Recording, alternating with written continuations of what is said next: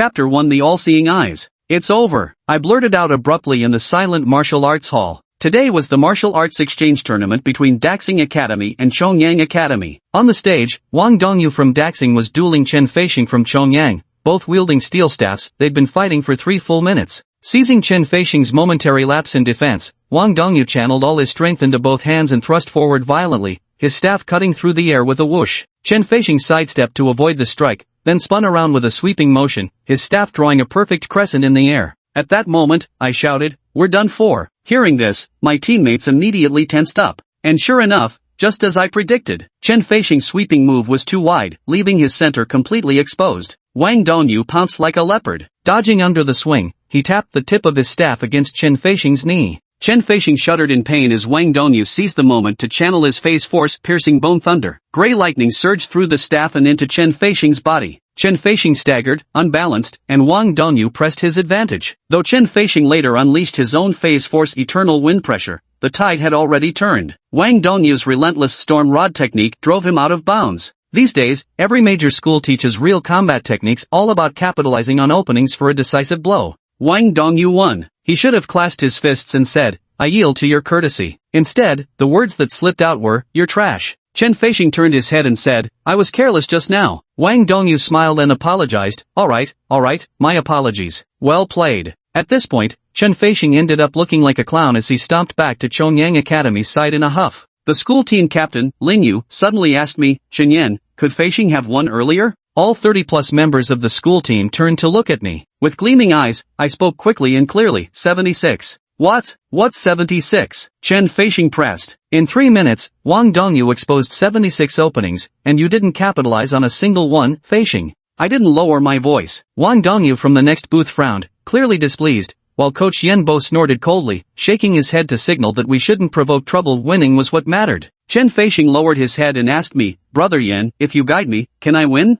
I nodded and said, "Shouldn't lose." Upon hearing this, Chen Feixing immediately raised his head and shouted, "Let's play another round." Wang Dongyu stood up disdainfully, 76 flaws? You're blowing your trumpet so hard it might puncture the sky. Come on then, you think I'm scared? The row of university coaches across from them exchanged puzzled glances. This wasn't proper procedure. But Zhang Beiwang, head coach of Sunyan Academy, just smiled and said, "Let them fight." As he finished speaking, he glanced at me, and I felt he took particular interest in me. On the field, Wang Dongyu and Chen Feixing raised their staffs in confrontation again. Chen Feixing put on his Bluetooth earpiece, and I did the same. At the referee's signal, the battle began. The two circled each other. Watching Wang Dongyu's footwork closely, I whispered into my mic, short thrust to his face. Chen Feixing completely trusted me. His movement was almost synchronized with my voice, his long pole thrust straight out, though the distance couldn't possibly reach Wang Dongyu. Yet Wang panicked, stepping back unsteadily before stumbling slightly. As he tightened his grip on the pole, his gaze turned solemn. He took a deep breath and launched an offensive, the biting thunder clinging to the pole's surface while crackling with gray lightning.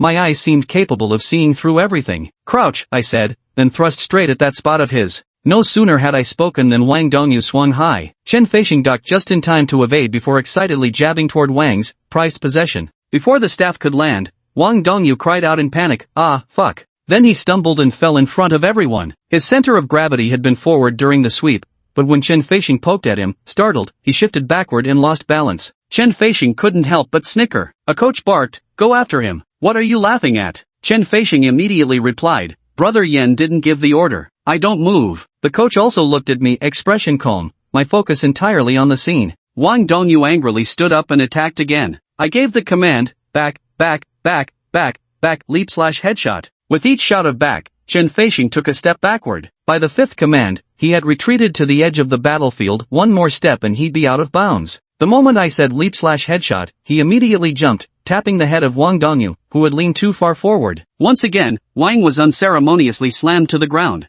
I murmured softly, "Tiptoe." As soon as Chen Feixing landed, he hastily raised his heels. Peering down at the boundary line behind him, he shuddered. Had his heels touched the ground, he would have stepped out of bounds. My timing had been impeccable. At this moment, everyone in the room who didn't know me was drawn to me, their faces filled with astonishment and doubt, all wondering how this guy could be so extraordinary. Chapter 2, Martial Understanding Beyond Coaches. Wang Dongyu was effortlessly knocked to the ground for the 2nd time, his face flushed with anger. Coach Yen Bo of Daxing Academy frowned and said, "Dongyu, get up, step back 2 paces, and grip your staff tight." Not the least bit intimidated, I stood up and walked to the front of the academy as if I were Chongyang's coach, while the actual coach, Wonjun, merely smiled without speaking. He knew just how sharp my eyes were. No one could change a thing. Bend your knees, maintain your center, Yen Bo shouted. Instantly, I countered, step forward and strike downward. Smack! The stick tapped the ground, nowhere near Wang Dongyu, yet he still flinched and lifted one foot in alarm. Yen Bo roared. What are you scared of? Sweep! I shouted. Side lift. Chen Feishing raised his long staff diagonally, one end high and the other low, blocking the sweeping strike. As the two staffs crossed momentarily, I rattled off rapid-fire instructions.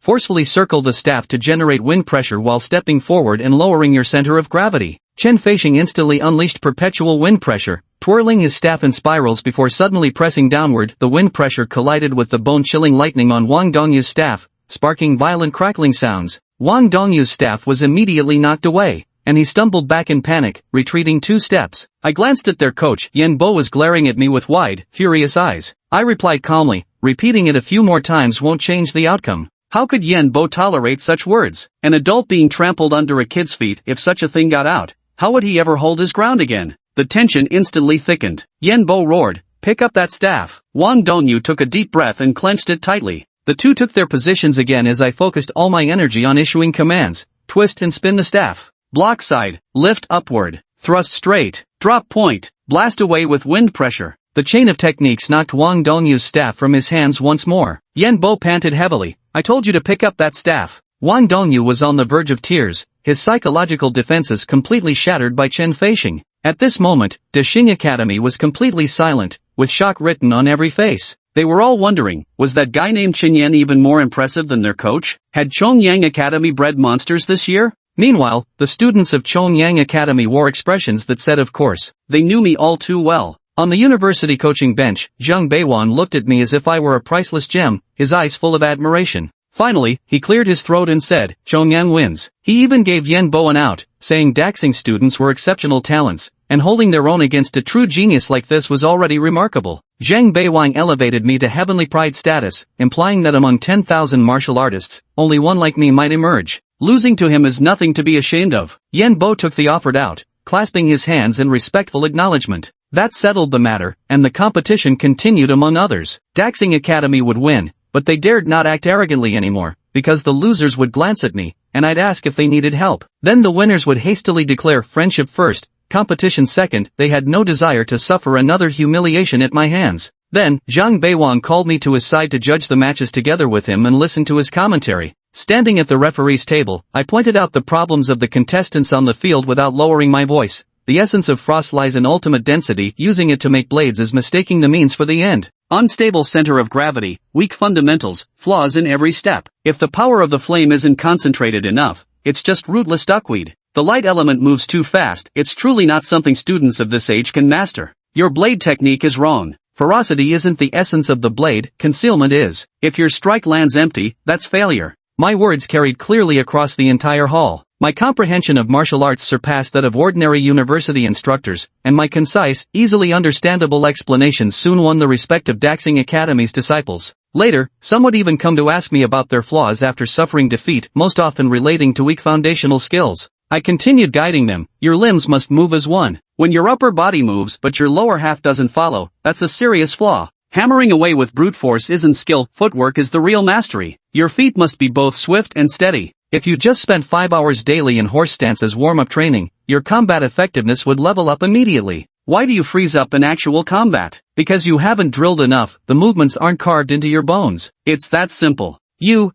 and you lot all have center of gravity issues. So many openings because you can't control your balance, toppling at the slightest sway. Remember, fighting isn't about arm strength, it's about core abdominal power. The core is the key to everything. It must be as solid as bedrock. Moving isn't skill, holding still is. I always pinpointed their flaws with piercing clarity, leaving them convinced. The warriors of Daxing Academy began anticipating my solo performance. As the sun gradually set, disciples from Chongyang Academy took the stage one after another until the last contender stepped down. The referee announced the successful conclusion of the exchange, yet I never took the stage. The Daxing crowd stared at me in stunned silence from the judges' table until someone shouted, "Bro, aren't you fighting? Looking down on us, are you? Come on, just a couple of rounds." My expression gradually shifted. One moment I appeared like a successful person sitting on a fortune, the next I'd become a beggar on the street. my gaze so timid I didn't dare meet theirs. In the end, I forced a strained smile, lowered my head, and left with the team. The desolation in my retreating figure was unmistakable. People finally understood I wasn't a martial artist at all, just an ordinary person without xiang. The university coaches on the judging panel were filled with regret. They'd all prepared their recruitment pitches in advance. The two teams exited from different doors as the crowd buzzed. Wang Dongyu, standing among the Daxing High School team, glanced at me and sneered, "TCH, so you weren't even a martial artist." Cut the act. To his surprise, Coach Yen Bo grabbed his neck and pressed him down while shaking his head slightly. I was the last one from Chongyang Academy to leave the dojo. Taking a deep look back at the dojo bathed in the setting sun, I met Yen Bo's gaze and raised my eyes to show my apologetic expression. He gave a faint smile and nodded slightly, sighing as he turned away. I knew he had seen the sorrow in my backward glance. I truly loved martial arts, but, alas. On the bus ride home, Shen Feishing excitedly said, "Yen Gu, tonight's celebration feast, we won't stop drinking until we drop." I shook my head from the back seat. I need to check on my mom first before heading over. Got it. Chen Feishing nodded emphatically. Lin Yu, the school team captain sitting beside me, threw an arm around my neck and laughed. "Bro Yen, if you had talent, you'd outshine all of us. Just proves heaven has no eyes." I shrugged with a carefree grin. "No worries, getting into police academy still lets me serve the people. You'll protect humanity on the front lines while I handle cases behind the scenes, works just fine."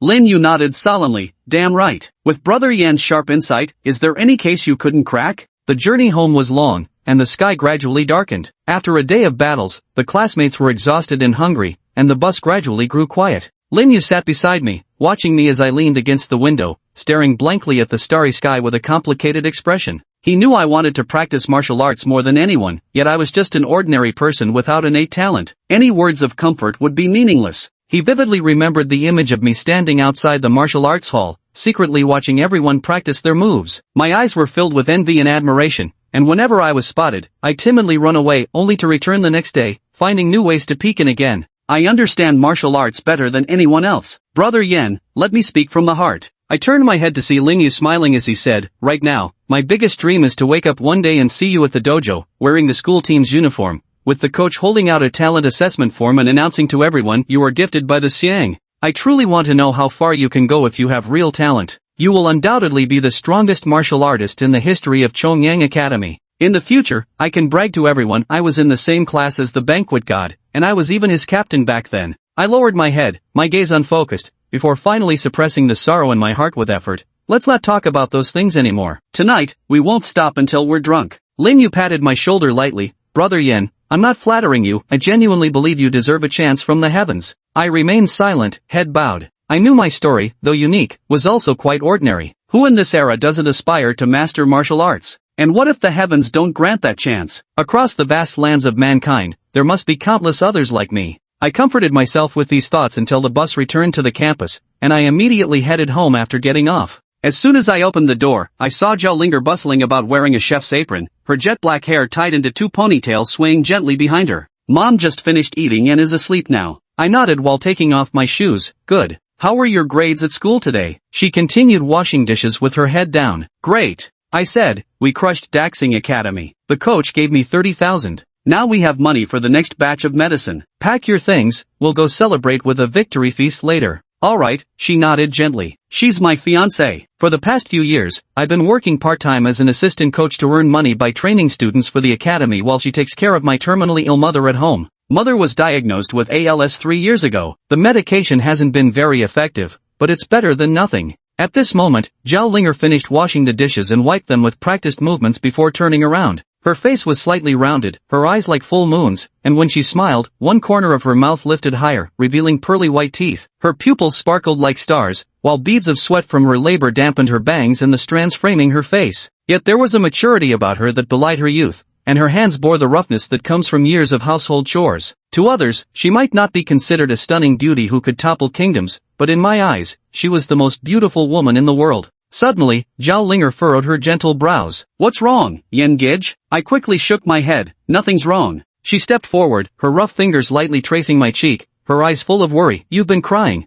I forced a smile. "You're seeing things." As I spoke, I kept rubbing my cheeks, trying to erase the traces of sorrow. Zhao Linger's small face darkened. "Did someone from Daxing Academy bully you? How could that be?" I shook my head and said, "Today Xia Feishing and I teamed up and beat them to a pulp." If you don't believe me, you can hear it from them at the victory banquet later. Zhao Linger nodded lightly, then lowered her head, sadness flickering in her eyes. It's alright, the future will be brighter. I patted her back gently as she naturally leaned against my shoulder. For the past 10 years, we had always leaned on each other like this. Suddenly, there was a knock at the door. Zhao Linger went to open it, and when the door swung open, Zhang Beiwang stared at her in stunned silence for a few seconds before asking, "What's your relationship with the heavenly king Zhao?" Zhao Linger's eyes flickered as she asked, "Who are you?" Zhang Beiwang murmured thoughtfully, "So you're that illegitimate daughter." The resemblance is striking. Zhao Linger's expression darkened uncertainly as she said, "I didn't come for you, I came for him." Zhang Beiwang pointed indifferently toward me on the sofa and said calmly, "If you want martial arts training,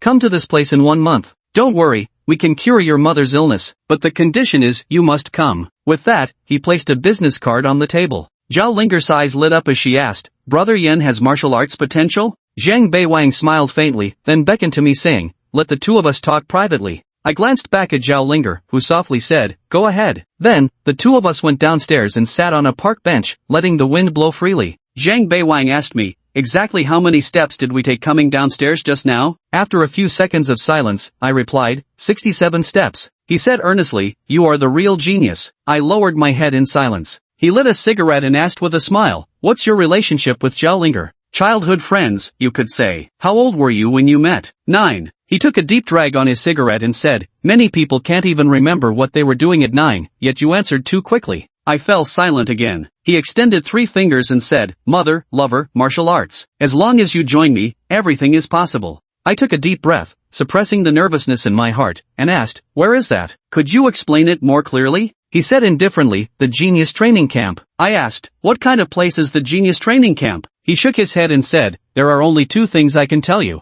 First, it might make you a martial artist there. Second, no regrets once the move is made." No regrets once the move is made. I could infer many things from this phrase. An arrow once shot cannot be recalled. He said, "You're a smart person, you know what I mean." I responded solemnly, "But surely there's a time frame?" He shook his head, "No. Once you enter that place, the day you can return home becomes unknown." He turned his head to look at me, able to see the whirlwind of emotions in my eyes. Suddenly, I changed the subject. "Can you tell me about Zhao Linger's father?" He thought to himself that talking to a smart person was straightforward: martial arts, loved ones, mother. That place might offer a glimmer of hope for the questions of martial arts and mother, but what about love? So I asked this question. He replied indifferently, "One of the main founders of the Genius Training Camp is Zhao Tian's, who is now one of the 9 great princes, the heavenly king Zhao." Hearing this, I immediately understood. Finally, he gazed at the sky and said, "During the time you've been back in this city, I've investigated your entire past. The heavenly emperor's fist, right?" He turned his head to look at me, and my face instantly paled, as if struck by lightning. He continued leisurely, "When you were little, a beggar sold you a $2,000 martial arts manual called the Heavenly Emperor's Fist. You believed it, took it home to practice,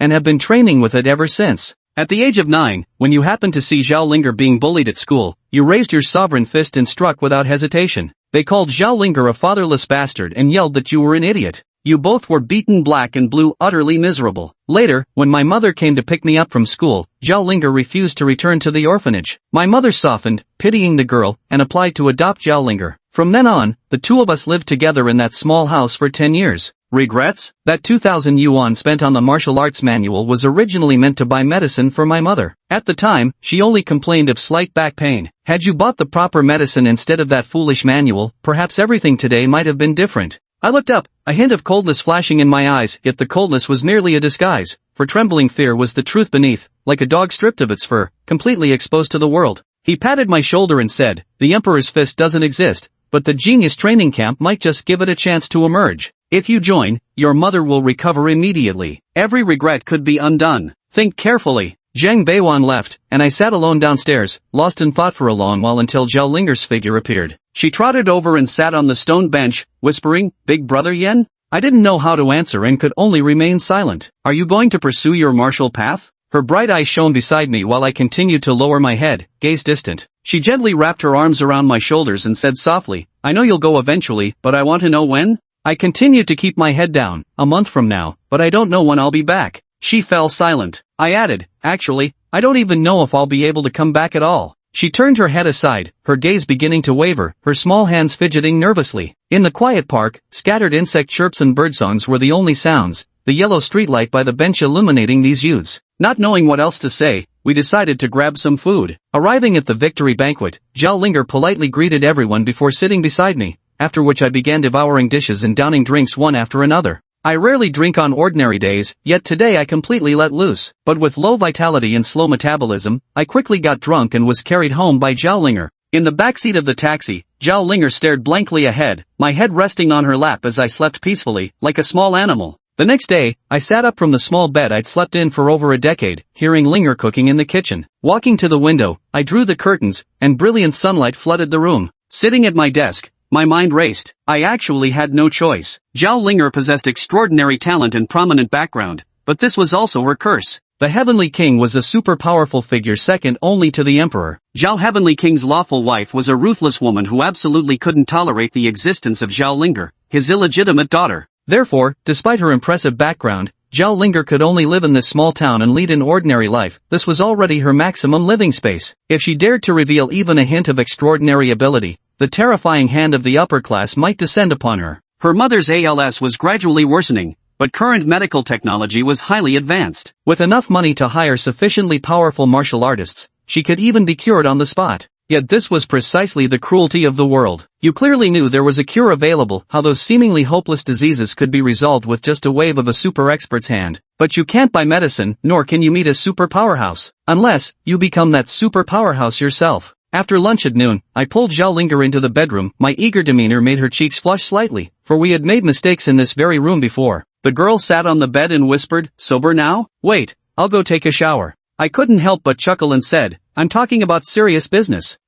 She sat up straight obediently, puffing out her chest and lifting her head with utmost seriousness. "Please speak, Brother Yen." I said earnestly, "Linger, you actually want to practice martial arts too, don't you? If I can make it through the genius training camp, everything will turn around." She was temporarily speechless. Looking at my naive face, she recalled the scene when she first returned to Zhaotian Manor years ago. That was her lifelong pain. The first magical beast she ever saw was the sacred unicorn, fluffy, snow-white, and glowing with fluorescence, yet it was curled up outside the manor as a mere watchdog. The plaque above the gate emitted profound divine light, the courtyard brimmed with source energy so dense it was visible to the naked eye, and all the surrounding trees were divine plants she had never seen before, radiant with dazzling colors. All the beauty of the world lay before her, yet she, clad in cheap garments, stood out like a sore thumb. Even the servants looked down on her. Every subsequent detail left her grieving to this day. The inadvertent discrimination from household servants, and Lady Zhao, who turned out to be the current third princess, the biological daughter of the emperor. She was too beautiful, too noble. Such people didn't even need to mock with words. A single arrogant glance alone was enough to make you feel like the lowliest scum in the world.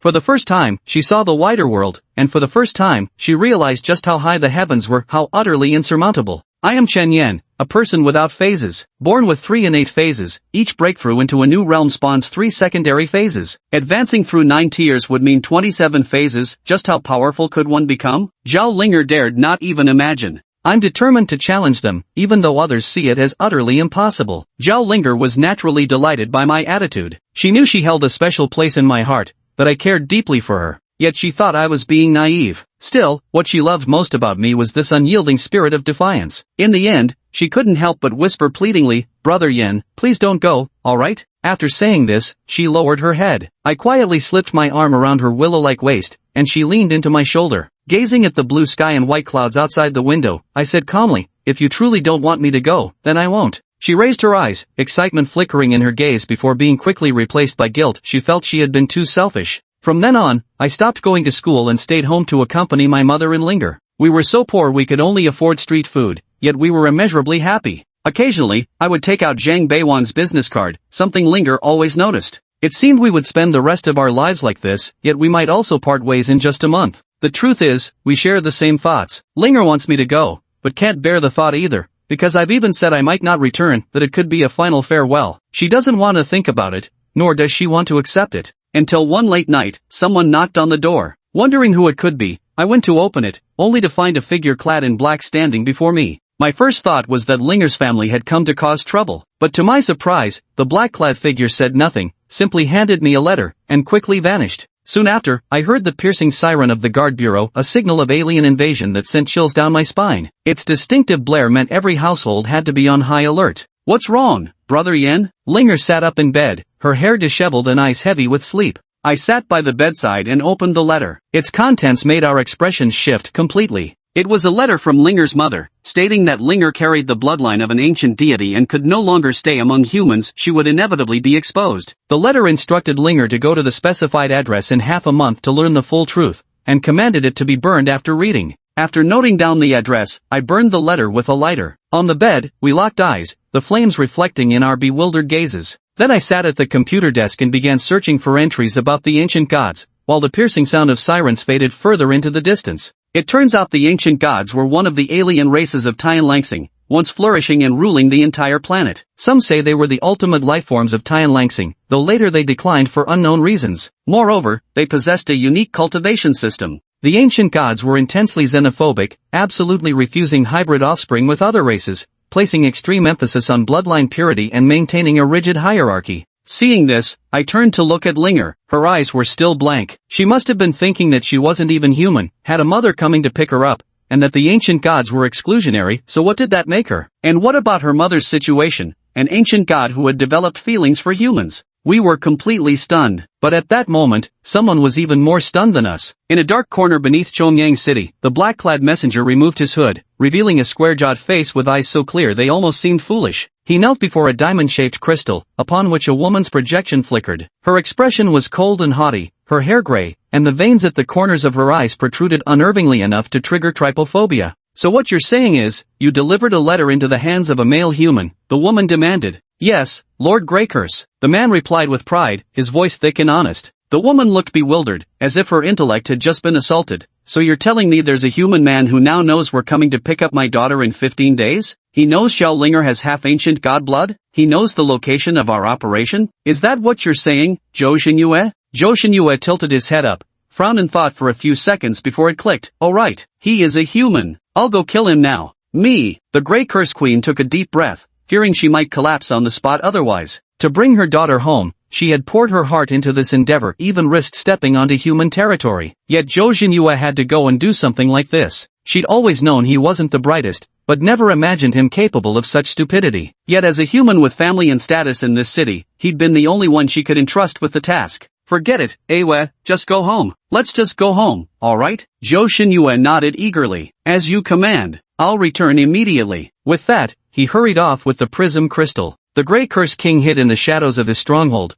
sighing helplessly before finally pulling out an old pager. Addressing the only number stored within, he said, I'm taking my daughter home today, cover me. Meanwhile, in the floating city of the human race known as Zenith City, at its heart stood the imperial palace surrounded by 9 princes' manors. Each prince remained close to the seat of power, and among them was Zhao Tiange, commonly known as the heaven-soaring Prince Zhao. With features soft as a woman's, delicate eyes and brows that still carried a touch of martial vigor, he exuded restrained elegance and a gentle demeanor, making him beloved by women across the land. His innate talents were terrifyingly formidable, yet the depths of his strength remained an enigma. The most widely recounted tale involved his disappearance for 20 years, during which he ventured into dimensional vortices to wage battle, triumphantly returning 2 decades later. The emperor himself then bestowed upon him the hand of the third princess in marriage. Everyone thought this was a perfect marriage, a general paired with a princess, a perfect match of brilliance and beauty. Until Zhao Linger appeared, carrying the bloodline of the heavenly King Zhao in her veins. Though the matter was quickly suppressed, everyone wondered who her mother was, who dared to betray the daughter of the emperor himself. At this moment, though strands of silver tinged Zhao Tiange's temples, his handsomeness remained undiminished. Upon receiving the message from Ing Huanyan, also known as the Grey Curse King, he let out a long sigh, knowing this day had finally come. The ancient god strictly forbids intermarriage between our clan and others, so Ing Huanyan must deliver Zhao Linger to the human race. But now, Zhao Linger is on the verge of awakening her ancient god bloodline, and the disturbance it creates will be too great, even the human race won't tolerate her. Fortunately, the Grey Curse King is a devoted mother. She betrayed the ancient god to carve out her own path, all to secure a place for her daughter to survive. The operation begins. Zhao Tiange secretly orchestrates the arrangements to ensure Zhao Linger reaches Ing Huanyan and that Ing Huanyan can withdraw from the human lands unscathed. But these petty actions didn't escape the notice of third princess Li Yoji. Ever since learning of Zhao Linger's existence, Li Yoji had gone completely mad. She simply couldn't accept her husband's infidelity. Yet Zhao Tiange remained calm, showing no remorse whatsoever. He even told her to compose herself, not to touch Linger, and to keep the matter quiet. Enraged to the point of bitter laughter, Li Yoji wondered who Zhao Tiange thought he was. That very night, she went to seek an audience with her father, none other than His Majesty, the reigning Emperor Li Shicheng. To her astonishment, her father actually said it was perfectly normal for great heroes to have multiple wives and concubines, advising her to endure it with patience. Li Yoji left the palace in a daze, unable to believe or accept this answer. She couldn't understand how her father, as the son of heaven, someone at the pinnacle of power, the most formidable human, could tolerate his son-in-law having another woman outside. What exactly did Zhao Tiange hold in his hands? No one could give her the answer. Even other princes said Zhao Tianwan was somewhat special. Later, Li Yoji pressed Zhao Tiange for an explanation. Why had he married her back then? If he was so formidable, why hadn't he refused? With an utterly matter-of-fact expression, Zhao Tiange replied that he hadn't been so formidable back then, he only became powerful later. My name is Chen Yan. This story isn't about me, but I'll narrate it to you from an observer's perspective using I saw Li Yoji furiously cursing Zhao Tiange as shameless and despicable, but Zhao Tiange just laughed heartily, gesturing around with his finger and saying, in this entire supreme city, is there anyone who isn't shameless or despicable? The princess is still so naive. From that moment on, Li Yoji held a grudge against Zhao Tiange. The depth of her love back then equaled the intensity of her hatred later. She privately summoned Zhao Linger to her manor, bullying and tormenting the 12-year-old girl. Watching her leave in tears, she even recorded it and sent the video to me, here adopting Zhao Tiange's perspective as I. Returning from my duties outside, I witnessed this scene and immediately erupted in uncontrollable rage. My fury made the entire supreme city tremble as I roared at Li Yoji like an enraged lion. Do you know why we've had no children all these years? Because I have only one woman, and only one child, her name is Zhao Linger. Do you know why you married me? Because your father needed to use you to tie me down, not because I needed you. And since you claim to know I'm a heartless, shameless villain, you'd better think carefully. Do you really believe I wouldn't dare kill you? That day Li Yoji was frightened. In her memory, I had always been handsome, gentle, refined, and friendly. But that day, it was as if I tore off my mask, revealing a face like a vengeful ghost, my eyes burning with a terrifying crimson glare. She came to face the reality that my deepest love belonged to Zhao Linger's mother, and there was no place for her in my world. This realization brought her to tears, yet she refused to accept it. She is none other than the third princess of the royal family, utterly unwilling to accept her love being stolen by another. She swore to find that woman and the girl and destroy them both. Today, that woman will appear. Li Yoji mobilizes everything to stop her, then searches for me in the royal mansion, only to finally discover me at the old house where we held our wedding. Everything inside remained impeccably tidy, the decorations still vibrant and festive, as though the wedding day was just yesterday. This deeply moved her, making her believe I still held her in my heart. I sat on the red carpet, gazing up at the wedding photo. She approached me slowly and whispered, "Husband, if that woman and that child were to perish tragically today, could we start anew?" I could pretend as if nothing ever happened. My eyes, far more profound than in my youth, lifted as I pointed upward. When she followed my gaze, her heart trembled. I wasn't looking at our wedding photo at all, but at the emperor's sword hanging above it, her dowry. With a final deep sigh, I rose to my feet and departed, brushing past her without a word. She turned her head, her eyes brimming with sorrow. She knew that tonight would mark the final rupture between us. If Zhao Linger came to harm, I would never forgive her. If Zhao Linger and that woman remained unharmed, she couldn't face herself. She felt her life had reached its end, for there is no sorrow greater than a heart grown cold. With bitterness, she said, "I once called you despicable and shameless, but now I understand your greatest flaw is that you aren't despicable or shameless enough.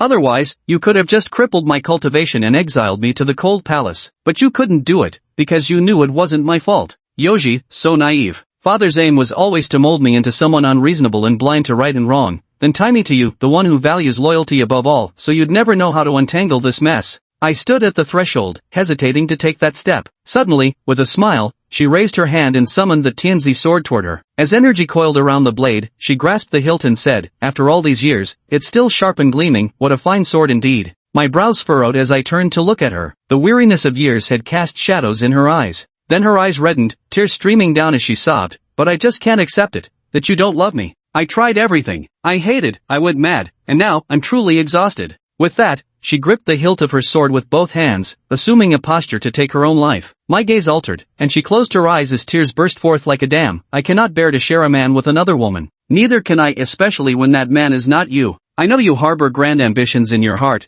so you must look down on me now, mustn't you? How pitiful, you must think, that a princess of noble birth concerns herself only with trivial matters of love. But that is simply who I am." After a brief silence, she slowly began to exert force in her hands. The blade pierced her neck, strands of blood trickling out, though she had not yet committed to the final, fatal push. "My husband, for the last time, could you call me your wife?" My eyes trembled as I spoke. "No, Don't do this. She had completely lost her strength. Even taking her own life couldn't move me, her heart was utterly broken. After a sorrowful, self-mocking sigh, she suddenly exerted all her remaining energy. Just as the merciless imperial sword was about to sever her neck, I reached out and seized the blood-stained blade, shielding her life. Her body leaned forward into my embrace. Through tear-blurred eyes, she sobbed hoarsely, "Wouldn't it be better to let me die? Wouldn't that set you free?" Suddenly, a golden light burst forth in the high sky as a majestic Dharma manifestation appeared amidst the torrential rain. She jerked her head up to see me, like a dog with its backbone torn out, kneeling on the ground with lowered head and vacant eyes. Within the Dharma manifestation, Li Shicheng stood indifferently, flanked by the chief eunuch Wei Wuxin. Wei Wuxin's shrill voice rang out, "Li Yoji, as a princess, how could you degrade yourself so? This act insults imperial dignity. Present yourself at the palace at once to beg forgiveness." With my back turned to the Dharma statue, I seemed to have aged overnight, my eyes filled with bewildered despair, finally letting out a long mournful wail. Li Yoji's body trembled violently as overwhelming grief tore through her chest, rending her heart apart. At last she understood, it wasn't that I didn't love her, but that I couldn't. The moment I admitted caring for her, she would become my weakness. Now she would be placed under house arrest by the Emperor Father. Should I ever overstep my bounds in the future, he would not hesitate to eliminate her.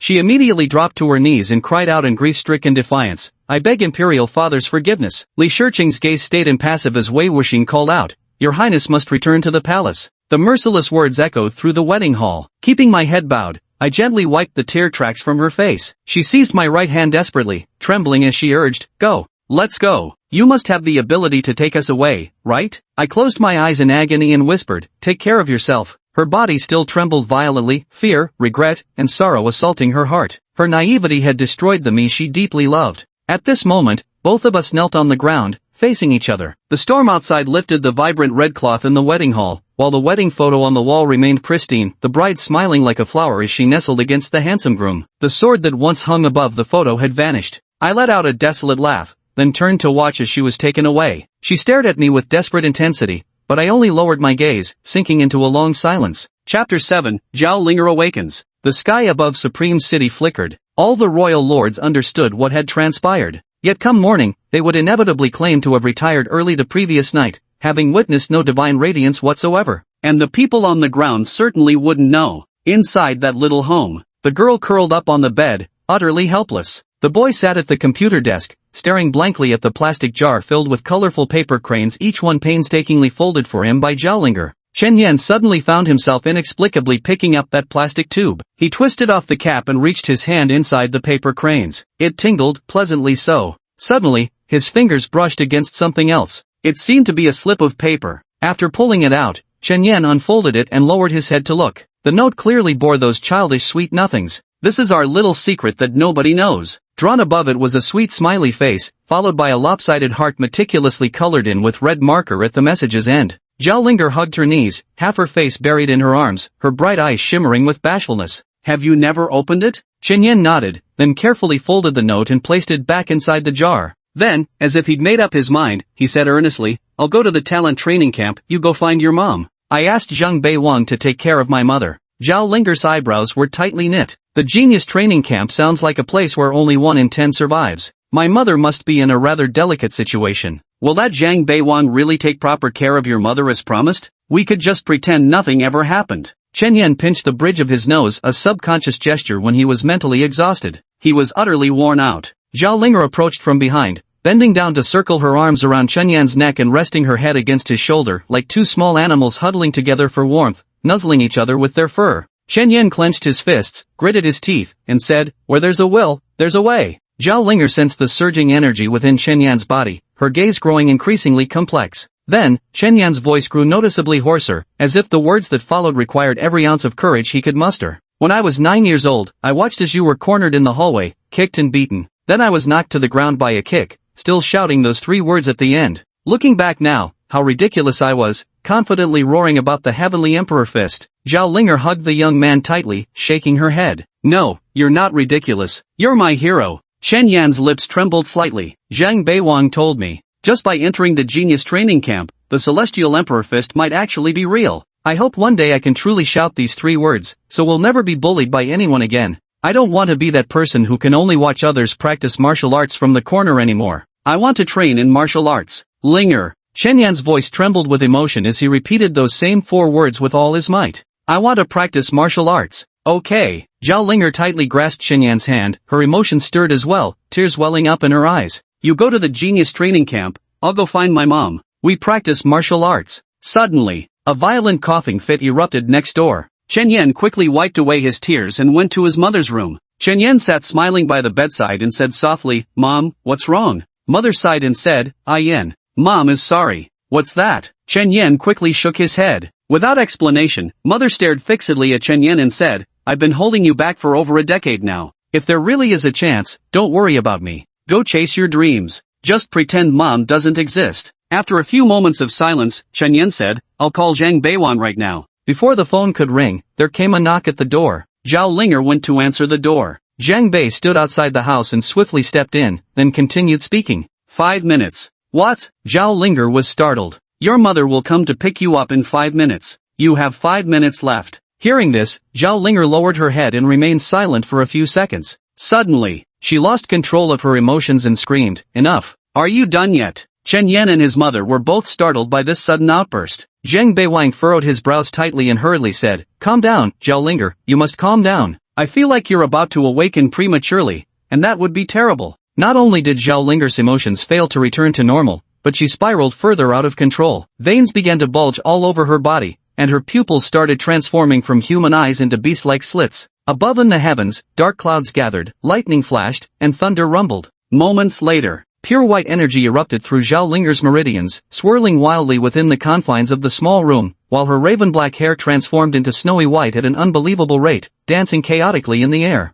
All this time, her emotions had been suppressed by the anxiety of separation. She had originally resolved to take each day as it came, but as their time together kept getting shorter, her long-contained feelings were completely ignited. Chen Yan wasn't angry because deep down, he actually looked forward to martial arts training. It was an integral part of his life. Yet Zhao Linger didn't particularly care for such things. She only cared for Chen Yan. This youth was her everything, the one treasure she possessed completely. This little home was her everything. Separation meant losing it all. And with everyone gone, who would take care of mother? All of this caused her immense pain. Chen Yan hurried forward to comfort her, stroking the maiden's back while gently encircling her slender waist, whispering soothing words in tender tones. Zhang Beiwang swiftly stepped forward, flicked his wrist, and with a flash of his storage ring, a medicinal pill appeared in his palm. Give this to your mother, and her illness will be cured at once. Zhao Linger wiped away the tears at the corner of her eyes and, with a trembling voice, uttered a single I'm sorry. She then took the medicinal pill and turned back to walk toward the sickbed. Mother beamed with a radiant smile. Linger is so beautiful. She will definitely become an incredibly powerful martial artist in the future.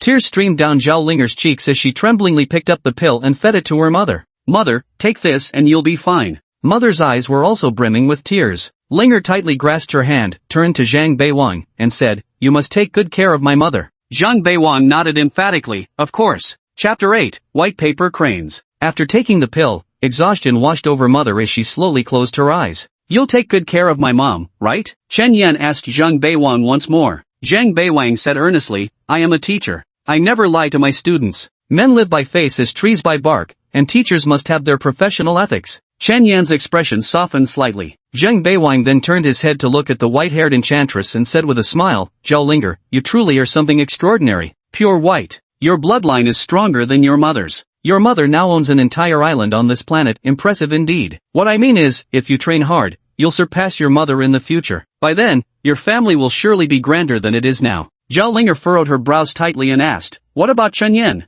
Can he survive in the genius training camp? Zhang Beiwang retorted, Do you have so little faith in your loved one? It's indeed a place with mortality risks, but I believe Chen Yan can pull through. Chen Yan said earnestly, Don't worry, Linger, trust me. Zhang Beiwang glanced down at his watch, 3 minutes left. Hurry up, say what you have to say. The two returned to that small bedroom. Zhao Linger's eyes brimmed with deep emotion, yet she couldn't find the words to speak. But Chen Yan remained utterly composed and quickly analyzed. There's no need for such pessimism. I believe I can master these martial techniques. The key to everything now lies in one stance. My greatest concern was that I would go to the genius training camp to fight for humanity, while you turned out to be an ancient god, and we might face each other as enemies on the battlefield in the future. But now the situation has changed. Zhang Beiwang is human, your mother is an ancient god, yet he is working for her. That simplifies everything. Zhao Tianwang, your father, is the founder of the genius training camp. If I can master martial arts and establish a connection with him, we are bound to meet in the future. Zhao Linger nodded while closing the bedroom door. She then sat on the bed and murmured the code phrase. In case we can't recognize each other directly when the time comes, we can use this code phrase. Chen Yen pointed at that bottle of paper cranes and said, white paper crane.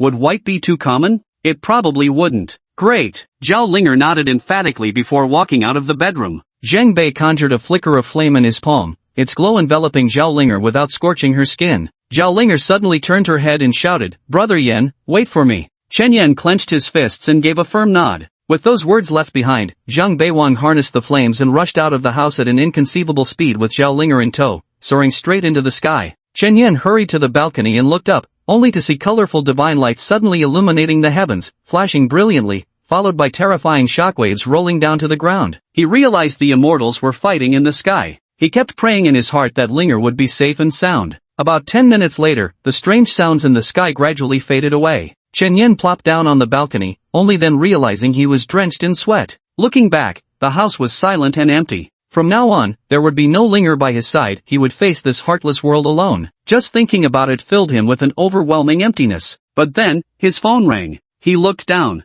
A message from Linger appeared on the screen. Brother Yen, I'm safe now, but I'm about to discard this phone, otherwise my location could be tracked. Brother Yen, you must take good care of yourself. Chen Yen quickly replied, you too. I will come for you. Wait for me. Did you get it? A few minutes later. Got it. Then, a selfie came through. Judging by the background, Linger was on a flying boat. Though she was smiling, traces of tears still lingered on her cheeks. He would print this photo and keep it with him forever. Immersive translate. On the flying boat, Zhao Linger sat on the deck, seeing clouds flow backwards so swiftly for the first time. Ying Huanyan sat wearily by her side. This was Zhao Linger's first time sitting shoulder to shoulder with her birth mother. She couldn't deny they indeed shared some resemblance, though the most striking difference was her own plump cheeks compared to the woman's nice sharp features. Wasn't it supposed to be in 15 days? Why so sudden? Ying Huanyan replied indifferently, because my subordinate delivered the letter to a human man's hands. If humans know your identity, we can't delay any longer.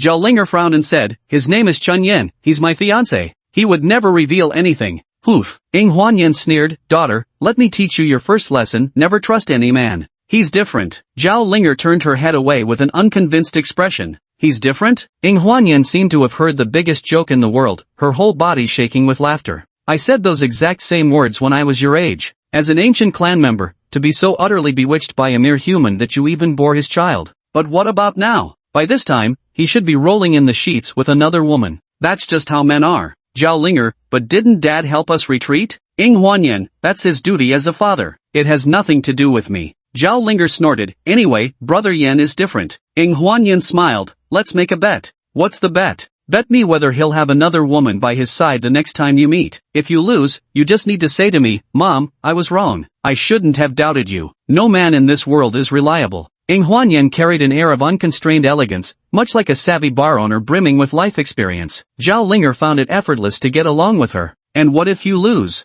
Without hesitation, Ying Huanyan replied, I'll personally host the most extravagant wedding for you too. Good. Zhao Linger nodded emphatically. Chapter 9, Ancient God Gene. Ancient clan bloodlines range from black to white. The nearer to white, the stronger the bloodline potency. Ying Huanyan looked at Zhao Linger's completely white hair and suddenly frowned as she asked, Linger, how far exactly has your relationship with that Chen Yen progressed? Zhao Linger snorted softly, I've done what needs to be done. What's wrong? It's my own body, I'll give it to whomever I choose. I couldn't care less about that. Ying Huanyan shook her head. After all, your mother was just the same back in the day. TCH, men are all cut from the same cloth. Getting back to the main topic, did that person named Chen Yen fall ill afterwards? Zhao Linger looked surprised. How did you know that? Brother Yen suddenly fell gravely ill back then, he nearly died. Ying Huanyan frowned and said, surviving means you must have some skills. Ancient gods naturally possess an innate divine energy, regardless of gender. Generally speaking, we ancient gods absorb this energy ourselves through special cultivation techniques. But you didn't know, so you gave this energy to Chen Yen.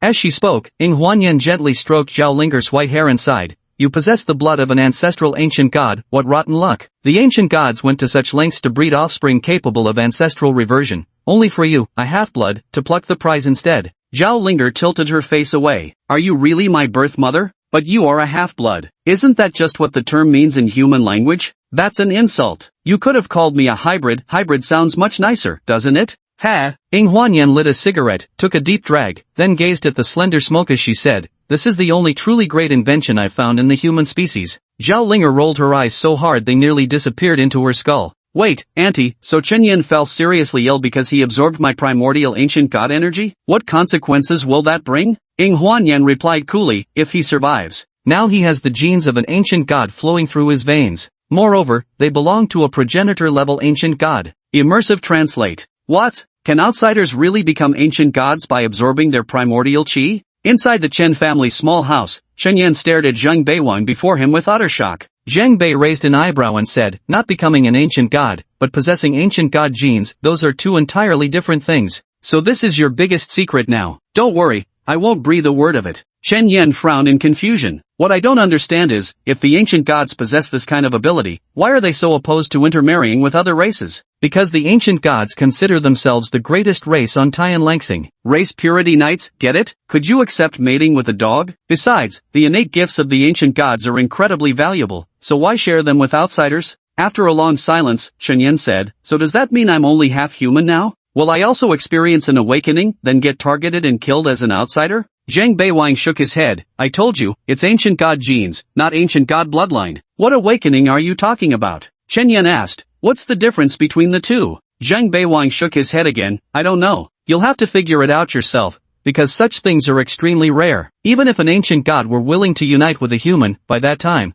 they would have already consumed the primordial qi themselves and wouldn't leave any for the other party. Just then, the food delivery arrived. Chen Yan brought the barbecue into the room and nodded, saying, alright, why was I chosen to join the genius training camp? Zhang Beiwang grabbed 5 skewers of meat in one hand and wolfed them down. After swallowing, he said, because with Xiang, you can't choose any other cultivation system. But just having wuxiang isn't enough either, right? You'd need something special, wouldn't you? Chen Yan asked in surprise. What other cultivation systems are there? Zhang Beiwang took a small sip of baijiu. Curse cultivators, blood cultivators, thought cultivators. What's that? Chen Yan asked. Zhang Beiwang replied indifferently. The so-called curse cultivators are people who can write talismanic curses. When heaven grows angry and sends down thunderbolts, they channel their fury by handwriting thunder talismans. Quite marvelous, I don't understand it myself. Blood cultivation, as the name suggests, is the path of strengthening oneself by devouring the essence and blood of all living beings in heaven and earth. Mind cultivation, or a single glance can shatter mountains and rivers, is incredibly powerful. Chen Yan exclaimed in surprise. Doesn't that sound pretty badass?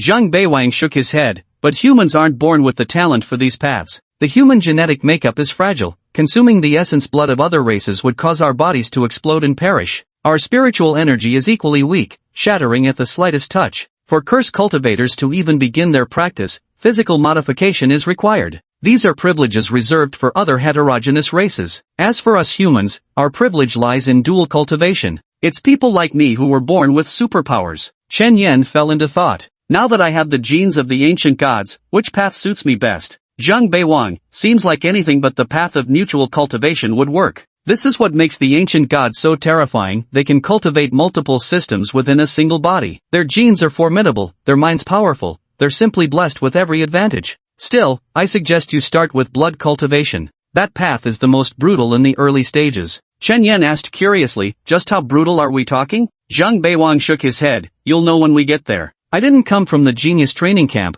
so I'm not entirely sure about the details. Alright, Chen Yan nodded. Now that Linger has awakened her ancestral ancient god bloodline, won't that be extremely dangerous? Besides, she's still the offspring of a mixed race union. Would the ancient god clan accept her? Zhang Beiwang said calmly, you don't need to worry about that. Her mother betrayed the clan long ago. What? Chen Yan exclaimed in surprise. Zhang Beiwang said indifferently, after her mother's affair with Zhao Tianwan was exposed, do you think the ancient clan would tolerate her? Fortunately, by the time she left the clan, she was already a renowned powerhouse in her own right. Over the past decade, she fought her way to claim an entire island, the Curse King's Island. Zhao Linger's mother is known as the Grey Curse King, a 9th-tier expert who cultivated 2 distinct cultivation systems simultaneously, and is also a curse practitioner. She's not just capable of writing curses to attack others, she can also write spells to transform herself, though it's excruciatingly painful. Quite the ruthless one. Just now, Zhao Linger cried out, is this world so vast that there's no place for me? Did her mother ever have one? Do I have one either? Actually, nothing at all. Zhang Beiwang took another big gulp and said, from ordinary people down below to us evolvers up above, who can effortlessly obtain a stable and happy home. The future we desire can't be begged for, it can only be fought for. Chapter 10, Departure, the first round of death trials. Tonight, Zhang Beiwang opened up to Qin Yan about many things. Because Qin Yan had no way out, he would definitely go, or even go ahead of time. One strong drink after another went down his throat. It had been many years since Zhang Beiwang had indulged in drinking like this. Because of his special status and stance, once drunk, he would speak his mind. What outsiders heard would be disastrous. But today, the situation was clear, and the world knew that Song Yan was Zhao Ting's man. There was no need to hold back anymore. Finally, Zhang Beiwang yawned, stood up, and said, "Cultivate the self, regulate the family, govern the state, and bring peace to the world." A man's life boils down to these 4 things. Your journey has only just begun. I have high hopes for you. Keep going, young man. He left the Chen family's cottage. The room fell silent. Chen Yan finished clearing the dinner remnants from the table and stared blankly into the air. Separation anxiety was creeping in. He began to miss Linger, but he had to bury his longing deep in his heart, for only when strong enough could he reveal it. Finally, the young man took a bath and lay down in bed. The next day, he was awakened by his mother's voice. He leapt excitedly from bed to find his mother had already prepared breakfast. Her illness was completely cured, and she sat smiling at the dining table, beckoning to him. "Yanar, your mom is fine now. Now you can go all out. Bring Linger back at all costs. I only accept this one as my daughter-in-law. If you ever let her down, don't you dare set foot in my house again." Chen Yan chuckled softly and nodded emphatically, "Of course." All these years, it was actually Linger who took care of mom most of the time, handling even the majority of household chores. Laundry, cooking, sweeping and mopping the floors. Without her, Chen Yan immediately felt like a cripple who couldn't take care of himself in daily life. Yes, he was precisely that kind of good-for-nothing who expected clothes to be handed to him and meals to be served, utterly dependent. That's why he couldn't live without Zhao Linger, that young girl who had long become part of his very soul. The end. Chen Yan returned to Chongyang Academy to bid his final farewell to Lin Yu and the others.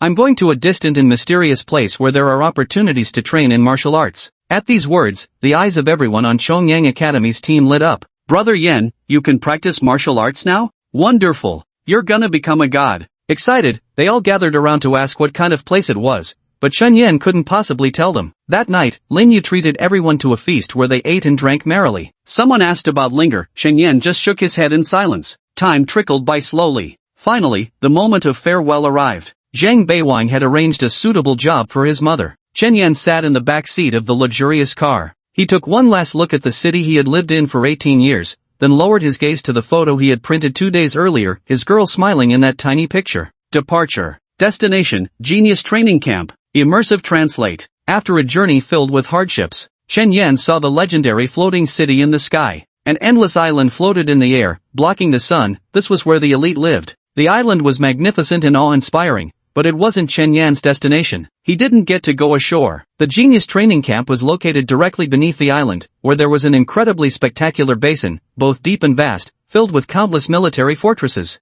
As the vehicle entered the basin, Chen Yan knew this would be his home for the coming years. This place is called the Central Basin, concealing countless human secrets. Everywhere stand gray-black steel fortresses, yet at their heart lies an ancient city. Because the floating sky city blocks the sun above, this city never sees sunlight and is called the Dark City. The Dark City serves as the recreational hub for all military personnel in this base, offering fine cuisine, excellent wines, and beautiful women, everything one could desire. All provisions within are free, though only those with exceptional achievements gain entry. The Genius Training Camp lies to the north of the Dark City, covering an unimaginably vast expanse that stretches beyond sight. After Chen Yan got off the car and arrived at the gate bearing the plaque, Genius Training Camp, he turned his head to see more cars gradually pulling up. Inside sat young boys and girls, faceless ones from all over the world, who had come here to stake their lives for a chance at a miracle. This was the allure of martial arts, something no one could resist. Chen Yan quickly stepped inside and handed his letter of recommendation to the admissions officer beside him. The black-capped military officer swiftly scanned the letter, verified its authenticity,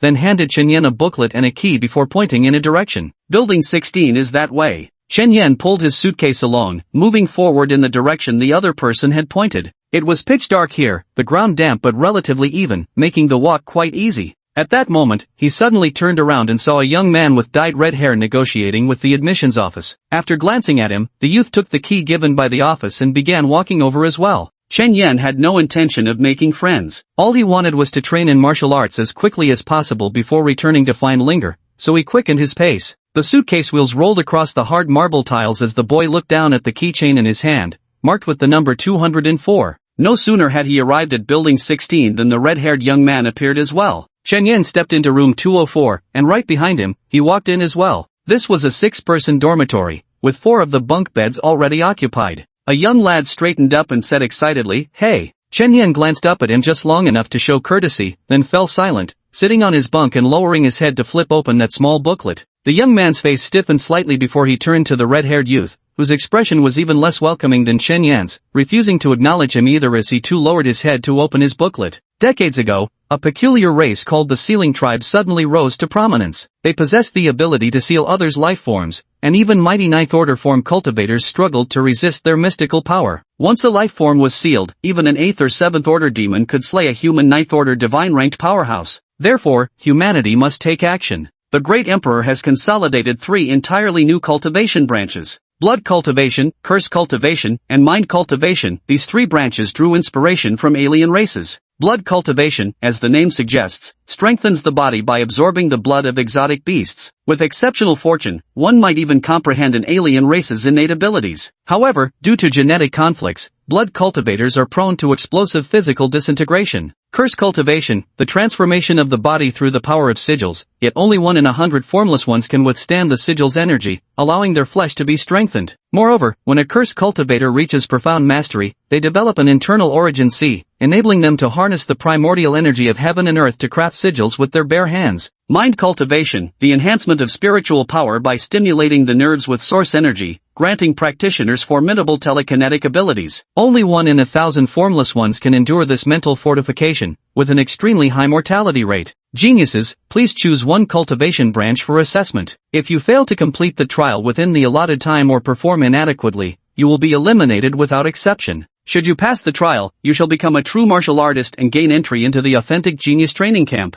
Once you're prepared, head to the central square for the first round of the death trial. Chapter 11, The City Under Heaven, The Path of Martial Arts begins. Chen Yan and the red-haired youth closed their booklets almost simultaneously. At the same moment, they lifted their heads to look at each other and nearly spoke in unison. "Keep an eye on my luggage." Finally, the 2 exchanged exasperated looks, shrugged, and stood up to grab their suitcases before heading out. The other 4 in the bedroom stared in shock, especially the wide-eyed youngster, who blurted, "Bro, aren't you gonna rest first? If you fail this trial, you'll die." The red-haired youth turned to toss out a cocky line, only to see Chen Yan walk away with his head bowed. The silent traveler influenced him, compelling him to choose silence as well, bowing his head as he walked away. 2 suitcases rolled across the ground. Following the signs, Chen Yan quickly arrived at the central plaza, where 3 white laboratories stood tall, each bearing signs marked blood cultivation, curse cultivation, and mind cultivation. At this moment, the place was sparsely populated, with only a few risking their lives here. After getting his bearings, Chen Yan swiftly headed toward the blood cultivation lab, the red-haired youth close behind.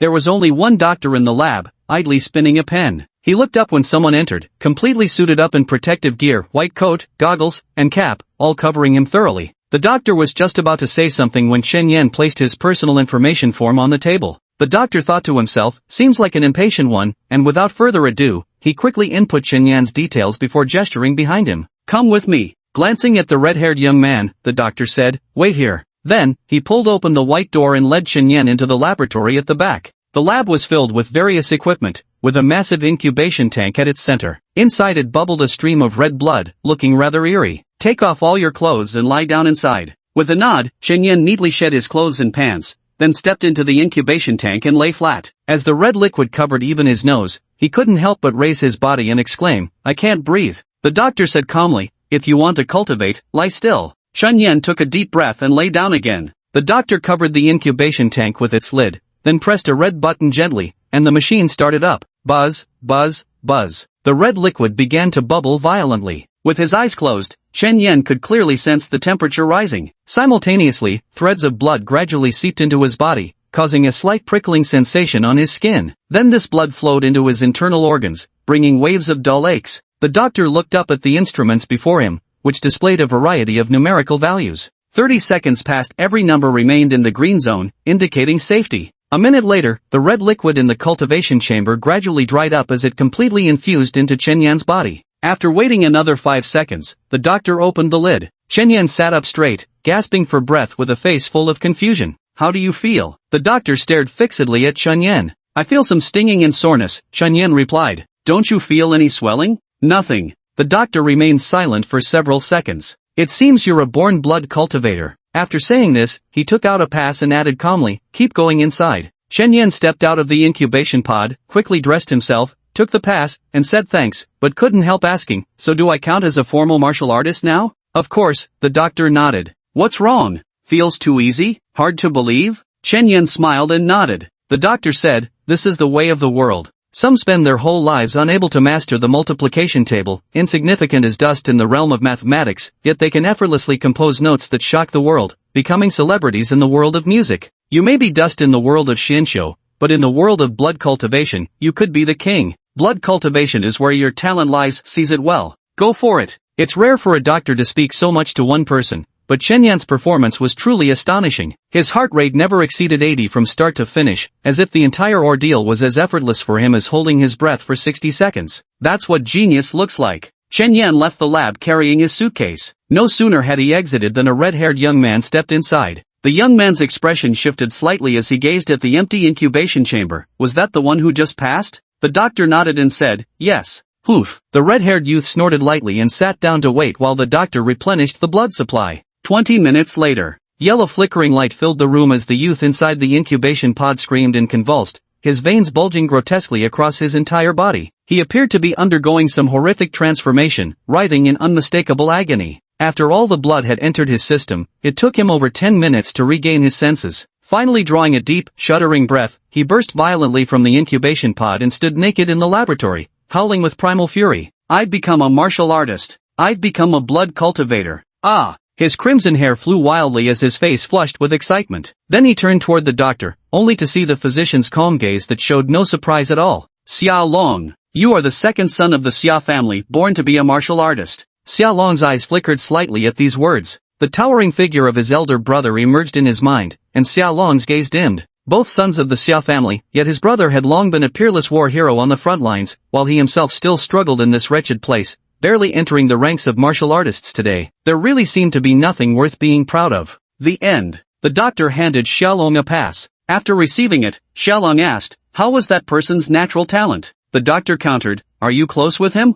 "No, we didn't." "Then why are you asking? Let's go." Xiaolong frowned and finally walked out of the laboratory with his head bowed, yet he couldn't resist turning back for one last glance, unable to stop himself from comparing himself to the other. It felt like the other person had finished in just a few minutes, whereas he had taken nearly half an hour. Could his talent be superior to mine? Inside the room, the doctor continued filling the incubation pod, thinking to himself how fiercely competitive kids these days were. "If I tell you the truth, you won't be able to handle it." At the same time, passing through the final gate, Chen Yan felt like parting the clouds to see the sun emerge clarity at last. The sheer opulence before him left him utterly astonished. This was the central district of the Genius Training Camp, now bearing a new name, All Under Heaven, or simply, Celestial City. This area is incredibly vast, resembling a bustling city. At its center stands a gigantic shopping mall, exquisitely decorated, yet what it sells isn't merely food but also various cultivation supplies. To the side lies the residential district, featuring low houses, high-rise buildings, and even villa areas, dividing martial artists into different status categories. Of course, the largest area isn't the residential or commercial district, it's the training zone, where dazzling lights fill the scene as countless martial artists hone their skills there. All around, men and women come and go by the thousands. They are all geniuses who have passed the rigorous assessments, the future pillars of humanity, practitioners of blood arts, curse techniques, and psychic disciplines, as well as one's future competitors.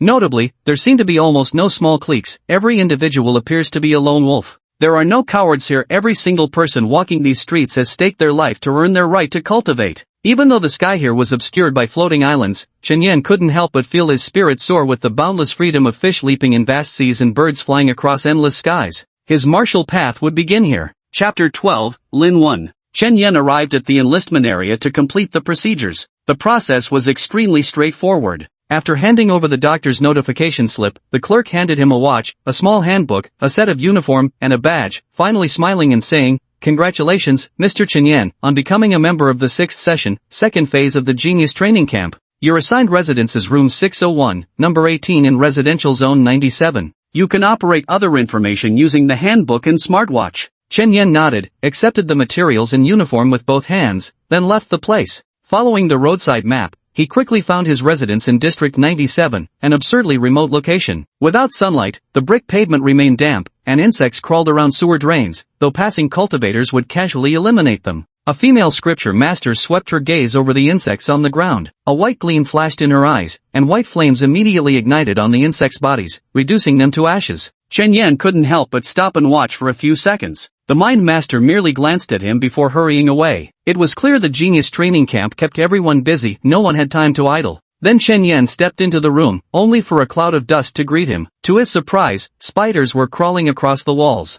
Suddenly, hey! Chen Yan whirled around and found the mind master standing right in front of him, smiling sweetly. Hello, my name is Lin Wen, just call me Senior Wen. You're the new one, right? Yes. Chen Yan nodded slightly. Lin Wen held out her hand with a smile. I've only just arrived myself, so please be patient with me. Chen Yan did not extend his hand, nor was he moved by the other's friendliness, for he vividly recalled the indifferent expression on the other's face when they had brushed past each other moments ago. Can I help you? Lin Wen met Chen Yan's scrutinizing gaze without flinching and smiled. Do you need my help cleaning this room, Junior? Chen Yan smiled in return. No need, Senior. With that, he took a step back into the house and closed the door. Slap! Lin Wen's delicate face stiffened. Inside the door, Chen Yan looked down at the small booklet in his hand, where one sentence was clearly written. All currency in the genius training camp is referred to as gold coins. Without them, one couldn't take a single step. Every newly enrolled student receives 3,000 gold coins as their starting funds. So he guessed that Senior Lin Wen would start collecting fees after finishing the cleaning soon. Because on his way here, he'd seen the advertisement board for cleaning assistants, 50 gold coins per session. The sign read Beautiful Senior, Online Cleaning, accompanied by a very pretty photo of a girl in a black and white uniform,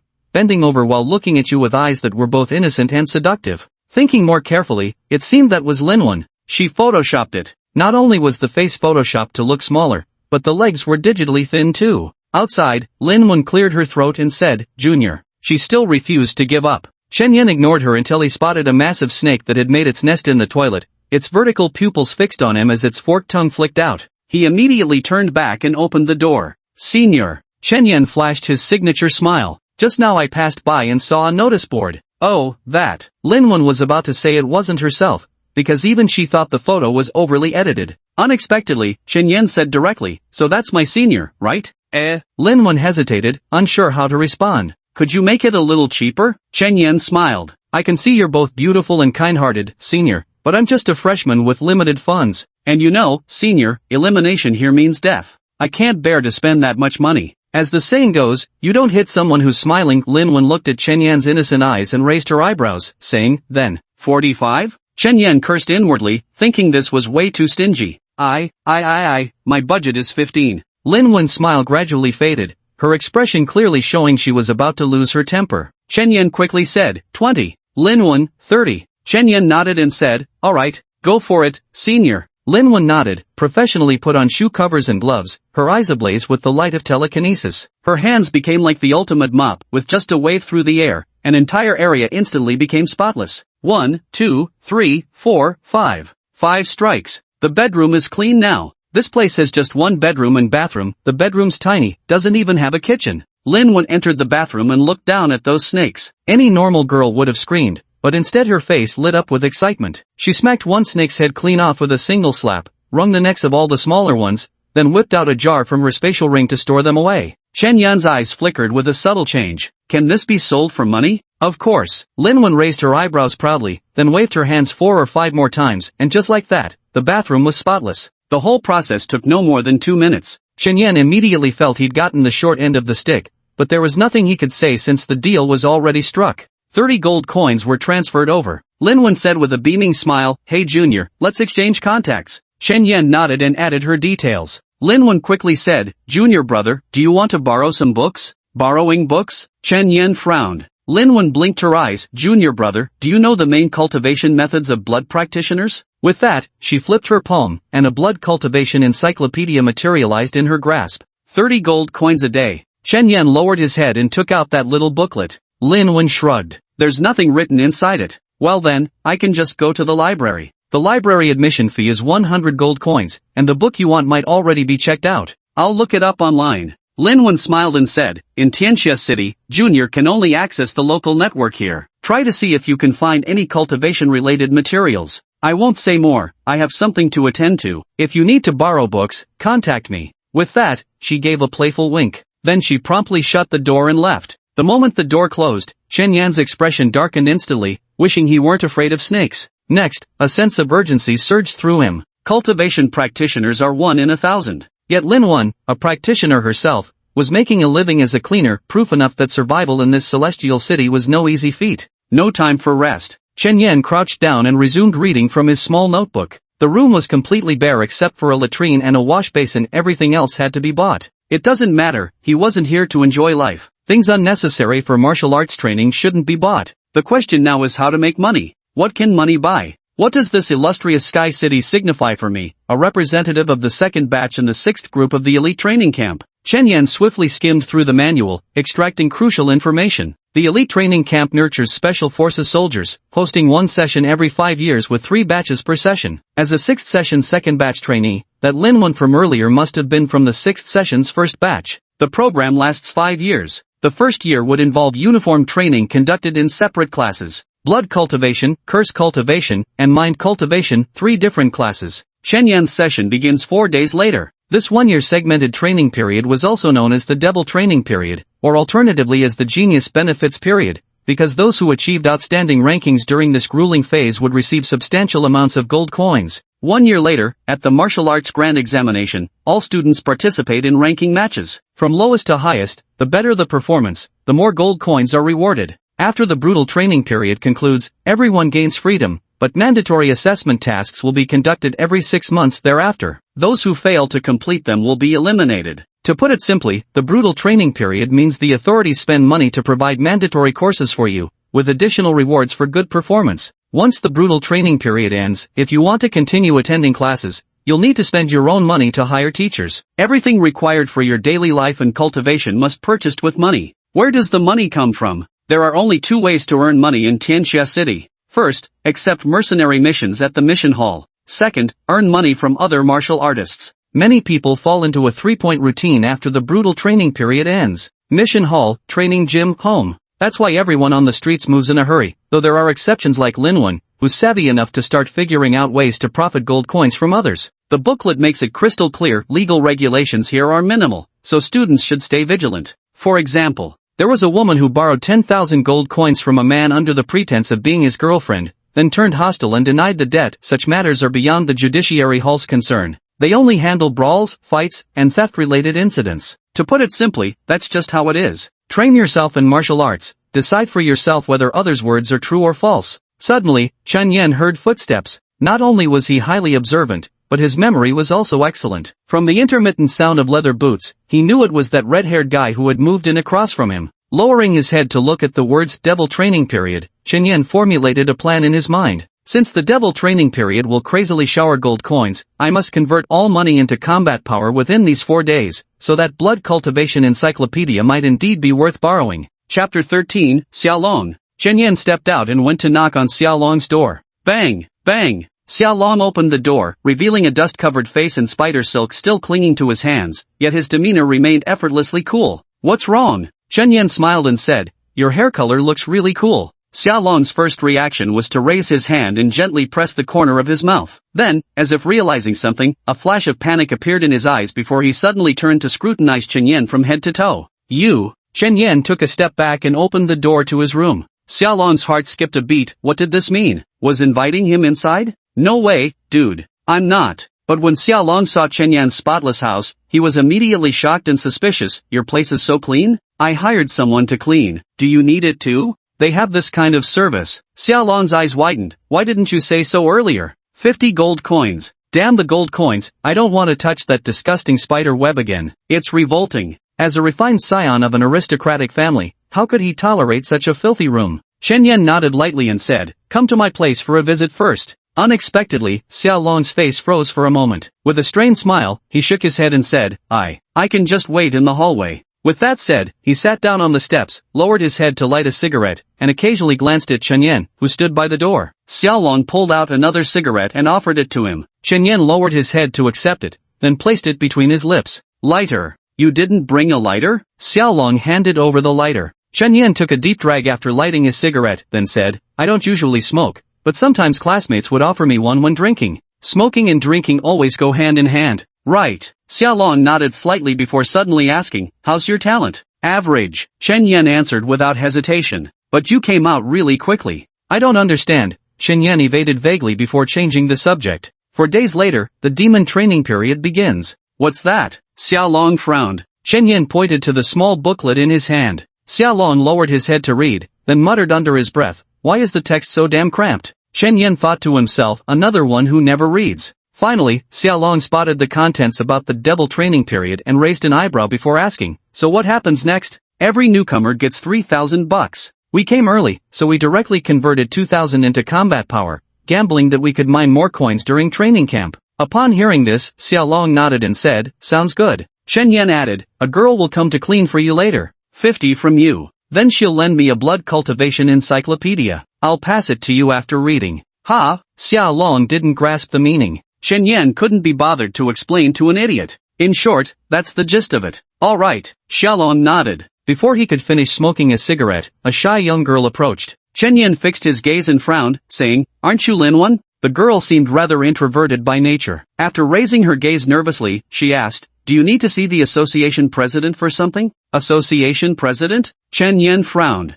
"Forget it, never mind. Did you bring that book?" "I brought it." The girl nodded hastily. "All right." Chen Yan reached out his hand. The girl handed him the book. He took the book back to his room to read. The volume was thick, yet his reading speed was astonishingly fast, scanning each page in under 30 seconds before moving on. Then, he heard Xiao Long next door starting to flirt with a girl. "Beauty, what brings you here?" "Oh, well, I just came. So what's your current cultivation level?"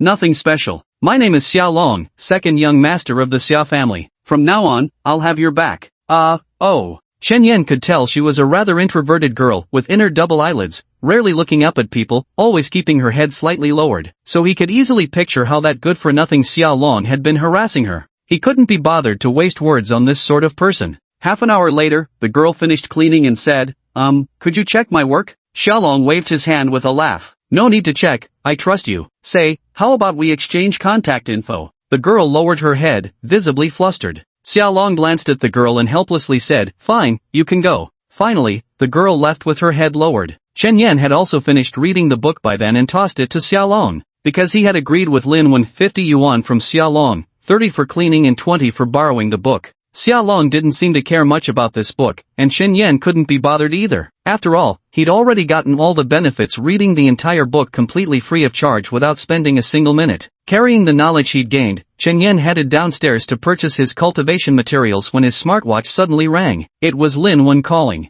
"Next time, please recommend clients with better manners. The girls at my place may be cleaners, but they too have their pride and dignity." "Nagging again." Chen Yan quickly replied, "I'm sorry. I'm not very close with that person either. It won't happen again." Lin Wen didn't respond, but Chen Yan could sense just how furious she was. Then he recalled Xiao Long's face, hard to judge, probably just a thug, and then the girl came to mind, innocent, shy, reserved, quiet, and quite pretty too. There was no way someone like her should be sullied by some punk. So Chen Yan had no intention of staying in touch with Xiao Long. Meanwhile, at the central square of Tianxia City, Lin Wen's face was twisted in an unusually dark expression. "I thought that Chen Yan was a sensible person. Damn it, do you think I'd be short of a few dozen bucks?" "Aya, don't be afraid." She gently patted the girl beside her, never expecting the young woman to whisper, "I actually think that Xiao Long is quite handsome." "You're hopeless," Lin Wen cursed. "Let me tell you, men like that are all pieces of shit. Trust them once and you'll get burned every time. Those scumbags deserve to be castrated."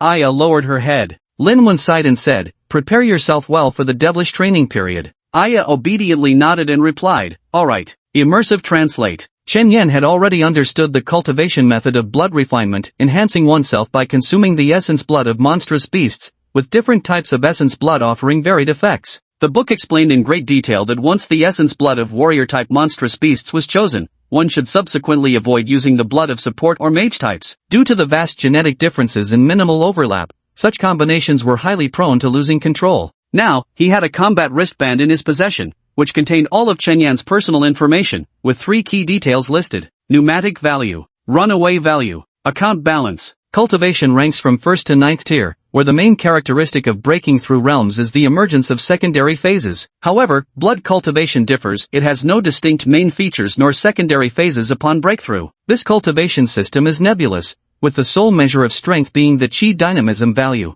The higher the chi dynamism value, the more vigorous a blood cultivator's chi becomes. A chi dynamism value exceeding 300 marks a second-tier blood cultivator. 900 signifies the 3rd tier. 2500 is 4th tier. 5700 is 5th tier. 12,000 is 6th tier. 28,000 is 7th tier. 54,000 is the 8th tier. 100,000 is the 9th tier. Chapter 14, The Meaning of the Club. Currently, Chen Yan's aerodynamic value is 48. The Blood Cultivation Encyclopedia states that an ordinary person's pneumatic value is typically 5, while someone who has just become a blood cultivator should be around 20. Yet Chen Yan's value skyrocketed directly to 48. Previously, that doctor had even claimed he was a natural-born blood cultivator, with no anomalies occurring throughout the entire transformation process. Chen Yan knew it wasn't because he was special, rather, it was the ancient god genes within him manifesting their divine power. Seeing his own aberration value only confirmed this further. An aberration value below 300 is safe, 300 to 600 is balanced, 600 to 900 is dangerous, and anything above 900 belongs to the high-risk group, where bestial transformation could occur at any moment. Chen Yan's out-of-control index is 0. He was certain this was his advantage, so next, he planned to purchase a large quantity of refined blood. In Tianxia City, the most popular refined blood within the first-rank blood cultivator range was the Savage Apes. First-rank Savage Ape blood, superior. Enhanced effect, whole body strength, with an average increase of 3 aerodynamic points, outstanding. 1% chance to comprehend Rampage, S-class ability. On average, causes about 25 points of loss of control, outstanding. Each portion of vital blood is graded, categorized as poor, common, good, excellent, outstanding, perfect, extraordinary. Every fate-bound ability is also rated, ranging from B to SSS. Generally, the price of a first-tier essence blood of excellent quality is around 500 gold coins, but Rampage is an S-rank ability that everyone covets, so the price has risen to 700. Chen Yan only has 2,970 gold coins on hand. Buying 4 portions would wipe him out, so naturally, he has to choose other essence blood.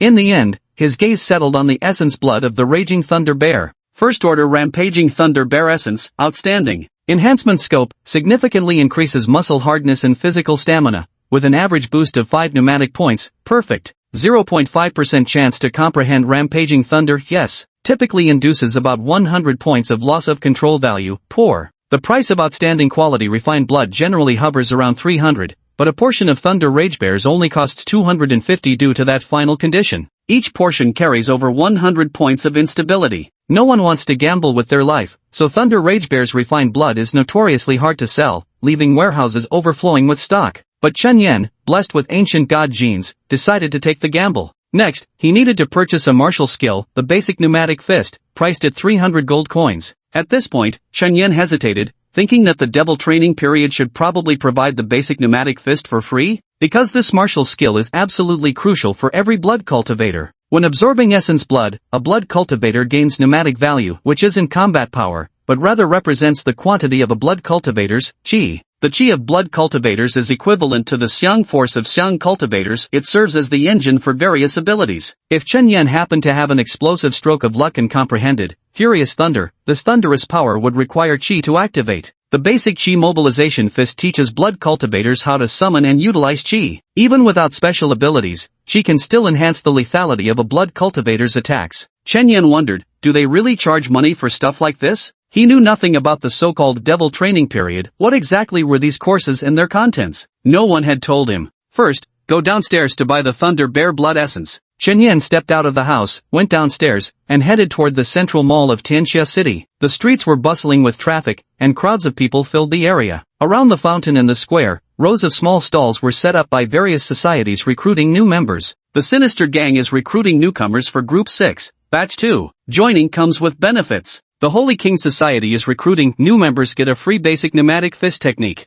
Fairy Group recruiting, all members are adorable girls. Chen Yan spotted Lin Wen, she was the leader of the fairy troop. Lin Wen also noticed Chen Yan, but she didn't greet him, merely casting a fleeting glance his way. Chen Yan took the initiative and walked over. What's up? Lin Wen frowned. You want to join? We only accept mind cultivators. Chen Yan smiled. Senior Wen, I'd like to know what these clubs are actually for? Lin Wen extended her hand. Consultation fee, 50, 30, plus another question, will the basic aerokinetic boxing be provided for free during the intensive training period? Deal. Chen Yan, being Lin Wen's friend, immediately transferred the money to her. Lin Wen cast a glance at the assistant beside her. The young girl Xiao Zhihua cheerfully explained things to Chen Yan. The first question, the meaning of student clubs. Junior, where there are people, there will be rivers and lakes. What are rivers and lakes? Xiao Zhihua crossed her fair, long legs, raised 2 fingers, and grinned. Grudges and affections, storms of interests. Let me give you a few examples. The most common one, pursuing girls, chasing guys. Suppose you fancy a particular girl and need the club's assistance. They can provide all sorts of help, like buying flowers from outside that aren't available inside. You know, after the hell training period ends, we'll be going out on missions. If you have a love rival who isn't part of the club, that's even simpler. We can directly intimidate and threaten them. As I said before, any accident happening during outside missions wouldn't be surprising. This is a tale of love and hate. Then there are the storms of profit. Do you know how much we cleaning workers can earn in a day? Chen Yan shook his head. Xiao Zhihua pointed to the massive shopping mall ahead and said, do you know that the cleaning work for these malls and streets is all handled by us? Helping a newcomer like you with cleaning for just 50 gold coins per session might seem worse than begging. But business grows from small beginnings. Now we've completely taken over all the official cleaning work, and more. Xiao Zhihua gestured toward the distant villa district. The wealthy people there don't bargain, and they almost demand weekly cleaning services from us. If any girl in our club hooks up with a rich guy, it's like opening a whole new network for Sister One, endless opportunities waiting to be tapped. Now that you're joining us as a decent thought cultivator, if Sister One takes a liking to you, she'll assign you tasks. Do well, and you'll get a cut every time. It's all about the money, and more. Xiao Zhihua pointed toward the mission hall in the distance. In the future, there will be many money-making missions, such as resource-gathering tasks. These missions are all based on first come, first served, and we have people stationed at the mission center 24/7 to grab them. If you want to do it, we'll assign the tasks to you, and then we'll share the profits. Sister Wen is quite proactive, so you're lucky to have met her. But what you might not know is Sister Wen's other identity. Lin Wen turned her head with a smile while inviting new members and said, keep it low-key, low-key. Chen Yan furrowed his brows tightly. What identity? Xiao Zhihua arched an eyebrow. The second princess of the Lin family, also the strongest scion from the 6th genius training camp. If we ever meet on the battlefield, Senior One could annihilate you with just a single glance, Junior. Chen Yan looked at Lin Wen with disbelief written all over his face. With your status, living in that kind of place? Lin Wen shook her head. Of course not, I went there to recruit people. Xiao Zhihua chuckled. We live in a villa. It's the start of school season now, which is the peak period, so Sister One is quite busy. But once you all begin your unified training in a few days, Sister One will have it easier. Chapter 15, Is money really this easy to make? Chen Yan was utterly astonished, because the first batch of the 6th intake had only arrived 1 year earlier than their second intake,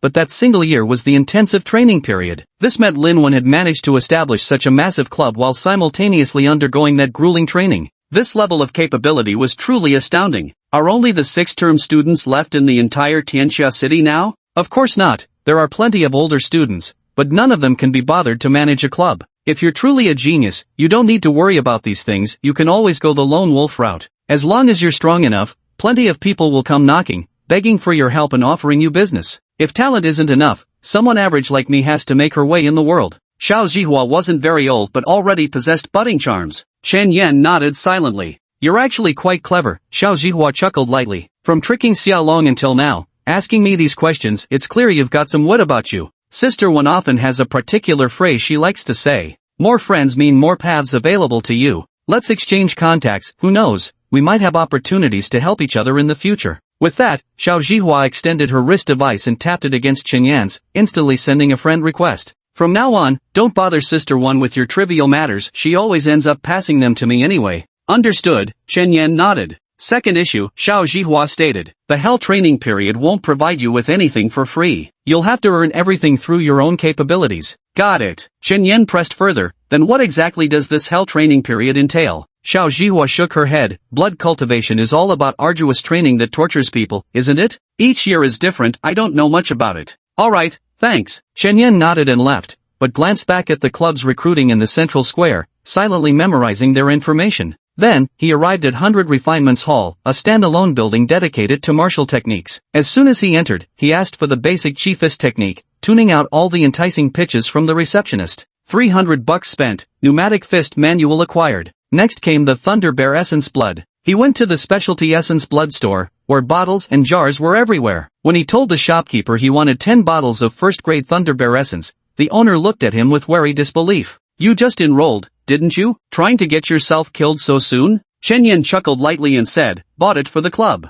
Oh, which club is it? The shopkeeper asked while searching for the items. Chen Yan shook his head without speaking. The boss said indifferently, if you want to practice martial arts, stay far away from that sinister gang, just a bunch of delinquents, racing and gambling late into the night every day. Thanks. Chen Yan nodded, accepting the 10 vials of Raging Thunder Bear Essence before retracing his steps. On his way home, he clearly noticed many people casting furtive glances at the bag in his hand, their eyes filled with ill intent, especially 2 individuals wearing the insignia of the sinister gang. He raised his smartwatch and sent a message to Xiao Zhihua. The other party responded with a single line. Go straight ahead boldly, don't worry about anything. Chen Yan chose to believe Xiao Zhihua and walked forward without hesitation. As he entered the narrow path downstairs, those 2 men had already changed clothes and suddenly accelerated. They charged fiercely toward Chen Yan, their speed as swift as 2 motorcycles. One of them knocked Chen Yan off balance with a shoulder bump, sending him tumbling to the ground, while the other deftly stole the 10 vials of refined blood and continued sprinting wildly forward. Chen Yan, lying on the ground clutching his shoulder, glared ahead with fury in his eyes. The next second, Xiao Zhihua's figure appeared at the far end of the narrow street. The 2 gang members from the extreme evil sect immediately panicked,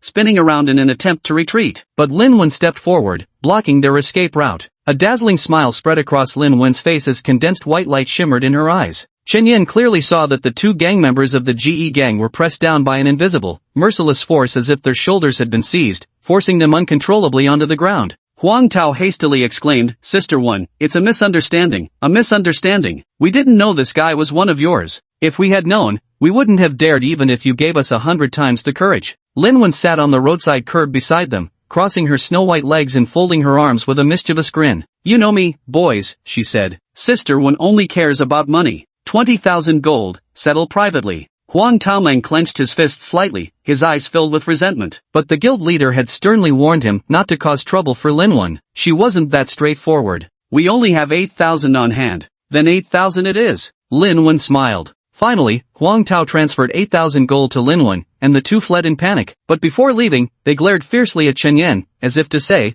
I'll remember you. Continue then. Chen Yan stood up and took the 10 vials of refined blood handed to him by Lin Wen. Lin Wen suddenly frowned as she clearly saw the deep blue refined blood flowing inside the bottles. Thunder Bear? Lin Wen frowned slightly. Are you crazy? It's just the beginning of the semester, there's no need to go to extremes. Chen Yan took the bag inside. If you don't move fast enough, you'll be eliminated, and elimination means death. That's why I'm so anxious. Lin Wen shook her head. Don't worry, even if you get expelled, it's not the end of the world. The higher-ups will arrange a job for you, you just won't return to normal society. After all, the Genius Training Camp is humanity's strategic weapon, still kept under wraps. But it won't be hidden for much longer. So many batches of seniors have already participated in numerous battles, the other races must have some awareness by now. The Genius Training Camp will be fully disclosed within 10 years at most, and then everyone can return to normal society. As soon as she finished speaking, Lin Wen snorted lightly. You weren't trying to trick me into revealing information, were you? Chen Yan hastily shook his head.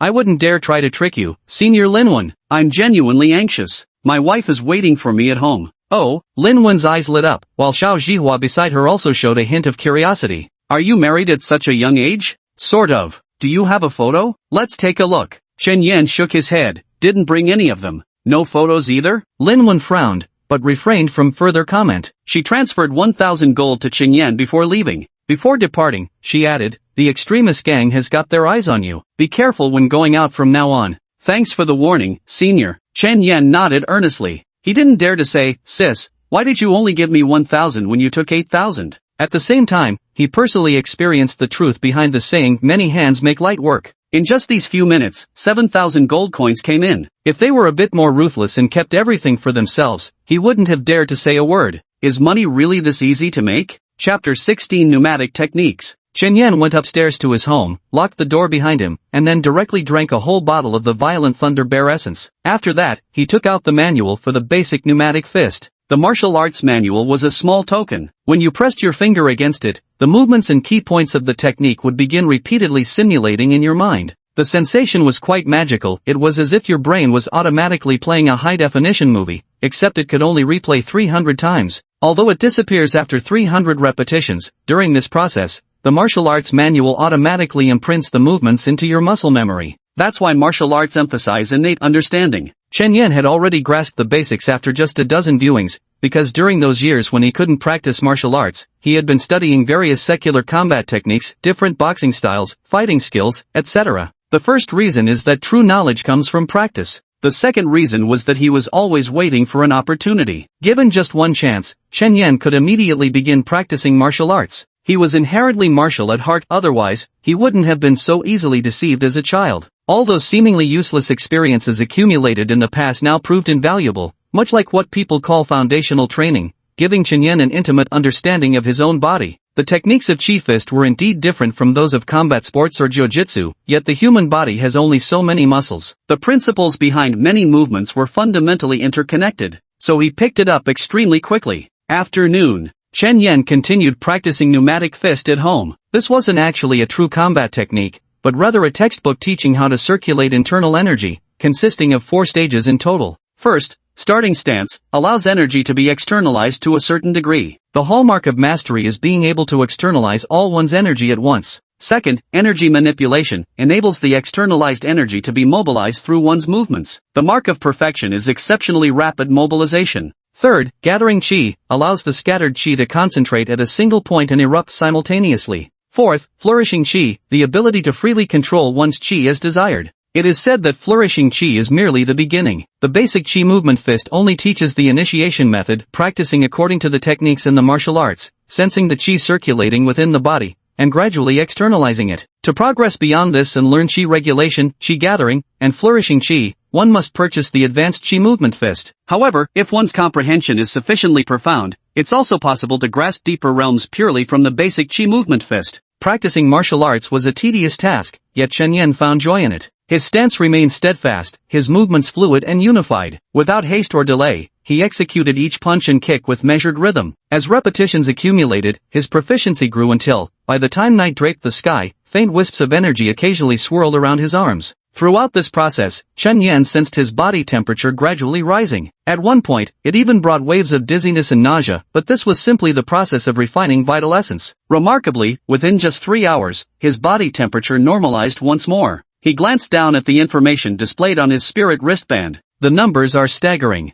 The chi activation value jumped from 48 to 58, while the rampancy value remained only 50. Every description about demon beast essence blood in the blood cultivation encyclopedia included the word average. A thunderous rage bear typically provides 5 points of chi activation value, but those with superior talents gain more, while lesser talents obtain less. Chen Yan was exactly the kind of genius doctors spoke of. While others improved by 5 points, he gained 10, where others reached 100 points of loss of control, he remained at 50. At this moment, he felt his skin seemed more radiant than before. Could the Raging Thunder Bear's enhancement of physical stamina and muscle mass be manifesting here? Chen Yan threw a punch at the wall, not with full force, as his main intent was to gauge the sensation of pain. He threw 2 or 3 punches in rapid succession. To be honest, the sensation was barely noticeable. But Chen Yan wasn't discouraged. After drinking the remaining 9 vials of essence blood, there should be a very obvious change. Since his current loss of control value was only at 50, Chen Yan didn't hesitate to drink the second vial. Keep practicing. He had no intention of eating. Humans eat to absorb nutrients from food to sustain life,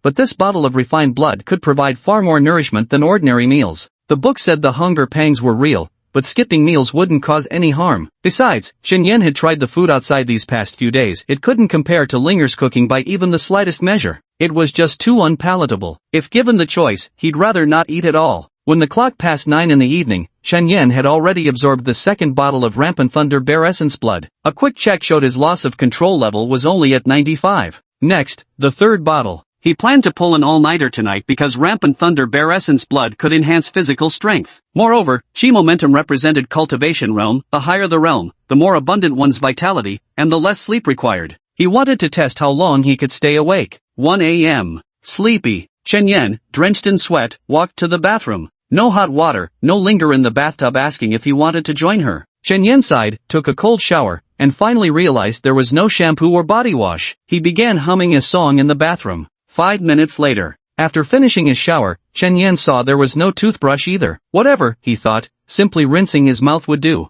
Wait a minute. Suddenly struck by inspiration, Chen Yan decided to practice pneumatic boxing again, this time focusing on channeling the energy into his mouth to see if he could use it to clean his gums. It worked, but the effect was minimal. His training wasn't enough yet. Maybe tomorrow would be the day. Then, he took out a bamboo mat from his suitcase and finally lay down on the cold floor without a pillow. With his head tilted to one side, he immediately fell asleep. Without the warmth of human activity or the shouts of family members, he wasn't sure how he woke up. The moment he opened his eyes, he he felt a pang of emptiness in his heart, but quickly cured himself of this bad habit. He sat up straight and glanced down at his wrist. The time was 7 o'clock in the morning. Outside the window, a sliver of dawn crept into the room from a remote corner. It seems this underground city isn't completely sunless after all. Each day still gets 1 or 2 hours of sunlight. What to do after waking up? Ah, right. Should check the pneumatic and runaway values. Yesterday's reading was 48. After consuming 3 vials of essence blood, it's now reached 80, a jump of 32 points.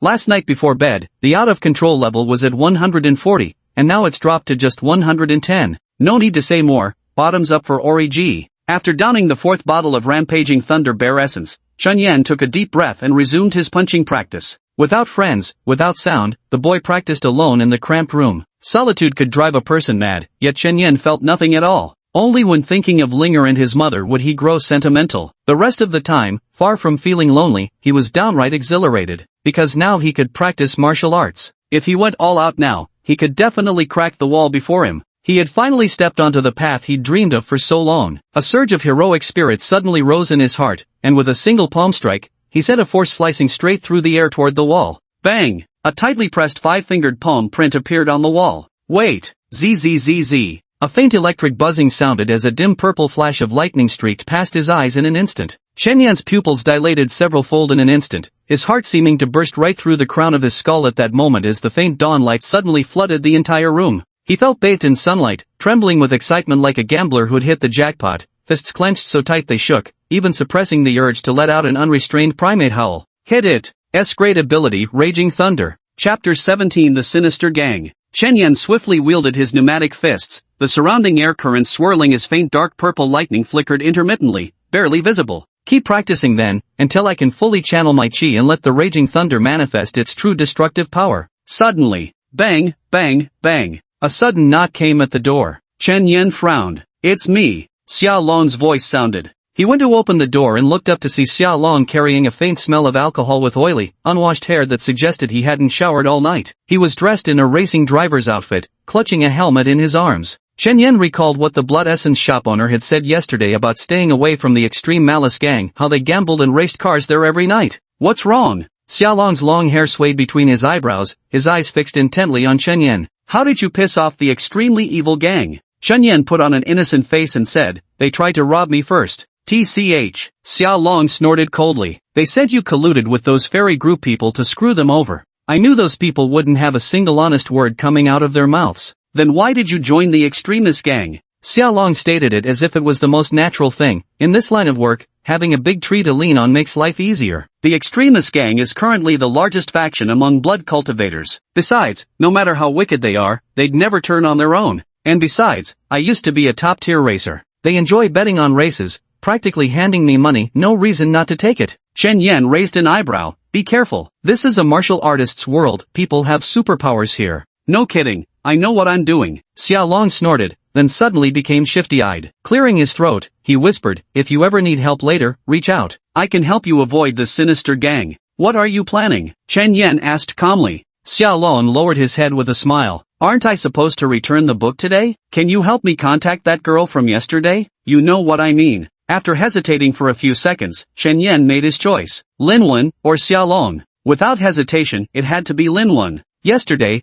our fairy troop leader gave me an earful. Because of me? Xia Long looked astonished and somewhat indignant. What did I do? What right did she have to scold me? No idea. Chen Yen shook his head, saying, I was reading in my room at the time. Anyway, after that girl left, I got an earful. But I think it was just a misunderstanding. Xia Long said angrily, of course it's a misunderstanding. I'm only 18 this year, still a virgin. Chen Yen looked shocked and doubtful. Xia Long snorted coldly, nonsense. As the second young master of the Xia family, do you really think my family would allow me to pick up women at the racetrack? The Xia family? Chen Yen looked surprised. Xia Long extended his finger and said, remember this mantra well. The pattern of the human race. 1 emperor, 2 palaces, 9 royal mansions, 18 armies, 36 noble families, 72 sects. Everyone lives up there. Xia Long pointed at the sky. The Xia family is one of the 36 great houses. Then he snorted coldly and continued, our family rules are extremely strict. I'm not some casual person whatsoever. Chen Yen nodded, remained silent, and put on an anxious demeanor. Why don't you get some sleep first?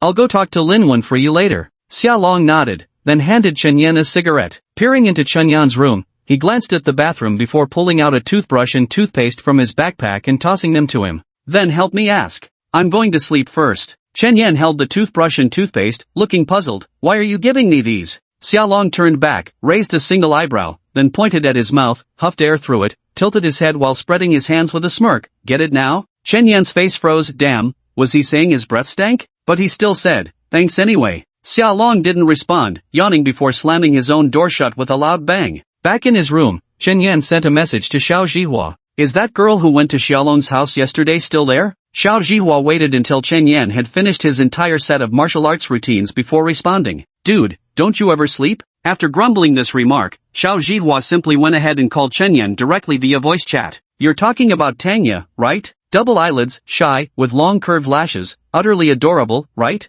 Chen Yan quickly responded, yeah. Aren't you already married? Why are you asking about her? Xiaolong hoped he could get Tanya to pick up the books today. Tell that scoundrel to get lost. Our family doesn't run a pimping business. He claims he's still a virgin because he's the second young master of the Xia family, kept on a tight leash. He's the Xia family's second young master? Then I must be the eldest daughter of the Xiao family. Ever heard of the Xiao family?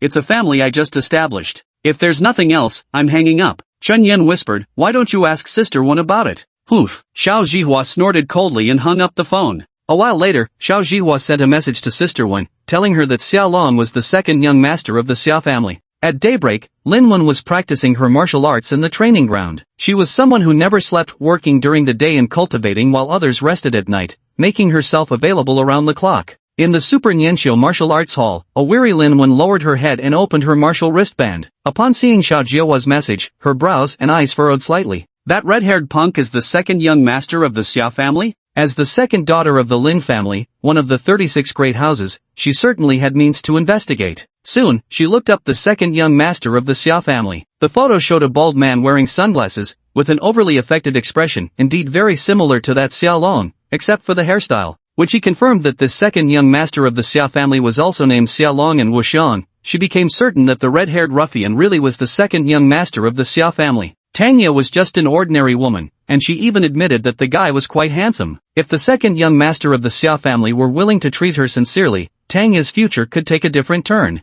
So Lin Wen stopped trying to prevent it. The talent training camp is a world of rebirth. Here gather thousands of faceless ones who were utterly insignificant in their past lives, whether it's the so-called second miss of the Lin family or the second young master of the Xia family. To be faceless is to be powerless, and power is the foundation of identity, and identity without power holds no value. Thus everything changes when young masters and misses from noble families can step onto the martial path through special cultivation branches. With power comes the foundation of identity. So even if the second young master of the Xia family was the worst blood cultivator, he was still a cultivator, not an ordinary man. If Tanya could truly develop a beautiful relationship with him, her future would certainly be brighter. It was far better than falling for some ordinary man with no status. So Lin Wen replied to Xiao Zhihua, confirming there was no issue, the man's status was genuine, and Tanya could be encouraged to pursue him. But see if we can charge for it. This point is very important. Chapter 18, The Affluent Xiaolong. Senior Wen says it's okay, but we'll have to charge some money, you decide how much. Chen Yan smiled. This was exactly the sentence he had been waiting for. 3 hours later, Chen Yan finished absorbing the fourth vial of rampaging Thunder Bear's blood essence. Bang, bang, bang. Xiaolong came knocking at the door. Chen Yan looked surprised. You only slept for 3 hours. Xiaolong leaned against the doorframe in a cool pose, lowering his head as he said, not sleepy. So, did you ask? Chen Yan chuckled, Sister Wen only cares about money. Money talks. Xiaolong nodded, pressing his warist against Chen Yan's. Friendship established. Then Xiaolong initiated the transfer. Chen Yan's pupils suddenly contracted. 5,000 gold coins have been deposited. Enough? Xiaolong asked. Definitely enough. Chen Yan nodded firmly. Where did you get so much money? Aren't you worried about your own cultivation? Xiaolong sneered. Do you know how much I won last night?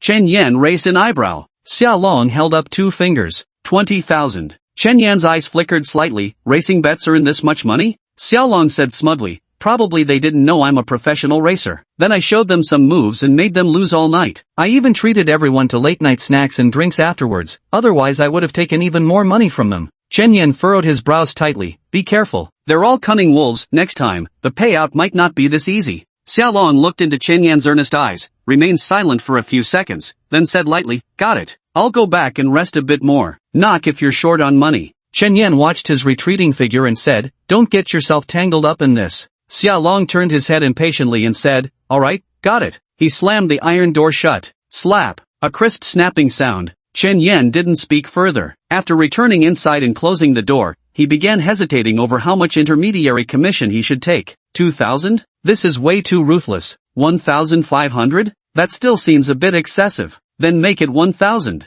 With that, Chen Yan quietly accepted the 1,000, then sent Xiao Jihua 4,000. Xiao Jihua immediately sat upright, sending a shocked voice message, "Did you strike it rich?" Xia Long gave that money to Tanya. Where did he get it from? Chen Yan fell silent for a moment, wondering whether to tell the truth. Finally, he said, "Don't know, don't understand him." Anyway, the moment he acted, it was such a huge sum of money. "Fine, I got it," Xiao Jihua replied. Chen Yan knew that telling Xiao Jihua the guy earned his money from underground racing would surely upset him, but what could he do? That guy was so stubborn, no amount of talking would change anything anyway. Might as well not say it at all. In the end, Chen Yan's balance reached 2,140 gold coins. Enough to buy another 8 vials of Thunderbear elixir. What a happy predicament. There were 3 days left until the brutal training period, and with 6 vials of essence blood still in hand, he continued his arduous cultivation. After absorbing the 4th vial, Chen Yan's arrow value reached 90, while his out-of-control rating climbed to 160. Keep drinking. Upon finishing the 5th vial, Chen Yan's arrow value hit 100, and his out-of-control rating soared to 210,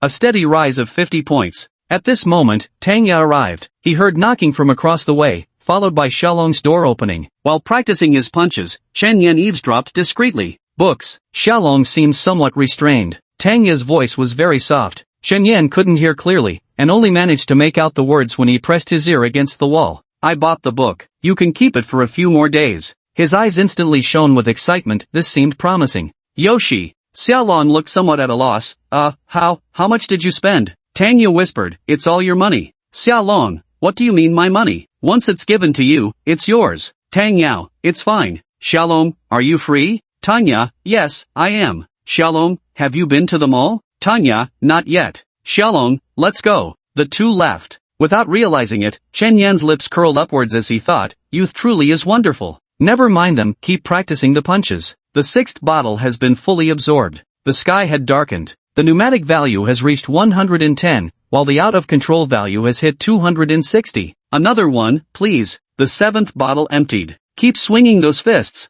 The night grew deeper. No stars shone in the sky, only that island looming above all others. After absorbing the 7th bottle, Chen Yan's out-of-control index reached 315, with pneumatic value at 120. This bottle has higher instability with 2 extra points in pneumatic value. 300 to 600 is the balanced range. Don't hesitate. Keep going with the 8th bottle. Late night. Xiaolong's footsteps echoed as he returned home. Bang, bang, bang. Chen Yan went to open the door. Xiaolong was holding a box of grilled meat and said nonchalantly, "Want some?" "It's not leftovers. I brought this specially for you." Chen Yan's eyes flickered with a subtle change. Xiaolong said matter-of-factly, "I'm from a noble clan. We believe in repaying both grievances and kindness. I had a really wonderful time with Aya today." "Thank you." Chen Yan was indeed extremely hungry. In the end, he couldn't resist and accepted it. "Thanks." Chen Yan nodded. Xiaolong leaned against the stairwell, habitually offering Chen Yan a cigarette. One had to admit his proportions were enviably perfect, long legs like a model, sporting a pair of pristine black leather shoes, looking every bit the dashing gentleman. Chen Yan, on the other hand, was a mess, reeking of stale sweat, his hair greasy and tangled from lack of shampoo. At this moment, Xiaolong asked with a chuckle, "Heard you got yourself a wife?" Chen Yan nodded. "To be honest, you're in the elite training camp now. Who knows how many years you'll be staying here. Even after 5 years, you'll just graduate and enlist in the military. You can't return to normal society. Do you really think your wife will wait for you all those years?" "Definitely," Chen Yan replied with confidence. "Why are you asking this?" Xiaolong laughed and said, "The entire fairy team is full of beauties. That Sister Xiao is particularly nice, a youthful mature woman, super skilled." "Don't force conversation when you have nothing to say," Chen Yan snorted coldly. "Huh, pretty wholesome, didn't see that coming." Xiaolong took a deep drag of his cigarette before chuckling lightly. "Don't overdo the training, your complexion's already looking off." With that, he fetched a mirror from his room and held it up for Chen Yan to see. Chen Yan's complexion changed slightly as the veins beneath his cheeks actually began to glow faintly, startling even himself with an internal jolt. Finally, Xiaolong walked back into the house, grabbed a bottle of shampoo and shower gel, and tossed them over the door, saying, "Get some good rest, sleep well." Chen Yan caught the 2 toiletries and asked in surprise, "You're not going racing tonight?" Xiao Long scoffed, I'm not an idiot. Turning enough money into real power quickly is the right path, aren't you doing the same? Gambling for gambling's sake is a death sentence.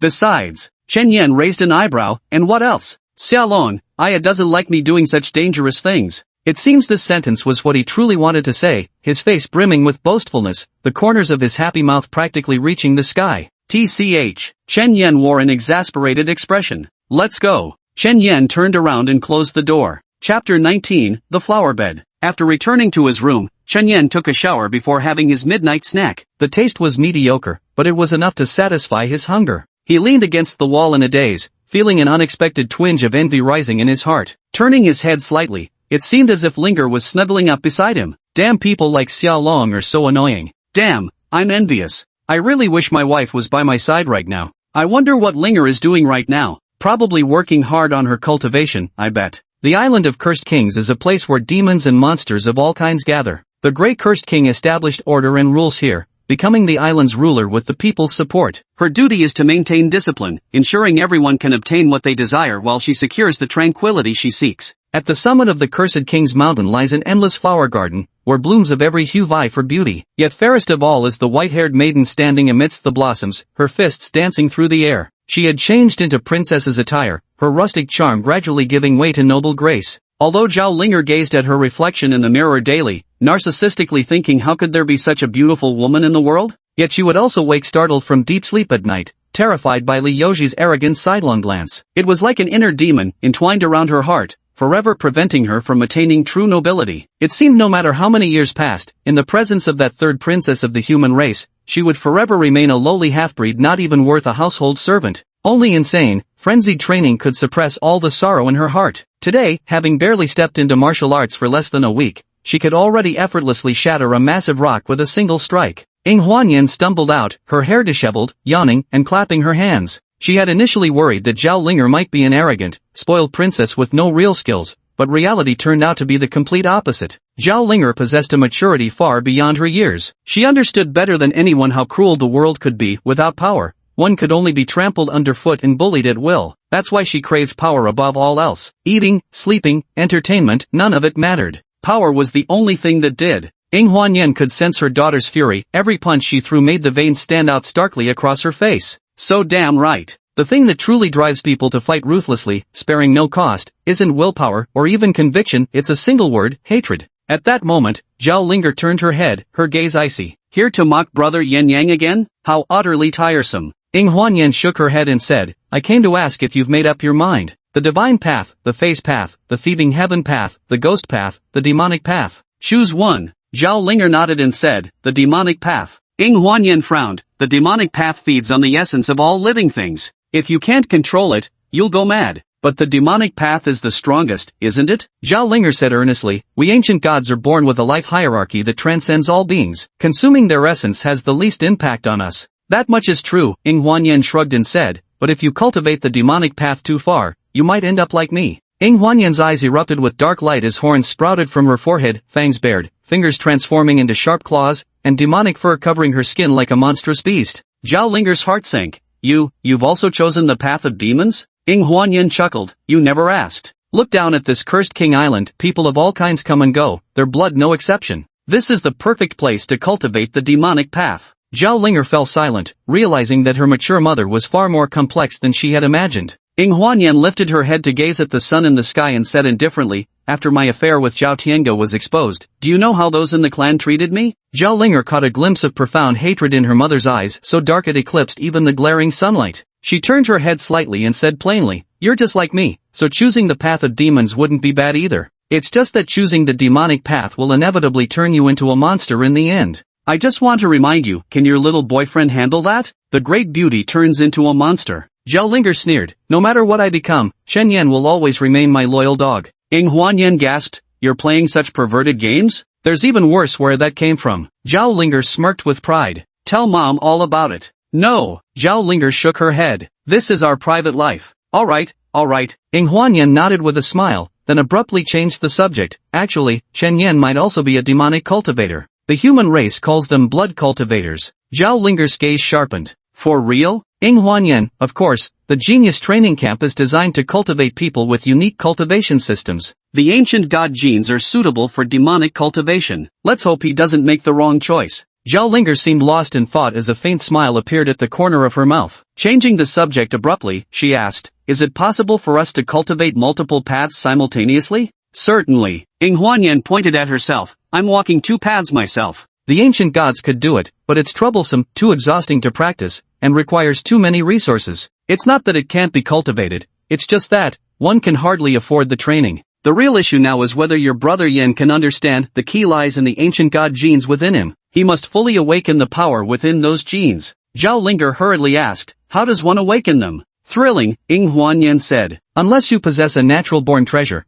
but such things are serendipitous and cannot be sought, so we can only rely on stimulation. At the brink of death, the genetic activity in any living creature is completely activated, solely for survival." Zhao Linger quickly asked, "What happens after it's activated?" Ing Huanyan, "Once activated, you can begin cultivating the ancient divine body, which will comprehensively and significantly enhance your physical strength. But, actually, it might be better not to activate it. He's currently among the human race, and it wouldn't be appropriate to let his identity as an ancient divine overshadow his humanity. You understand why? The human race can't tolerate an ancient divine living among them, let alone allow one to become the leader of their elite training camp." Chapter 20, Comprehensive Training Facility. Under Heaven City. A streak of morning light fell upon Chen Yan's face. He opened his eyes, sat upright, raised his hand, then lowered his gaze. Deviation Index, 305. Air pressure value, 130. Then, he glanced down at his own palm. It had an extraordinary sheen. After rising to his feet, Chen Yan punched the wall. The wall dented, yet his hand registered no sensation whatsoever, proof that the effects of the violent Thunder Bear's essence were becoming pronounced. What to do next? Take drugs. There are still 2 bottles left, finish them first. Time quickly flew to the afternoon. After downing 2 bottles of raging Thunder Bear essence, crimson light once again blossomed across his cheeks. His out-of-control value had reached 410, while his arrow energy value had climbed to 148. This level should already be considered outstanding, but it wasn't Chen Yan's limit. He still had 2,140 gold coins in hand. What should he do next? Chen Yan continued practicing his boxing in the room. The out-of-control value was visibly affecting his condition, his mind struggled to find peace, his emotions grew unstable, and his mastery of energy control had noticeably weakened. The safest choice is to wait until the loss of control value decreases before purchasing refined blood. No more pills for now, keep practicing pneumatic punches. At this moment, Chen Yan was delighted to see that the color of Fury Thunder had darkened slightly. He knew he had hit the jackpot again. Fury Thunder had gained an enhancement, raising its lethality to a whole new level. According to the Blood Cultivation Encyclopedia, 3 enhancements can raise you 1 tier. He's currently at S+1, 1 more would make him S+2, and yet another would advance him to SS, evolving into Hyper Frenzied Thunder.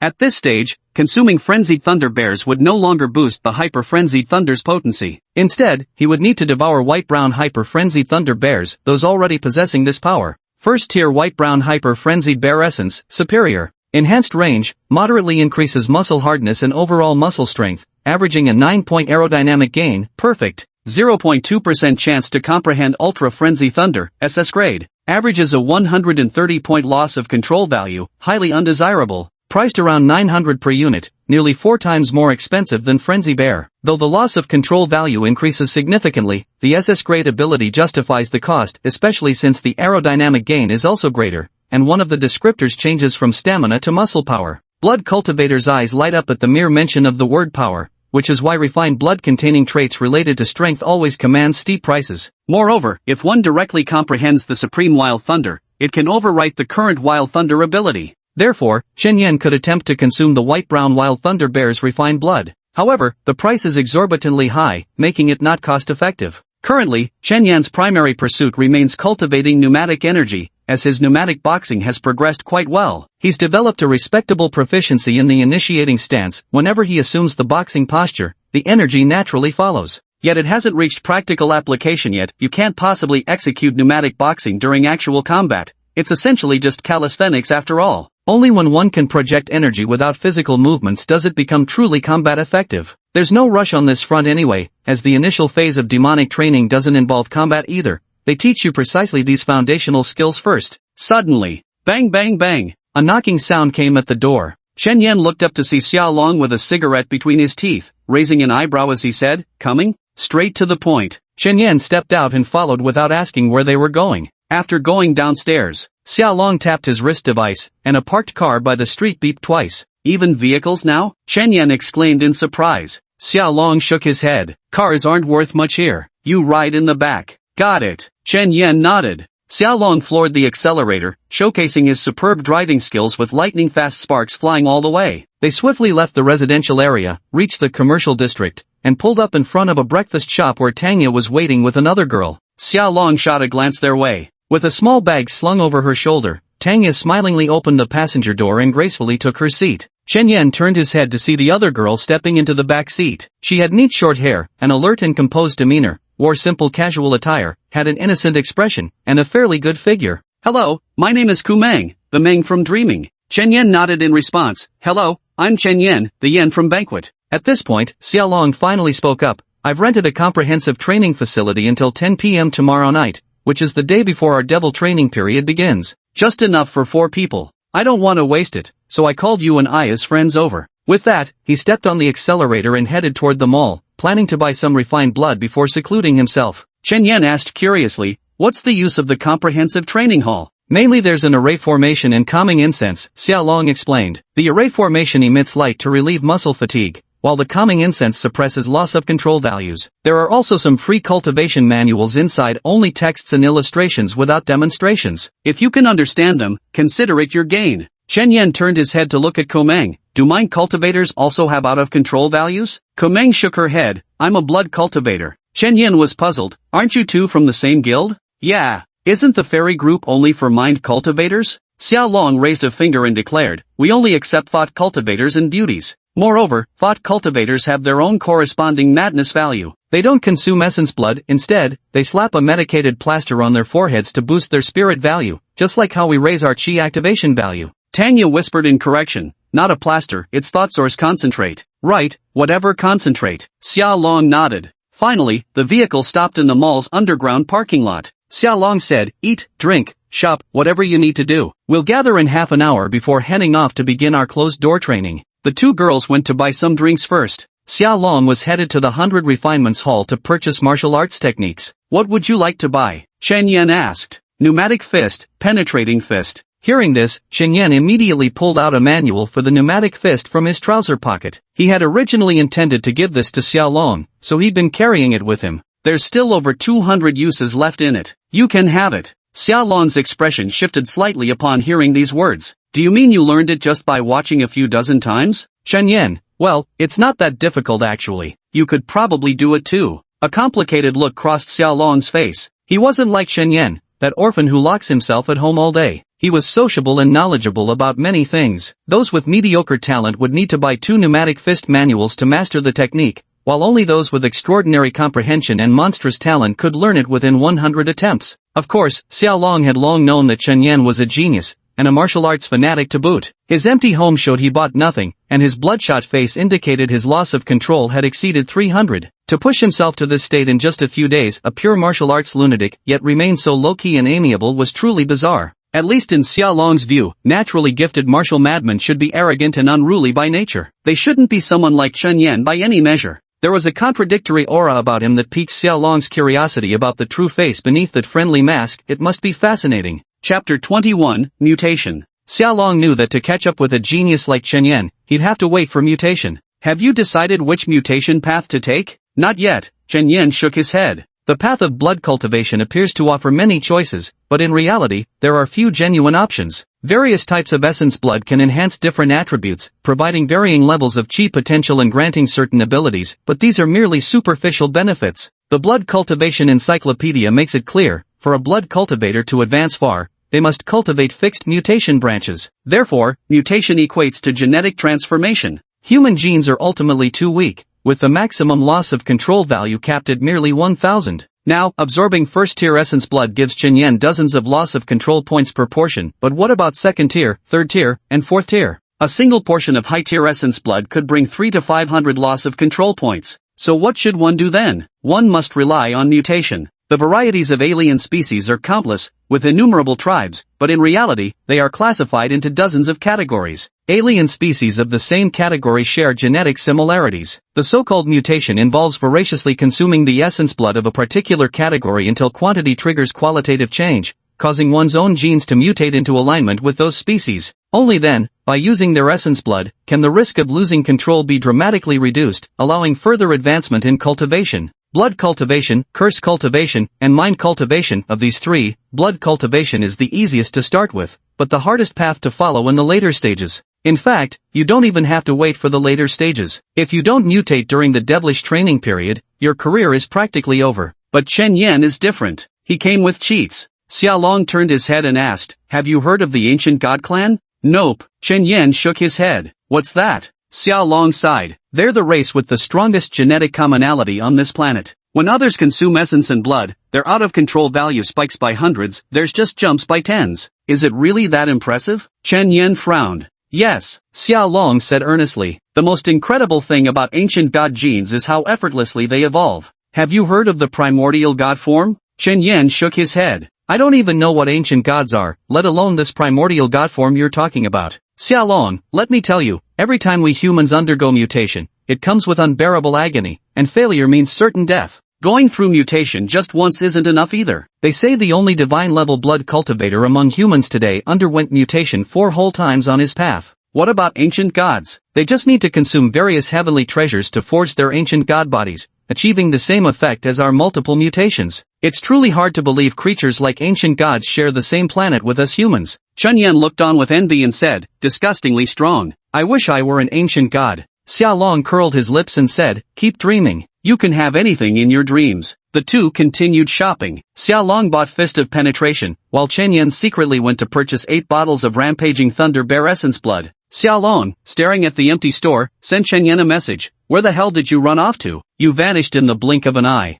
I just spotted some members of the Savage Gang. I don't want them to see me with you." "What's there to fear? The Savage Gang is huge. Those 2 guys you offended have fallen so low they're reduced to stealing for a living. What kind of big shots could they be? Just small fries. Once your brother Long gets through the hell training period, I'll grind them into the dirt. Brother Long, you're the goat." Finally, Chen Yan waited beside the sedan. Xiaolong went to purchase 10 bottles of Violent Ape Essence Blood, then Kameng and Tanya, the 2 young sisters, also walked shoulder to shoulder toward him. "Get in the car." They drove into the training area. Xiaolong pointed toward the massive playground in the distance. It was large enough to be called enormous. Chen Yan looked up and saw a banner fluttering above the field. Phase 2 of the 6th Genius Training Camp, the Devil Training Period officially begins. It seemed that playground would be their designated assembly spot when the time came. Next, the group arrived at the comprehensive training hall. Despite its light blue decor, there were hidden marvels within. 4 brown incense sticks stood in each corner as if guided by invisible hands, channeling all their fragrance precisely toward the center of the hall without a single wisp escaping outward. Moreover, the training hall's floor emitted faint blue glows. Standing upon it, Chen Yan felt his muscles relaxing noticeably. No one said much as they each began their training. The venue was spacious enough for everyone to occupy their own corner with ample room.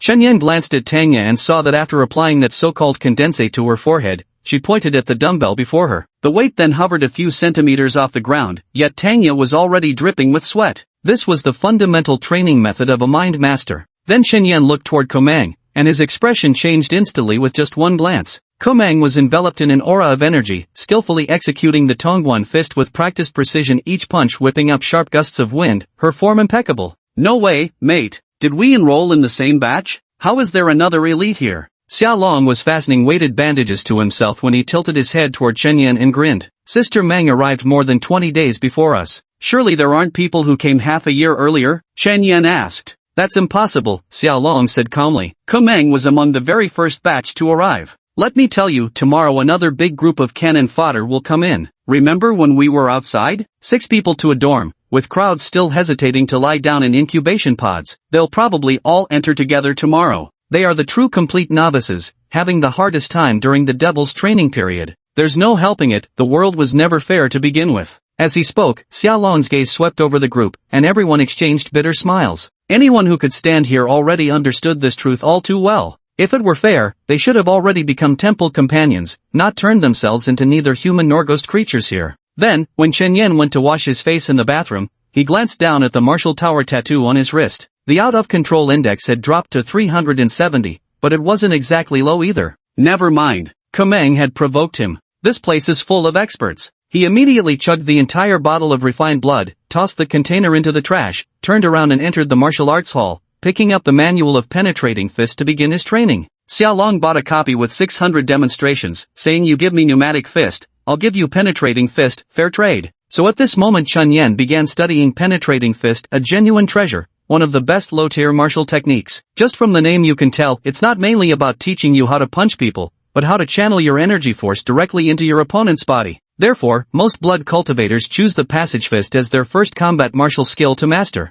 If one excels in both passage fist and air fist, their combat prowess becomes formidable, delivering a single strike that channels all energy into the enemy's weak point for an instant kill. During training, Chen Yan restrained his wild thunder energy, intending to conceal this ability to avoid trouble, though his control wasn't perfectly executed. Komeng opened her eyes and frowned, having just glimpsed a faint violet current flickering around Chen Yan's body. Forget it, no need to overthink it, just focus on my own practice. She closed her eyes again, settling her mind to continue practicing her punches. Chen Yan was already drenched in sweat, thinking to himself that such a minor slip-up had instantly drawn attention. Impressive, they're all so strong. Chapter 22 Who will become that Z? As the sun set in the west and another day passed, Chen Yan had already consumed 2 bottles of Thunder Bear Essence blood. The daytime number was 360, but now it was only 410. Those 4 calming incense sticks worked remarkably well, yet Chen Yan knew this wasn't purely good news. The Blood Cultivation Encyclopedia stated that after centuries of human research on blood cultivation,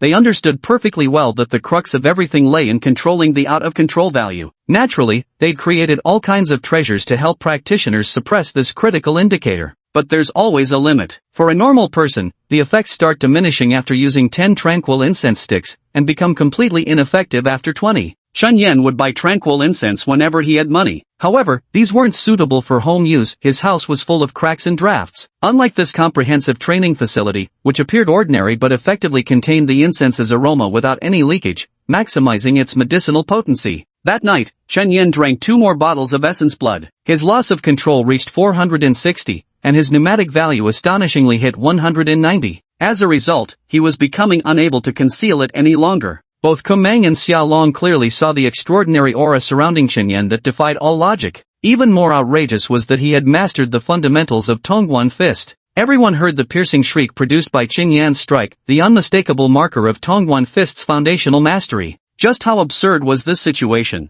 Xiaolong still hasn't fully mastered the pneumatic fist technique. His piercing fist maneuvers are already impressively executed. And he's got so much chi left. You're a fucking monster. Xiaolong couldn't help but curse aloud. Be honest with me, what's your current chi propulsion level? Chen Yan genuinely didn't know the current benchmark for chi propulsion values, so he replied, less than 100. Komeng frowned, sensing Chen Yan was holding back but chose not to call him out. They weren't that close anyway, why stir up trouble by exposing someone's lie? Unexpectedly, even this less than 100 remark made Xiaolong barely contain himself. I'm only fucking 66. Chen Yan nodded, not bad, that's pretty high. Humph. Xiaolong snorted angrily, damn it, I'm not sleeping tonight. We're going out to see the sunrise at 4 in the morning. Chen Yan, I need to sleep for a while. Feels like my control level isn't too stable. Xiaolong snorted, no shit, you're about to bleed out from under that face of yours. As the helplessness in his heart faded, Xiaolong suddenly turned and grabbed Chen Yan's shoulders. Prosperity shall not make us forget each other.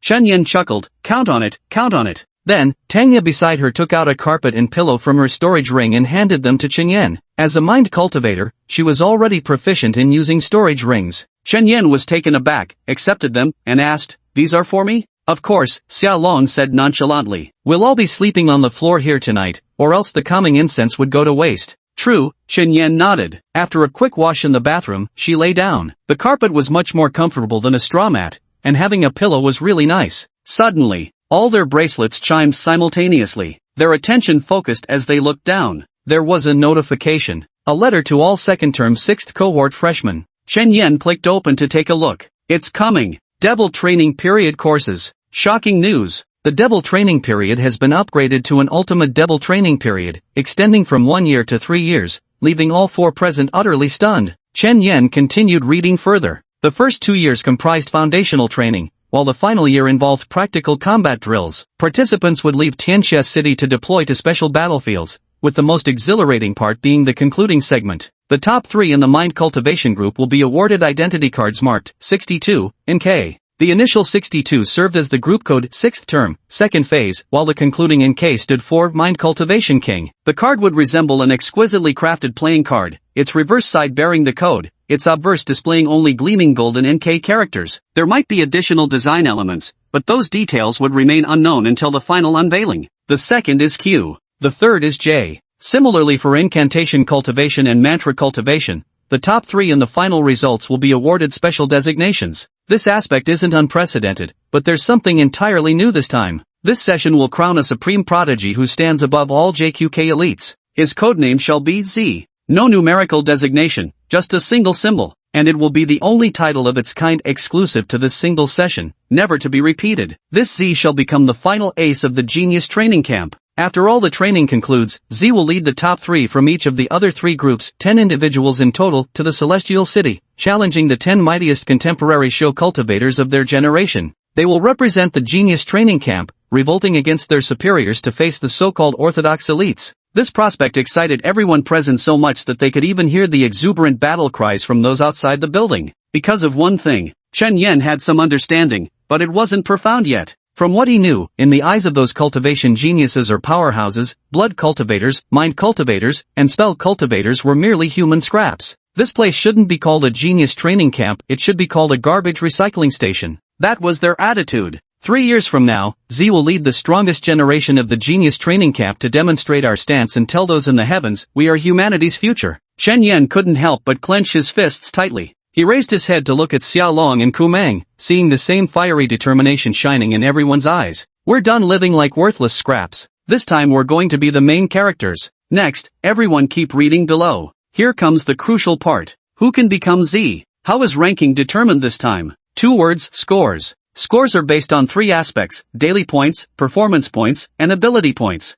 Among these, daily points mainly cover tardiness and early leaving, accounting for less than 5%. Performance score reflects your performance during training, rated from poor to extraordinary, with different scoring methods for different training types, accounting for approximately 35% of the total. Ability score makes up 60%. Merely performing well with good attendance won't be enough to defeat Xiang Xiao, your abilities must be exceptionally outstanding. Ability score consists of 2 aspects. First, hard power, aerodynamic value, attack power, defense power, physical stamina, elemental resistance, supernatural abilities, martial skills, and so on. Second, soft power, combat awareness, energy manipulation, weapon proficiency, willpower, intelligence, and more. It's all exceedingly complex. The official curriculum hasn't provided specific rules, but authorities have guaranteed fairness. For every training session and trial, instructors will explain the conditions in advance. The heaviest news came last. Every point earned today can be exchanged for 10 gold coins. Chapter 23, Desperate Outlaws with No Way Out. No one would be able to sleep tonight. So sensational. Tanya received Xiao Jiahua's message, filled with a mix of envy, jealousy, and resentment. She relayed to everyone, Sister Jihua said there wasn't 1 point for 10 gold coins in her batch, only those who achieved certain results got specific rewards.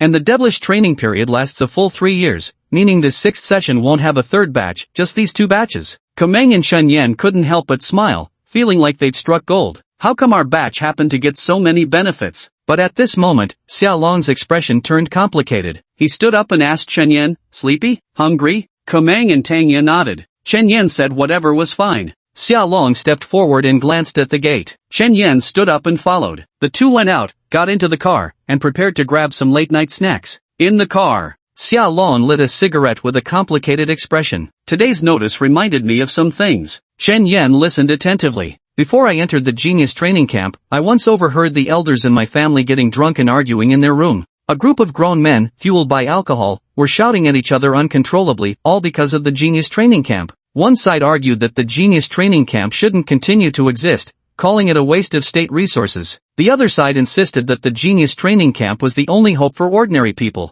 They each presented their arguments, debating endlessly, until an elder finally said, we could argue until we're blue in the face and still get nowhere. But he'd already heard rumors someone had dug up dirt on a founder of the genius training camp. Unless they produced truly astonishing results, the program would likely be shut down. Considering the brutal intensity of the current training cycle, if they couldn't outperform their competitors within 3 years, this would almost certainly be the program's final run. The 2 stood beneath the dim yellow streetlight, waiting for the late-night eatery owner to finish cooking. Chen Yan stood in silence, his gaze sweeping over this cold and damp Tianxiaking. The night scene here was tranquil and serene. Xia Long walked over from under the streetlight carrying a few bottles of beer and their late-night meal before getting in the car. In low spirits, he lit another cigarette before pressing down on the accelerator. Vroom vroom. The engine roared to life, the vehicle started moving, and cold wind blew in through the windows. The two inside remained quiet, exchanging no words. Xia Long couldn't resist glancing at the rearview mirror. Bro, I just dropped such explosive news on you, how can you not have any reaction at all? Chen Yan remained silent as ever. Shalom, bro. We bear the future of the genius training camp. If our batch can't produce results, this city will be gone. This city gave us the hope of becoming martial artists. Don't you care at all? His voice grew increasingly impassioned, yet Chen Yan remained quietly seated in the back row, gazing at the streetscape flowing backwards outside the window, his hand sweeping back and forth through the wind. What are you doing? Chen Yan, I'm saying hello to the wind here. Xia Long, LMAO. He was completely speechless. Alright, it seems Chen Yan is just that kind of person who doesn't particularly care about others. He might be older than he looks, already past the stage where he gets excited by others' enthusiasm. Yet Xia Long distinctly remembered seeing a fleeting spark in Chen Yan's eyes moments ago. Does he really not care? Not necessarily so. After returning to the comprehensive training facility, Chen Yan ate a few bites of food before standing up again to practice chi-powered boxing. He remained silent and composed, his movements precise, with faint streams of chi swirling around him. Soon, he was drenched in sweat again, sleep was clearly out of the question now. That's right. Chen Yan truly didn't sleep that night. By 3 a.m., Xia Long and Tanya could barely keep their eyes open from exhaustion, yet Chen Yan was still swinging his fists tirelessly. In just 3 days, he had already developed muscle memory for chi-powered boxing. Kumeng was still awake too. In her eyes, Chen Yan was quite a peculiar guy. Because he wasn't looking at us. Whether it was Tanya or herself, Kumeng, both could be considered beauties. Throughout her life, whether walking down the street or sitting in shops or at school, Kumeng had always been aware of people glancing her way from time to time. But from the moment she met Chen Yan until now, Kumeng hadn't detected that particular emotion in his gaze. He was composed, like a pot of tea quietly exuding its fragrance in a corner. Even now at 3 in the morning, he showed no trace of sleepiness or fatigue. This made Kumeng unable to resist speaking up first. What did you do before coming here? Chen Yan spoke, his voice as slow and measured as his movements. A house husband. Ha ha. Kumeng gave an awkward laugh, lowered his head to continue practicing his punches, and stopped engaging with him. Because he was subtly hinting to her that he had a wife, please keep your distance, and if there's nothing important, don't engage in casual chatter. By 5 in the morning, when the sky was just beginning to lighten, Kumeng couldn't hold on any longer. She went to wash up and then nestled into the blankets to sleep. Chen Yan, meanwhile, walked to the bathroom and glanced down at his martial wristband. Out of control value, 290. Pneumatic value, 190. Keep taking the drugs. After finishing the last 4 bottles of Rampaging Thunder Bear's blood essence today, I'll go back to sleep. At 6 in the morning, the sky brightened slightly more, still without sunlight, misty and gray. Chen Yan actually quite liked this sort of ambience. He never really liked sunlight to begin with, preferring instead to sit beneath eaves weathered by wind and rain, because that's precisely where he belonged. The protagonist could stand in the sunshine bathing in rapturous applause, but supporting characters like him weren't condemned to self-pity either. Living well could carve out their own 3-square-foot plot of existence. It was an utterly overlooked little house, with gloomy rain drizzling outside. Sitting by the balcony, he quietly pored over martial arts manuals, a cup of tea brewed by his wife at hand while she watched soap operas in her pajamas in the living room. Living out one's days like this wouldn't be entirely unacceptable either. But fate insisted on altering their life paths, forcing them apart. Now one is in the genius training camp, the other on the Cursed King's Island. While the tale of meeting at the summit is undoubtedly captivating,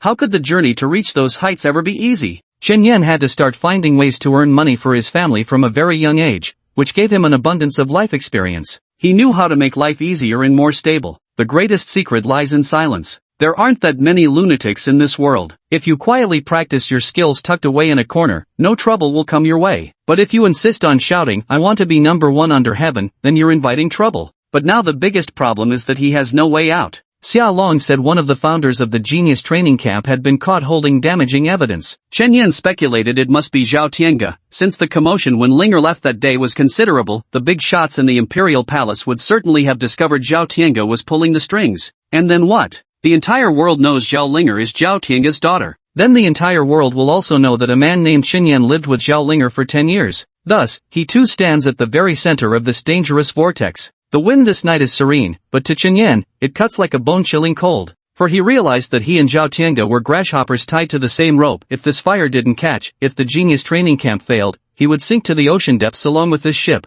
Chen Yan mocked himself, a desperado with no way out. Chapter 24, the genius training period begins. Xiao Long didn't wake up until noon. He woke with a start and cursed under his breath for sleeping so deeply. Raising his head, he saw Tanya and Komang still asleep. Tanya curled up like a kitten, while Komang lay on her side, hugging the blanket with her nightgown disheveled, revealing pale thighs in full view. But beside them, Chen Yan remained indifferent as a monk, mechanically repeating pneumatic punches, his eyes bloodshot and his cheeks once again flushing red. You didn't stay up all night, did you? Chen Yan shook his head. Slept for a while. Xiao Long shook his head, thinking what a madman. After getting up, he didn't wake the two women, lowering his head to brush his teeth and wash up, then began practicing his martial arts. But considerable noise still ended up waking both women. Komang glanced down at the time and couldn't believe she'd slept so late today. Because of her chronic insomnia, tonight was the most peaceful sleep she'd had in a long time, especially when she caught sight of Chen Yan's tranquil profile. An involuntary wave of joy washed over her heart. That young man carried a quiet strength within him, potent enough to dispel all anxiety and unease. How fortunate his wife must be. With these thoughts in mind, Komang got up to brush her teeth and wash up. That afternoon, everyone continued their own practice with hardly any conversation and unusual silence, given that they'd normally exchange at least a few jokes. Chen Yan's presence had sobered the group. Keep good men company and you shall be of the number. Witnessing Chen Yan's relentless drive, the others didn't dare slack off, fearing they might be looked down upon. As night fell once more, Komang observed that Chen Yan's pneumatic fist technique had become astonishingly refined, with energy flowing swiftly through every movement. He had already stepped into the second realm, Qi regulation. What a monster! The others exclaimed in amazement. Meanwhile, Chen Yan had also finished drinking the last vial of Raging Thunder Bear blood essence, reaching a Qi activation value of 232, with an out-of-control degree at 420. After that, he stopped consuming blood essence and continued fighting until the event ended at 10 p.m. Xiao Long drove the two women home first before finally returning together with Chen Yan. After returning home, Chen Yan quickly took a shower and brushed his teeth, then passed out the moment his head tilted sideways. Too exhausted. The next morning at 5:40, beep beep beep beep beep, he was startled awake by the shrill sound of the alarm. Chen Yan abruptly sat up, quickly freshened himself, put on the official green uniform given to him earlier, and stepped out the door. Just then, he saw Xiao Long emerging as well, ruffling his messy bedhead while also wearing the uniform. Without exchanging a word, the two headed downstairs and swiftly made their way toward the central training square. The path was crowded with figures, some munching on steamed buns, others yawning, some chatting with their female companions. Everyone stole glances at one another, for from today onward, they would all be classmates. The ultimate hell training period was set to begin at 6 in the morning. Following the coordinates provided on their notices, everyone gathered on the training ground. Chen Yan and Xiao Long had already arrived at their positions by 5:55, standing in a linked formation, Chen at the front, Xiao at the rear. Suddenly, Chen Yan noticed many hostile gazes from the side. He knew they were from the sinister gang. Their eyes seemed to be brewing some sort of plot. Chen Yan paid it no mind and quickly scanned the surroundings. A rough estimate suggested there might be over 1,000 people on the field alone. Just the blood cultivation sector alone had nearly 600 people. There were over 300 curse cultivators. Only slightly more than 100 mantra cultivators remained. Everyone was dressed in uniforms, but the striking group standing at the very front drew attention. 3 rows, 11 people per row. Their attire was different, more intricate, yet they weren't instructors but fellow students. The instructors all wore black uniforms, towering figures, numerous in count. At a rough estimate, there were at least 40 or 50 of them, each donning hats and masks, revealing only a pair of sharp, ruthless eyes. Chen Yan hardly dared meet their gaze, for within their eyes flickered a crimson aura of bloodlust. This was Chen Yan's first encounter with genuine killing intent in this lifetime. Books claimed that murderous aura could make one's legs go weak with trembling, which he had thought somewhat exaggerated. But seeing the real thing now, he realized they weren't wrong at all. Some students in the room had even pissed themselves on the spot. And this was just the coach's normal demeanor. He couldn't imagine how terrifying their presence would be if they truly got serious. So this was how vast the gap between martial artists and ordinary people could be. They didn't even need to lift a finger to kill, just a fleeting glance could suffice. Yet such formidable beings were considered trash in the eyes of those Xianxiu practitioners? Just what level must those Xianxiu standing at the world's pinnacle be at then? Standing amidst the crowd, Chen Yan felt utterly insignificant. He turned and exchanged glances with Xiao Long, who said impassively, "Don't be afraid of those savage gang members." Chen Yan frowned. Savage gang? What was that about? Oh right, those shifty-eyed guys from earlier, he'd completely forgotten about them. 3 minutes remaining. Chen Yan clearly saw numerous people sprinting down the street in a panic, terrified that being late might bring dire consequences. With just 30 seconds left on the final countdown, every member of the 6th term's second phase hell training session had assembled. Not a single person was late. On the podium stood a tall man dressed in blood-red uniform, hands clasped behind his back, feet planted wide apart, exuding an overwhelming presence. Without a microphone, yet his voice boomed as if it could resonate throughout the entire celestial city. Not a single latecomer. Excellent. Then I declare, the 6th session, 2nd phase Ultimate Devil Training Camp of the Genius Training Program, officially begins. The moment the final word fell, the man seemed to roar like thunder, his voice sweeping through the venue like a storm, sending everyone's hair flying backward as their faces paled with fear,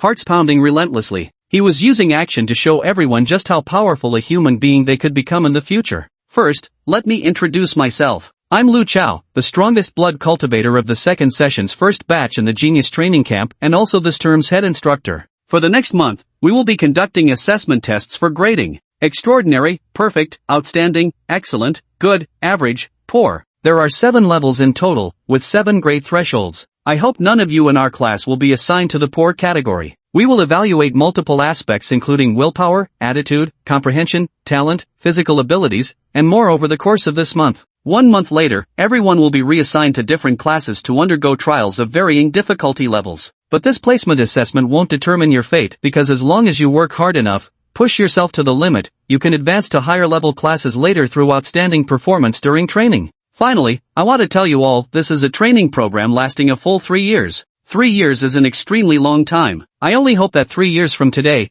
every single one of you will still be standing here alive, and still maintain the same attitude you have now. I can clearly see the longing for martial arts in each of your eyes. Excellent, hold on to that. May you maintain this pure passion throughout your entire lives. This is why you've come to the Genius Training Camp, and it's also the reason the Genius Training Camp exists. Finally, curse cultivators and mantra cultivators, please follow your coaches to your designated training areas. Blood cultivators, remain where you are. Chapter 25, Temperament and Willpower. Chen Yan turned his head to see the teams of curse practitioners and thought practitioners leaving the central square. The remaining 600 or so blood practitioners were left in the square, along with 30-some coaches. The front group still had 20 people remaining. Lu Chao announced loudly, starting now, I am your head coach. During the devil training period, you have no names, only code names. Look down at the coordinates beneath your feet, that will be your designation from now on. Chen Yan lowered his gaze. 485, that was his code name, while Xiaolong was 486. Lu Chao continued, training hours are from 6 a.m. to 5 p.m. daily, with no mealtime breaks because blood cultivators sustain themselves solely on vital essence. 1 rest day is allotted each week, though exceptionally outstanding performers may also request leave. Does everyone remember?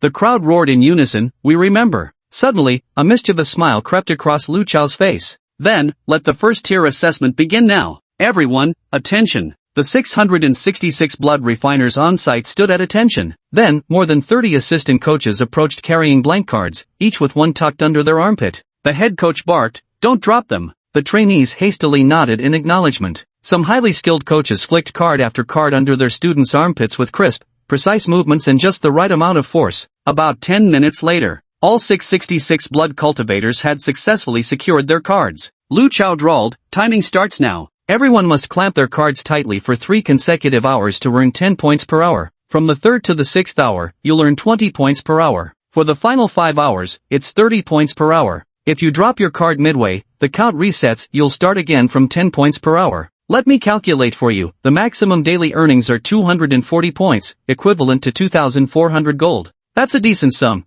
but the catch is, you must stand perfectly still for all 11 hours. No moving. Did you all hear that? Someone immediately raised their head and shouted that they heard, then fell down. Then, he continued, blood cultivation and aspect cultivation are fundamentally different. Aspect cultivators are people naturally favored by the heavens, blessed from birth with special vessels within their bodies that can contain power drawn from heaven and earth. Whether blood cultivators, mind cultivators, or curse cultivators, we were all ordinary people born with nothing. Therefore, our cultivation involves forcibly drawing external powers into our bodies. The essence blood of foreign races contains energy that humans cannot naturally accommodate, inevitably leading to the loss of our mental control. So for blood cultivators, the most crucial task is controlling the level of instability. What I'm about to teach you is a method to forcibly suppress the out-of-control value without using any external objects. Calm your breathing. Having you stand at attention is just the surface. What I hope is that through this standing process, you'll learn how to quiet your mind through breathing. As you breathe, control your energy, let it flow through your entire body, soothing your spirit. I know your minds will be filled with all kinds of distractions. This is what blood cultivators must eliminate. Only with an unclouded mind can one achieve tranquility and clarity, using the power of the soul to suppress the madness within the vital blood essence. Only those with sufficiently strong wills can endure the agony of mutation, retaining their humanity without transforming into beasts. The words fell. Everyone watched clearly as Lu Chao leaped onto the tallest stone pillar, then stood motionless in an enigmatic stance. He clasped his hands together, his right leg bent at the knee to support his weight, his left foot resting horizontally across his right knee. Then, another instructor placed 3 bowls of water on Lu Chao's head and shoulders. Chen Yan looked up, thinking to himself, that posture is seriously cool. But Lu Chao proceeded to say something even cooler. I'll stand with you for 11 hours. Do you believe it or not? 11 hours later, not a single drop will leak out. At this moment, waves of astonished gasps rippled through the student audience below. The term devil training period instinctively made everyone imagine they'd encounter a terrifying drill instructor who'd whip them relentlessly while squeezing every ounce of their physical endurance. Never imagined reality would be entirely the opposite. Instead, that instructor directly demonstrated through personal example, using even more exaggerated postures to show everyone what a blood cultivator should truly be like. Moreover, he constantly guided everyone throughout this process. Maintain steady diaphragmatic breathing. Feel the qi circulating within your body. Qi dynamism value. Everyone knows this is the blood cultivator's trump card. So how you circulate your qi is extremely important. I know many people have purchased qi dynamism fist, but it's not the only way to train qi. Even breathing will do. Perceive, breathe. Let the qi surge from your body and move as your heart desires. The massive island still blotted out the sun. The blood cultivators on the central training ground stood until their limbs grew numb, yet they dared not let their minds wander. One careless slip could send them tumbling. Though noon hadn't even arrived, many were already silently wondering, what time is it? Is it over yet? Can we leave yet? So hungry. I want to eat. Xia Long wasn't much better, his inner restlessness growing increasingly severe. Yet when she saw that motionless figure standing before her like a mountain, she somehow felt encouraged.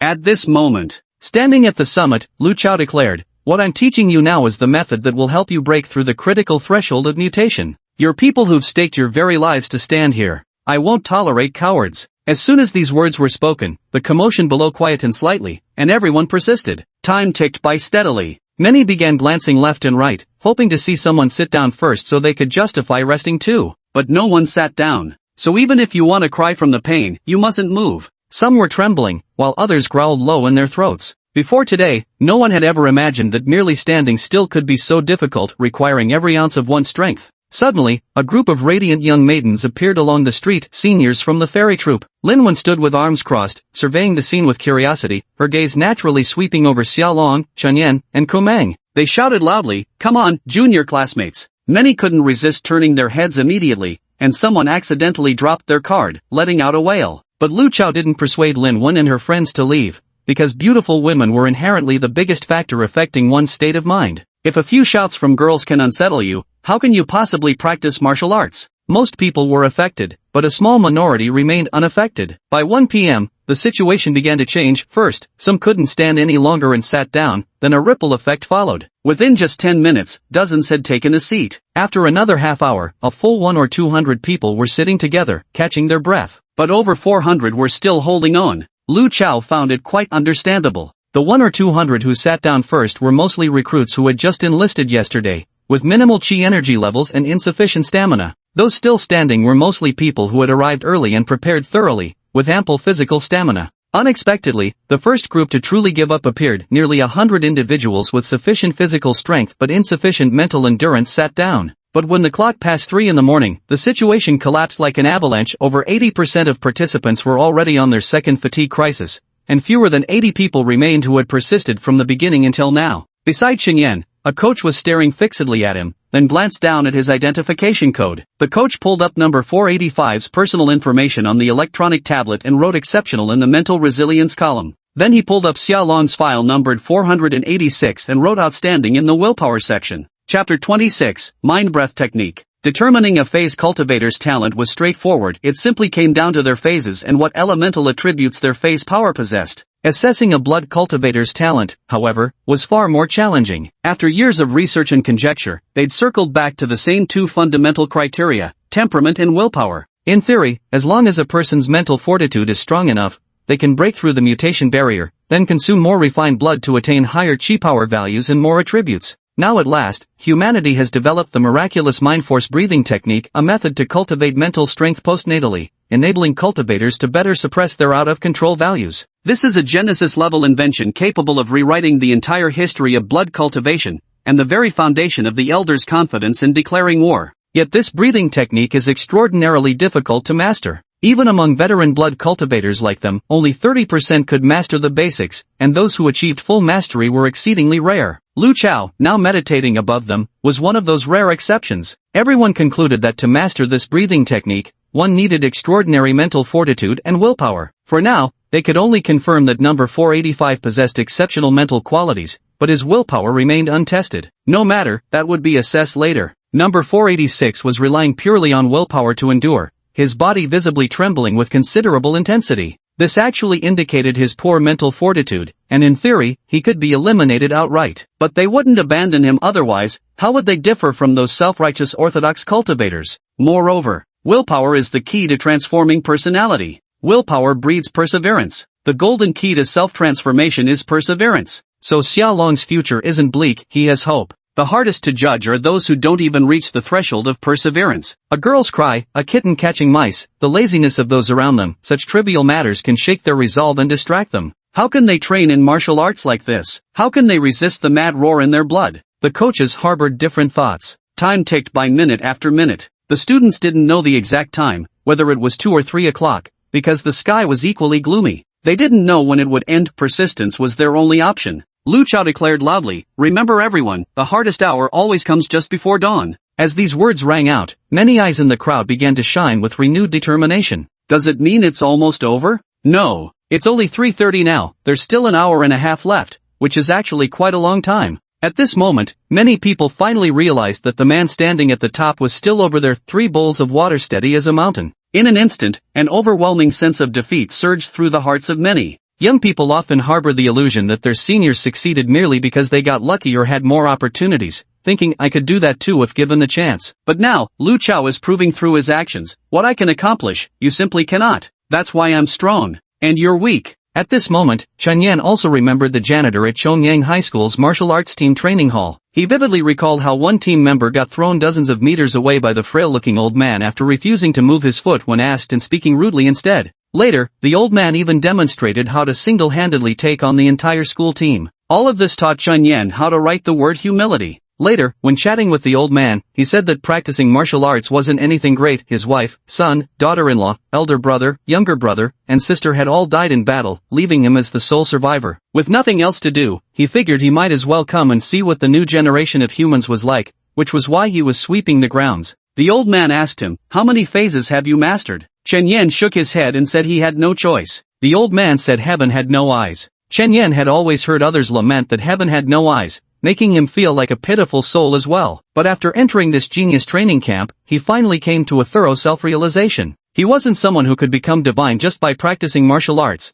The path ahead of him was still very long. Especially when he saw those 20 blood cultivators standing at the forefront, they must be special, with their distinctive attire and identical demeanor. Even from a distance, Chen Yan could see energy swirling around their bodies. Without even practicing Qi movement fist, they merely stood there, and the energy moved freely around them as if guided by their will. One individual was so formidable that his feet had already left the ground. Not moving a muscle, he controlled his breath to lift himself steadily by 1 centimeter. That's how he's been standing until now. From 6 in the morning until now, that guy's feet haven't touched the floor. Pushing himself to the extreme, Chen Yan thought, this guy is seriously intense. Just who are these people? Suddenly, Chen Yan sensed the guy behind him trembling slightly. He turned his head and saw several people smoking in the corner of the playground. Sure enough, Xiaolong was gazing at them with eyes full of envy. The craving hit him. Chen Yan lowered his head and said, "Is smoking more important than martial arts training?" The sound was quiet, but soul-crushing. Xiaolong gritted his teeth, praying silently, "Hold on." Suddenly, the instructor stepped forward and barked, talking, 10-point deduction.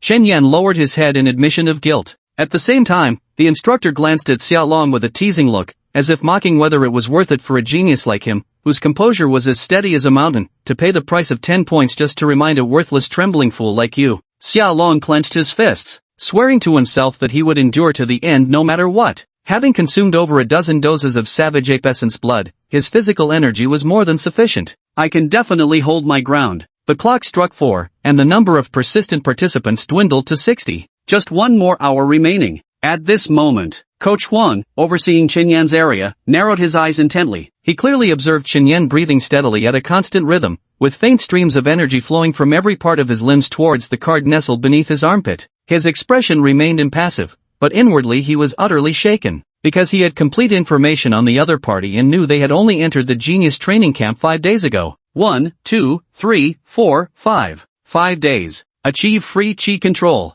What kind of freak is this? Moreover, Coach Huang clearly saw that Chen Yan seemed to be thoroughly enjoying himself, the chi circling around his body with increasing dexterity as he played. Without anyone noticing, the time had already reached 4:30. Those who persisted till the end decreased to 57. At this moment, Coach Huang noticed that Xia Long had fallen silent. He was no longer trembling, his eyes dull and lifeless, yet his arms seemed to have a will of their own, tightly clamped under his armpits. Coach Huang grinned, walked over to him, took off his mask, bent down to light a cigarette, took a deep puff, and relaxed with an expression of pure enjoyment. The smoke drifted into Xia Long's nostrils. Just as he had begun to enter his focused state, his eyes snapped open, his concentration shattered. He stared fiercely at Coach Huang, who stood before him chuckling, taking one deliberate drag after another before exhaling the smoke directly into his face. Finally, Xiaolong simply closed his eyes, completely ignoring the other person. At this, Coach Huang's smile faded as he extinguished his cigarette and put his mask back on. When the clock struck 5, Coach Huang took out his electronic tablet again, opened 480's personal profile, and changed the outstanding rating in the willpower column to perfect. At the same time, he also pulled up 485's personal profile, his expression complicated, temperament perfect, comprehension perfect. He looked at Xiao Long as if gazing upon a remarkable rising star, but his gaze toward Chen Yan held a different emotion. There stood a monster who would ultimately achieve greatness and surpass even himself. His figure was ordinary, yet beneath that slender frame lay energy far beyond ordinary imagination. Chapter 27, Free Chi Control. The school bell rang, signaling dismissal. Dong, dong, dong. Lu Chao used chi to levitate 3 bowls on his body, then tossed them to the ground. Yet, the water bowls autonomously decelerated upon landing without spilling a single drop. The sight made Chen Yan think, truly impressive. Next, Lu Chao leisurely announced, the first trial has concluded. Class dismissed. All points will automatically convert into gold coins, arriving in your accounts within half an hour at most. Tomorrow morning at 6 sharp, we'll meet again without fail. With that, he waved his sleeves and departed. All the instructors in the venue also withdrew, gathering to discuss the caliber of this batch of prodigies. Absolutely astonishing that Steadfast Fellow wasn't alone. Besides those 20 bloodline inheritors, there were 31 others. Xiao Long's name was listed among them. The assembly dispersed. Chen Yan turned to see Xiao Long standing frozen, then suddenly collapsing onto the floor, his eyes dazed and brimming with tears, as if whispering, Mom, I did it. Chen Yan extended his hand with a smile, impressive. Xiao Long abruptly raised his hand to shake it, was helped up by him, but walking proved difficult, limping and stumbling before finally sitting back down. His legs were truly numb, and many around them shared the same symptoms. Then, Xiao Long took a deep breath, looked at Chen Yan, and asked, Aren't your legs numb? Of course they are. Chen Yan limped a couple of steps before plopping down to catch his breath, then immediately picked up his martial wristband and glanced down. The out-of-control value has dropped to 0. Once the money comes in we'll get high. Come on, man. Xiao Long couldn't take it anymore. We stuck it out from start to finish. That's seriously badass. How are you not even excited right now? I am excited. Chen Yan chuckled lightly. Bullshit. Xiao Long sighed, thinking this guy really didn't act like someone his age at all. Then, the money arrived. The jingling sound of gold coins leaped in both their ears. Xiao Long hastily transferred 100 gold coins to Chen Yan. To Chen Yan's surprise, he found that the amount he received was still 2,400 gold coins, not a single coin less. How much did you receive? 2,500, huh?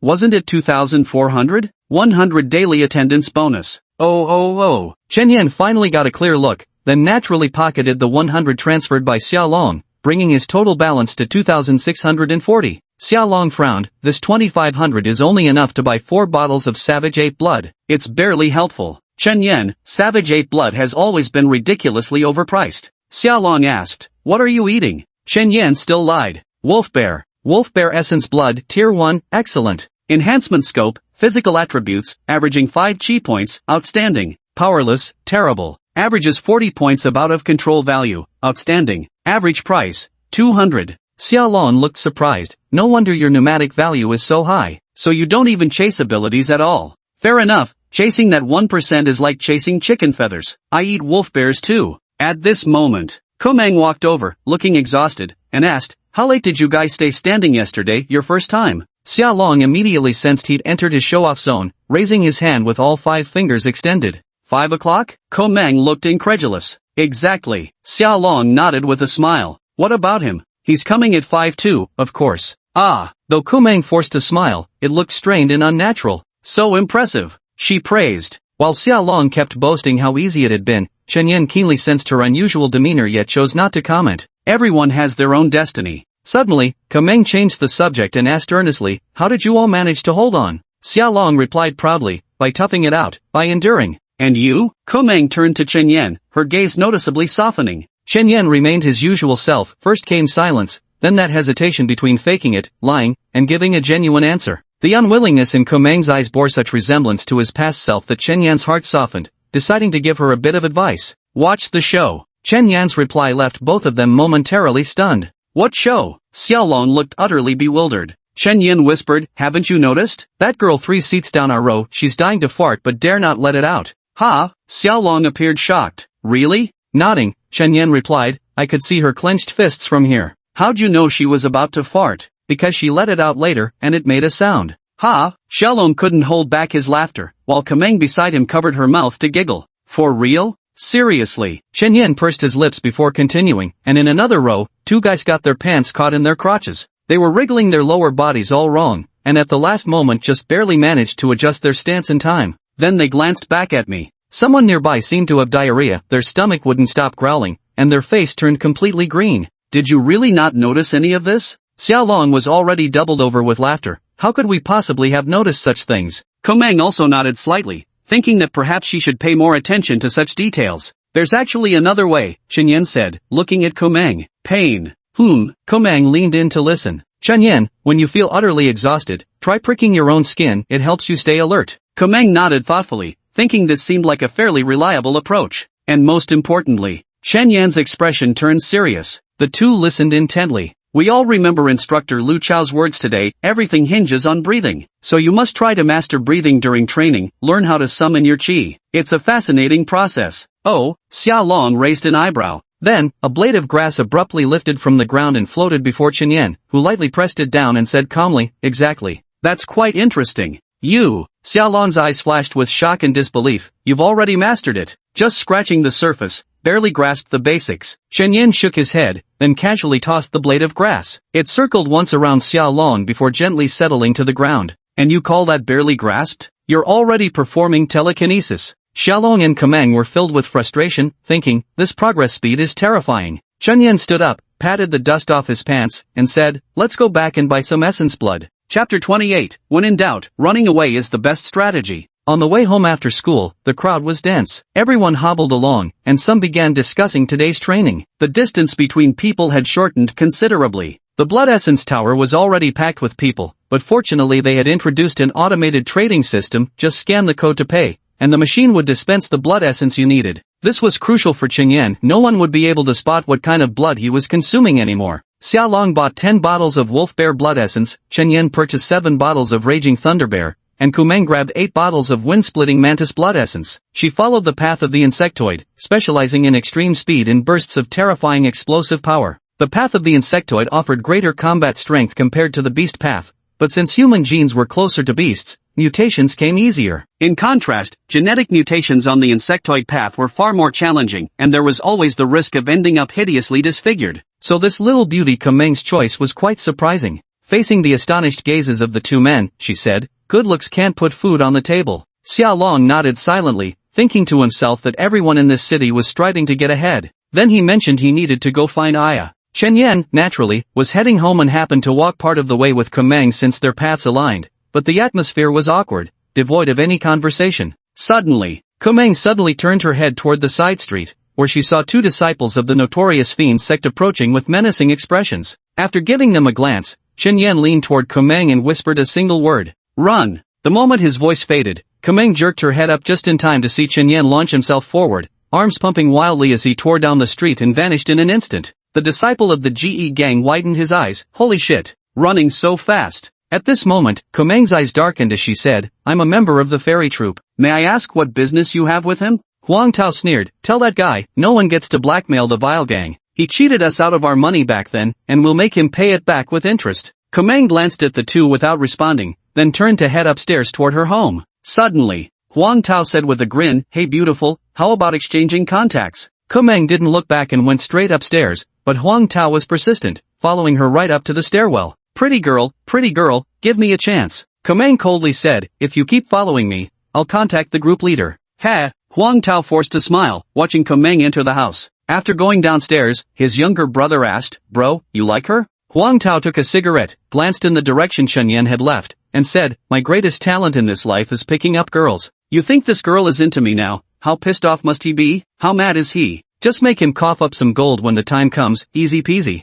He dropped some coins on me, and I promised to stay away from Kumang. Once Kumang falls for me, she'll definitely drop coins for me too. That's how money's made, got it? The younger brother quickly nodded. "Big bro, you're amazing." Huang Tao grinned, "Give me 7 days tops, just watch how I'll conquer this Kumang." With that, the two swaggered off. As soon as Chen Yan got home, the first thing he did was take his enhancement drugs. His current energy level had already reached 232. He bought 7 bottles today because consuming all 7 would definitely push him past the 300 threshold. At 300, equivalent to a second-tier evolved individual, the effects of first-tier blood essence would diminish significantly while the risk of loss of control remains unchanged. So Chen Yan would likely choose to purchase second-tier Titans`Storm Bear Essence next. Second-tier Titans`Storm Bear Essence, excellent. Significantly enhances muscle density and physical endurance, with an average increase of 7 energy points, perfect. 2% chance to comprehend Wild Thunder, S rank. On average brings 120 points of loss of control, terrible. Price 450. To be honest, it's a bit expensive,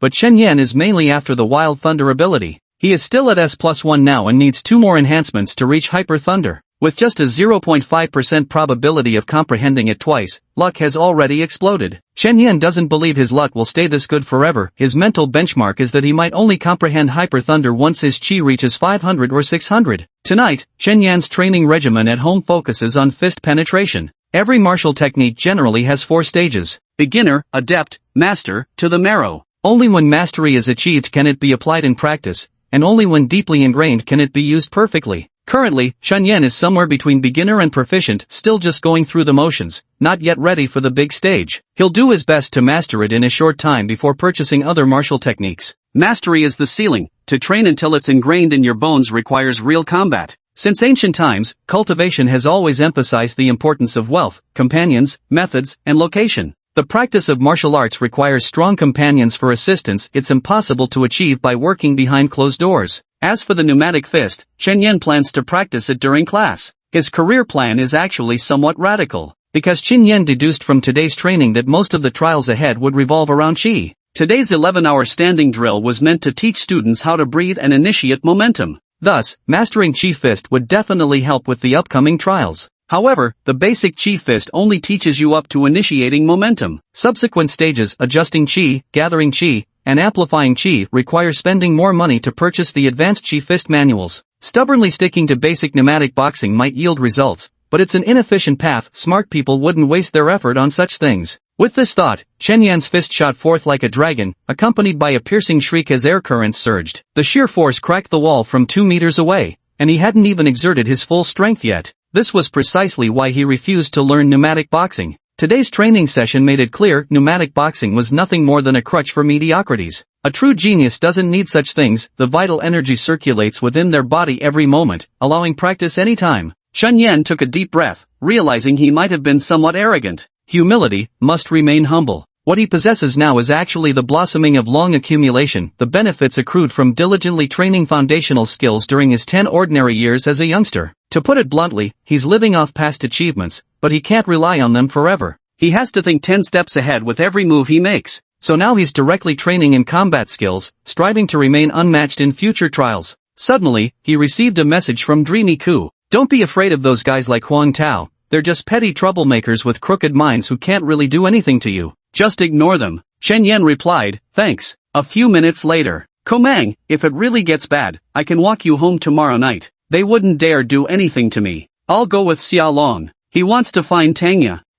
I'll go by myself then. Komang, alright, as long as you can take good care of yourself. Or rather, Chen Yan, would you like to join a student club too? Chapter 29, Steadying Ourselves Again. By now, Chen Yan had already learned about all the major student clubs. The largest organization of blood cultivators is the vilest gang, whose dealings often lurk in the shadows, resources trafficking and such dark trades. Chen Yan wanted nothing to do with these people. Other clubs were either too weak or refused to take in blood cultivators, no real choice at all. So Chen Yan had no choice but to continue being a lone wolf, while also realizing just how extraordinary Lin Wen was. Single-handedly, she had managed to protect all the thought cultivators and the girls under her wing, shielding them from harm. This is a great merit. Moreover, she's wealthy and a genius to boot. Chen Yan's gaze held nothing but admiration. He genuinely respected that woman from the bottom of his heart. The most impressive part was when she personally came to clean his room on the first day. Did someone of her stature really need those 50 gold coins? Especially after he'd bargained her down to 30. She doesn't need to, she's just here to make friends. No one knows which new student might have hidden potential in this massive freshman group, but that's alright, she can just get to know everyone. Now that's smart thinking. Chen Yan admitted to himself he couldn't possibly accomplish so much while still struggling with martial arts training. At 10 o'clock in the evening, Xiao Long returned. As usual, he knocked on Chen Yan's door, handed him a cigarette, and said, "I think we need to plan for the future." Chen Yan raised an eyebrow, such as, "Let's change to a villa." Why? Xiaolong, those villas have formations built into them. And with you, me, Komeng, and Tanya, just the four of us, we can afford the smallest one. Then we can all cultivate inside. It'll definitely be much more convenient than staying here. A stick of soothing incense costs 500. If I burn it in your room, most of it would drift away, but over there, not a single wisp would scatter. The most important thing is the atmosphere. With a hardcore overachiever like you leading the way, none of us dare slack off. If I practiced alone, I'd probably sit down to play with my phone after just a few minutes of punching. After a brief silence, Chen Yan said, "I feel it's so troublesome and expensive." Think about it, Xiao Long shrugged. "Yeah, I'll give it some thought." Finally, the door closed. Chen Yan thought to himself that Xiao Long probably couldn't grasp what he truly meant. If he truly wanted to rent a villa, it certainly wouldn't be for comfort, only to make martial arts practice easier. If it couldn't provide him with sufficient help in that regard, he would never spend the money. Moreover, he couldn't train with everyone else, not for any other reason, but because he stayed naked at home. Doing laundry was such a hassle. Without Linger around, he couldn't figure it out, so he simply wore underwear, took a shower after working out, scrubbed clean, and 5 minutes later drifted off to sleep beautifully. Tonight he consumed 3 vials of rampaging Thunder Bear Essence blood, pushing his chi activation value to 263, while his out-of-control value remained merely 140 before sleep. The sky was barely light. Waking up, the out-of-control value dropped to 90. Chen Yan downed the remaining 4 doses of essence blood in one go and headed out to attend class with Xiao Long. On the way, Xiao Long asked Chen Yan, "So, have you thought about the villa matter? It feels like quite a waste of money. It's not expensive when split daily, and there are arrays to alleviate fatigue. If you're willing to spend more, curse cultivators can even set up arrays to suppress the derangement value. Many people are considering villa sharing now, and there's going to be bidding wars later." Chen Yan lowered his head, wondering, were there really arrays that could suppress the derangement value? Now that sounded somewhat interesting. He might need to find time to look into it. Then, on the field, all blood cultivators took their positions, Chen Yan still standing at spot 485. Today's assessment was similar to yesterday's, standing at attention for 11 hours, but with increased difficulty. Now, the central square beneath everyone's feet is a massive formation that continuously alternates between ice and fire. This is not a trial that can be perfectly passed through willpower alone, physical endurance is also required. However, the rewards have been increased. The first 5 hours grant 15 points per hour, the next 5 hours give 30 points per hour, and the final hour awards 60 points. Anyone who can endure the entire duration will receive a total of 285 points equivalent to 2,850 gold coins. And Lu Chao mentioned an interesting rule. Players who achieved a perfect clearance yesterday can choose to increase the difficulty level today, with corresponding increases in credits and rewards. Those who complete today's challenge perfectly may also choose to step up the difficulty tomorrow. However, everyone must remember one thing, know your limits. The bonus reward will only be given for a flawless clearance. Without perfect completion, it doesn't count as success, and the weight of that bonus will become your greatest burden. At these words, both Chen Yan and Xiao Long's eyes gleamed with excitement. Others who had achieved perfect clearance also wore smiles on their faces. Many who had failed to last until the end yesterday sighed and bowed their heads in frustration, including Komeng. Now, her gaze was sharp as she stared fixedly ahead, swearing to herself that she would stand for the full 11 hours today. Then, Coach Huang Yuan walked up to Xiao Long and Chen Yan, carrying 2 bags in his hands, and asked, "Extra weight?" In an instant, numerous gazes turned their way, each face filled with envy. Xiao Long was itching to blurt out yes, but Chen Yan shook his head and said, "No extra." Xiaolong was stunned, looking at Chen Yan in disbelief. Chen Yan looked at him and said, "Let's get through today first before anything else." "Alright," Xiaolong gave up, simultaneously indicating he wouldn't add. The surrounding classmates were bewildered, wondering why he wouldn't add. Then everyone looked at the 2 bags in Huang Yuan's hands, wondering how heavy they were. If they only weighed about 5 or 6 jin, wouldn't that be a huge loss? Little did they know, Chen Yan had already estimated them with his senses, at least 40 jin. Carrying them on his back for 11 hours wasn't an easy feat. Most crucially, whether it was Chen Yan or Xiaolong behind him, they had each downed several bottles of refined blood before setting off. The degree of loss of control was the same as taking them one by one, but the medicinal impact would intensify all at once within an hour or two. The intensity during that 1 or 2 hours was extreme, and they still hadn't figured out how much output this alternating icy and fiery terrain beneath their feet required. Adding a 40-pound backpack at this point was far too unstable. 2,850 gold coins were more than enough. If he could secure them steadily, it would be pure profit. Besides, Chen Yan's ultimate goal was to cultivate qi. As for Xiaolong trailing behind, he hadn't even grasped the basics of qi yet. He had no business pushing his limits. It's only the second day of 3 years of study, absolutely no need to rush. Impatience for quick success is the deadliest poison. Finally, Chen Yan turned back to look at Xiaolong and said, "Remember, breathe, channel your energy." Xiaolong nodded heavily. Chapter 30, A route is like a landslide. When the trial officially began the next day, Chen Yan realized his steadiness had been correct. Today's perfect clearance rate would undoubtedly be lower than yesterday's. This alternating fire and ice intensity was no joke. Sometimes it scorched their feet, other times it froze their hands. Chen Yan clearly saw many people around him unable to resist lifting their feet, only to be scolded and warned by the instructors. Surprisingly, points weren't immediately deducted today, warnings came first. Probably even the head coach had realized this intensity might still be too much for the current students. Yet Chen Yan clearly saw the team standing at the very front, still carrying their backpacks as usual, standing sullenly and motionless. They all increased their load, yet remained effortlessly composed, truly impressive. Training collapsed shortly after noon today. Cultivators fell like a crumbling mountain, sitting down to rest or wandering off for cigarettes. Behind them, Xiaolong gritted his teeth, eyes bloodshot with fury. He'd thought if they endured yesterday, today would be manageable, never imagined it would prove this excruciating. The alternating waves of heat and cold made it unbearable, scattering his focus like leaves in the wind. Chen Yan had suggested watching a play yesterday, but how could he possibly entertain such thoughts now? He could only regulate himself through controlled breathing. Kumingi was no different, clenching her teeth, her eyes burning with refusal to accept defeat. She'd rather die standing than fall today. Yet Chen Yan remained as unmovable as a mountain. Moreover, his mastery of qi continued its steady ascent. Coach Huang Yuan clearly saw that Chen Yan's lower body was enveloped by qi, which could prevent both hot and cold air from invading his body. Only during breath exchange would this qi barrier momentarily vanish. Chen Yan himself was well aware of this point. He realized the boundlessness of martial arts, just the concept of qi alone held so many intricacies. But he had role models, the 20 individuals at the forefront. They too exchanged breaths, yet their barriers never disappeared. Their qi barriers consisted of 3 distinct layers. With each breath exchange, they drew the innermost layer inward and then redistributed it to the outermost layer upon exhaling, repeating this cycle endlessly.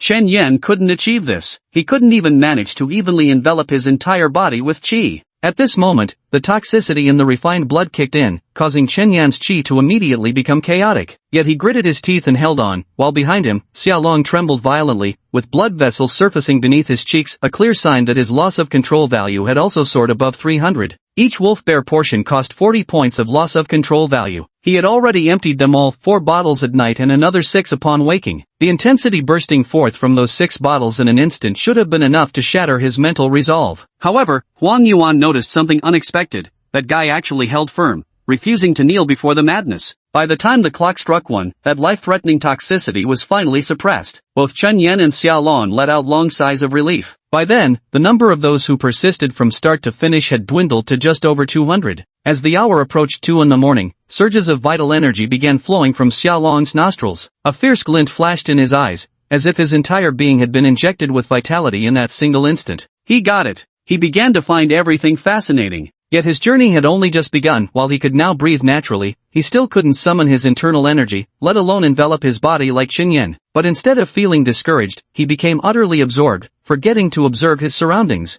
The time came to 3 o'clock. Another large group of people collapsed, leaving only over 80 who had persisted from beginning to end. The clock struck 4. Only 62 remained. The final hour. This hour is worth 60 points. But no one knew the time or realized dawn was about to break. so over a dozen people still succumbed to exhaustion and sat down to rest. 5 o'clock. The school bell rang right on time. With a smile, Lu Chao announced the end of today's trial. Only 48 participants had persevered from start to finish. See you all tomorrow morning. Continue then. After enduring for 11 hours, Xiaolong's gaze grew unfocused before his head lolled to the side and he collapsed unconscious on the spot. Kumeng was in the same state, with only Chen Yan remaining conscious. Taking a deep breath, he stretched his stiff legs slightly before settling into a cross-legged sitting position. All the surrounding students cast envious glances, for they knew that 485 and 486 had once again achieved a flawless victory today. In the morning, everyone had questioned why these two didn't carry backpacks. Now they realized how wise that decision was. Apart from the top 20, every other student who chose to push their limits was completely wiped out. Today's perfect clearers were almost an entirely different group compared to yesterday's.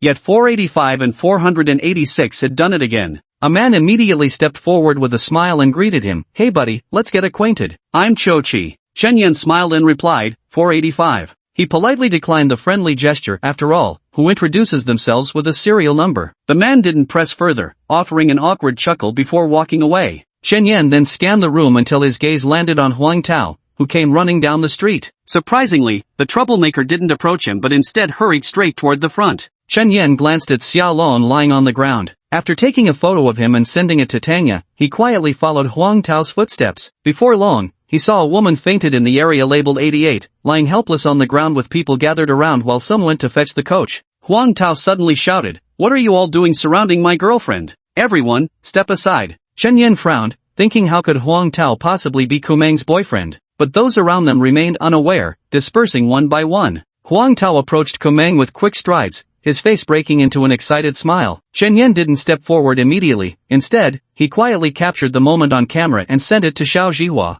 Xiao Zhihua was eating cream puffs at the mall when she saw the message. Her expression changed abruptly as she swiftly typed a warning in the ferry group chat. Everyone at the sports field, head to zone 88 immediately to protect our member Kumeng. But by then, Huang Tao's arms were already reaching out to embrace Kumeng. After a moment of silence, Chen Yan suddenly hid among the crowd, putting on a high-pitched cutesy voice, and screamed, "There's a pervert trying to harass our senior sister. Ah, is there no justice anymore? Ah, all the senior brothers are perverts." The coach, who had been chatting while leaving, heard the commotion and immediately turned around. In a flash, he covered the distance of 100 meters, appearing at the scene in an instant, grabbing Huang Tao by the shoulder and lifting him off the ground with one hand. After witnessing this scene, Chen Yan turned away and silently disappeared into the crowd. Then, he glanced at Xiao Long, wondering if any woman would suddenly sit on his lap by chance.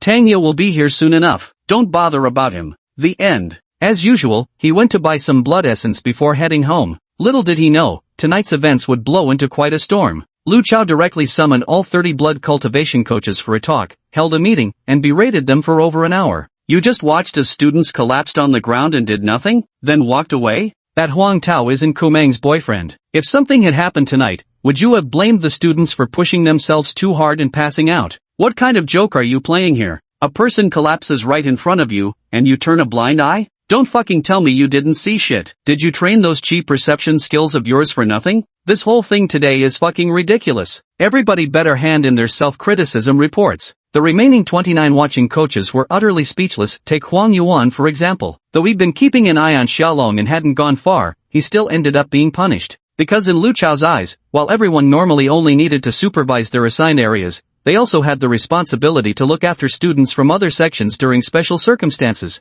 All eyes turned to Deng Pingguan, the coach responsible for Kumeng's area. He was practically seething at Huang Tao right now. He had actually been monitoring Kumeng, but just when other coaches came over for a brief chat, Huang Tao chose that precise moment to appear. All it took was those dozen seconds. Damn it! Chapter 31 Lin Wen's investment. Huang Tao ended up in serious trouble. He was expelled from the genius training camp. With Chen Yan's only trouble now gone, he could finally focus on his cultivation in peace. That evening, 2,950 gold coins were credited, bringing Chen Yan's balance to 3840. His pneumatic value reached 303, but he failed to obtain the third Thunder Fury. Chen Yan went to purchase second-tier Thunder Bear Essence Blood, priced at 450 per bottle. He bought 7 bottles, spending 3150, leaving his balance at 690. His out-of-control index had now reached 120. He immediately consumed 1 bottle of second-tier Thunder Bear Essence Blood, which increased his pneumatic value by 14 points, directly pushing it to 317, a very satisfactory result. The out-of-control value reaches 180. increasing by 60 points. Acceptable. Naturally, he then continued practicing the flowing fist. Since the Thunder Bear had attributes that boosted physical endurance, Chen Yan's stamina was exceptional. His punches were now incredibly swift, and he never felt the slightest bit of fatigue. The hallmark of mastering the piercing fist is producing 5 sonic booms within a single second. Chen Yan was far from reaching this level. At most, he could only manage 2 consecutive booms. Yet through relentless repetition, he grew increasingly adept and gradually grasped the technique's essence. At 9 o'clock in the evening, Komeng suddenly sent him a message. Transfer, 500 received. Thank you. After 2 seconds of silence, Chen Yan chose to accept the money. His balance rose to 1190. At the same time, Komeng and Xiao Zhihua walked out of the security office, having just reviewed the surveillance footage, confirming that the cute girl's voice belonged to Chen Yan. Xiao Zhihua suddenly turned her head and saw Meng Meng. Komeng looked up. Do you like Chen Yan? Komeng shook her head, denying firmly. Xiao Zhihua changed the subject, saying, I performed exceptionally well at the Nianxiu training camp, on par with you. Sister Wen plans to invest in both of you. She's preparing a villa for you with facilities comparable to those at a comprehensive training camp. As I mentioned before, you, Aya, and Xiaolong will each contribute 5% of your daily earnings to Sister Wen. You all agreed to this arrangement. The final candidate was originally supposed to be Chen Yan. Since he's unwilling, then I'll help you find another guy. Komeng frowned. Why does it have to be a guy? I don't want to live under the same roof with a man. Xiaolong was a special case. Xiao Zhihua paused mid-step, silently staring at Komeng. Komeng's expression shifted slightly. What's wrong? Xiao Zhihua, when we said that position would go to Chen Yan, your expression wasn't like this. He's a special case. Komeng replied without hesitation. In my eyes, he's like a reliable elder brother. He's married, has a wife, and maintains proper boundaries with female colleagues that makes people feel at ease. Moreover, he's extremely hardworking, the kind of diligence that can inspire others. I can certainly accept that. Xiao Zhihua couldn't detect any flaws in Komeng's words for the moment. Could she really have been mistaken? At this point, Komeng continued, I think we should question Chen Yan again. We hadn't presented him with all the conditions before. 5% daily earnings aren't that high. I'll go talk to him. Don't worry, Sister Zhihua. My eyes are solely focused on martial arts. I won't be fooled by any man. Xiao Zhihua had no strength to argue either, and said, then as long as you know what you're doing. Continue then. Komeng returned home and immediately told Chen Yan about the matter. To her surprise, Chen Yan still chose to refuse. Komeng was puzzled. Why? 5% is really not much. Chen Yan replied, no reason. I've gotten used to living alone. Komeng sighed, fine. Truth be told, Chen Yan's reason for refusing was simple. He could never share a roof with a girl. How would he explain that to Linger later? For the sake of cultivation? All excuses. When a man and a woman are alone in a room, anything can happen. Once suspicion takes root, the relationship is bound to shatter. Chen Yan wouldn't allow that to happen. Soon, Xiaolong also learned of the matter. He was utterly shocked and returned to ask Chen Yan why he refused. This would be immensely beneficial for your martial arts. Chen Yan shook his head, explaining that he was simply accustomed to living alone. But ginger still grows spicier with age. After doing some quick calculations in her mind, Linwen decided to secretly send Chen Yan a single-line message. Would it be okay with you if 4 boys shared one room? Chen Yan replied, sure. Back at the ferry cruise base, Linwen showed Xiao Zhihua the chat log and shrugged with pride. It's that simple. Xiao Zhihua still found it hard to believe. Does true love really exist in this world? Linwen chuckled. How many men have you met that you dare claim there's no such thing as true love in this world? Xiao Zhihua had nothing to say and chose to remain silent. Linwen was definitely going to invest in Chen Yan. This guy had perfectly cleared challenges for 2 consecutive days, showing boundless potential. Yesterday's full score was 2,400, and today it's already 2,850. 5% of that is over 100 gold coins. With 4 people, that's nearly 500 gold coins, translating to 15,000 gold coins a month, and that's a conservative estimate. As long as they maintain this momentum, Linwen will soon recoup her costs and start making handsome profits. But Xiaolong couldn't accept this arrangement. He still wanted to share a bed with Tanya. Wouldn't living separately be terribly inconvenient? Yet he couldn't voice these thoughts aloud, so he tried persuading Chen Yan instead, arguing what's wrong with 2 men and 2 women? Your wife would surely understand. Chen Yan, of course, had already seen through Xiaolong's intentions. After a few seconds of consideration, he patted Xiaolong's shoulder and asked earnestly, do you love Tanya? Of course, Xiaolong answered without hesitation. Chen Yan smiled and said, love is restraint. Xiaolong immediately became agitated. What do you mean by that, Chen Yan? Chen Yan said, meaning, there's ample time ahead. The villa area is only so big, and you're driving. If the feelings are truly strong, any obstacle can be overcome. Besides, and what? Xiaolong pressed further. And nothing, Chen Yan shook his head, not continuing the conversation. It's up to you, but I can only accept 4 guys sharing one room. Fine, Xiao Long sighed and went back to his room. What Chen Yan didn't say and didn't know was how soundproof those rooms were. If you two stayed together, you'd definitely keep everyone awake all night. None of these problems existed when guys shared a room. This was crucial. After all, lack of sleep directly affects the next day's condition.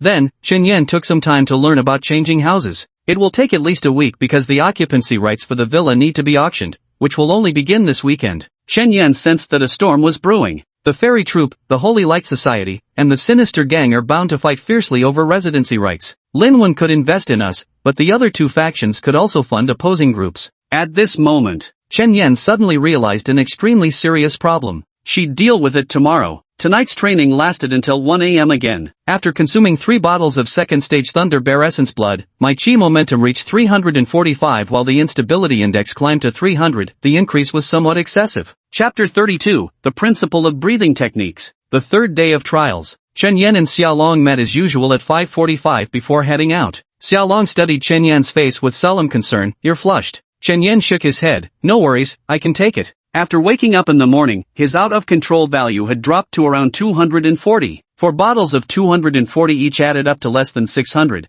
But the real problem was, what about after today? He might not be able to take the medication this evening. He didn't want any gaps in his training regimen. This was what he needed to figure out during today's session. On the way, Chen Yan suddenly said, Xiaolong, you're still a member of the extremely evil gang. Xiaolong shrugged with indifference. The extremely evil gang has so many members, no one will notice me. But Chen Yan was deadly serious. You're the guy who cleared the challenges perfectly for 2 consecutive days. The evil gang wouldn't possibly pass up investing in you. There's a high chance their leader will try to poach you from Lin Wen, though of course you'd never go with them. But that gang's methods have never been particularly legitimate. You'd better watch your back. Xiaolong nodded, taking Chen Yan's words to heart. On the third day of training, they resumed standing at attention for 11 hours straight, with the fire and ice torment intensifying by another level. Yesterday they alternated between sweltering 40 degrees Celsius heat and freezing -5 degrees Celsius. Today it escalated to scorching 45 degrees Celsius and bone-chilling -10 degrees Celsius swings.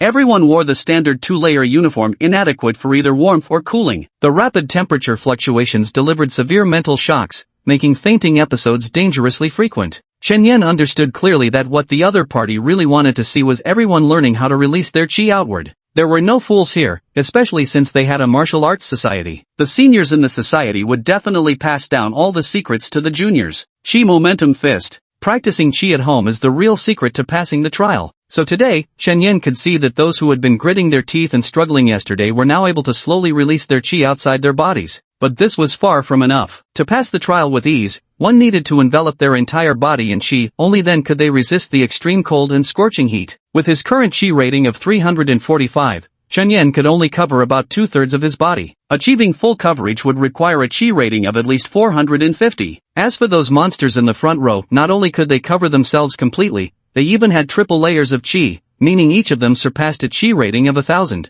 How could they possibly be in the same batch as us? This question had always lingered in Chen Yan's mind, but dwelling on those thoughts was pointless now. Chen Yan refocused on today's training session, opting to push himself further by shouldering a 50-pound backpack, his confidence stemming from physical endurance far surpassing ordinary people. He had consumed countless bottles of Berserk Thunder Bear blood essence, leaving him with terrifying amounts of physical stamina. Back then, he could endure over 40 straight hours of intensive training. Now that he was even stronger, standing at attention while carrying a bag should be no problem at all. It's challenging, but theoretically feasible. The benefit of upgrading is an extra 5 points per hour, which means 55 points for 11 hours, or 550 coins, not really that much when you think about it. Today's perfect clear gold coin amount is the same as yesterday's, 2850, plus 550 for full attendance, making it 3500. He set his sights on tranquil pills, a medication for acutely suppressing out-of-control values. Each pill can suppress over 30 points, and a person typically consumes about 20 in their lifetime before it loses effectiveness.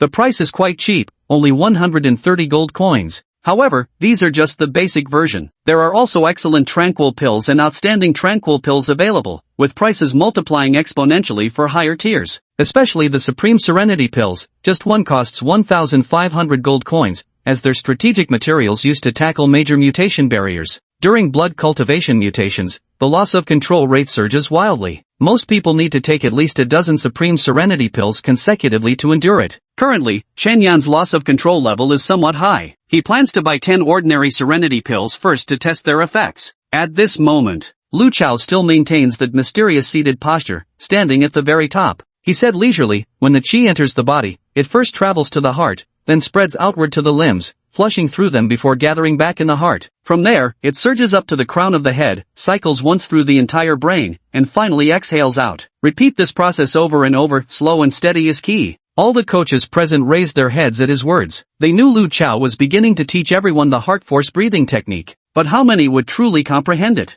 Huang Yuan stared intently at Chen Yan, harboring no small expectations for him. Actually, the mind-breathing technique isn't difficult. Its principle is so simple it can be summarized in one sentence. When breathing, let the energy roar through your bloodstream like tidal waves, flushing out toxins from your blood. The first step is learning to circulate the energy through your meridians. Each complete breath constitutes one cycle, allowing the energy to traverse your entire body once. Then it becomes extremely straightforward. Calm your mind and walk through it repeatedly. Imagine a tiny figure running through your veins. After running for a while, you'll notice the impurities in your blood world, and then expel them. Qi is your consciousness. Once you become aware of your body's issues, use all-pervasive qi to drive out all the problems, and your loss of control will decrease. But it's easier said than done. Many people initially thought this thing was a scam. How could one possibly sense toxins in the microscopic world using qi? How could they be expelled? It sounded completely nonsensical. Yet, somehow, there were those who could grasp it intuitively and achieve such seemingly impossible feats. But understanding was just the first step.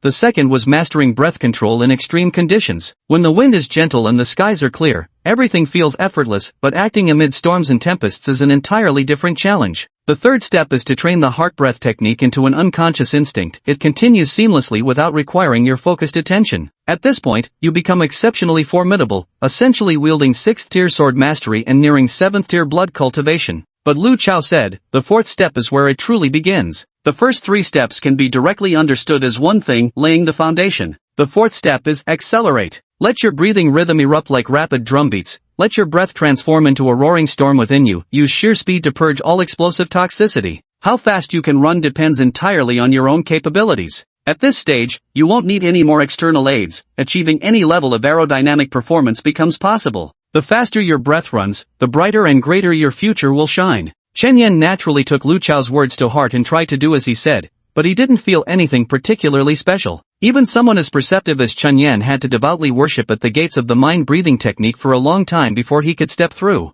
At this moment, the importance of temperament and willpower becomes apparent. If one round of breathing and exhalation brings no feeling, then 10 rounds, 100 rounds, even 1,000,000 or 100,000,000 rounds patience and willpower are in no short supply here. Where genuine sincerity reaches, even metal and stone can be opened. Chapter 33, The Mightiest Blood Cultivator, Gao Tianshan. Today's clearance rate will undoubtedly be far higher than yesterday's. The day before yesterday, everyone stood idle, and the clearance rates were still decent. But yesterday, with the addition of the trial of fire and ice, many were left wilted. If they'd added something else today, surely many would have fallen. Fortunately, Instructor Lu wasn't that cruel, he merely tweaked the temperature a bit. So when the clock struck 12, not a single person had collapsed. Everyone endured for 6 full hours. This brought Lu Chao immense relief and put him in excellent spirits. Looking down from the highest point at all the blood cultivators below, he often felt an irrepressible sorrow because if they couldn't win, these youths would be humanity's last blood cultivators. So when he saw how hard they were all competing, it filled him with immense joy. In truth, debates about education for this batch had been raging wildly over the past month. The first generation's mightiest blood cultivator, Gao Tianshan, proposed, train till you drop, unless it kills you, keep pushing to the death. 10 deaths, 100 deaths, it doesn't matter. As long as one transcendent emerges from the crucible, we'll have our hope. Lu Chao objected, saying, if we do this, how are we any different from those cultivators who look down on others like dogs? Gao Tianshan directly cursed at Lu Chao, this is our last hope. What's the damn use of saying all that nonsense? If we can't cultivate successfully, forget about the genius training camp, we won't even know what to do with our future. But Lu Chao stood his ground, insisting, blood cultivation is the most unstable path. Every single practitioner who made it to Tianxia City did so at the cost of their sanity. These people don't need us whipping them with a switch, they're more eager than anyone to train in martial arts. Life has been brutalizing them for over a decade. What they need now is to be treated with kindness. I believe in the power of tenderness. Gao Tianshan roared, tenderness my ass. Never imagined. The end. Zhao Tianga had the final say. This batch of blood cultivators shall be entirely under Lu Chao's command. What moved Lu Chao most was when that great prince privately told him with a smile, I too believe in the power of gentleness. If it weren't Lu Chao, but Gao Tianshan leading this batch of students, there probably wouldn't even be a few intact individuals among the 666 people on the field right now. School ends at 5 p.m.? Are you dreaming? Practice goes until at least 10 p.m. Practice until morning if you can't get it right. Death proves you're unworthy to be a blood cultivator. Gao Tianshan had been his long-standing rival for years, their ideologies fundamentally opposed, yet he always won hearts. His words could electrify an entire crowd. How many here have attended university? Of course not. Everyone entered the gifted training camp at 18 or 19 years old. College life was just a childhood dream, an experience we could never truly have. If this really is the final session, I hope these kids get to enjoy the college life we never had. I hope they can live like normal young men and women, not like us, neither fully human nor fully ghost. That's why classes end at 5 p.m., with weekends off. At this moment, Gao Tianshan stepped out of the car with a gloomy expression. He stood at the edge of the square, glancing up at Lu Chao sitting atop who was striking some unknown pose, then looked down at the children in the field. Just one glance, his eyes darkened instantly. 3 days. Student number 666. Nearly 2/3 of people can skip the pneumatic fist starting stance. Yo, not bad. His mean face actually showed a rare hint of a smile before he turned to head into the mall for some decent food. At this moment, Lu Chao turned his head to glance at him, and he immediately stiffened his face, appearing quite dissatisfied with the current situation. Below the stage, almost every hour, Lu Chao would repeat the contents of the heart force breathing method, as Chen Yan diligently practiced it. By now, he had completely lost track of time, directing all his focus to the qi surrounding his body. Time slipped by unnoticed. The bell tolled. School's out. Chen Yan was momentarily startled. He looked up, thinking, did it end so quickly today? On the podium, Lu Chao said leisurely, everyone, rest well tonight. Starting tomorrow, we'll ramp up the intensity a bit, but not by much. I believe you'll all continue to perform as excellently as you did today. Today, the number of persistent contenders surged straight to 100, with 35 successfully advancing by increasing their bids. Quite an impressive achievement. Chen Yan turned to look at Xiao Long, who hadn't passed out today. Xiao Long boasted that he had bought several portions of Fire Spirit Beast and Water Spirit Beast Essence yesterday. Chen Yan thought it was a bit of a waste. First tier Fire Spirit Beast Essence, excellent. Enhancement range, Fire Element Resistance, providing an average of 4 arrow points, excellent. 1% chance to comprehend light fire, grade A. On average causes 20 points of loss of control value, perfect. The Water Spirit Beast is similar, providing very little loss of control value but offering resistance instead, with prices around 600. It said that yesterday the essence blood of these two spirit beasts sold out like crazy. Today should be the same, so the price of essence blood has started to rise, adjusted from 600 to 650. Chen Yan paid no heed to such matters. His current balance stood at 4690. The out-of-control value registered at 450, alarmingly high, while the pneumatic value read 385. He headed to the mall and purchased 10 tranquil heart pills for 1300. Then, to his surprise, he noticed the price of Thunderstorm Bear's essence blood had dropped from 450 to 400. It seems everyone's rush to buy Waterfire Spirit Beasts has affected the market, leading to price drops to attract other buyers for these essence bloods. Chen Yan bought 8 bottles in one go, spending 3200. In the end, his balance was 190. Go home. Upon returning home, Chen Yan couldn't wait to raise his right fist, where faint purple lightning danced, bringing a smile to his face. Sure enough, he had sensed it earlier while standing in stance practice, and now it was confirmed his Thunder Rage had reached S+2. One more level up would make it SS. By then, he would go buy other essence bloods. Right now, Chen Yan wasn't entirely sure how tough his muscles had become. All he knew was that punching walls no longer hurt at all, there wasn't even the slightest sensation. He was even tempted to try catching blades barehanded. Come on, Crazy Thunder, it's time to buy some more essence blood. Hopefully, these 8 bottles will bring miracles once consumed. Then, 10 calming pills were swallowed one by one. Shortly after, Chen Yan's rage value dropped from 450 to 150. Good, keep taking the medicine. Tonight, Chen Yan's training regimen remains the continuous fist technique, with the goal of mastering it. Moreover, his punching speed began to slow down because he was constantly adjusting his breathing to maintain the Mind Force breathing technique. Even if it meant going slower or falling behind, he prioritized this breathing method. Though he didn't perceive anything special about it, anything the head coach repeated dozens of times a day must be the most valuable. Keep studying, keep trying. Chapter 34 World Combat Arena. Tonight, Xiao Long returned late again, but there was no smell of alcohol or cigarettes on him, just sweat. He mentioned that Sister One had access to an affordable comprehensive training camp, so he went there to train with Aya, then asked Chen Yan if he wanted to join. Chen Yan shook his head, indicating he didn't like crowds. Xiaolong asked, "What's your qi activation level now?" "Below 200. Xiaolong chuckled lightly, "Your progress is slowing down. I've already reached 150. I have decent talent each time I absorb essence blood. I manage to extract slightly more aerodynamic value than the standard amount." Chen Yan also nodded with a smile, "That's good. Alright, I'm heading off then. See you tomorrow." Xiaolong waved goodbye to Chen Yan. After returning home, he continued his training, and Chen Yan did the same. The moon set as the sun rose. A new day begins. Chen Yan's qi level reached 430, with an instability coefficient of 260. He had 5 vials of second-stage Berserk Thunder Bear blood essence left,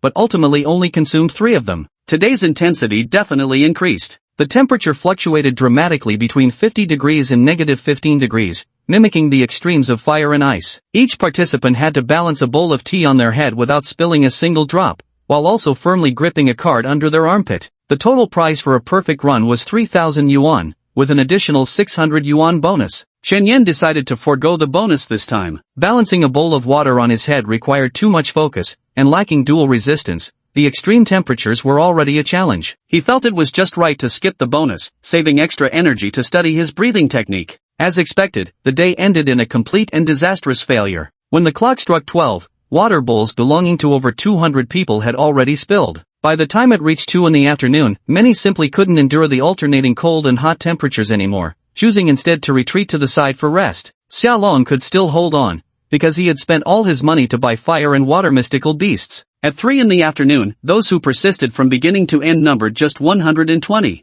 From 3 to 4 o'clock, nearly 50 students fainted within that hour. It wasn't due to physical exhaustion or lack of willpower, but rather the extreme alternating intensity of fire and water overwhelmed them, leaving them disoriented and unconscious. By the time 4 o'clock arrived, only 62 individuals remained steadfast from beginning to end. In the final hour, 11 more collapsed, Xiaolong being among them. His water had splashed out. At 5 o'clock, the bell rang. Chen Yan frowned and regretfully removed the water bowl from his head. He felt almost no fatigue, nor did he feel hot or cold, as his qi already enveloped his entire body. This made him somewhat regretful. Had he known, he would have pushed himself harder. "I underestimated myself." Unexpectedly, Kamang actually managed to endure till the end too. Xiaolong immediately felt his pride take a hit. It stung. He'd held on just fine the first day, so why couldn't he today? His stamina was more than enough. Chen Yan patted his shoulder and said, "Got distracted, didn't you? Next, the bonus arrives, time to spend." At this moment, his pneumatic value reaches 466, and his loss control value stands at 380.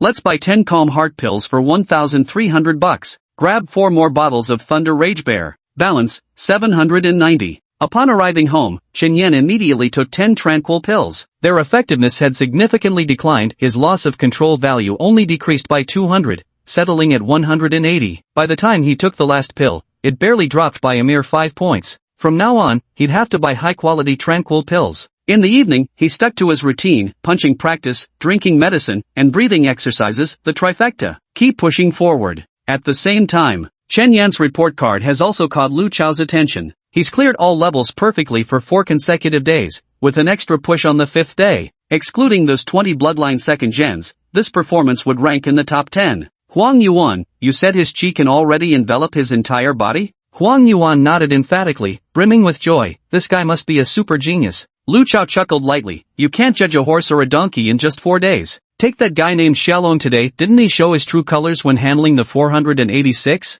Martial training depends on endurance. Grand gestures mean nothing without staying power. Any great undertaking requires persistent dedication. If this kind of performance only lasts 4 or 5 days, it proves nothing. Keep observing. Don't pay excessive attention, nor target him specifically. At this age, the biggest problem with children is that if you praise them twice, their tails will wag straight up to the heavens." Suddenly, an untimely voice rang out in the office. "What's there to praise? This lazy, sloppy appearance, what exactly deserves praise?" Dozens of coaches present, along with Lu Chao, all looked up to see Gao Tianshan walking in with an icy expression, showing no regard for Lu Chao's dignity as he directly took a seat opposite him. Gao Tianshan and Lu Chao locked eyes, their gazes sparking as if with an electric charge. The surrounding coaches all bowed their heads in silence. The aura emanating from both men was terrifying, like 2 demons radiating murderous intent in a standoff. The quiet office seemed calm on the surface, but if they so willed it, every desk and computer in the room could melt away in an instant. "Senior Gao," Lu Chao said with a smile, "what advice do you have for me?" Gao Tianshan lit a cigarette for himself with a match before mocking, What exactly are you teaching?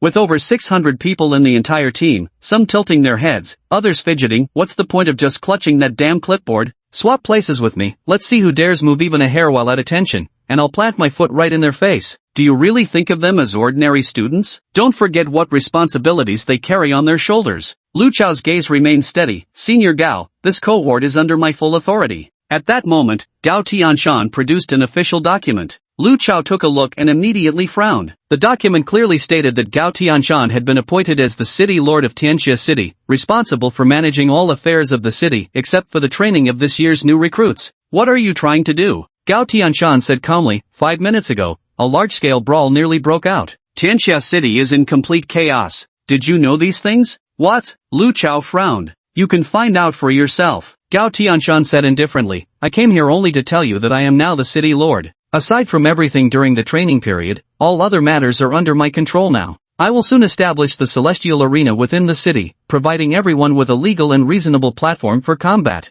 Lu Chao angrily retorted. They're just students who've barely begun their martial journey. You'll be the death of them. Gao Tianshan impassively stated. The weak deserve to be weeded out. Then, he turned his head to look at the 50-odd coaches in the arena. It's your duty to follow my orders after training ends. Finally, Gao Tianshan strode away, but at the doorway, he adjusted his attire before turning back to glare sharply at Lu Chao. Don't call me senior when you see me in the future, he said. Address me as Lord Gao. Chapter 35, Xiaolong's Incident. Lu Chao was deeply concerned about the group brawl and sent someone to investigate. Soon, the truth came to light. Immersive translate. God damn it, I've been fooled. Chen Yan stood at his doorstep listening to Xiaolong's furious cursing. At this moment, his face was bruised and swollen, covered in bandages, with no trace of his former handsome appearance left. What happened? Xiaolong gritted his teeth and said, these past few days, a guy from the meditation group has been chasing Tanya, and tonight he asked her out. Chen Yan raised an eyebrow. She left with that guy? No, Xiaolong shook his head. It was a girl from the Nianqiu group who asked Tanya out tonight. She had something very important to tell her. Someone later told me that Tanya was seen at the Black Hole Bar wagging her finger at that guy.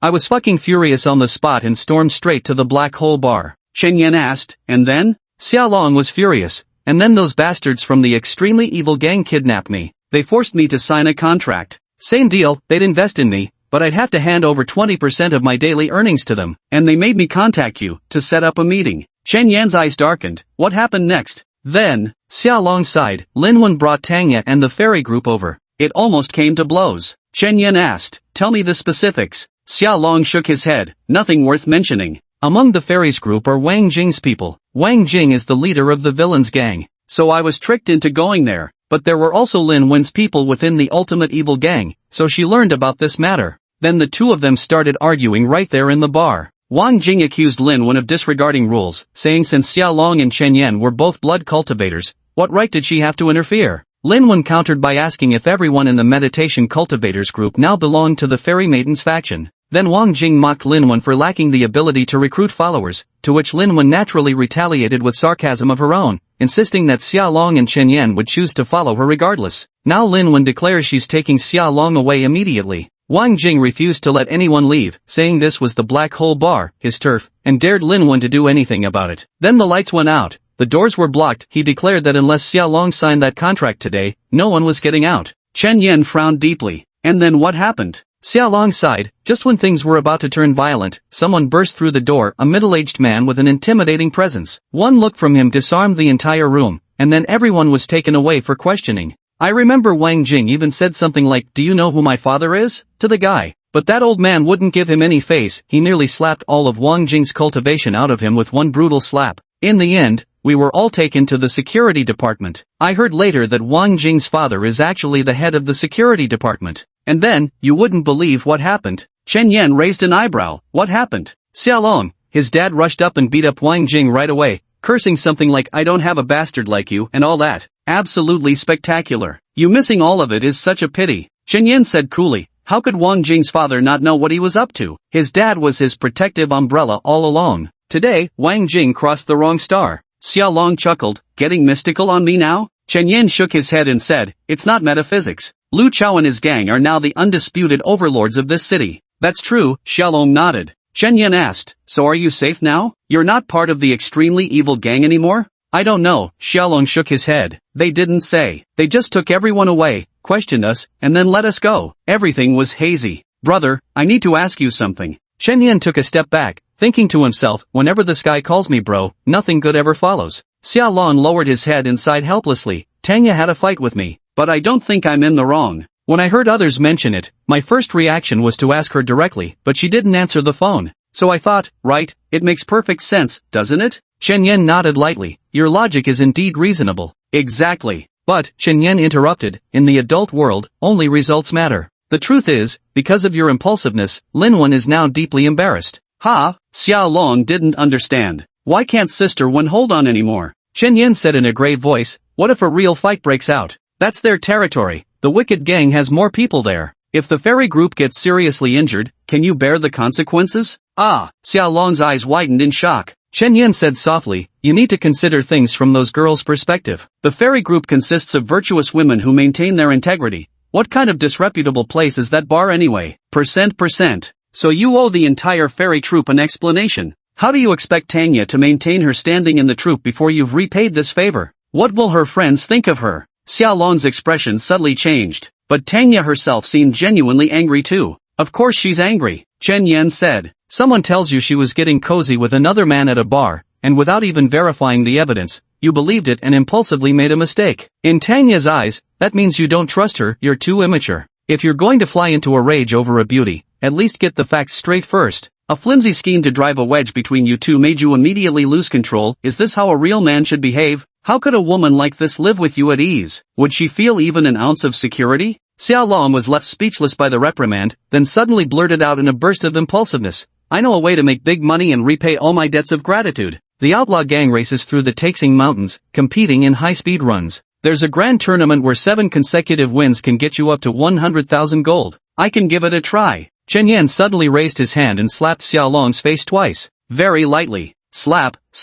What? Xiaolong looked completely bewildered. To sober you up, Chen Yan said flatly, going to the infernal gang's turf right now would be suicide. A 7-match winning streak? With your air power barely reaching 200? Or do you have some special ability? Tell me, did the infernal gang build their reputation by hosting fair matches, or through fraud and theft? What you should do now is go back and practice your martial arts. Starting tomorrow, train hard and strengthen your skills so you can earn some money for Lin Wen first. A gentleman's revenge is never too late. Chen Yan's steady voice calmed Xiaolong's restless heart somewhat. Finally, he said, get some rest early. I still have to train. With that, he turned and closed the door. Outside the door, Xiaolong grew increasingly furious the more he thought about it. Gritting his teeth, he muttered, but I can't accept this. From inside the door, Chen Yan's voice came through. Endure it. Chapter 36 Super Thunder. After returning to the house, Xiaolong sincerely expressed his stance to Tanya. I know I was wrong. Tanya, about what? I shouldn't have doubted you. Wrong. I'm not finished yet, that was only the first point. Then go on.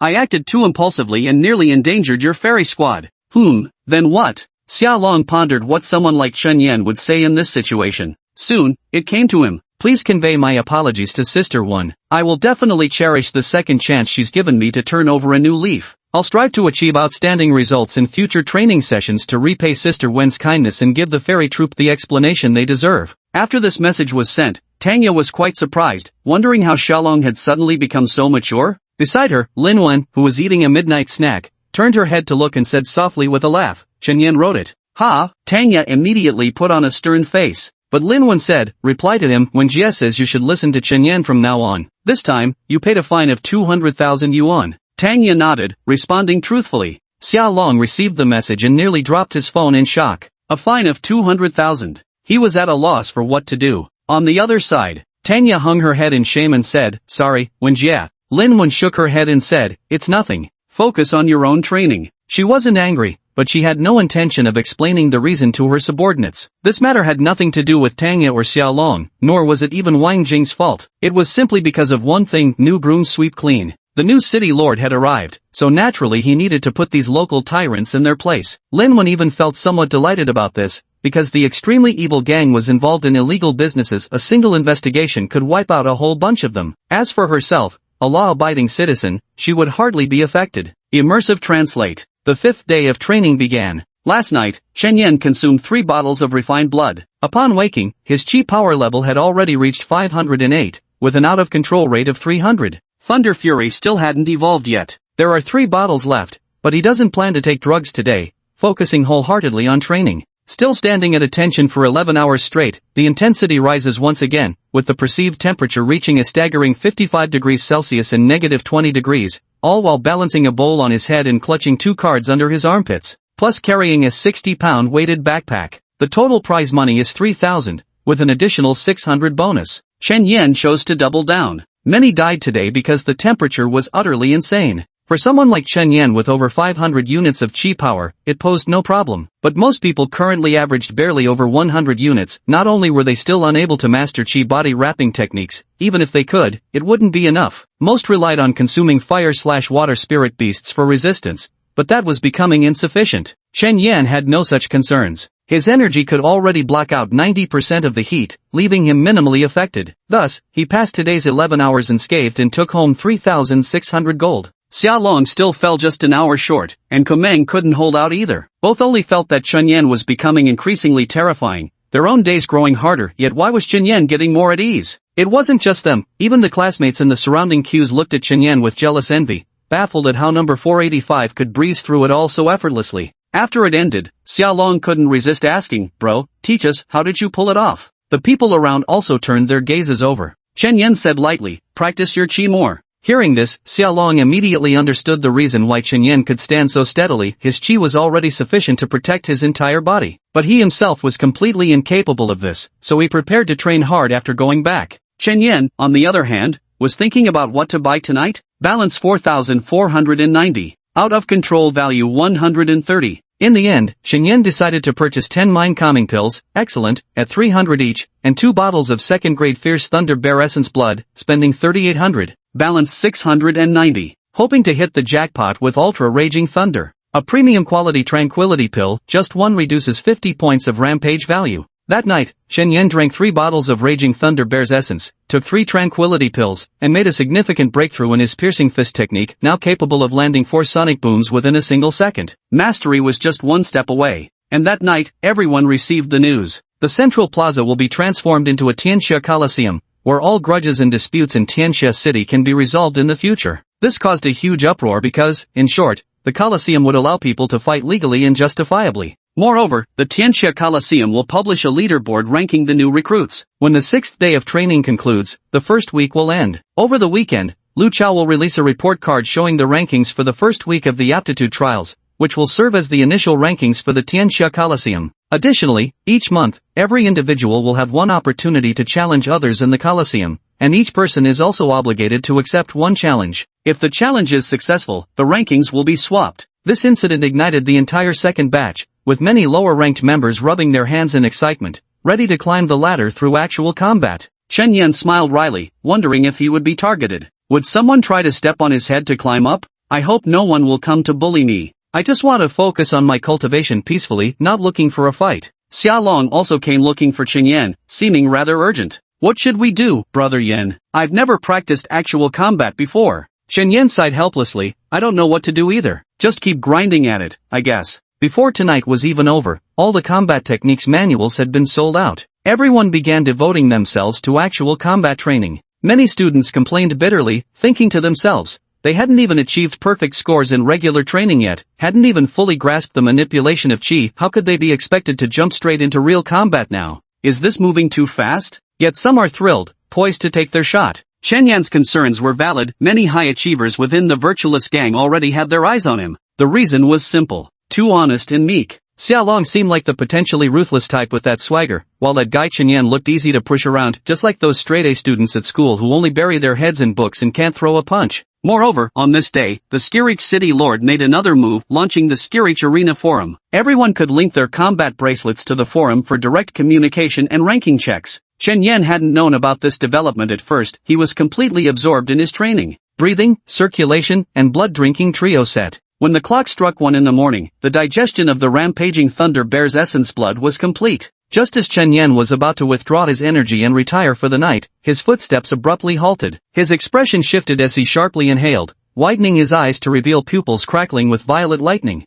Crackle pop. Chen Yan raised his right hand, with chaotic lightning dancing wildly in his palm, causing his jet black hair to flutter wildly. A brilliant smile bloomed across his face. Ultra Wild Thunder Evolution complete. Chapter 37, Zhu Xian Summit. The intensity of the supercharged lightning was astounding, and Shen Yan was so exhilarated that even after bathing, he didn't feel the slightest bit tired, playing with electricity inside his house. Suddenly, he wanted to try what it felt like to strike someone with this thunder. No. Restraint, patience. No showing off, no arrogance. Sleep. He lay down on the carpet, ready to sleep, when his martial arts bracelet suddenly beeped. Raising his arm, he saw Xiao Long had sent him a link. Shen Yan clicked it open. Title. For 85 Godly Fears, perfect scores all 5 days, double bonuses. Does anyone know who he is? Shen Yan was frustrated. Already being targeted? He lowered his head to read the replies below. That score should rank in the top 40, right? I feel like this covers the top 30. To be honest, those 20 bloodline descendants should be excluded, so this number 485 must be among the top 10 contenders this season.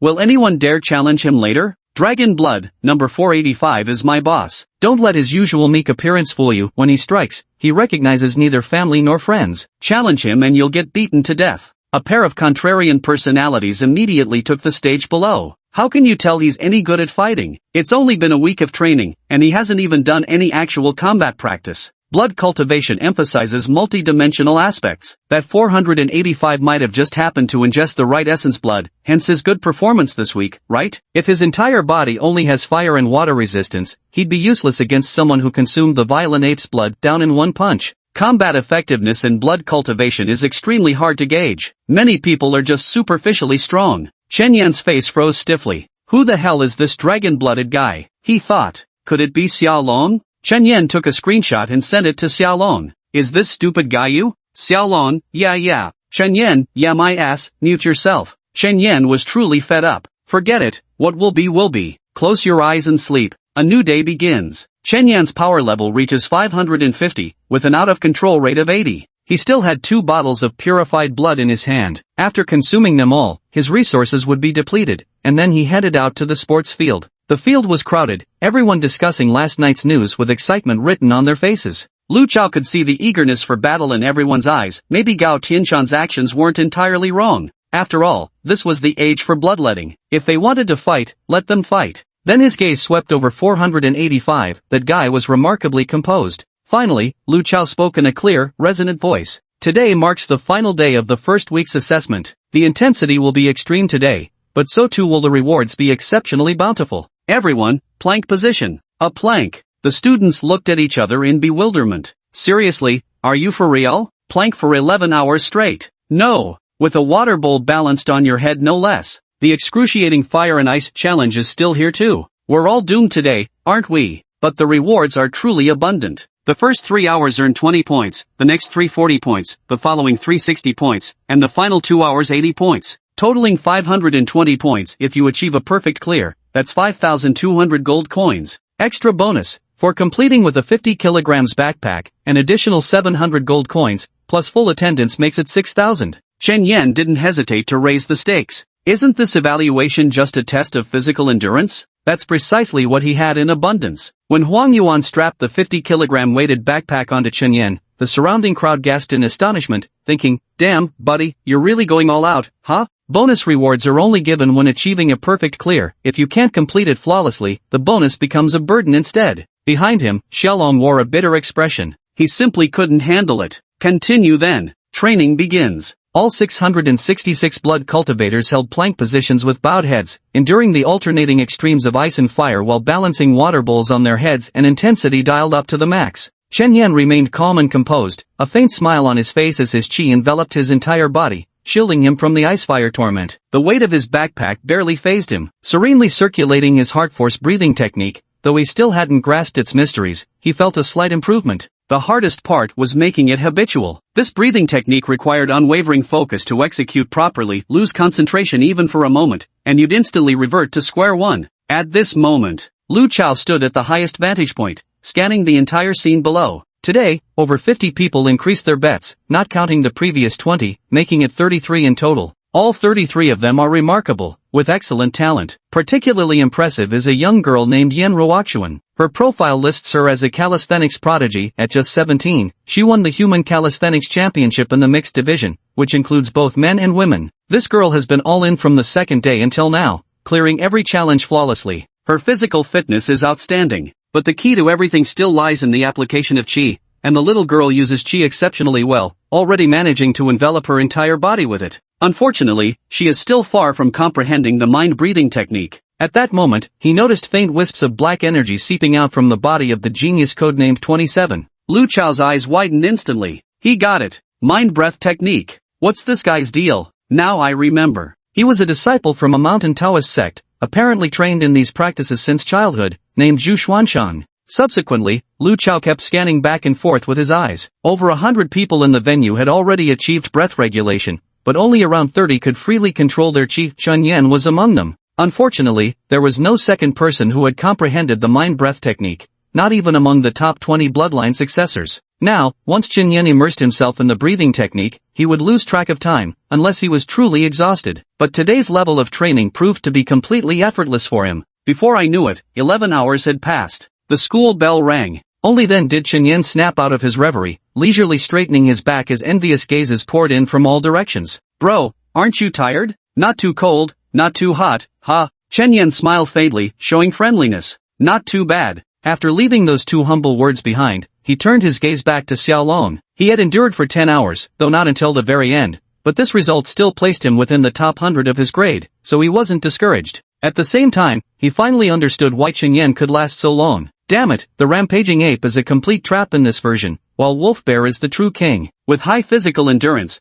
what training could you possibly not endure? The end. Lu Chao delivered a speech. The first week of the class division trial is now officially over. I've called this week the adaptation period just to let everyone gradually adjust to the blood cultivation training. Starting next week, we'll officially begin the real hellish training. Please use this rest day to prepare yourselves. As these words were spoken, the entire gathering erupted in commotion. Everyone exchanged uneasy glances, their faces filled with dread. Damn, this week was just child's play. Next week's when we'll really get down to business. Off stage. Xiaolong looked up at Chen Yan. Got time off? Any plans? Chen Yan said, ask Sister One to secure the villa quickly and step up the training. What a devil. Xiaolong exhaled deeply and stood up. Let's go together then. Aren't you looking for Aya anymore? Aya. Xiaolong's expression grew complicated. She doesn't want to see me for now. She wants me to follow you and learn properly. What about me is worth learning? Chen Yan shook his head, then headed to the mall for shopping. Chapter 38, Snow Tiger Essence Blood. As Chen Yan and Xiaolong passed by Central Square, they clearly saw 9 martial platforms being hastily constructed, with the original fountain already dismantled. The central platform was enormous, with a diameter of roughly 200 meters. The remaining 9 were smaller platforms about 50 meters across, along with some spectator stands. Workers were busy, passing students debated, while Chen Yan carried his savings into the Essence Tower. The supreme thunderous rage had been obtained. Preparing the second type of Essence Blood. Chen Yan's choice was the second-tier Snow Tiger Essence Blood, outstanding. Moderately strengthens whole body muscle strength and explosive power, averaging a 5-point aerodynamic value, excellent. 4.5% chance to comprehend Tiger's roar, A. It carries an average of 70 out-of-control points, normal. Price, 900 gold coins. The out-of-control value brought by the Snow Tiger Essence Blood was also high, and although the supernatural ability was only an A rank, its enhancement range focused on strength and explosive power, making the price relatively expensive. With the need to prepare for arena defense, Chen Yan had no choice but to make the purchase. With 6,690 in cash, he bought 7 portions, leaving him with 390 gold coins. He then headed home to cultivate, with Xiaolong following closely behind, purchasing the Essence Blood as well before returning home. For Chen Yan, this night remained an ordinary one, but discussions about him in the outside world were heating up. After all, only a select few could enhance their clearance capacity today, and Chen Yan happened to be among them. Tomorrow, the Celestial Arena would open its doors, and many were eager to challenge him. Ignoring the clamor around him, Chen Yan glanced at his mnemonic value, 578. Perfect. Time to focus on seclusion. Xiaolong wanted to train in the same room with him, but he refused. During the break, Chen Yan went to Xiaolong's room to check on his training. He decided to return to familiar ground. Show me a set of Qi Motion Fist. Xiaolong immediately stood before Chen Yan and began executing the moves methodically. When he reached the third move, Chen Yan spoke up. As soon as he entered coaching mode, Chen Yan's demeanor immediately took on an air of natural authority. Stop. Don't move. I told you to stop, not to withdraw your stance. Hold the posture right there. Xiaolong quickly nodded and froze back into the third stance of Qi returning hand. Don't move, Chen Yan repeated, then pressed his finger against Xiaolong's shoulder. Channel your energy here, then follow the path of my moving finger. Xiaolong silently complied, sensing the energy within him flowing along the trajectory Chen Yan's finger traced across his body. But the sensation tickled, and he couldn't suppress a chuckle. "Do you find this amusing?" Chen Yan roared, his eyes blazing with severity.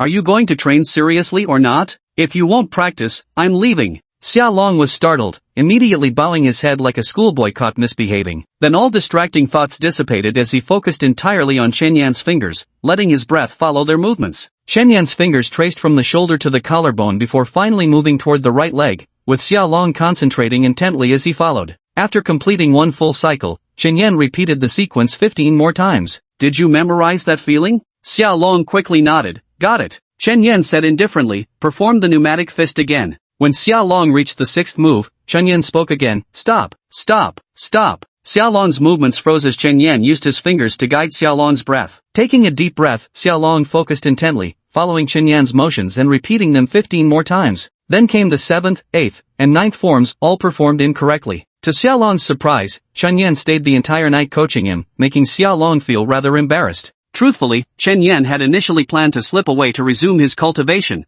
but his professional instincts kicked in. He simply couldn't stand how flawed Xiaolong's movements were. His perfectionism took over, and he couldn't rest until every mistake was corrected. He trained the entire night, from 8 p.m. until 4 a.m. Fortunately, Xiaolong had sufficient stamina, otherwise, he might have collapsed on the spot. As the training progressed, Xiaolong grew increasingly astonished. Only now did he realize why Wen Jie had insisted he learn from Chen Yan. By now, he understood that he likely knew less than 10% about this neighbor of his. Chen Yan had concealed his abilities far too deeply, just revealing a fraction of his skill had already proven invaluable. A whole night passed. Xiaolong had gradually learned how to freely control his inner energy. When throwing a straight punch, the energy could follow his fist and blast out, smashing a fist-sized crater into the wall. The sensation was incredibly exhilarating. Overwhelmed with excitement, Xiaolong decided he would cling tightly to Chen Yan's coattails. But in the end, the exhausted Chen Yan said, "Don't tell anyone I taught you this." Unable to hold back, Xiaolong asked, "Brother Yan, if you're so powerful, why?"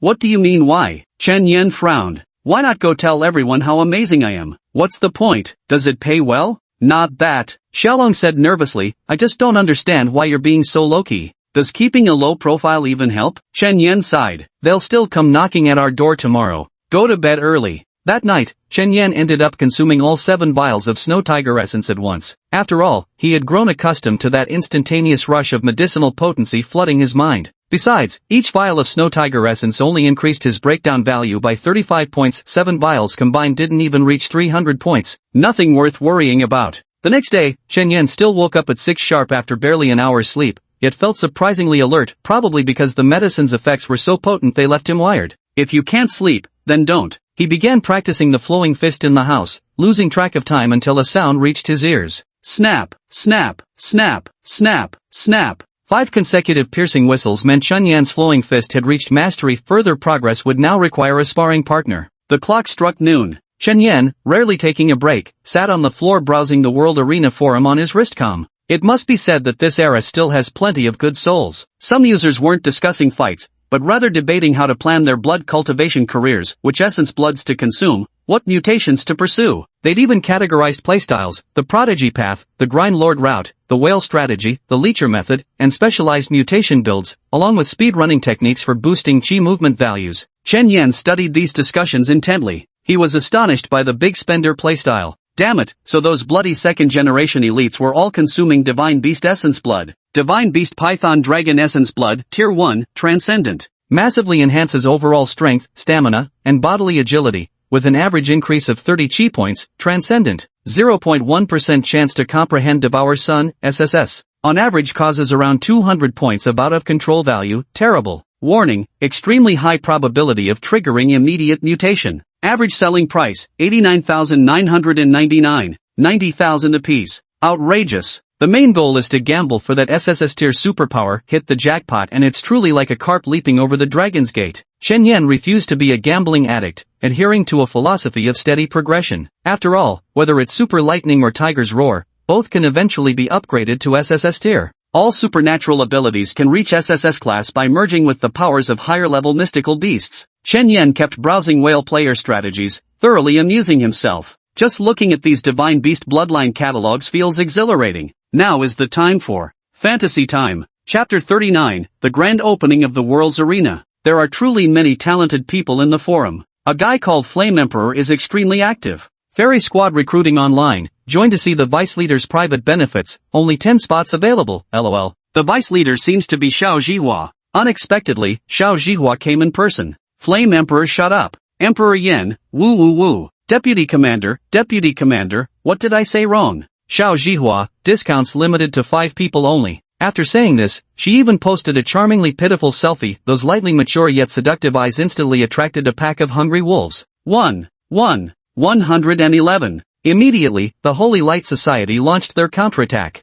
The Holy Light Guild is recruiting. Join our group for the leader's cross-dressing benefits. Xiao Jihua is a scammer. If you click to join, all you'll get is invite friends to slash prices for rewards. Finally, the Sinister Gang also started recruiting members. The Sinister Gang is accepting second-wave recruits. All professions welcome. Join now and receive basic cultivation manuals, with personal guidance on how to court female immortal sect members. Then the 3 factions broke into an argument. That Emperor Yen guy changed battlegrounds and went to another post. The rankings are out. Zheng Tianba, Luoyan, Zhu Xuanshan, Zhou Bei, Yan Ruoxuan, Ling Guoli, Li Juanhao, Xianghu, Gu Cheng, Chen Yan. I know you're lurking. Come out quickly, let's meet at the Heavenly Arena. Upon hearing this, Chen Yan opened the official forum page, where a world rankings list appeared. It was divided into blood cultivators, curse cultivators, and mind cultivators. The top 10 in each category bore titles like World's XTH Blood Curse Mind Cultivator. Currently, Chen Yan held the title of the world's 10th blood cultivator, while none of the 20 so-called blood privileged had made it into the top 10. Only then did everyone realize they had been receiving special treatment.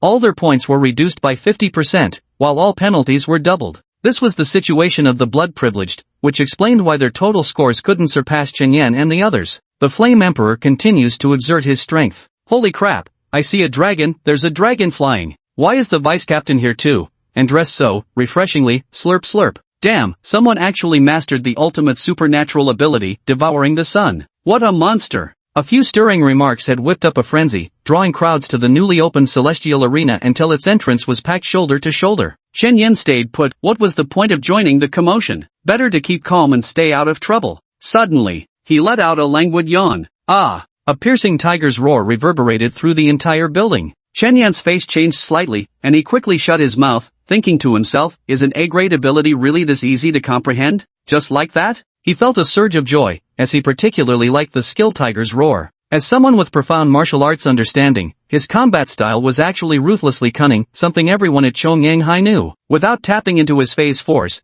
there were very few who could actually defeat Chen Yan. So Chen Yan mastered Furious Thunder in Tiger's Roar. Start with a roar to intimidate, then unleash the Furious Thunder. Many believe thunder represents explosive damage, but in Chen Yan's eyes, so-called burst damage only occurs when there's an overwhelming disparity in cultivation levels. Among peers of equal realm, thunder's primary effect is paralysis. Numbness is control. A tiger's roar is also control. After continuous control, move in close and give them a jab to the eyeball or a shot to the family jewels, that's how the fight ends. This was Chen Yan's combat style. Spot the opponent's weakness, seize the opportunity, and strike to kill. All damage output is meaningless, control is the true king of PvP. Then what is the little king? Meat, cannon fodder. Only by staying alive can you deal damage. When you can't control your opponent, you must find a way to survive within their control. Thus, Chen Yan pursued indomitability. Survival is the supreme principle. When you really can't win, you can always run away. That's why Chen Yan, despite being skilled in combat, dislikes fighting others. Not only does he fear accidentally killing someone, but he also worries about ruining his reputation. One of Chen Yan's original purposes for practicing martial arts was to protect himself, his loved ones, and his mother. Unless absolutely necessary, he truly doesn't wish to harm others. Yet, after the opening of the underworld arena, he could no longer escape it. The forum administrator sent out numerous messages. Chen Guoji challenges Zheng Tianba. Yan Ruoxuan challenges Luo Nian. Ruan Yang challenges Li Juanhao. Challenges come in 2 types, those that can be refused, and those that cannot. The non-refusable ones require a challenge letter worth 500 gold. Chen Yan was challenged by Kai Fenglei, ranked 18th, scheduled for 3 p.m. It was currently just past noon. Chen Yan glanced out the window, deciding to grab some junk food for a dopamine rush before facing the challenge. After finishing the fight, he'd head home to train, while seeing if he could also pocket some spare cash along the way. He had just stepped out the door when he spotted Xiaolong. Xiaolong exclaimed excitedly, "Come on, let's go watch people fight." Chen Yan shook his head in disbelief. "What's so interesting about watching fights?" he asked. Practicing martial arts isn't about bullying others, it's about protecting yourself and upholding justice. Xiao Long curled his lips, thinking Chen Yan sounded just like an old master, despite being young himself. Then, where are you going? Chen Yan replied, to grab a meal. Alright, let's go together. Xiao Long went downstairs and drove his car, quickly arriving at Central Square. The central arena was already set up, while the 8 smaller surrounding arenas were still under construction. After getting out of the car, Xiao Long couldn't take his eyes off the central arena. At that moment, 2 people were preparing on the stage, with about 700 or 800 individuals gathered below, divided into 4 groups: Fairy Troop, Radiant Order, Sinister Gang, and Rogue Cultivators. Chen Yan immediately lowered his head, but still failed to escape Lin Wen's sharp gaze. Chen Yan, she called out. She let out a shout, leaving Chen Yan on the verge of tears. Sure enough, the next second, 400 or 500 people turned their heads toward him in unison. They didn't know who Chen Yan was, but they knew the 10th ranking blood cultivator in the world was called Chen Yan. Hey, is that Chen Yan over there? Looks so ordinary. How could someone ranked 10th in the world be ordinary? Must be pretending to be weak to catch tigers. Someone's challenging him today, we'll soon find out if he's the real deal. Chen Yan looked up and forced a polite smile at everyone, nodding as he said, just passing through, just passing through. At that moment, Lin Wen glanced at a man standing beside her. He was tall and burly, with a thick neck and composed eyes. The man immediately understood her hint and swiftly approached Chen Yan. Chen Yan's gaze swept over him, and with just one glance, his brow furrowed. He knew this was a tough opponent. Hello, nice to meet you. I'm Li Juanhao, your future roommate. Li Juanhao, the 7th ranked blood cultivator in the world. Where are you going? Chen Yan said, let's eat. Let's go together. Li Juanhao pointed to the 2nd floor of the mall and said, we'll eat there. Sister Wen and the others will join us later. Chen Yan looked up and felt the location was excellent. Such a prime spot must be expensive, right? Li Juanhao said, it's VIP seating, Sister Wen's establishment. Let's go. His voice was deep and rich, with a magnetic quality. Then Chen Yan turned his head to look for Xiao Long, only to see him already squeezed into the fairy group's camp, acting like a simp beside Tanya. Tanya must also be full of contrasts, she's already tamed Xiao Long within just a few days. Nice, nice. Let's go. Finally, Chen Yan and Li Juanhao went upstairs. Chapter 40 Zhang Tianba. Both of them walked at a brisk pace. I don't like living with girls either, so it'll just be you, me, Xiao Long, and another guy named Zhang Nian whose rank is 138. Chen Yan nodded. How do you know Lin Wen? Li Juanhao sighed and said, on the first day of school, I bought refined blood and it was snatched by the ruthless gang. Then I got beaten up too. Li Juanhao gave a bitter smile, looking down at his calloused fists. Outside, I'm a mixed martial arts master, but here I was pinned to the ground by a few youngsters, unable to move. If the fairy group hadn't happened to pass by, I wouldn't have had the face to live on. With that, he suddenly clenched his fists, his eyes brimming with fury. Chen Yan heard the cracking sound of the other's knuckles and instantly felt his heart tremble. Damn it, Li Juanhao said coldly, I want the evil gang dead. Heard you got robbed too, right? Chen Yan nodded. So how about joining the Extreme Sin gang? I'm not strong enough, Chen Yan replied with a bitter smile. Li Juanhao suddenly grabbed Chen Yan's wrist and immediately sensed that the strength of his entire wrist's tendons and bones far surpassed ordinary people's, with calluses covering his entire palm. Bro, you've got some serious hand strength. Chen Yan awkwardly smiled and withdrew his hand. Nah, just from doing housework. Li Juanhao pointed at him with a knowing chuckle, as if to say I know exactly what's going through your mind. Finally, the two arrived at the dining table. Li Juanhao might appear aloof, but in reality, he's quite warm-hearted. He looked at Chen Yan with bright eyes. What did you used to do? Chen Yan answered honestly, a house husband. You're married? Yes. Chen Yan nodded slightly. Li Juanhao, if you're married, why would you come here? Wouldn't it be better for the two of you to live happily together? Chen Yan shook her head. We came precisely because we couldn't make it work anymore. Hearing this, Li Juanhao's expression grew complicated. He raised his glass and said, seems we're in the same boat. Cheers. This was Chen Yan's first time drinking alcohol so early in the afternoon, and he felt rather unaccustomed to it. While waiting for their meal, Li Juanhao turned his head to gaze out the window, where the panorama of the central arena was clearly visible. His eyes gleamed with intensity, and Chen Yan too found himself staring fixedly at the scene below. No more words passed between them as they concentrated on the spectacle unfolding before them.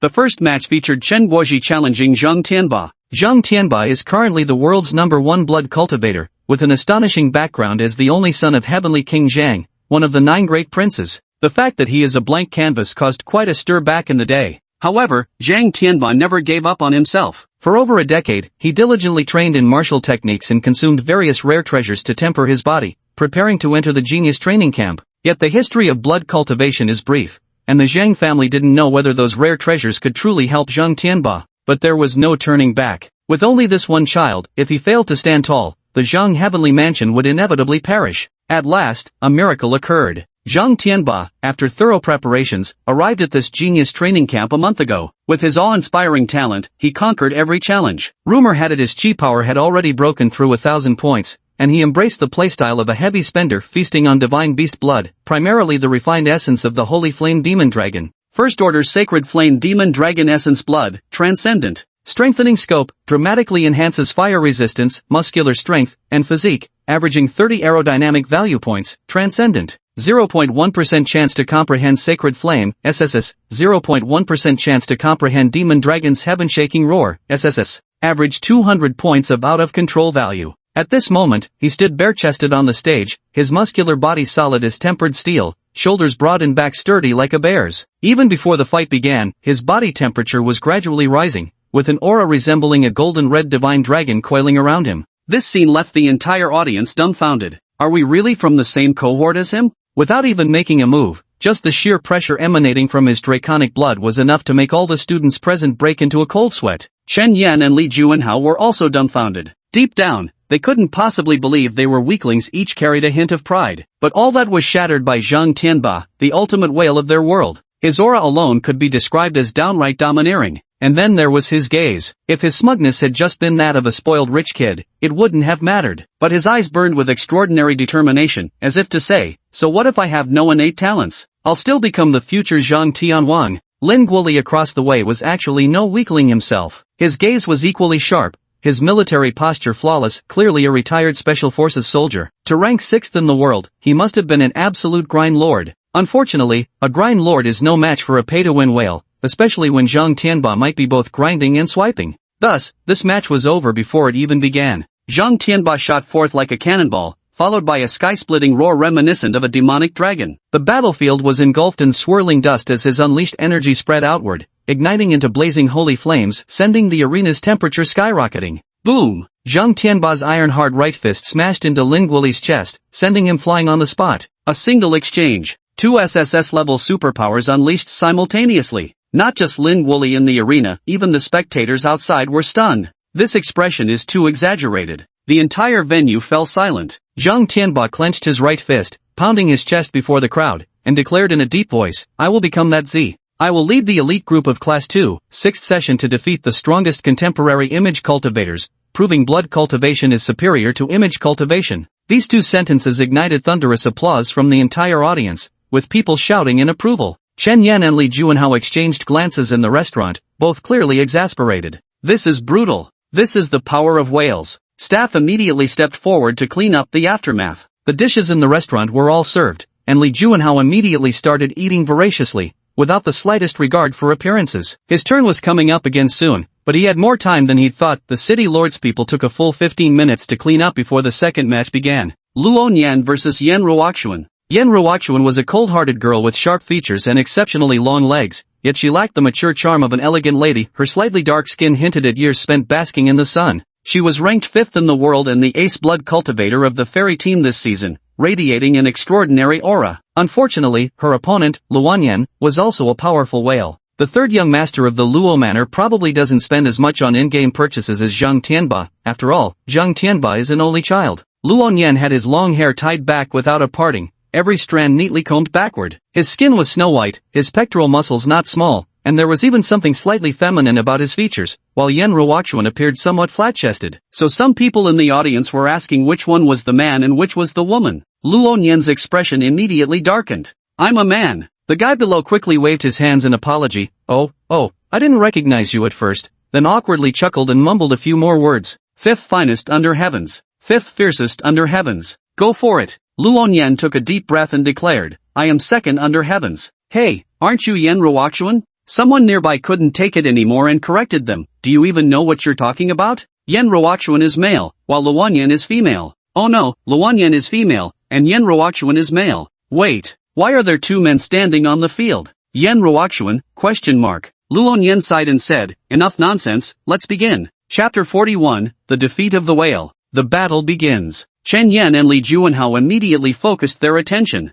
Yen Ruochuan followed the path of avian and beast bloodlines, having presumably absorbed the essence blood of the wind cloud crane, thereby obtaining the supernatural cloud wings. With a powerful flap of the wings sprouting from his back, he soared into the sky on the spot. The entire room erupted in uproar. Luo Nian was also somewhat astonished. A normal blood cultivator needs over 3,000 chi motility points to barely lift off the ground. But Yen Ruochuan can already fly like this? All show and no substance. Luo Nian snorted coldly. Rubbing his hands to summon cyan whirlwinds, his eyes flashed with green light as his body became light as a swallow. Leaping dozens of meters, he swung his hand like a blade, sending a sharp wind blade slicing through the air. Yen Ruochuan dodged sideways, her wings fluttering behind her as she swept a long leg toward Luo Nian's face. Luo Nian's right arm crackled with lightning as he slashed down squarely at her shin. Yen Ruochuan possessed an astonishing control over her body. In midair, she instantly retracted her legs, then swiftly rotated and delivered a sharp front kick with the other. Her fully extended leg stretched with remarkable length, striking Luo Nian squarely in the chest. The impact sent him flying backward, but he landed gracefully, his gaze fixed on Yen Ruochuan in the sky with a grave expression.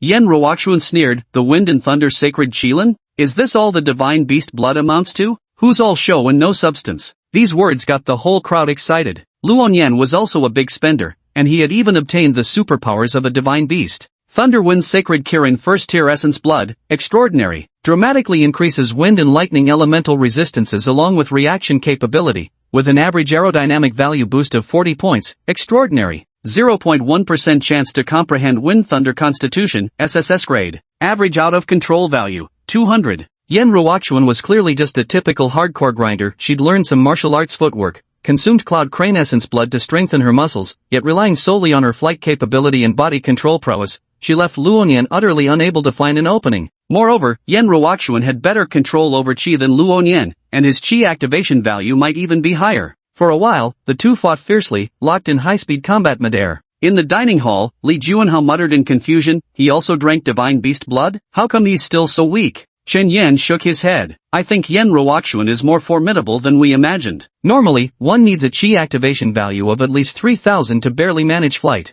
Yen Ruochuan can fly right now, the advantage is too obvious. Moreover, it's clear that Luo Nian consumed the blood of the wind and thunder sacred Kirin precisely to counter the elemental techniques frequently utilized by Xiang Xiu. With formidable resistance to both wind and thunder elements, Luo Nian held the upper hand when facing cultivators of those dual attributes. Yet Yen Ruochuan wielded no elemental techniques whatsoever, his assaults were purely physical. But in reality, neither side could do anything about the other. With Wind Thunder body activated, even Yen Ruochuan found it difficult to inflict substantial damage on Luo Nian, especially considering Luo Nian possessed astonishing reflexes that allowed him to dodge swiftly. Yet Luo Nian might still lose, because as the defender on stage, he had a 30-minute time limit. Failure to determine victory within 30 minutes meant his defeat. Chen Yan mused that Yen Ruochuan was truly clever, relying on flying as an absolute advantage and forcibly dragging out the battle to drag the second-place contestant down with him. But what's the point of all this? What's the use of being number 1 or 2 in the world? Because of the money, Li Juanhao replied in surprise.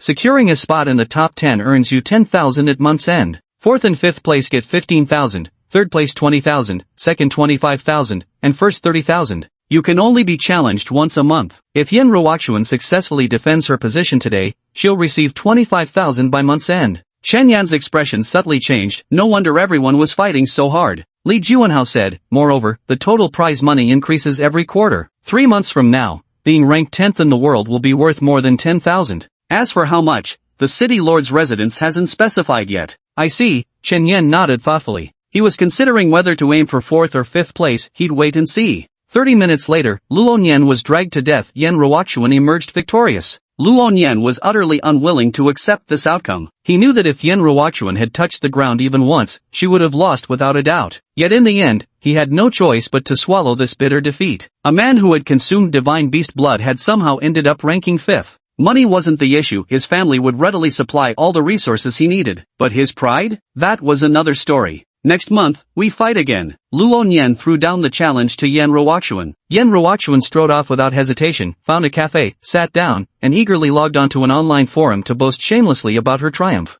Emperor Yen, wow, is that Yen Ruochuan seriously this powerful? Even divine beast blood couldn't affect her. Unbelievable. What a gaming monster. I'm so impressed. I wish I could be that strong someday. At the same time, the staff tidied up the battlefield as the third match began between Li Juanhao and Ruan Yang. Ruan Yang was a disciple of the extreme Malice sect, whose influence in blood cultivation was terrifyingly vast. Currently, among the top 10 in the world, 3 were rogue cultivators: Zheng Tianba, Luo Nian, and Zhu Xuanshan. Zhou Bei, Lin Guoji, Gu Chang, and Xiang, who were all disciples of the extreme Malice sect. From the 10th to 20th places behind, most were also members of the extreme evil gang. They are now the largest syndicate in Tianxia City. Hardly any wonder their leader Wang Jing dares to act with such reckless abandon. With more people under him, his courage naturally swells. The battle was about to begin. Li Juanhao had consumed the essence blood of the Mad Ape, a berserk branch lineage. Mad Ape Blood Essence, Tier 1, Outstanding. Enhancement Scope, moderately boosts full body strength,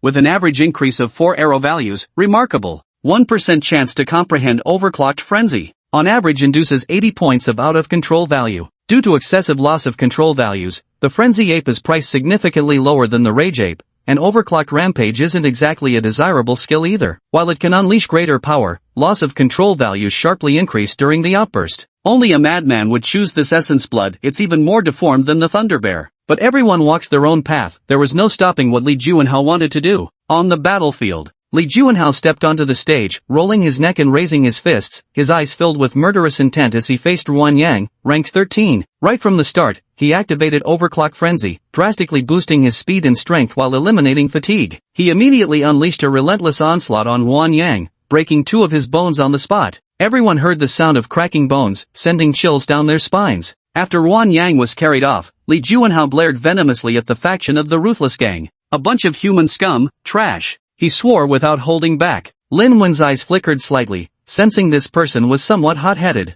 Sure enough, the members of the GE gang immediately flew into a rage. But then Li Juanhao declared with reckless bravado, "I won't accept any challenges this month. What can you possibly do to me? Trash." The members of the evil gang turned ashen-faced. Chen Yan's expression also darkened. Because now he was considered part of the fairy squad, the evil gang would surely take their anger out on him. Whatever. Come on. 20 minutes later. After eating and drinking his fill, Chen Yan descended the stairs and stepped onto the fighting platform. His opponent was Kai Fenglei, ranked 18th, though his specific abilities remained unknown. The area beneath the platform was covered in sand. Chen Yan bowed his head, grinding the sand with his shoes, lost in unknown thoughts. Suddenly, his gaze swept over members of the extremely evil gang before landing on his own teammates from the fairy crew behind him. Lin Wen had already gone upstairs, and Xiao Zhihua was now supervising the scene. But Chen Yan's eyes passed over her, settling instead on some male teammates behind her, including Li Juanhao. Li Juanhao grinned widely, while Chen Yan remained expressionless. He knew Li Juanhao wasn't stupid. This guy just wanted to drag him aboard to oppose the extremely evil gang. But he shouldn't have done this.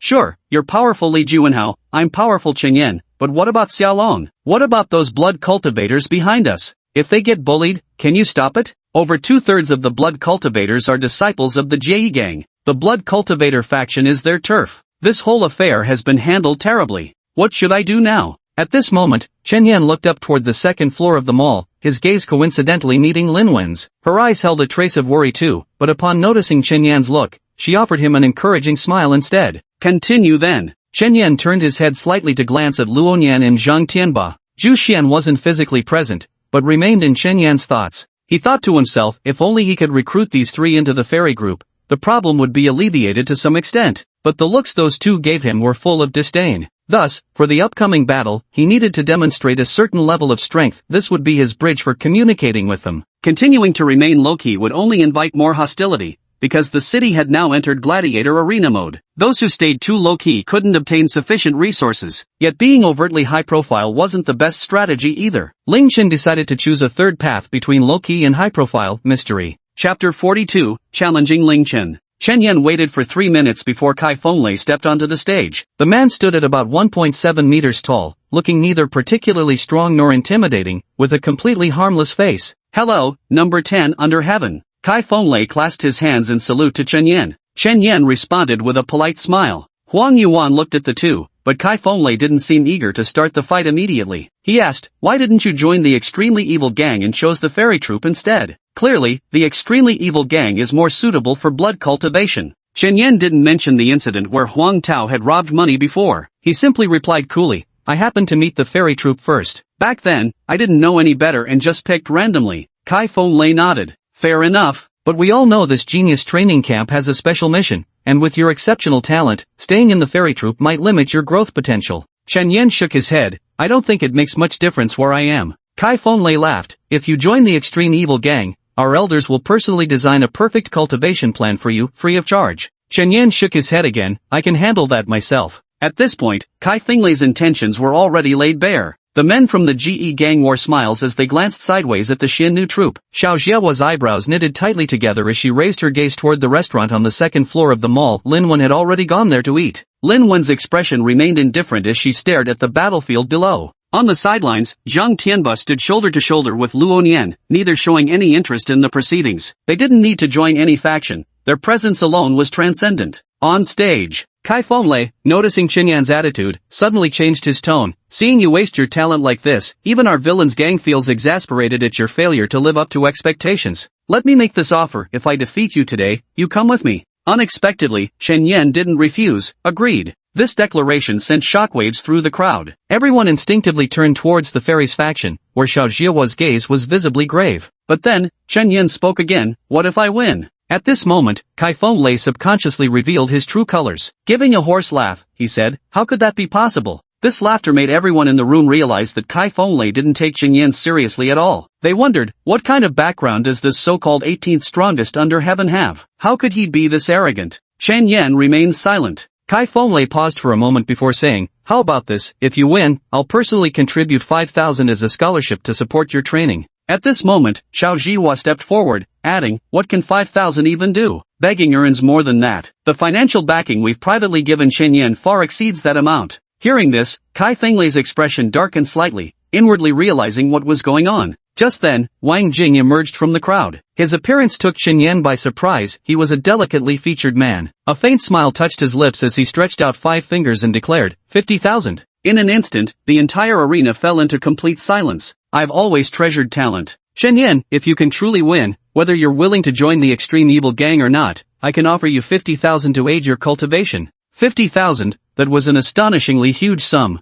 Xiao Jihua looked up at Lin Wen, who gently shook her head, leaving everything for Chen Yan to handle himself. On stage, Chen Yan glanced at Wang Jing before finally locking eyes with Kai Fenlei. Without a doubt, the GE gang had blind confidence in this man. He gave a slight nod, agreed. Good. Wang Jing nodded. Then let's sign the reciprocal contract. Equal contract, a contract guaranteed by the heavenly arena, where any party failing to comply will face legal consequences. This is one of the latest schemes introduced by the City Lord's Manor, and it's utterly brutal. None of the previous matches had participants sign contracts, so the equal contract between Chen Yan and Kai Fenlei now stands as the very first since the heavenly arena's opening. If Chen Yan loses, he will be forced to join the vilest gang. If Kai Fenlei loses, 50,000 gold coins must be surrendered. There's no need to print out a contract on paper just to sign it. Having the coach beside them remember is enough. Huang Yuan served as the referee for this match. After confirming the terms of the contract with both fighters, he announced, the contract is now in effect. Both fighters, please prepare for battle.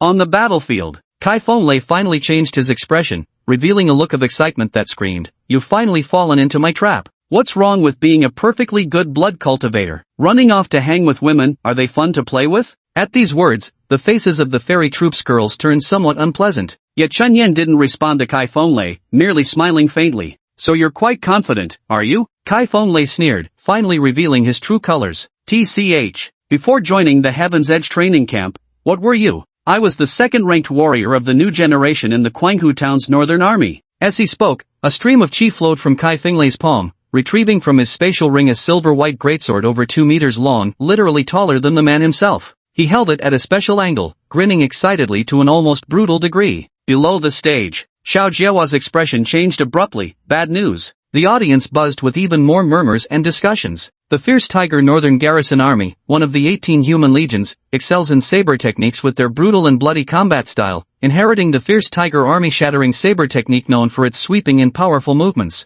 Thus, Kai Fenlei was a military heir. If he had manifested his sign, he should have already joined the Fierce Tiger Northern Garrison Army. It was only because he remained signless that he appeared here instead. The Fierce Tiger Army shattering saber technique wasn't exclusive to sign-bearers either. It was an exceedingly skill-demanding martial art, with every child of the Fierce Tiger Northern Garrison Army beginning training from ages 8 or 9. This saber technique formed the core of the Fierce Tiger Northern Garrison Army. The more proficient one became in it, the higher their rank within the legion. Kai Fenlei was the second-best swordsman among the younger generation in the northern army of the Fierce Tiger town. Thus, he utterly disregarded the unknown Chen Yan. Chen Yan is done for, and the fairy troop is in trouble too. They've fallen into a trap. Is that fierce tiger army sundering saber really that terrifying? Of course, Chen Yan might have great natural talent, hence his high ranking, but the real question is, can he actually fight? That Kai Fenglai has practiced swordsmanship for over a decade. He came here with real skills, just like Li Juanhao. These guys were already formidable fighters before they even arrived. This Chen Yan looks honest and simple, just doesn't seem like the fighting type at all. Chapter 43, Overcoming 1,000 pounds with 4 ounces. Faced with the overwhelming chorus of skepticism around him, Chen Yan remained expressionless and silent. Kai Fenglai couldn't wait any longer and looked at the referee. Don't waste any more time, let's begin. The referee was none other than Coach Huang Yuan, who glanced at Chen Yan. Chen Yan gave a slight nod. Huang Yuan then took a step back and declared solemnly, once you step onto the stage, death is irrelevant. Are both sides absolutely ready? Done. Kai Fenglai snorted coldly. Chen Yan also nodded calmly. Good. Huang Yuan said solemnly, then the battle officially begins. A thunderous shout rang out. The audience's attention instantly focused. Kai Fenglai stomped his left foot down, his eyes fierce and determined. He stepped forward, dragging his long blade along the ground, carving a deep fissure as sparks and flashes of lightning crackled in its wake. Meanwhile, standing opposite him, Chen Yan seemed frozen in fear, rooted to the spot without moving a muscle. All the spectators in the audience couldn't help but frown at the sight. Kai Fenglai even sneered mockingly, as expected, a useless rookie. As his words fell, the long blade slashed swiftly upward toward Chen Yan's abdomen at an angle. Slice. The blade was too long,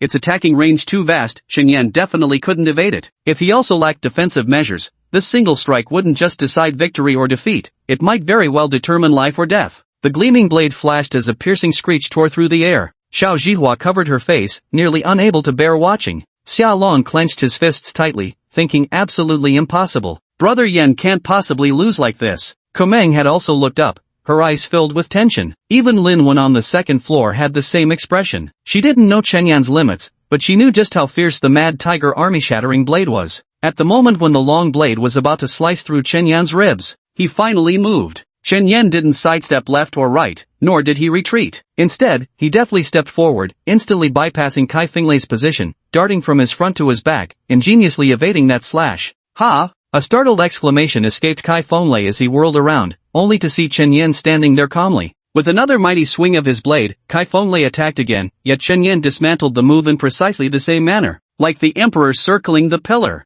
the sword slash missed its mark. Kai Fenglai frowned. Gasps of astonishment rose intermittently from the audience. Xiao Zhihua raised an eyebrow slightly. Xia Long also let out a long breath, only now realizing his heart was pounding furiously. Then he leaned forward, his eyes filled with anticipation. The top floor of the shopping mall. Gao Tianshan's aged face finally showed a faint smile as he sipped his tea. This was the only interesting thing he'd seen so far. That fellow wasn't just moving straight up and down, he was using an extremely sophisticated footwork technique called the wandering body step. It's an ancient martial art that's incredibly difficult to master, but perfectly suited for practitioners of blood cultivation, and particularly effective against long weapons. Long weapons are practically unbeatable in most situations, but they become completely inadequate when facing the wandering body step, the circling footwork technique that moves around the opponent. That's why Kai Fenglai's expression changed. He sensed something was wrong. Chen Yan moved with remarkable speed and precision, always stepping just outside his opponent's reach in a single motion.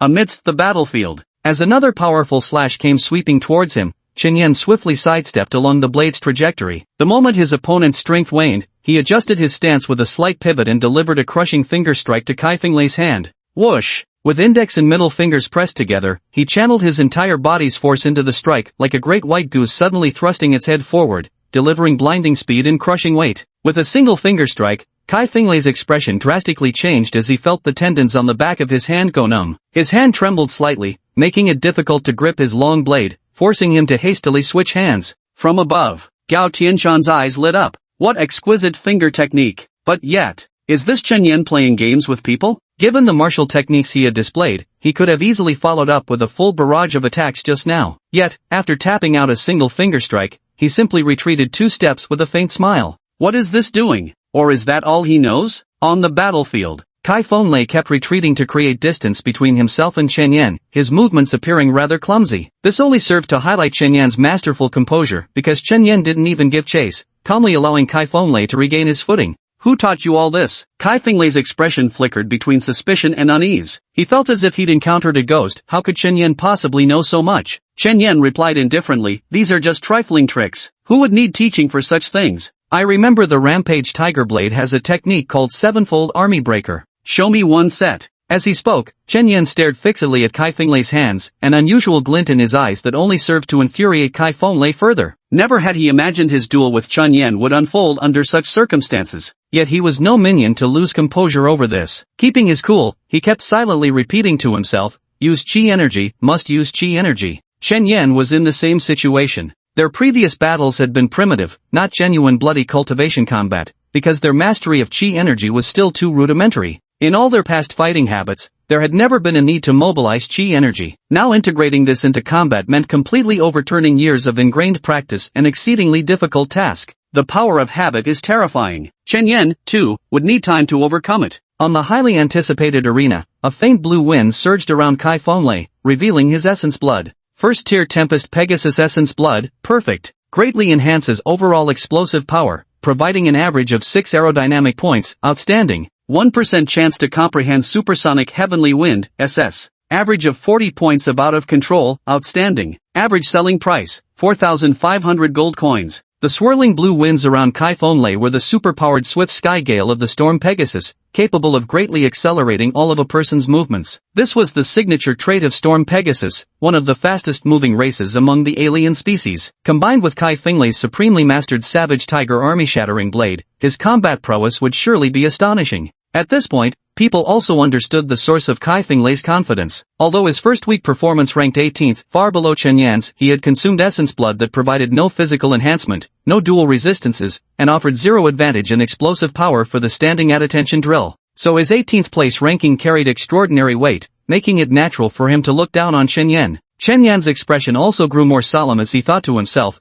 this Kai Fenglei is also a minor whale. Scared? Kai Fenglei sneered. With just a single step, he instantly traversed 40 to 50 meters to appear before Chen Yan. This was swift heavenly wind's true effect, so fast that heads turned across the venue, many unable to track his flash step with their eyes. The silver wind blade slashed out swiftly, cutting through wind and waves. On the high platform, Gao Tianshan focused intently, wondering how Chen Yan would counter this move. Before absolute speed, do your martial techniques still hold any use? When cultivation realms are close, technique is the killing move. But when the numerical gap is too wide, technique becomes mere flashy display. Behind this single strike lies over 100,000 gold coins. How could Chen Yan block such a well-fueled attack? Suddenly, Chen Yan crouched low, planted both hands on the ground, twisted his body at the extreme limit of his posture, gathered chi in his right leg, and unleashed a sweeping kick with devastating force. Whoosh! The kick cut through the air with a whoosh. Kai Fenglei's strike found only empty space while his ankle was viciously hammered by Chen Yan's iron-hard shin. Completely off balance, he tumbled forward, rolling over a dozen times in humiliating fashion before scrambling back to his feet. His face was a mask of shock, a perfect reflection of the stunned audience's gaping expressions.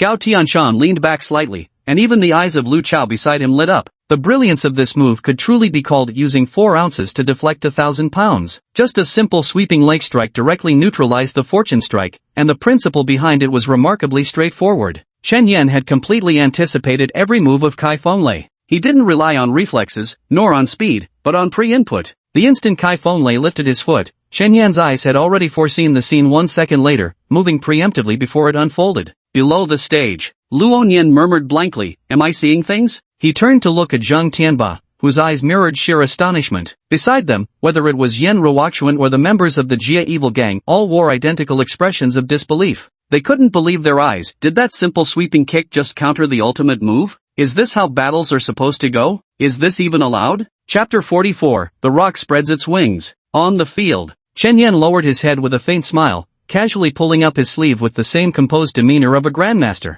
You're too hasty. So your intentions are too obvious. With that, you can't defeat me. What kind of posture is this? A teaching moment? Kai Fenglei's breathing grew rapid, his eyes bloodshot. Chen Yan chuckled lightly, stay calm, breathe, hide your intentions. The essence of the blade lies in concealment. A good swordsman never swings without purpose. But unexpectedly, Chen Yan's actions thoroughly provoked Kai Fenglei instead. Who the hell needs you to teach me swordsmanship? As the words fell, his figure surged forward with explosive force strong enough to leave a shallow crater where his foot landed. Hurricane force winds enveloped his entire body as blade shadows flickered like lightning. Chen Yan's focus intensified, his pupils contracting instantly as he scanned Kai Fenlei from head to toe. He saw both hands gripping the narrow hilt, the front controlling the blade while the rear hand determined its trajectory, much like staff techniques where one hand steadies while the other manipulates from the end. This revelation delighted Chen Yan. It was his first encounter with such unique swordsmanship. Interesting, I'd like to learn. Continue then. The blade descended violently, Chen Yan dodged sideways, his eyes locked onto the opponent's rear hand. He knew that was the key to everything. Seeing the rear hand press downward, he anticipated the blade would rise in an upward slash the next second, so he sidestepped, shifting his body fluidly. Sure enough, the opponent's upward slash missed, and an angered Kai Fenlei forcefully swept the blade horizontally, executing a whirlwind slash, challenging Chen Yan to evade. The blade was long enough, retreating wouldn't be fast enough, and jumping would be suicidal. So Chen Yan leaned back, arched his waist, lowering his center of gravity to the extreme until his torso was parallel to the ground, perfectly dodging the whirlwind slash. Yet Kai Fenlei smirked, exerting force from his rear hand to thrust the blade forward in a straight lunge. Chen Yan, however, had already propelled himself backwards using the strength in his arms against the floor. Midair, he executed an incredibly elegant flip before landing effortlessly. Kai Fenglei's eyes darkened as he stepped forward with a downward slash, only for Chen Yan to evade it yet again. At last, the Pujuan 7th Company. The blue blade slashed with astonishing speed in wild, sweeping arcs, while the slender silver sword danced chaotically across the battlefield, its blue flashes flickering at blinding speeds. The entire arena fell into absolute silence, broken only by heavy breathing. The battle's intensity had left everyone breathless. Kai Fenglei's explosive forward slash was desperately avoided by Chen Yan's backward step, only to be followed immediately by another massive stride into a forward strike. This time Chen Yan seemed not fast enough, yet his movements remained precise. His right hand formed a flower-picking gesture, steadily pointing at the blade aimed for his midline before flicking it away with a single finger. Thud! The sword buzzed with a resounding hum, startling Kai Fenlei once more. He hadn't expected his opponent to execute such a refined maneuver. With a roar, he unleashed the third slash, the fourth, the fifth, each strike brutal and laden with overwhelming force. Yet every single one was deftly defused by Chen Yan's ingenious technique. But when the seventh stance, shattering army's wrath, came slashing with reckless abandon as if disregarding life itself, Chen Yan was in peril, for he had unknowingly been forced back to the corner of the wall. Yet Chen Yan's breathing remained steady, his expression unchanged, his mind raced rapidly. When the enemy retreats, we advance. When the enemy advances, we retreat. Such is the nature of battle. After the opponent delivers their final slash, all their energy will be completely expended, entering a brief vulnerable window. That's when he could unleash a flurry of attacks. The real problem, however, lies in how tricky that final strike is to handle. At this moment, he made a decision that even he himself considered dangerously reckless, as if guided by some supernatural force. Now he appeared to have no way out, but in truth, there was still one path left. Skyward. Chen Yan bent his legs and leaped into the air. Mid-flight, he channeled all his energy to forcefully propel his body sideways. Whoosh! The azure blade light swept across as Chen Yan soared through the air like a celestial crane spreading its wings. This scene made the entire audience widen their eyes and gasp in astonishment. Even Chen Yan himself, after landing, had eyes brimming with excitement. Not because he had dodged the blade strike that was utterly insignificant, but because he had just performed an action he had always dreamed of, flying. He was flying. He exerted a second burst of chi mid-air, using its force to completely shatter gravity's restraints on humankind. Only at this moment did he truly feel like a martial artist.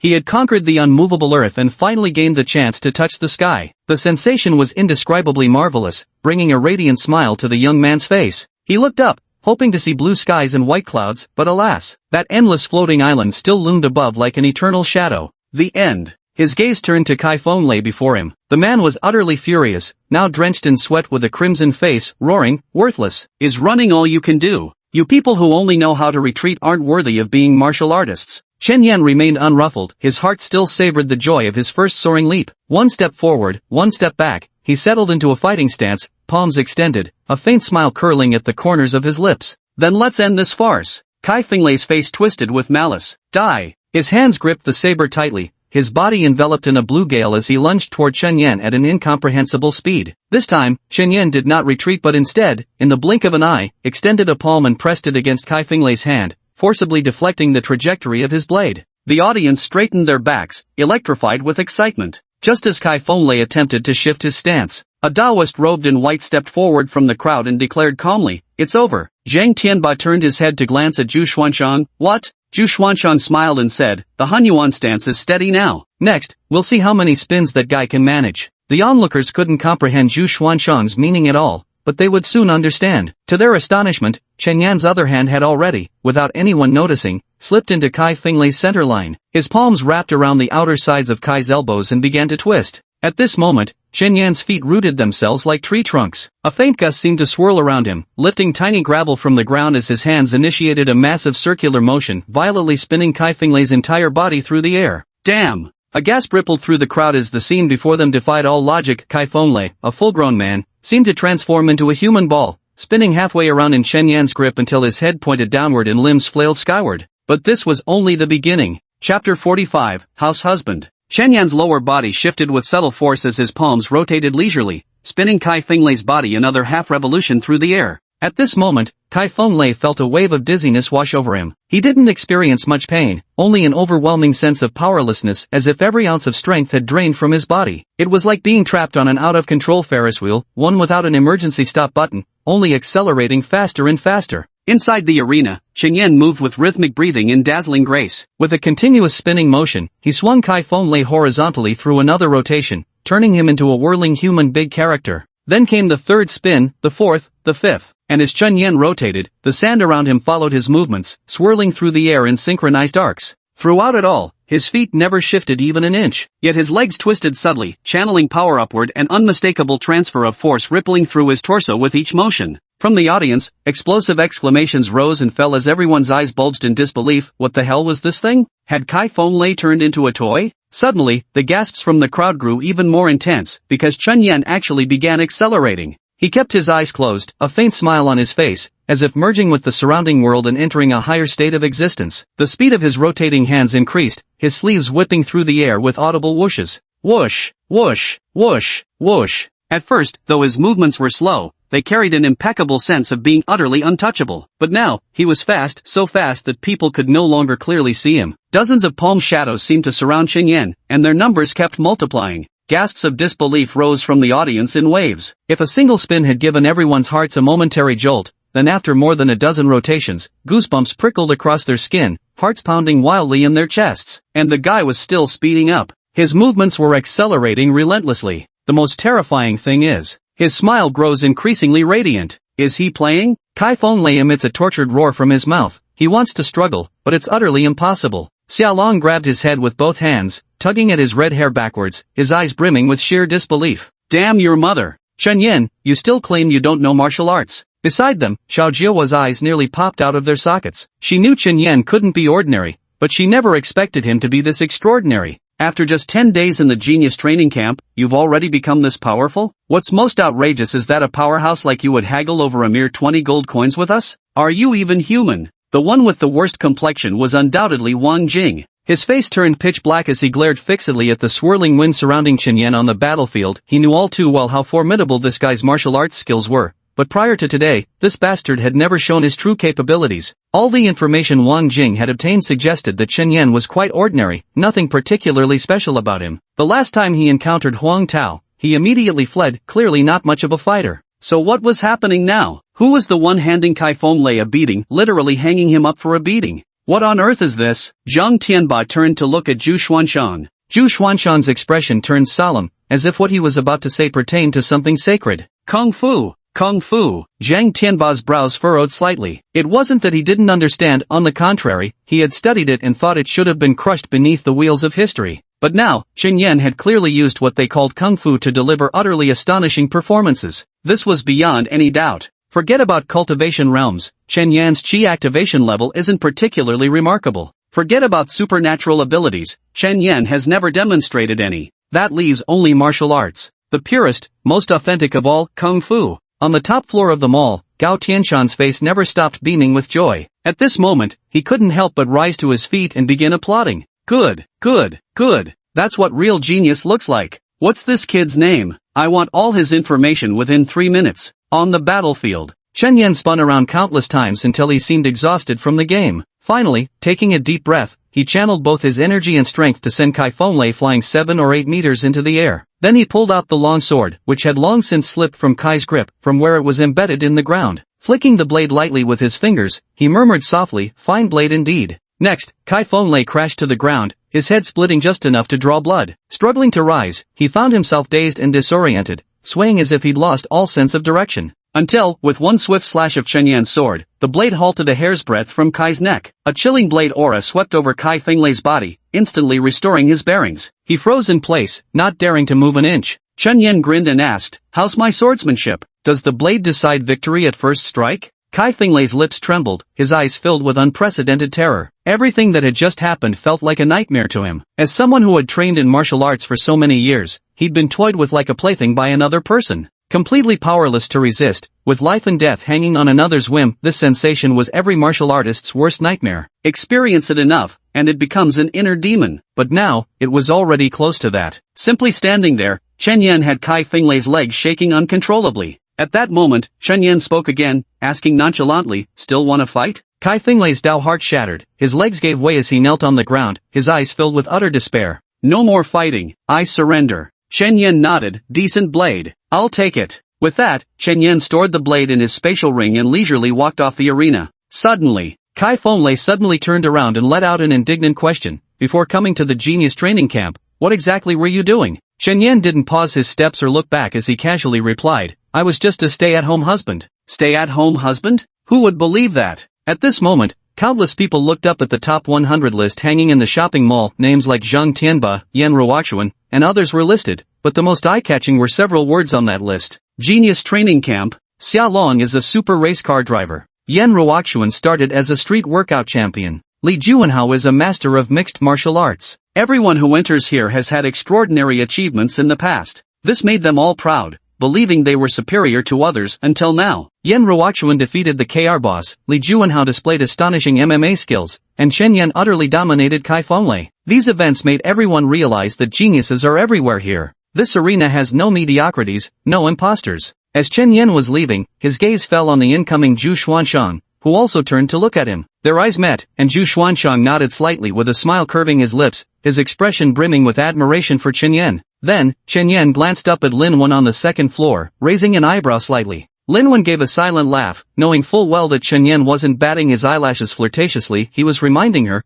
"Don't forget to transfer the 50 grand to my account." Suddenly, Li Juanhao hastily stepped out from the group of fairies, attempting to catch up with Chen Yan. Old Chen, old Chen." His address had suddenly become much more familiar. Chen Yan paused mid-step and turned back to look at Li Juanhao with a smile, asking, "What is it?" Li Juanhao found himself speechless staring at Chen Yan's smiling face. "It's nothing," he finally said. "I just didn't expect you'd be this formidable, old Chen." "Just luck." Chen Yan shook his head. "Anything else?" "Ah, no, nothing more. I'll head off first then." Chen Yan kept his head down as he walked away. Soon after, Lin Wen's message popped up in his notification bar. "Thanks. With you around, our Blood Moon sect girls can feel a bit safer." Chen Yan, "No need to thank me. Pay up." Lin Wen promptly transferred 55,000 to his account. As for the remaining 50,000 specified in the contract, she would collect it from Wang Jing herself. She also informed Chen Yan that the apartment would be rent-free, no need to pay that 5%. "Just stay loyal to the fairy group," she added. Chen Yan naturally accepted these terms. Then, Lin Wen suddenly remarked, "Don't you think Li Juanhao seems off lately?" "Off?" Chen Yan frowned. "You're saying he's an undercover planted by the Ji gang?" Lin Wen, "I actually warned him repeatedly not to act so blatantly. Today I couldn't tell whether he acted impulsively or deliberately." Chen Yan's gaze darkened slightly. "Should I kick him out?" "What do you think?" asked Lin Wen. Chen Yan remained silent. "Let me think about it." Chapter 46 The 5 Mountains Among Blood Cultivation Martial Techniques. After a long deliberation, Chen Yan gave his answer. "Under such circumstances, observe calmly and await changes." Those 8 pristine words made Lin Wen admire this fellow even more. She still remembered their first encounter when he had been someone willing to bargain with her over 20 gold coins. Chen Yan didn't ask further and began spending the 55,000 wildly. Actually, blood cultivators follow one principle: the more different species essence blood one consumes, the greater the difficulty of mutation becomes. Therefore, it's best for blood cultivators to choose one type of essence blood at the beginning and stick with it until completing their first mutation before considering any changes. Even then, any modifications are usually limited to variants, like switching from Raging Thunder Bear to White-Brown Raging Thunder Bear. Otherwise, they risk losing control during mutation. This is precisely why blood cultivation falls short compared to phase cultivation. They fancy themselves all-round warriors, but in reality, they have no real choice. If they truly consume essence blood recklessly, they'll die on the spot when mutation triggers. So high-level blood cultivators possess only one or two abilities, merely one or two types of physical attributes. Yet interestingly, this isn't common knowledge among current blood cultivators. Jin Yan learned this from the Blood Cultivation Encyclopedia. The instructors never emphasized it, nor even mentioned it, so some remain unaware. It's strange, but considering the instructor's perspective, the answer becomes clear. The mission of this generation of blood cultivators is to formally oppose phase cultivators. To break free from past foundational logic means compensating for missing attributes by consuming them. However the mutation occurs is irrelevant. Leave it to fate. Be strong, not superficially robust. This should be the attitude above all. Chen Yan strode straight toward the essence blood building. Suddenly, he began contemplating martial techniques. The history of blood cultivation is relatively short, hence its combat techniques are fewer compared to other cultivation paths. Although other races also practice blood cultivation, humans cannot learn their techniques due to racial differences. Nevertheless, many powerful blood cultivators have developed extraordinary skills. Blood cultivation techniques can be broadly categorized into 5 major schools. The first school is called Storm, founded by Gao Tianshan, the progenitor of blood cultivation and its most powerful practitioner. Having undergone 4 mutations in his lifetime, he reached the 9th tier, the only human blood cultivator to achieve this rank, making him truly a peerless powerhouse. Chen Yan briefly wondered why Gao Tianshan wasn't present to teach them during this final session. That being said, the so-called storm has nothing to do with wind elements. It is one of the methods to harness qi, the secret principle of spiraling. Spiral fist, one of the foundational techniques in blood cultivation, when mastered to its peak, becomes the storm. Simply put, it allows all the qi energy in the body to spiral at high speed, making every attack as penetrating as the tip of a spinning top. Moreover, the rapidly rotating qi can become as sharp as a blade, shredding through all enemy attacks. At advanced stages, 2 additional traits emerge, a vacuum domain and absolute zero. As long as your rotation speed is fast enough, you can carry away all heat, creating a vacuum region of absolute zero. It's arguably the most powerful divine technique, but due to its high difficulty in cultivation, it ranks only as the second most popular. The second mountain is called Kaitian, founded by another first-generation blood cultivator, though none of the JQK trio. Instead, it was established by an inspiring figure named Zhuangxing. The foundation of Kaitian is the Unity Fist. He bears not the marks of a tempest, save for one trait, a breath that pierces through the stars. A single punch unleashed a slender thread of energy, mighty enough to split the heavens in two. Zhuangsheng hasn't yet reached the 9th rank, but he's already capable of shattering stars. That's why the penetrating fist technique is currently the most popular. Its power projection is even more exaggerated than Storm Fist, and it's relatively simpler to master. The third mountain is called Tyrant's Physique. Its founder, Lin Dongsheng, was the runner-up in the second blood cultivation competition. Its main characteristic is compressing qi, applying tremendous pressure to the energy to achieve effects similar to super wind pressure. When an enemy strikes your Tyrant's Physique, they'll be repelled by the compressed qi. The ultimate technique of Tyrant's Physique is called Twin Peaks. Pierce the ears, both palms coated with terrifying air pressure simultaneously smash against the opponent's head,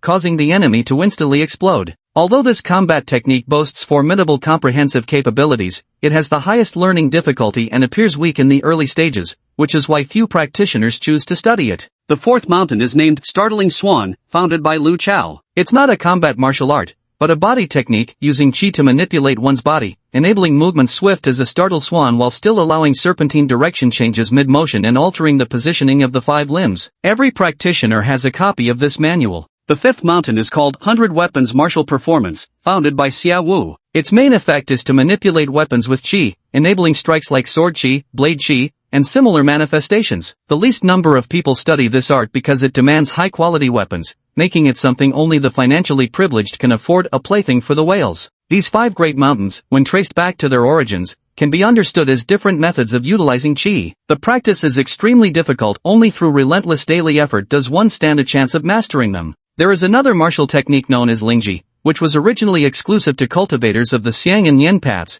but practitioners of the Shui path have also managed to adapt it through dark modifications. Spiritual skills, as the name suggests, are elemental abilities. For instance, Chen Yan, who now possesses Super Raging Thunder, can purchase thunder-based spiritual skills to cultivate. They boast immense power. Their effects are remarkably pronounced. However, the blood cultivation headquarters strongly discourages this approach, maintaining that the core of blood cultivation lies in one's qi potency value. Qi is the essence of blood cultivation. Mastering qi is the true path. Yet spirit techniques grant unparalleled combat power. Others study spirit techniques to conjure fiery dragons and arrows, bombarding you endlessly, while you only have your fists and feet, perhaps even a rusty, broken blade. But what good does that do? Moreover, in some ways, blood cultivators are better suited to cultivating spirit techniques than phase cultivators. Because phase cultivators expend phase force when unleashing techniques, requiring substantial time for recovery after depletion, blood cultivators operate differently. Their self-generated energy remains lingering on the battlefield after being discharged. You simply need to draw it back for reuse. It's the perfect embodiment of the law of energy conservation, inherently blessed with the ultimate mana regeneration buff. However, there's a cooldown, the time required for inhaling this energy. This is characteristic of blood cultivation,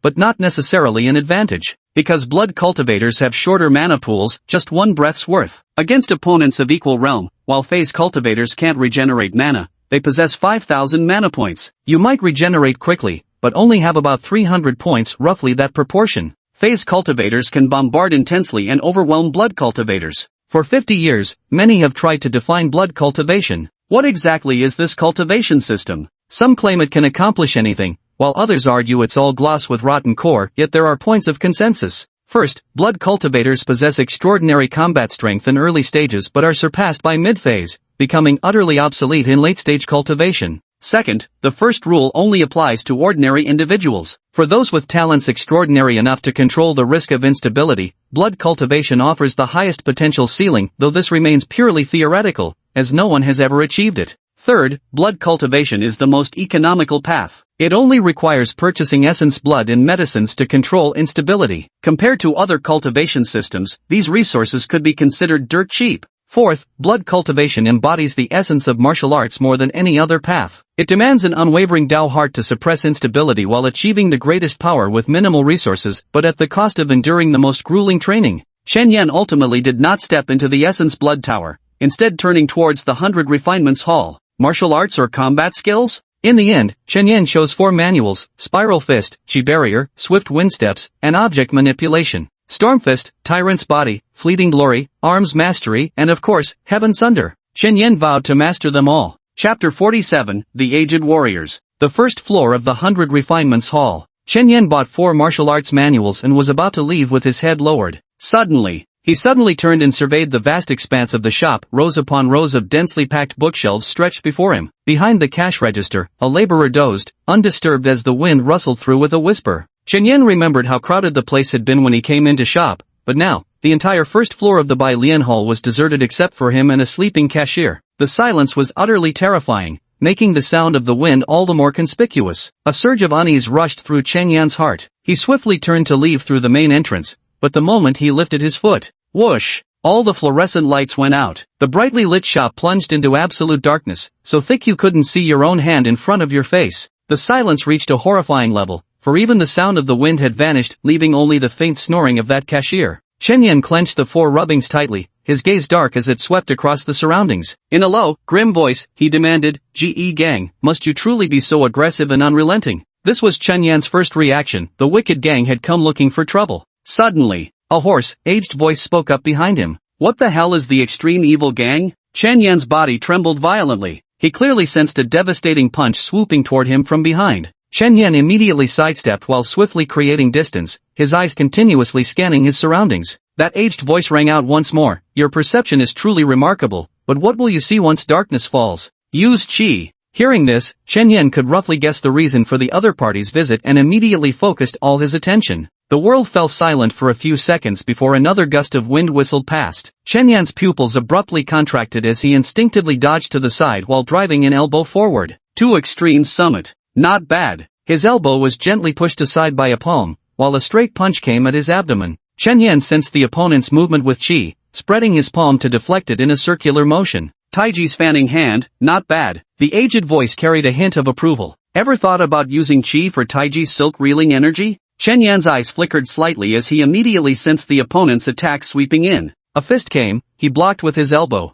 A palm struck, he deflected sideways. A knee drove forward, he intercepted it. After several exchanges, the opponents suddenly intensified their offensive. Chen Yan's Taiji yin-yang hand swung faster, but it still wasn't enough. His movements became disordered, forcing him to switch to Xingyi Boxing's hard blocking technique. With breath, heart, body, and will united in harmony, he advanced with a crushing fist that shattered the opponent's momentum. The old man let out a delighted laugh. Very good, very good. But the next second, an even more ferocious punch came rushing in. Chen Yan crossed his arms in defense to block it, then stomped toward the opponent's instep only to miss and instead take a sweeping kick to his side, sending him crashing into a bookshelf and toppling it over. The opponent didn't press the advantage, waiting for Chen Yan to stand before delivering a powerful downward chop. Chen Yan countered again with Taiji's soft hand technique, but the opponent suddenly shifted moves, amplifying the force as a fist descended, finally stopping just an inch from Chen Yan's face. The voice spoke once more. This isn't your limit. If you dare hold back again, I'll beat you to death today. At this moment, Chen Yan truly felt the killing intent surging through his entire body. His face twisted with ferocity as he abruptly deflected the opponent's heavy punch with a sideways chop. Then, facing the storm of relentless attacks, Chen Yan adopted an obscure boxing stance, continuously using soft hand techniques to parry. Wing Chun, you're learning a woman's self-defense technique? Chen Yan said sternly, one more skill won't weigh you down. Fine. The old man snorted coldly and intensified his attacks. Chen Yan instantly changed his combat stance, squatting low, forming the questioning hand, and striking at his opponent's lower body. Interesting. The old man chuckled softly, and after dodging multiple times, he suddenly kicked Chen Yan's right leg. Chen Yan was sent flying sideways, but he clawed the ground with his 5 fingers to stabilize himself. Instantly sensing the opponent's heavy elbow strike descending toward his face, he swiftly countered with a tendon-twisting, bone-disrupting strike aimed at the old man's waist. Forced to retreat, the old man landed and let out another laugh. Ha! Good, good, good. As expected of the hidden disciple left by our teacher. This single sentence contained an overwhelming amount of information. Chen Yan's eyes flickered with rapidly shifting emotions, but then his opponent dropped all pretense. A ferocious surge of energy came crashing toward him. All of Chen Yan's defenses failed instantly, sending him flying backward. The next moment, a powerful fist rose just an inch from his face. The fist halted abruptly. The savage force behind that punch made Chen Yan's pupils constrict violently, his heart shuddering in shock. An aged voice rang out. Stop letting me catch you fooling around with a bunch of women. Put all your effort into martial training. Don't waste your natural talents and disappoint everyone. And more. The old man leaned down and whispered in Chen Yan's ear. I'll help you handle the peculiarities brought by the ancient god genes. Don't rely too much on this, and don't let the human race know about it. Keep it low-key. The old man patted Chen Yan on the shoulder before walking away. This moment, all the lights suddenly blazed to life. Gasping for breath, Chen Yan opened his eyes to see the toppled bookshelves being lifted by an invisible force, restoring themselves in an extraordinarily precise manner akin to time reversing its flow. Chen Yan abruptly raised his head to look at the old man standing at the door.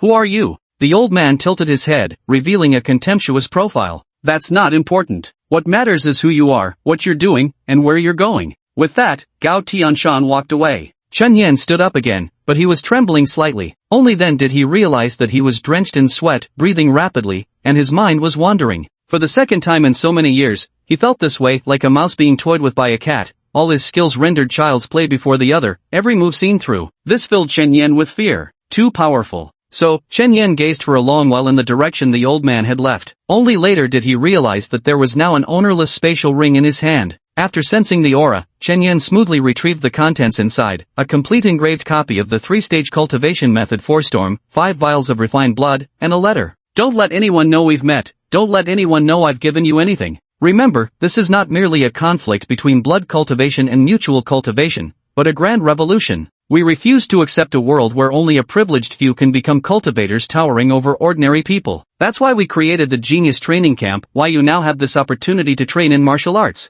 Once we overcome all the difficulties in blood cultivation, spell cultivation, and mind cultivation, martial arts training will no longer be the privilege of a select few, but a right for all humanity. When that day comes, every individual will have the ability to protect their own home, and every genius who graduates from this place will be capable of protecting others' homes as well. This is the true purpose of the Genius Training Camp. Chapter 48, Moving into the Villa. After destroying the letter, Chen Yan put on his spatial ring and went to buy 20 bottles of Snow Tiger Essence blood. The 4 basic cultivation manuals cost 1,200 gold coins, while the 20 bottles of essence blood cost 18,000, leaving him with a balance of 36,190. He hoped to elevate his Tiger's Roar technique to S rank and then acquire higher grade essence blood. Now he finally had his own spatial ring. These items were quite expensive. The smallest version cost 1,000 gold coins, while larger storage spaces came at even steeper prices. Chen Yan had always hesitated to buy one. That old man had directly gifted him an extra large one, solving this major problem for him. Then he recalled the contents of that letter. Starting to preach about moral values to your bros now? Chen Yan hated nothing more than having moral values preached at him.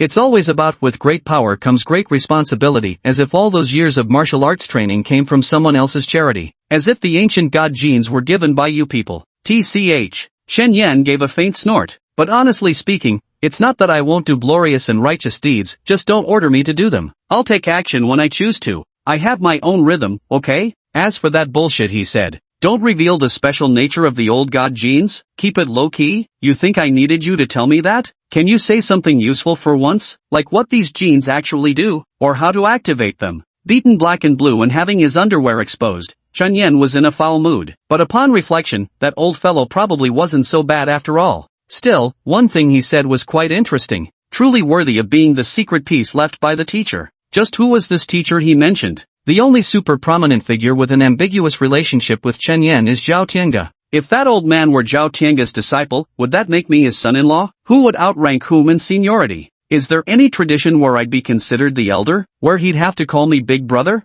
I don't understand these things. Chen Yan shook his head and walked home. Looking down, he took out the 5 vials of essence blood from the spatial ring and examined them closely. The displeasure on his face faded, replaced by a slight smile. The golden essence blood, its exact nature wasn't specified in the blood cultivator encyclopedia, was undoubtedly something precious. He lowered his gaze to check his out-of-control level, 240. Chi power value, 655. A single vial of divine beast essence blood could raise the out-of-control level by at most 200. Chen Yan wasn't afraid. First, he downed a bottle to get in the mood, then took out the martial arts manual for Spiral Fist and began studying it intently. Damn, Spiral Fist's training difficulty was far higher than Penetrating Fist. That spiraling sensation was really hard to grasp. It wasn't until 8 p.m. that Chen Yan barely managed to grasp a sliver of it, making his chi spin one full rotation upon punching. The proficiency benchmark for Spiral Fist was simple. How many rotations the chi could complete within 1 second after punching. 10 rotations marked the beginner's threshold.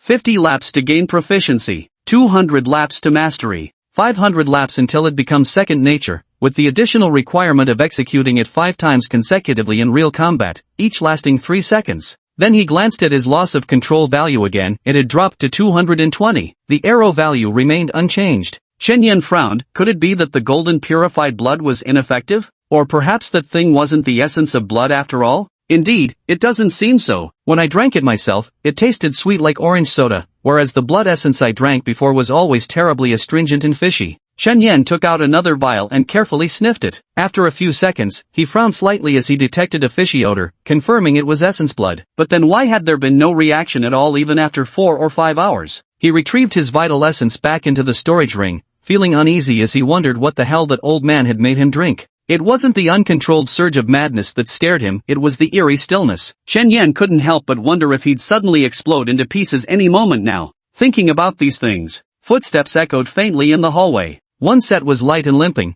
while another person supported him and murmured softly, "It's fine, take your time." Tanya. Chen Yan opened the door and looked down. There he saw Tanya helping Xia Long upstairs, the latter wrapped in bandages. Just one glance told him, the extreme evil gang had challenged Xia Long and beaten him to this state. Xia Long lifted his head, one eye already swollen purple, several gauze patches plastered across his face. Gone was any trace of the tough guy image. No, this was more like a tough guy who'd been beat up by someone's husband and his crew. At this moment, Xia Long said, "We'll pack up later and move directly to the villa this evening." "Okay," Chen Yan replied. "Do you need my help?" Tanya shook her head. "No need, Brother Yen. Just pack your own things. I'll help along with his." "All right." Chen Yan nodded and stopped speaking, thinking to himself that Big Brother Mosey had found himself a good girl, but whether he could keep her was another matter entirely. Xiaolong was in a low mood now, unwilling to speak. It seemed tears were already welling up in his eyes, yet he stubbornly held them back. Being beaten up in public, who could feel good about that? His whole body probably still felt numb. After taking such a beating, it was only natural to be dazed, and it would take a long time to recover. Half an hour later, Chen Yan sensed that Xiaolong had mostly bounced back, judging by the pitiful, whiny tone he used to flirt with Tanya. Though the flirting was probably just Chen Yan imagining things. But he knew all too well, when a man lies crying in a woman's arms and she comforts him tenderly, it's hard for his hands to stay properly behaved. A while later, Tanya knocked on Chen Yan's door. Then they all went downstairs and got into the car, which headed toward the villa district. The area was called Panlong Mountain, where villas were nestled along the slopes. Chen Yan had rented a lower-tier villa at the foot of the mountain, though it wasn't small by any means, a 3-story Western-style house spanning over 200 square meters. The car came to a stop in the parking garage. Chen Yan got out of the car and entered the house. The lights were on inside, and a tall, lean, fair-skinned male university student wearing a tank top was eating in the living room. Yan Wuxian. Zhang Yan looked up, his eyes shining with excitement. Chen Yan couldn't help but chuckle, thinking to himself, so I've already earned a nickname? Then he stared at the other's face in surprise, those innocent eyes and fair complexion, and wondered, how did someone like this end up in a place like ours? Chen Yan smiled lightly and said amiably, Zhang Yan, right? What did you do before? How did you end up here? At this question, Zhang Yan sighed heavily and replied, I was tricked into coming here. Since childhood, I've exhibited remarkable physical fitness. By 15, I'd already become a first-class athlete. But unable to awaken, my parents refused to accept it and kept asking around if there was any way to become a martial artist. That's when the people from the elite training camp took notice of me, and before I knew it, I was brought here without a clear explanation. It wasn't until I arrived that I realized people could die here. Chen Yan smiled and asked, so you didn't go back? Can't go back. Zhang Yan shook her head. The genius training camp is still a secret project. If you don't enter the incubation pod, you can't return to normal society afterward. Chen Yan nodded slightly and said, keep it up, train hard in martial arts. What about Li Juanhao? Zhang Yan pointed to a side door and said, he's inside practicing boxing. This is the instruction manual, they asked me to give it to you. Chen Yan took the booklet, which recorded the facilities of this Western-style house. His room was on the 3rd floor. After going upstairs and entering his bedroom, he was immediately greeted by a refreshing fragrance. The room was spacious, impeccably clean, fully furnished with mellow lighting, tranquil and peaceful. Chen Yan sat on the bed and began reading the instruction manual. The first floor has a total of 2 independent cultivation chambers, each over 60 square meters in size. Like calming incense, martial arts auxiliary training tools needed to be purchased separately. However, Lin Wen was generous and arranged for them a month's supply of the Soul Revival Formation, a type of array that keeps one's spirit refreshed. With sufficient physical stamina, one could go days without rest. Moreover, the training room also had an independent washing area, making bathing and brushing teeth convenient. It seems I won't need to come to this bedroom anymore, I'll just live in the training chamber for the next month. Finally, Chen Yan went downstairs, tossed his clothes into the washer-dryer combo, and glanced at the front door. There stood the flamboyant Lin Wen, dressed like a celebrity tonight, wearing sunglasses and towering red heels, her high-slit dress sparkling with red sequins. She certainly had style. Beside her stood a refined, well-mannered man. Chen Yan. Chapter 49, Zhou Yuan. Lin Wen greeted Chen Yan and then introduced the man beside her. His name is Zhou Yuan, the second curse master from the first class of the 6th session, and he's now also a member of our fairy team. Chen Yan smiled and extended his hand for a handshake while Zhou Yuan gave a slight nod. Chen Yan's friendliness took Zhou Yuan by surprise, as he had expected someone as strong as Chen Yan to be quite prideful. Chen Yan also noticed that Zhou Yuan's gaze towards Lin Wen was different, clearly a suitor.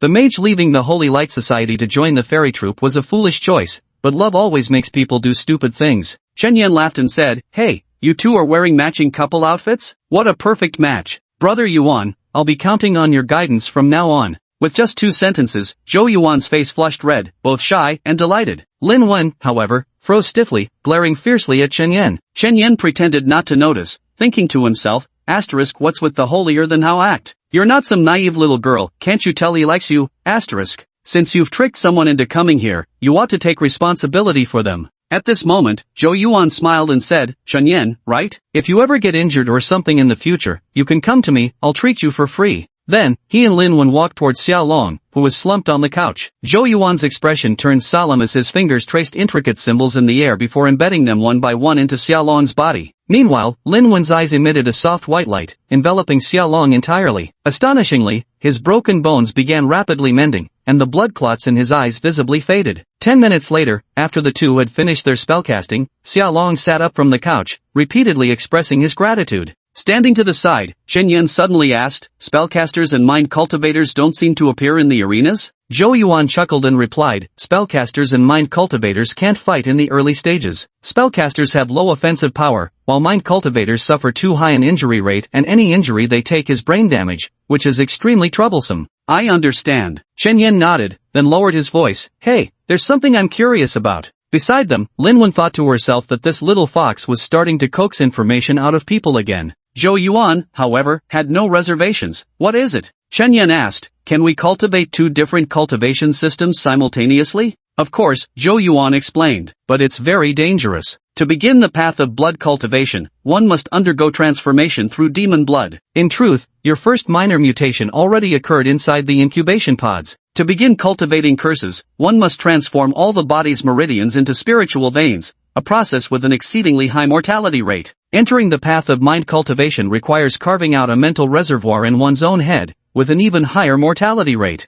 If you want to choose a new cultivation system, you'll have to go through the life and death trial again. Chen Yan nodded silently in understanding. Zhou Yuan continued, moreover, the madness gauge of spirit cultivation is essentially the same as the loss of control gauge of blood cultivation. So if you practice both systems simultaneously, you simply won't have enough capacity for the loss of control gauge. That's another major issue. Chen Yan smiled and said, thanks. Don't curse practitioners have similar negative buffs? Negative buffs? Not really, Zhou Yuan shook his head, but their progress is extremely difficult, and the resource consumption is enormous. After all the meridians in the body are unblocked, the subsequent cultivation for curse practitioners involves strengthening the meridians, filling them with source energy, tempering their own curse power, and beginning to inscribe curse patterns onto their bodies. As he spoke, Zhou Yuan pulled down his clothes, revealing numerous eerie patterns on his back that looked like black tattoos. He continued, the human body is too fragile, a slight misstep could easily lead to severed meridians. One must proceed with extreme caution at every step.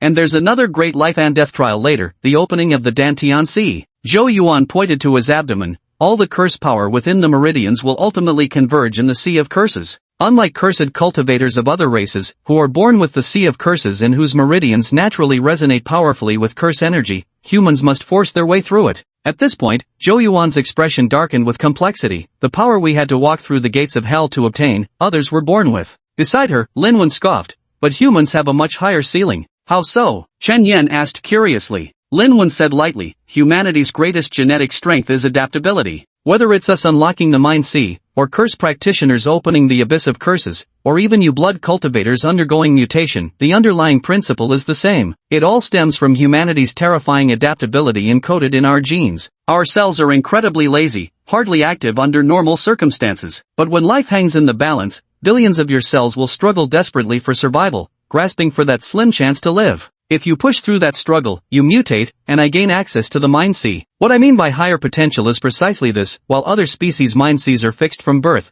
humans can expand theirs through struggle. We can strengthen our innate talents through sheer willpower. Zhou Yuan nodded emphatically, exactly. These three cultivation paths of the Genius Training Camp were all forged through struggle. They were built atop piles of human lives. As for phase cultivators, those humans born with phases don't even consider us the same species. They're the favored superior race blessed by heaven and earth, while we're just primitive humans, without power, without anything special. But modern humans evolved from primitive humans. Some evolved into Shinshio cultivators who possess extraordinary powers, but their path became fixed. We primitive humans can evolve in any direction. Primitive means possessing nothing, but having nothing is the prerequisite for possessing everything. Zhou Yuan's gaze swept across Xiaolong and Zhang Nian on the sofa, then rested on standing Chen Yan. Our coach from that year told me something I still can't forget to this day. There were no roads here originally, but as more people walked, paths emerged. So this isn't a garbage dump, it's humanity's starting point for pioneering new frontiers. His beaming, triumphant smile lifted Chen Yan's spirits considerably. Then glancing at Linwen, he thought, this guy's perfectly fine, how could you, Linwen, not see his worth?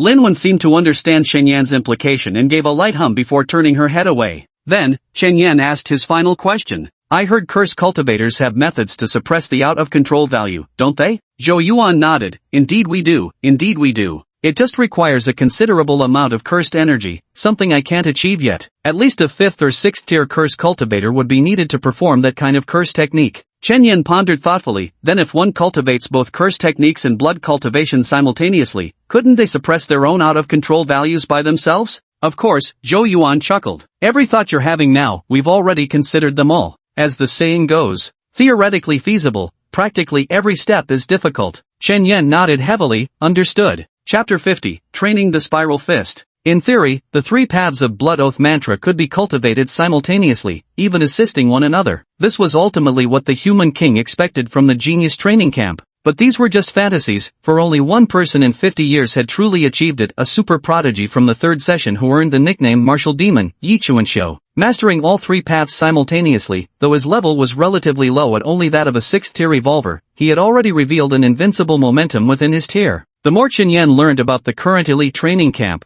the more he felt that their future enemies were terrifying beyond measure. Because the elite training camp hadn't declined in the recent sessions, on the contrary, it was improving, attracting more and more talents, and was in a steady upward trend. Given another 100 years for this city, humanity could surely fully conquer those 3 cultivation systems. With the situation being so favorable, why pull the plug so abruptly? Clearly, someone with great karma is unwilling to see this succeed, which is why the situation has turned out like this. Who could it be? Chen Yan couldn't help but dwell on it whenever he had free time, and the more he thought, the more alarmed he became. Whatever. Better not think about it anymore. Enough had happened for one day. At night, time for some peaceful martial practice. Chen Yan took out the custom-made silver blade measuring 2.3 meters in training room 1. Grasping it with both hands, he stood before a massive full-length mirror. Chen Yan began executing strikes toward the mirror. 1, 2, 3. The whooshing blade sounds grew fiercer as Chen Yan became increasingly immersed in his practice. Suddenly, the door was opened by Xiaolong, who watched Chen Yan's sword movements and felt goosebumps all over his body. Wasn't this the Mad Tiger Breaks the Army blade technique? The motion was almost identical to Kaifenglei's. What's that look for? Chen Yan sheathed his blade and turned to look at Xiaolong. Xiaolong asked, Brother Yan, are you practicing the Fierce Tiger Breaks the Army saber technique? Chen Yan shook his head and replied, just playing around. Mastering this saber technique really takes some time. Its essence isn't so easily grasped. After speaking, he stored the long saber into his spatial ring and resumed diligently practicing the spiral fist, with impeccable posture and graceful movements. Now, he had a clearer understanding of the blood cultivator's combat prowess. No need for high-quality equipment, nor for embedding talismans or phase beads into one's body. Most of the combat power came from Qi. Qi allowed him to leap into midair during battle today, helped him suppress his opponent's movements, spin their body and hurl them away. Even more, if Chen Yan had willed it, every move he made could have been infused with raging thunder, significantly boosting damage and inflicting paralyzing effects, all without consuming any additional energy, as using supernatural abilities didn't drain him any more than usual. Thus, as long as Qi was wielded skillfully, a blood cultivator's combat strength would soar. And this required almost no monetary cost, only time and effort. This cultivation system suited Chen Yan just fine. It wasn't about being a whale to be strong. If you wanted to fight well, you still had to grind. His current understanding of blood cultivation could be summed up in 4 words: grinding births all things. This filled him with immense motivation for martial training. The storm had 3 stages in total. The first was Spiral Fist. The second stage is the external spiral force, which means being able to condense high-speed spiral winds even after completely breaking free from the spiral fist. The third stage is the infinite spiral domain, where one can forge storms at will. These are the 3 qualitative transformation stages, within which lie countless minor phases categorized by rotational speed. The bone-piercing spiral fist requires 500 rotations per second sustained for 3 seconds, a number that makes Chen Yan's scalp tingle just thinking about it. Yet he's heard that to achieve the absolute zero domain, one must reach at least 1.2 million rotations per second. This is what Gao Tianshan can accomplish, instantaneously forcing his qi to spin with such violent, indescribable speed that the screech of qi slicing through space can be heard 10 miles away. Chen Yan probably wouldn't get past level 2 in his training tonight. Counting on his fingers, reaching level 120 seemed as distant as the year of the monkey. Besides, is 1.2 million revolutions per minute really the limit? Absolutely not.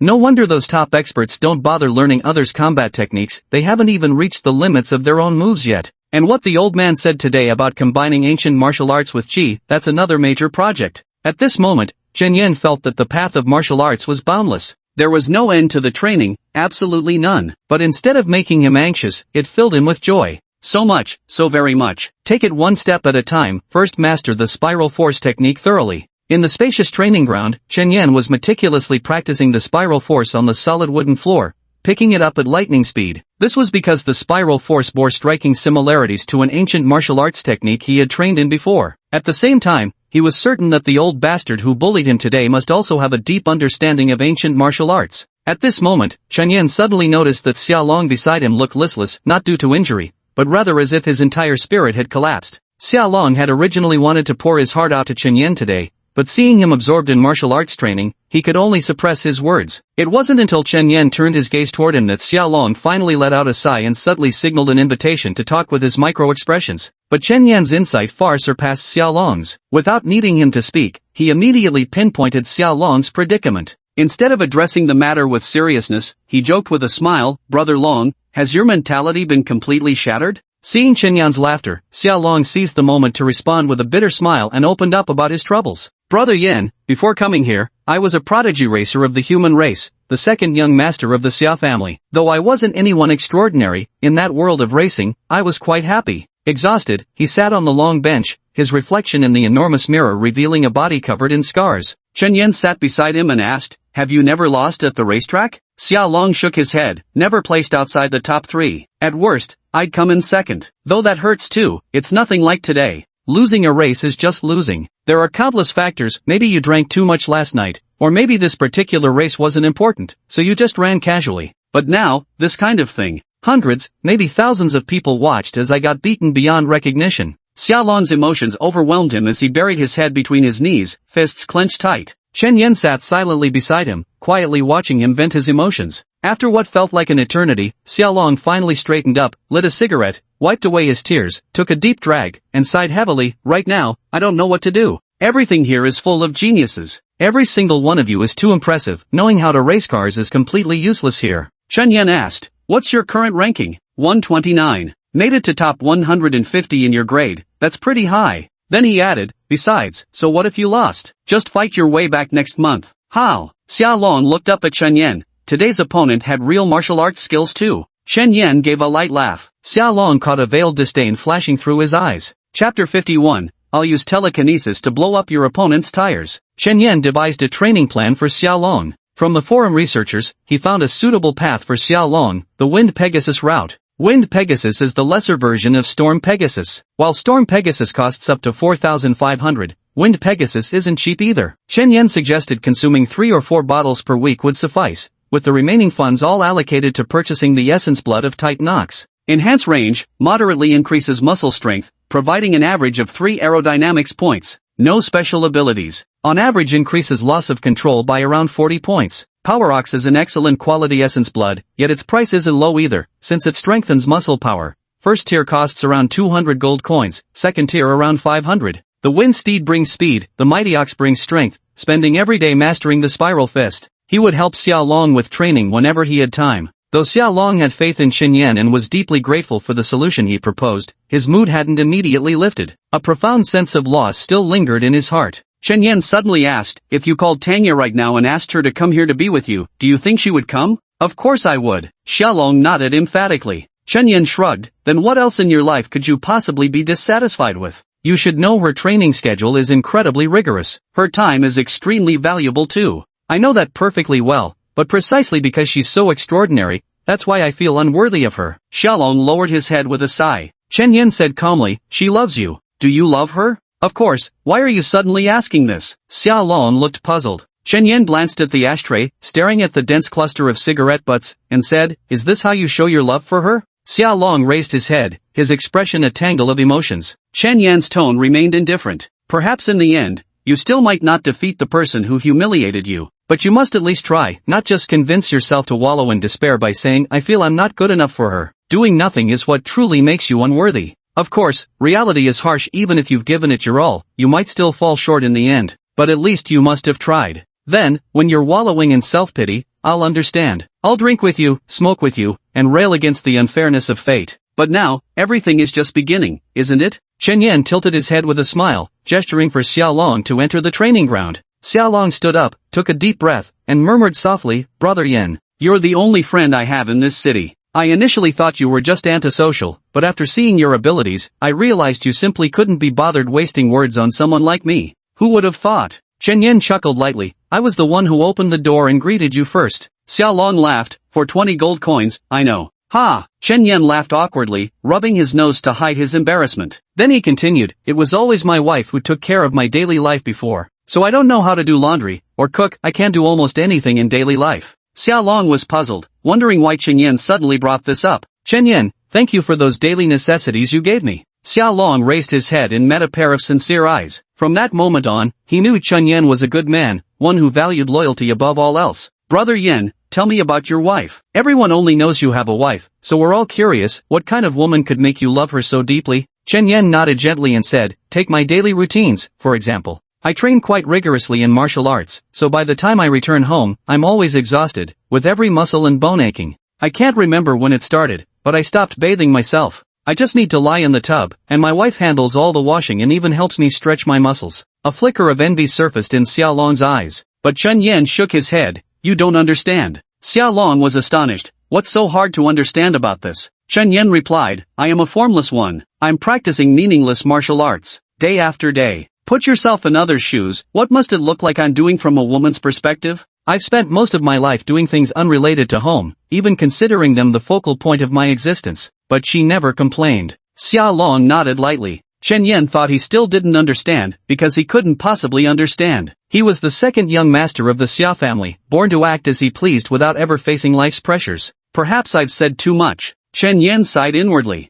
Truth be told, he'd long realized Xiaolong couldn't empathize, but tonight felt like a night for friendship, and he couldn't help speaking his mind. Speaking of things others can't understand, failing to get the desired response, would only test their patience. So Chen Yan chose silence for most of his life. Suddenly, Xiaolong lowered his head and said, I really envy you. My family strongly opposes my racing. Aside from fellow racers, no one supports me because motorsports are risky and not considered an upper-class sport. Chen Yan frowned and asked, how could that be? Doesn't car racing burn through a lot of money? Xiaolong shook his head and said, Brother Yan, you just don't get it. Let me give you an example. Horse racing. The upper class enjoys standing high above watching 6 horses race down the track, betting on which will be fastest. But our sport is riding horses, not running like them on a racetrack. So becoming a horse that races on the track would be considered bringing disgrace to our family and our circle. You understand, don't you? Chen Yan nodded lightly. Xiaolong continued, because I'm faceless, my family's expectation for me is to obediently be the second young master of the Xiao family, to ride horses during the day, play baseball or golf, wear clean polo shirts and brand new leather shoes, smile to reveal a set of white teeth, attend every social occasion with grace, discern the flavor of every high-end liquor, marry a woman from a wealthy family, and strive to bear faceted children. Chen Yan looked serious. Xiaolong said with a bitter smile, actually, there's one remark that hurt me more than today's defeat did, at least it did in the past. They say when the second young master of the Xia family goes racing, who dares to win against him? Even if someone truly wins, it's only because his car is the best. This statement nearly negates all my efforts, yet it perfectly describes my racing career. So when someone told me I'm a true racing prodigy and that there's a better stage for me, I was genuinely happy. As he spoke these words, Xiaolong was tapping on his martial wristband, typing a message with his head lowered. Chen Yan said thoughtfully, racing must be an extremely thrilling sport. Standing out in such a sport would undoubtedly require something extraordinary. You must certainly have martial talent too. But Xiaolong didn't seem to hear any of these words. He just smiled and raised his martial wristband. A chat dialog box popped up. If I'm not good at martial arts and have to go back to being just an ordinary racing driver, would you still like me? Tanya, I'll use telekinesis to blow up your opponent's tires for you. Tears streamed down Xiaolong's cheeks. He didn't cry when he lost races, didn't cry when his family disapproved of him, didn't cry even when he was beaten embarrassingly like a dog today, but now the tears wouldn't stop flowing. Chapter 52, Qi Sensing Talent Test. That night, Xiaolong's mindset underwent a complete transformation. No longer as restless as before, he trained arduously in the practice room like an ascetic monk, occasionally receiving a few words of guidance from Chen Yan. Chen Yan instructed him to remember this state he achieved tonight and to recall it whenever distracting thoughts arose. Then Chen Yan began pondering what exactly the golden essence blood given to him by the old bastard could be. A night passed, but no reaction yet. He glanced at the out-of-control value, which had already dropped to 180. What now? Drink the Frost Tiger Essence blood again? Or try one more vial of golden essence blood? In the end, Chen Yan chose to drink the second bottle of golden essence blood, but after a whole night, there was still no reaction. He genuinely had no idea what this thing was for. Dawn. The out-of-control value had dropped to 120. Chen Yan gulped down 10 bottles of Snow Tiger Essence blood in one go, then prepared to begin his training for the new week. Chen Yan and Xiaolong didn't sleep at all that night, thanks to the Soul Recovery Array's restorative effects on their mental state. Chen Yan's spiral punches were still struggling, managing at most 2 rotations, while Xiaolong was patiently learning the forms. Around 6 o'clock, the two stepped out and happened to run into Jiang Yan and Li Juanhao, their teammates. Descending from the upstairs bedrooms, they caught sight of Chen Yan and Xiaolong emerging from the training room, expressions of surprise flickering across their faces. Did you stay up all night? Chen Yan nodded and said, not tired. Not only were they not tired, but the sweat on both of them hadn't even dried yet. Wasn't it a bit insane to plunge straight into another day of brutal training in such a state? Were they not afraid of sudden death? Jiang Yan's heart pounded wildly. Even Li Juanhao's expression had stiffened. Were these two absolute lunatics? The 4 of them then headed toward the sports field, each settling into their designated positions. Chen Yan returned to his spot at coordinate 485, surrounded by peers whose faces were now filled with nothing short of admiration. After all, news of how he had thoroughly dominated Kai Fenglei the day before had already spread throughout the entire Tianxia city. Everyone now knew that standing here was a martial arts grandmaster, someone utterly unbeatable in a fight. Chen Yan remained indifferent, free from any distractions, seeking the profundity of breath control with each inhale and exhale. Behind him, Xiao Long was similarly immersed, head bowed in deep concentration, his mind untroubled by external matters. At 6 o'clock sharp, a piercing whistle shattered the dim silence of the world. Beep! Everyone snapped their heads up to see Lu Chao standing on the podium, a whistle in hand. Genius Training Camp, 6th session, 2nd batch of the Blood Cultivation Squad assemble at once. This week's assessment focuses on comprehensive abilities. First round warm-up set, thumb push-ups, 1000 reps. Completion earns you 100 points, with 1 point deducted for every 10 missed. Begin! The students of Lin Li's class looked up one by one, many wearing expressions of astonishment as they wondered what on earth are thumb push-ups. Lu Chao demonstrated on stage. It's simple, do push-ups using just your 2 thumbs, with the other 4 fingers clenched into fists. Does everyone understand now? The crowd nodded vigorously. Got it. Lu Chao, you have 1 hour. If you fail to complete the task within the time limit, there will be consequences. If you can't finish by 5 p.m., you'll stay behind for extra training. His words seemed to jab at everyone's temples, jolting them to attention. They immediately focused on the assessment, realizing this was serious. Those who couldn't pass wouldn't go home but would be stuck on this field drilling to exhaustion. Lu Chao continued, remember, breathe, focus your qi. Though it appeared to be comprehensive training, the core objective remained qi cultivation. Thumb push-ups are certainly difficult, but they wouldn't be if one could use qi to support their own body. At that moment, an uproar erupted around area number 100, because someone had started showing off. Yan Ruoxuan. She pushed herself to the limit with push-ups, doing 1,000 two-finger planches right then and there, leaving the surrounding students utterly stunned. And since no one said supernatural abilities were off limits, she spread her wings behind her to support her body, executing the moves with remarkable speed and stability. Lu Chao also praised, those in that area can learn from Yan Ruoxuan, she's the benchmark. Then, gasps of amazement erupted from Area 27 as Zhu Xuanshang began as well, without using supernatural abilities, just a faint aura swirling around his entire body. He too performed two-finger planches, but with even more ease than Yan Ruoxuan, using his internal energy to control his body, moving up and down with rapid precision. At that moment, Lu Chao announced loudly, Yan Ruoxuan, Zhu Xuanshang, do you wish to challenge each other? The winner will receive not only the standard point reward but an additional 50 points. Anyone willing may come up to the stage. The crowd collectively turned to look. They saw Zhu Xian, with her long flowing hair, rise gracefully and walk toward the stage, while Yan Ruoxuan, evidently more spirited, gave a flap of her wings and flew directly onto the platform. Chen Yan also glanced upward. The two stood on stage locked in their contest, making spectators' scalps tingle with tension. After 10 minutes, some watching could barely stand it anymore, yet those two on stage actually began accelerating their pace. Chen Yan clearly saw that Zhu Xuanshang's mastery of qi application might already surpass everyone by a whole tier, excepting those 20 privileged bloodline heirs, of course. Moving one's entire body with each breath's qi flow, that was merely the foundation. Zhu Xuanshang could achieve 3 to 4 full-body surges within a single breath's qi cycle. His energy consumption was remarkably consistent with each undulation. For instance, with 1,000 energy points, each rise and fall consumed exactly 200 points. After the second, third, and fourth 200-point expenditures, he would inhale during the final 200-point phase, creating flawless energy circulation without any vacuum period. Textbook perfect energy management. Not only was his technique impeccable, but his energy reserves were enormous. Chen Yan couldn't understand. Zhu Xian didn't seem like a pay-to-win player, so how could his energy capacity exceed his own by such a wide margin?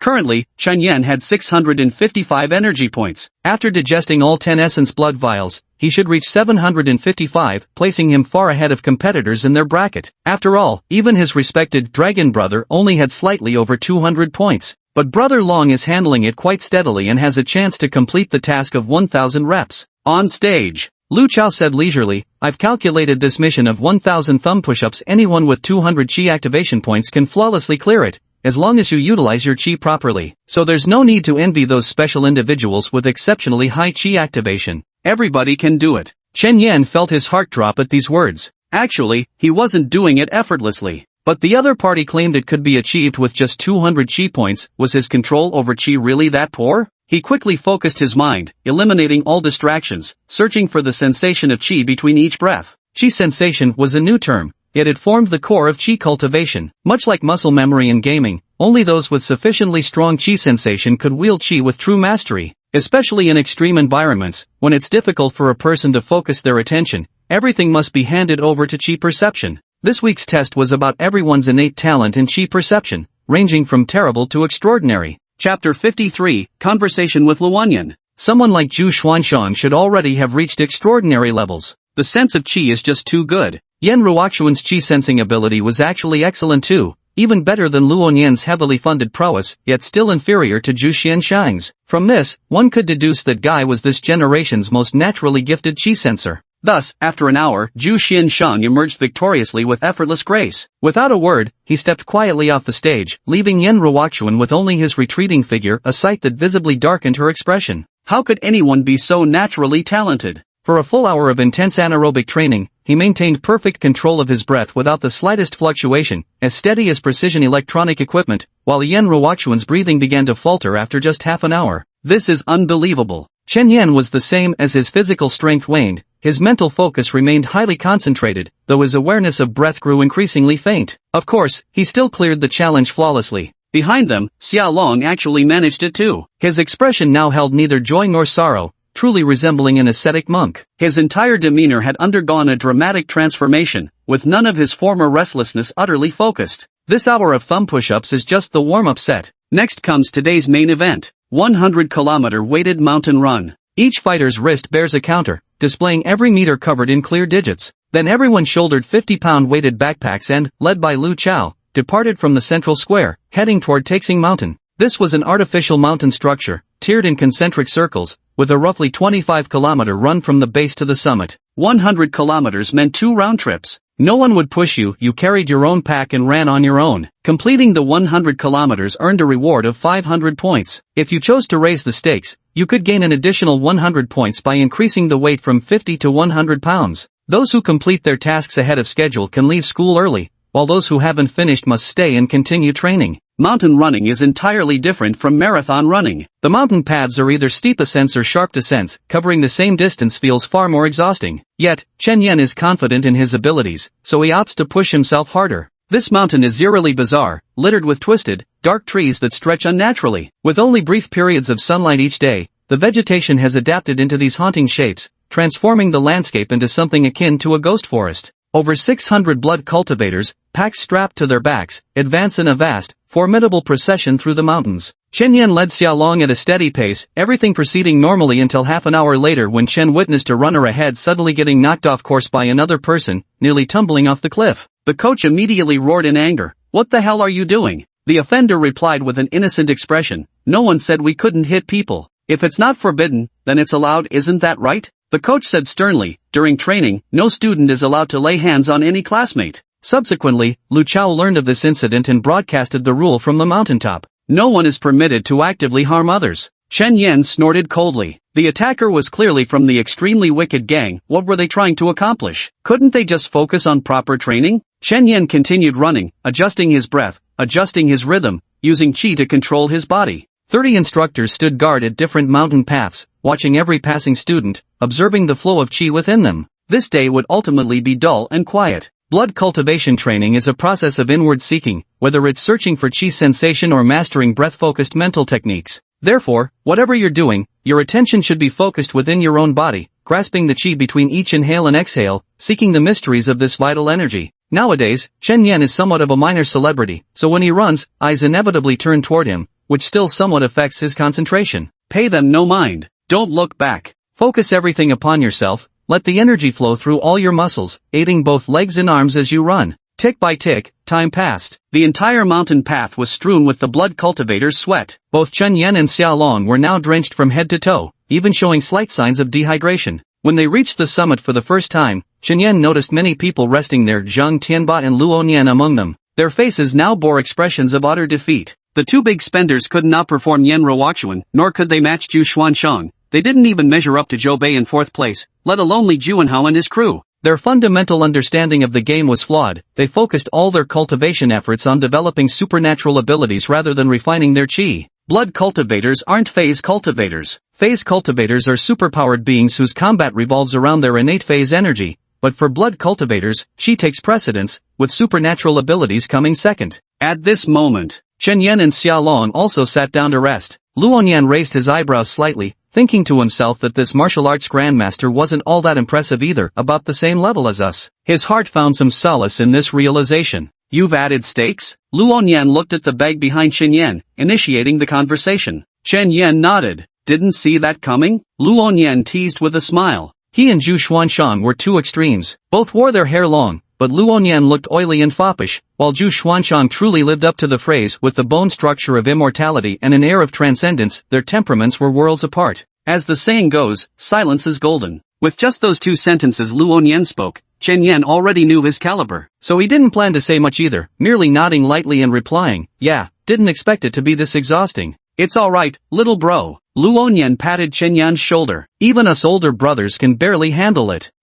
Chen Yan casually hummed in response, awkwardly cutting off the conversation. Lu Onyan snorted inwardly, thinking, bro, I've already lowered myself to talk to you, why are you acting so high and mighty? If you can't do it, you can't do it, what's there to be afraid of admitting? But the next second, Lu Onyan and Zhang Tianba's expressions changed as they watched Chen Yan sitting by the mountain spring's source. With a sweep of his gaze across the water, the spring suddenly rose into the air, transforming into a slender thread of water that trickled directly into Chen Yan's mouth. This scene drew sidelong glances from all the resting onlookers around, leaving them utterly shocked. Then, Chen Yan pointed at the spring again, and a second stream of water rose, flowing into Xiaolong's mouth. The two leaned against the mountain rocks, mouths open, drinking happily. Upon seeing this, Lu Chao nodded lightly, evidently quite satisfied. About 10 minutes later, Chen Yan patted his butt and stood up, ready to continue running with Xiaolong. Then, he turned his head to glance at Lu Onyan and said, don't put the cart before the horse. Lu Onyan was already seething with anger, and now he sneered coldly, need you kick me when I'm down? Of course, we know our past cultivation focus was misguided. No, Chen Yan shook his head. You don't understand. Ha, Lu Onyan frowned. Zhang Tianba also looked up, narrowing his eyes, wondering what nonsense this dog-mouthed Chen Yan was about to spew. As the son of a prince, being pointed at and criticized by an ordinary person made him seethe with anger. Chen Yan said casually, does running fast or slow even matter? What's the point of finishing the task hours ahead of schedule? Every minute in Tianxia City is an opportunity to cultivate. Whether at home or seated here, you're breathing and circulating energy every second. You said you've realized you're putting the cart before the horse. Then shouldn't you be focusing on energy cultivation here? For example, using qi to massage your fatigued muscles, speeding up your recovery, and maintaining optimal condition throughout the upcoming journey. But all I see is the two of you standing here dumbfounded, waiting for your muscles to relax. Having said that, he glanced at Xiaolong. Let's go. The two continued on their way. Chapter 54, The Dreadful Residence of Zhu Xian. Lu Onyan and Zhang Tianba were dumbfounded. At the mountain summit, nearly 100 people were resting when Chen Yan publicly mocked them, humiliating them in front of everyone. Although his words held truth, he shouldn't have spoken them regardless. The two stared at Chen Yan's retreating figure with dark, gloomy eyes. On the way down the mountain, Xiaolong whispered, Brother Yan, that was impulsive. People of their status could never accept being accused by you. Chen Yan nodded, I know, I have my own pace. A few minutes later, two familiar figures appeared behind them. On the dark, damp forest path, Lu Onyan and Zhang Tianba ran shoulder to shoulder, quickly overtaking Chen Yan. As they passed him, they glanced back, a look that seemed to mock. But Chen Yan wasn't in a hurry, simply watching the two depart with his gaze. Xiaolong glanced up at the back of Chen Yan's head, ultimately choosing silence as he continued following with lowered eyes. At the same time, Lu Onyan ahead turned his head to glance at Zhang Tianba and sneered, give them too many smiles, and they really start thinking they're somebody. Zhang Tianba remained expressionless. That kind of self-important person will meet their end sooner or later. Pay them no mind. No sooner had he spoken than Zhang Tianba's heart suddenly skipped a beat. He turned his head and saw Chen Yan running quietly by his side. Did he hear what I just said? Lost in these thoughts, Chen Yan quickened his pace, overtaking the two again without a word. Zhang Tianba's face darkened like still water. His mood utterly foul, first for being overtaken, and second worse still, for having his behind-the-back insults potentially overheard. If word got out about this gossip-mongering, the reputational damage would be unbearable for the mighty heir of the Zhang clan. For young masters and princesses roaming the Jianghu, face is everything. Lu Onyan was the same, his expression grim, as both of them picked up their pace once more to catch up with Chen Yan. The coach by the roadside first noticed Chen Yan passing by and nodded slightly, clearly quite impressed with him. Running using qi was no easy feat, much harder than doing push-ups. Push-ups only required qi to circulate up and down in a repetitive motion, but running was far more complex. Swinging arms, striding forward, every muscle in the body moving with each step, one arm forward, one backward, one foot planted, the other stepping ahead. Every stride involved coordinated movement across 4 directions. If qi wasn't used properly, it could even become a hindrance to running. Chen Yan remained remarkably steady. Although his pneumatic value was actually quite high, he wisely chose to reduce his output. Not a trace of qi flowed through his upper body, all of it was channeled into his legs. This was truly the admirable part. He who knows himself is enlightened. The intricacies of qi are manifold. A high pneumatic value doesn't always equate to greater power. It's not about brute force. Currents, breath, positioning, angles all must be precisely aligned to maximize output. A single strand of qi out of place could spell trouble. At this moment, panting heavily, Zhang Tianba and Luoyuan ran up to the coach. The coach immediately frowned. "You two, slow down." Zhang Tianba froze for a moment, then asked, "May I ask, coach, what did I do wrong?" "What's the matter?" The coach scoffed. "Can't you feel how chaotic your qi has become?" "Chaotic?" Zhang Tianba frowned tightly, as if unwilling to accept this. "Ah," the coach sighed, then suddenly pointed behind him. "Look at them." Zhang Tianba turned his head and saw 20 descendants of elite bloodlines running in perfect formation. His heart immediately grew unsettled, for he clearly saw how those people were manipulating their qi. In the fleeting moment of sprinting, every breath within the body synchronizes with each movement. As the arms swing forward, the breath propels forward. Simultaneously, when the feet push backward, another stream of breath assists the motion. The instant energy surges from the core, it disperses in varied directions, aiding different limb movements so swift it seems as if the breath itself is steering the body. Observing their condition closely, one might notice these warriors scarcely sweat, their muscles perhaps exerting minimal effort. Then, a monster abruptly appeared. Zhang Tianba's pupils suddenly constricted, residing in profound mystery. He was flying close to the ground, or rather, bouncing along. Whichever leg exerted force, all his energy concentrated beneath that foot, as if an air pressure trampoline had appeared underfoot. Each step propelled him leaps of over 10 meters, leaving onlookers utterly dumbfounded. But the coach immediately barked, "You two stop right there." Zhu Xian halted mid-step, bowing his head with hands clasped in salute. "May I ask, master, what fault have I committed?" His humble and courteous demeanor softened the coach's expression slightly. The coach said solemnly, "You're very smart. You know why we're training you this way. Don't take shortcuts, and don't try to be clever. Your running technique complies with the rules, but it fundamentally achieves nothing in practice. Wouldn't that mean today was just a waste of time? I'm not trying to lecture you, I just don't want you to waste your talent." Zhu Xianshang nodded and said, "I understand, coach. Go on." The coach waved his hand. Zhu Xian turned around and sprinted away, leaning forward with an incredibly fast stride. In the blink of an eye, he disappeared around the bend. The coach's pupils suddenly constricted. With just one glance, he could tell this guy had long mastered precise qi control. His running posture was identical to those bloodline heirs, even surpassing them. He had already reached the realm of Dragonfly Schemes the Water. Genius! Dragonfly Schemes the Water was an advanced movement technique for bloodline cultivators, and also the final assessment task on the last day of this week, making all bloodline cultivators walk on water. But that guy had already mastered it, and with impressive stability at that. He immediately felt somewhat embarrassed. It turned out what he had wanted the other to learn, the other had already mastered long ago. So the coach once again scolded Zhang Tianba and Luoyuan. "Look at him, you two. That's how you use qi, got it?"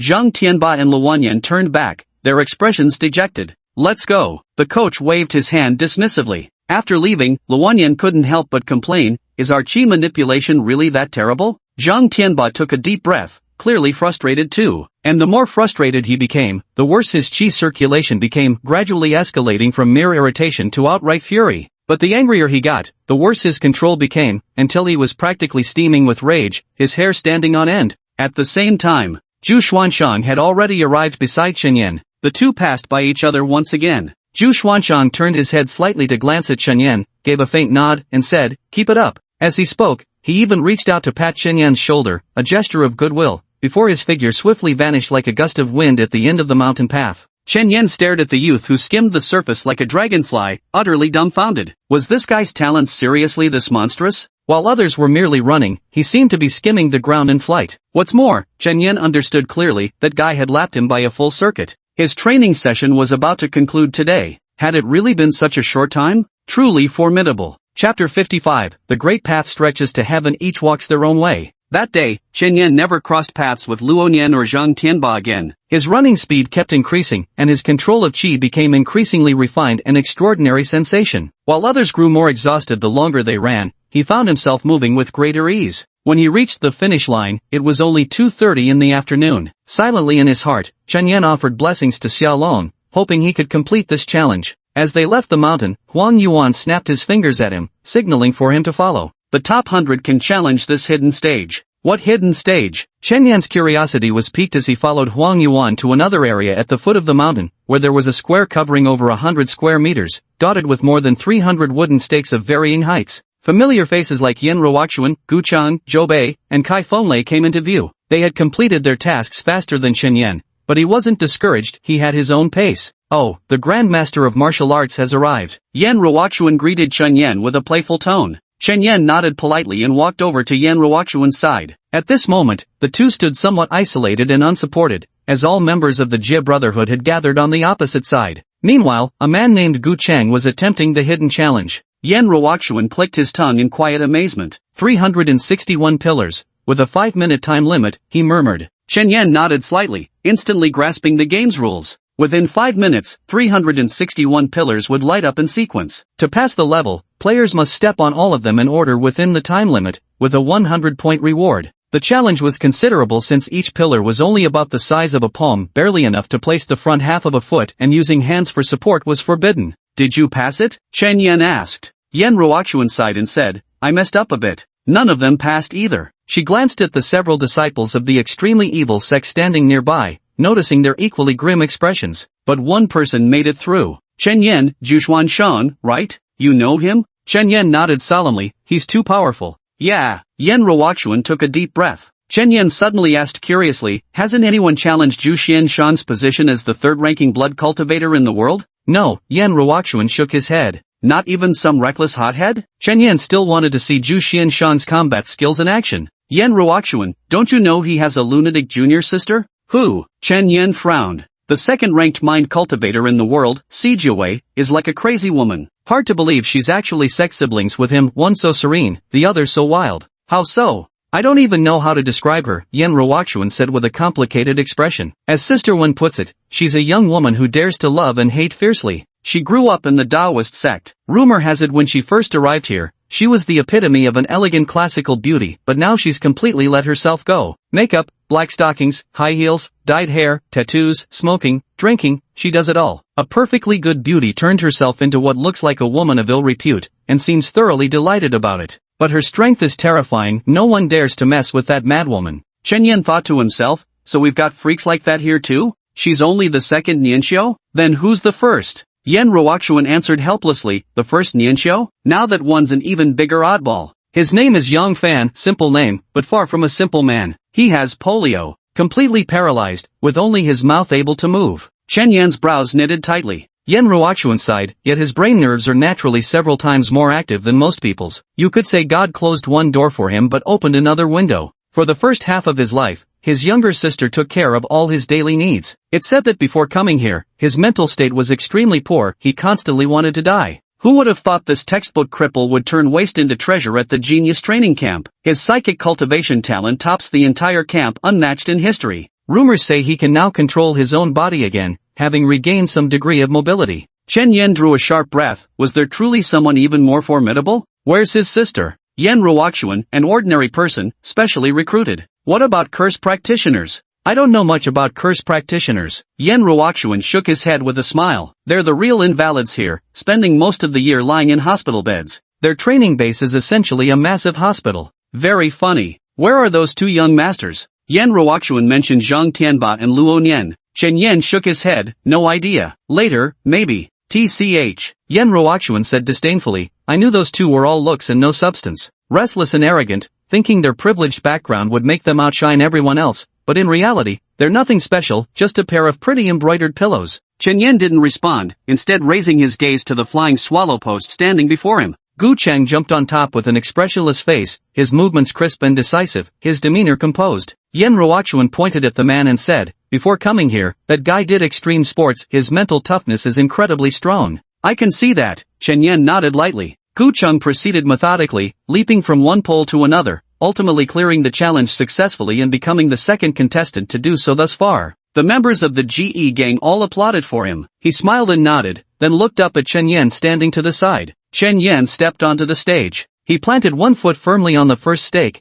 his stance as steady as Mount Tai, which made the GE gang members' expressions turn sour. They thought to themselves, did this guy really have to show off such flawless fundamentals? At this moment, Chen Yan's mind was completely focused on Zhu Xian's Lightfoot Dragonfly Scheme's water movement. He could sense how his opponent condensed chi at his toes while running, then propelled his body forward to glide across the ground. But before the momentum weakened and the driving force dissipated, he would gather chi again, this time at the instep of his other foot, forcing his body downward. Upon contact with the ground, he'd concentrate chi beneath his soles once more and propel himself forward again, using this method to increase his step frequency and overall speed. Thus, Zhu Xin's mastery over chi was astonishingly profound. Shen Yan also wanted to give it a try. He concentrated all his chi at the tips of his toes and leaped up. Failure. He nearly lost his balance midair, wobbling unsteadily before finally stabilizing on the second wooden stake. This sight left both Yen Ruoxuan and the members of the GE gang utterly stunned. What's going on? How did the martial god suddenly become so weak? Could he possibly be someone with a system? Was he cheating during that fight the other day, and now his true colors are showing?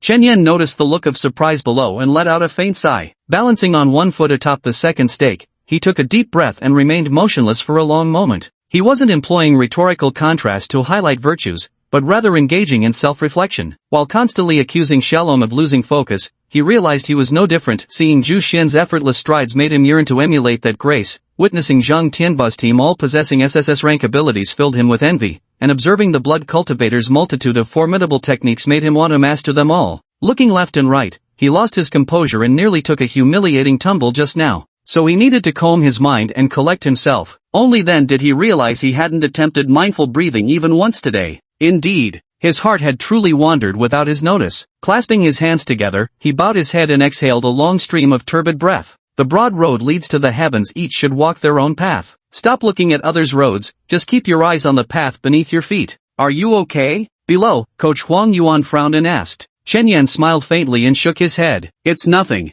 As he spoke, his gaze swept over the stakes ahead, which were lighting up one after another. They had already reached the 8th, 9th, and 10th steps, while Chen Yan remained stuck at the 2nd. Even Yen Ruoxuan had lost confidence in him. Whether he could jump was one thing, but the real question was, did he even remember the order in which the stakes lit up? You've got this, Yen Ruoxuan shouted from below the stage. Chen Yan nodded in gratitude before taking another step, leaping steadily across the stakes. Chapter 56 The Hybrid. On stage, Chen Yan moved with fluid agility while maintaining rock-solid stability in his lower body, an utterly astonishing sight. For everyone present, including Yen Ruoxuan, this was their first time witnessing such a spectacle. It was as if a spike extended beneath Chen Yan's feet, embedding itself into the wooden stakes with each step and anchoring his body in perfect stillness. Agility and composure alternated rapidly in his movements, earning reluctant admiration even from his opponents. Zhou Bei from the Wicked Gang couldn't help but complain, "Did you restart the system again?" Gu Cheng said solemnly, "I looked into it later. You can't develop that kind of footwork without at least 10 years of practice."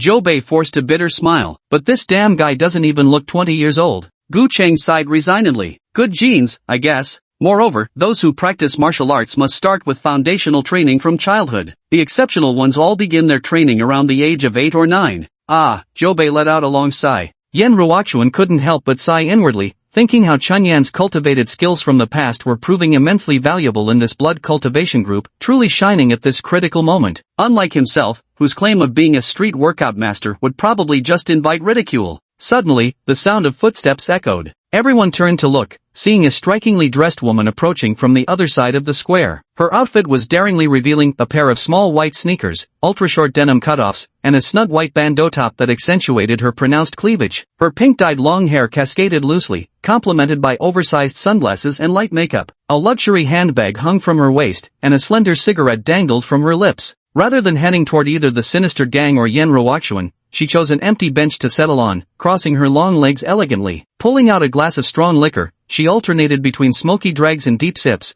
reclining lazily against the backrest while her leg bounced slightly in idle rhythm. Her lips curled into a smirk as her gaze lingered on Chen Yan, bound to the wooden stake, her expression brimming with playful amusement. In the end, Chen Yan completed today's hidden challenge in 4 minutes and 30 seconds. Once back on the ground, he bid farewell to Yen Ruoxuan and Huang Yuan before checking the balance on his account with a lowered head. Today's deposit, 7,100. Total balance, 38,790. A splendid figure. Pneumatic value, 755. Loss of control degree, 380. Time, 3:20. Continue practicing the spiral fist at home. Along the walk back, practice the mental breathing technique. Only then did he notice the woman sitting on the bench to the side. She turned her head, lowered one corner of her sunglasses, and playfully winked at him. Chen Yan's gaze flickered slightly. An illusion? At that moment, a rosy glow bloomed within the woman's pupils. What's going on? Why does my body feel so strangely warm? Chen Yan quickly lowered his head and left. Not long after he departed, Si Jiawei also returned to his private villa, where he saw his senior brother feigning sleep in the courtyard.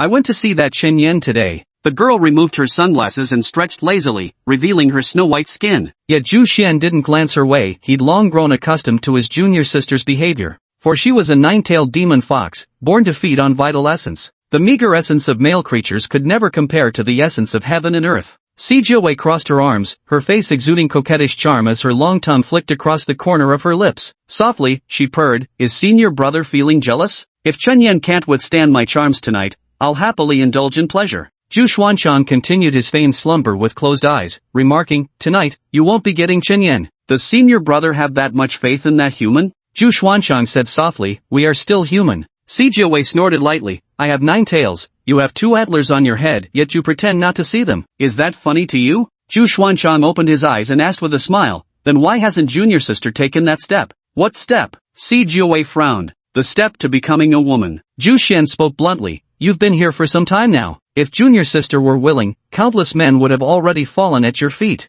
But junior sister is unwilling. How could a 9-tailed demon fox resist such things? Admit it, years of austere training in our sect have changed your nature. If you were truly to let a strange man have his way with you, you'd be the first to flee." Si Jiawei was furious. "I'm going to become a woman tonight." With that, she slammed the door and left. "Do as you wish." Zhu Xuanchang closed his eyes once more, carefully attuning himself to every subtle change between heaven and earth. His greatest vexation remained their master's parting instructions when they descended the mountain together. "Xian Shang, now that we've entered human territory, you must change your arrogant demeanor, or you'll surely meet your downfall because of it." Zhu Xianshan didn't understand. How was he being arrogant? At the same time, his master entrusted him with another task. "You must take good care of your junior sister. She hasn't yet slain the demons in her heart and tends to be impulsive. Without supervision, she might easily stumble. This is your duty as her senior brother." Zhu Xian truly couldn't understand why his junior sister had become like this. The moment she left the mountain sect, it was as if she'd become a different person. Heavy makeup,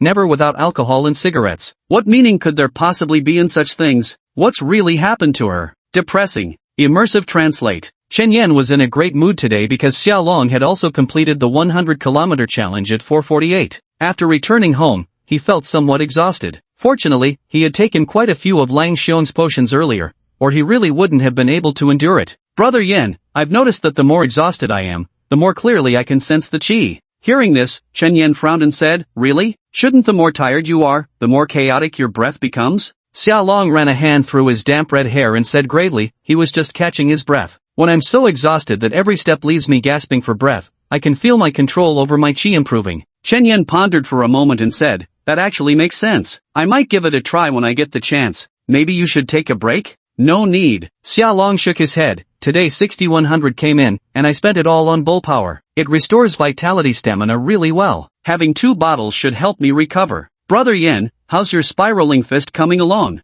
Chen Yan smiled. "After that run today, I feel like my control over qi has improved a lot. I practiced a set when I got back and managed 4 spirals in one go." Xiao Long also laughed. "Great then, Brother Yan, hurry up and master it, then teach me." Chen Yan nodded. Suddenly, a ringtone sounded from outside the door. Then, Jiang Yan's voice called out, "Brother Yan, it's for you." Chen Yan frowned, wondering who could be looking for him at this late hour. Chapter 57, The Blind Shaven Head, the 4th Hybrid. The iron gate creaked open, revealing Si Jiawei standing outside. Chen Yan's gaze shifted slightly as he thought to himself, "Why is it yet another woman? Is my luck with romance really this good? Who are you?" Si Jiawei. She was wearing sunglasses. "Sorry, I need to train and don't have time to entertain you. Please leave." Chen Yan nodded apologetically and then slowly closed the door. Si Jiawei quietly watched this scene without doing anything, a strong sense of defeat welling up in her heart. Chen Yan hadn't been bewitched by her. She wasn't prepared to become a woman tonight either. It seemed everything senior brother predicted had come true.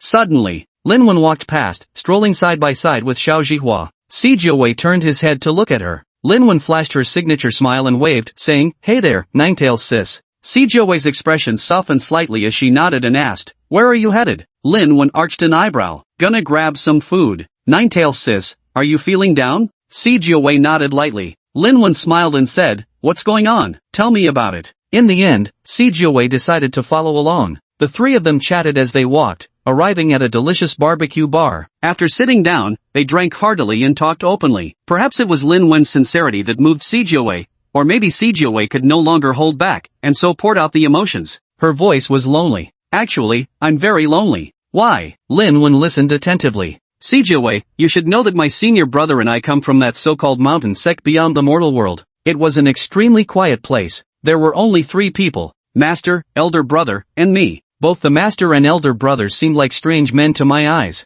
They can sit in a chair and space out for 10 days, needing neither friends nor any external things, surviving alone in this world. But I can't. But they couldn't understand why I couldn't do it. Inside that tiny mountain gate, I was the one with a problem, they were the normal ones. At this point, even Xiao Zhihua beside them couldn't stand it anymore. How could this possibly be normal, she said. Humans are social creatures. At these words, Sijie's brows knitted tightly. She was a fox, and foxes are solitary animals. Her senior brother was an immortal deer, also a solitary creature. Why can't I bear being alone? Could senior brother be right? Have I actually been human all along? She didn't know how to answer this question. Lin Wen comforted her until after several rounds of drinks, when she unconsciously leaned against Lin Wen's shoulder, her eyes filled with sorrow. Suddenly, Sijie asked, if someone falls in love, will they never feel lonely again? Lin Wen shook her head and said, having friends means never being lonely. Friends, Sijie murmured, then suddenly said, Sister Wen, I'd like to pursue something with Chen Yin. What? Lin Wen was startled. Why him of all people? But he's already married. I just wanted to be friends with him, muttered Sijie. She might not have harbored romantic feelings for Chen Yan, what she truly yearned for was the solace of finding kinship among those who shared her pain. No amount of bustling warmth from her surroundings could ever reach the cold corners of her heart. She believed only one of her kind could truly understand her, suspecting Chen Yan wasn't human either. The scent recognition among non-humans was notoriously sharp, especially for senior disciples like her. With his innate heightened perceptions as an adept celestial stag, he who wouldn't even spare Zhang Tianba a second glance, why would he take to Chen Yan so readily? That guy's definitely a half-blood too. Suddenly, a fair-skinned youth with ruby lips and pearl-white teeth entered the tavern, his delicate features exquisitely refined and his complexion extraordinarily luminous. Yet sadly, he was bald, and even more regrettably, a strip of white cloth bound his eyes, evidently a blind man. Sijie jerked his head up abruptly. The stranger likewise turned his unseen gaze toward Sijie. Lin Wen looked up, her brows arching slightly. Him? That mysterious foremost curse cultivator. Sijie stood up with a smile, saying, Sister One, just pretend I never said what I just did. Then, she walked straight toward the blind commoner with the shaved head. Immersive translate. The night had grown deep. The city lord's residence stood in complete silence. Gao Tianshan put on his reading glasses and sat at his desk, restless and unable to sleep, all because of a letter he'd received. The words in the letter were unequivocal in tone. In this session of the Sky Training Camp, there are people from their side, as well as many half-breeds, but those hybrids are our people. Hybrids are our trump cards. Don't let their side succeed. Which side is that side? Gao Tianshan knew better than anyone. In this era, even the phrase every man a dragon cannot be spoken aloud, because there is only one true dragon in this world, and his name is Li Shicheng. At this moment, Gao Tianshan's mind echoed with his younger self, standing on barren soil vowing to the gloomy heavens that he was willing to become the fuel for that grand ambition. Then, he took out a photo frame with people standing in staggered rows. It was a group photo of the blood cultivation cohort from the inaugural session of the Tianxia training camp, himself positioned right at the center. Nearly 50 years had passed in the blink of an eye. The faces in the photograph still smiled like blossoms, yet no more than 5 of those pictured remained alive. They had all honored their pledge, becoming the fuel that propelled the aircraft carrier of Tianxia training camp forward. He knew his turn would come soon. The palace intrigues were fierce. Both of the emperor's wives were formidable women. In these times, when powerful cultivators could live for millennia, there was only one path to becoming emperor: regicide. Waiting will lead nowhere. Since the current emperor ascended to the throne by killing his predecessor, he too will eventually be slain by one of his descendants, most likely by one of the 2 most ruthless among his sons. That year, Gao Tianshan couldn't comprehend it and asked his teacher why the emperor would allow events to unfold without intervention. Wouldn't it be better if he just killed all those who might pose a threat to him early on? The teacher's reply was profound. Because those who have walked too smoothly will never realize they will grow old. Before that day comes, they will not understand the power of time. Doesn't that man know how ruthless his wife can be? Doesn't he know how gifted his son is? Just too arrogant.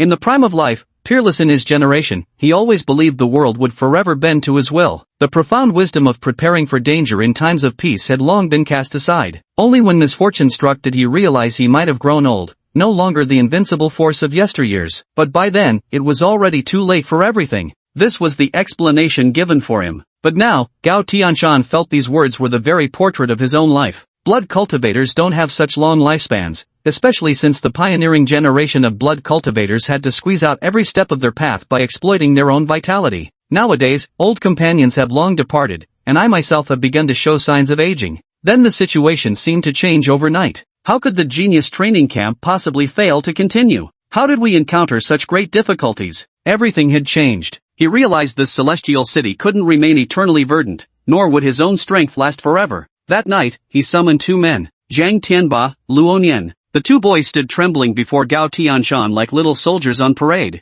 Gao Tianshan said indifferently, "Do you know why I chose to take you two as disciples, rather than Zhu Xuanzhang and Chen Yan?" Zhang Tianba suddenly raised his head and declared, "Because I'm the son of Prince Shang." "No," Gao Tianshan shook his head. "Whose son you are makes no difference to me. The reason is quite simple. Those two don't need to be taught, but you two do. Remember this well, the privilege to train under me now is given up by those two." Zhang Tianbai and Luoyan raised their heads, their eyes filled with shame. But in truth, Gao Tianshan was lying. He had chosen to teach them precisely because of their backgrounds. Though he was just a fool who knew nothing but martial arts, after all these years, he had learned a thing or two about human affairs. He wanted Zhang Tianwang and Luo Tianwang to owe him favors, because Zhang Tianwang still possessed several drops of ancient god's blood essence, while Luo Tianwang had ample quantities of immortal deer's blood essence. These were crucial. Chapter 58, Distracted? The time had reached 4 in the morning. Zhang Tianba and Luo Nian stood in horse stance on the silent training ground, each balancing 2 bowls of water on their shoulders. Gao Tianshan took a deep drag of his cigarette before stepping forward. He observed that while faint ripples trembled in one of Zhang Tianba's bowls,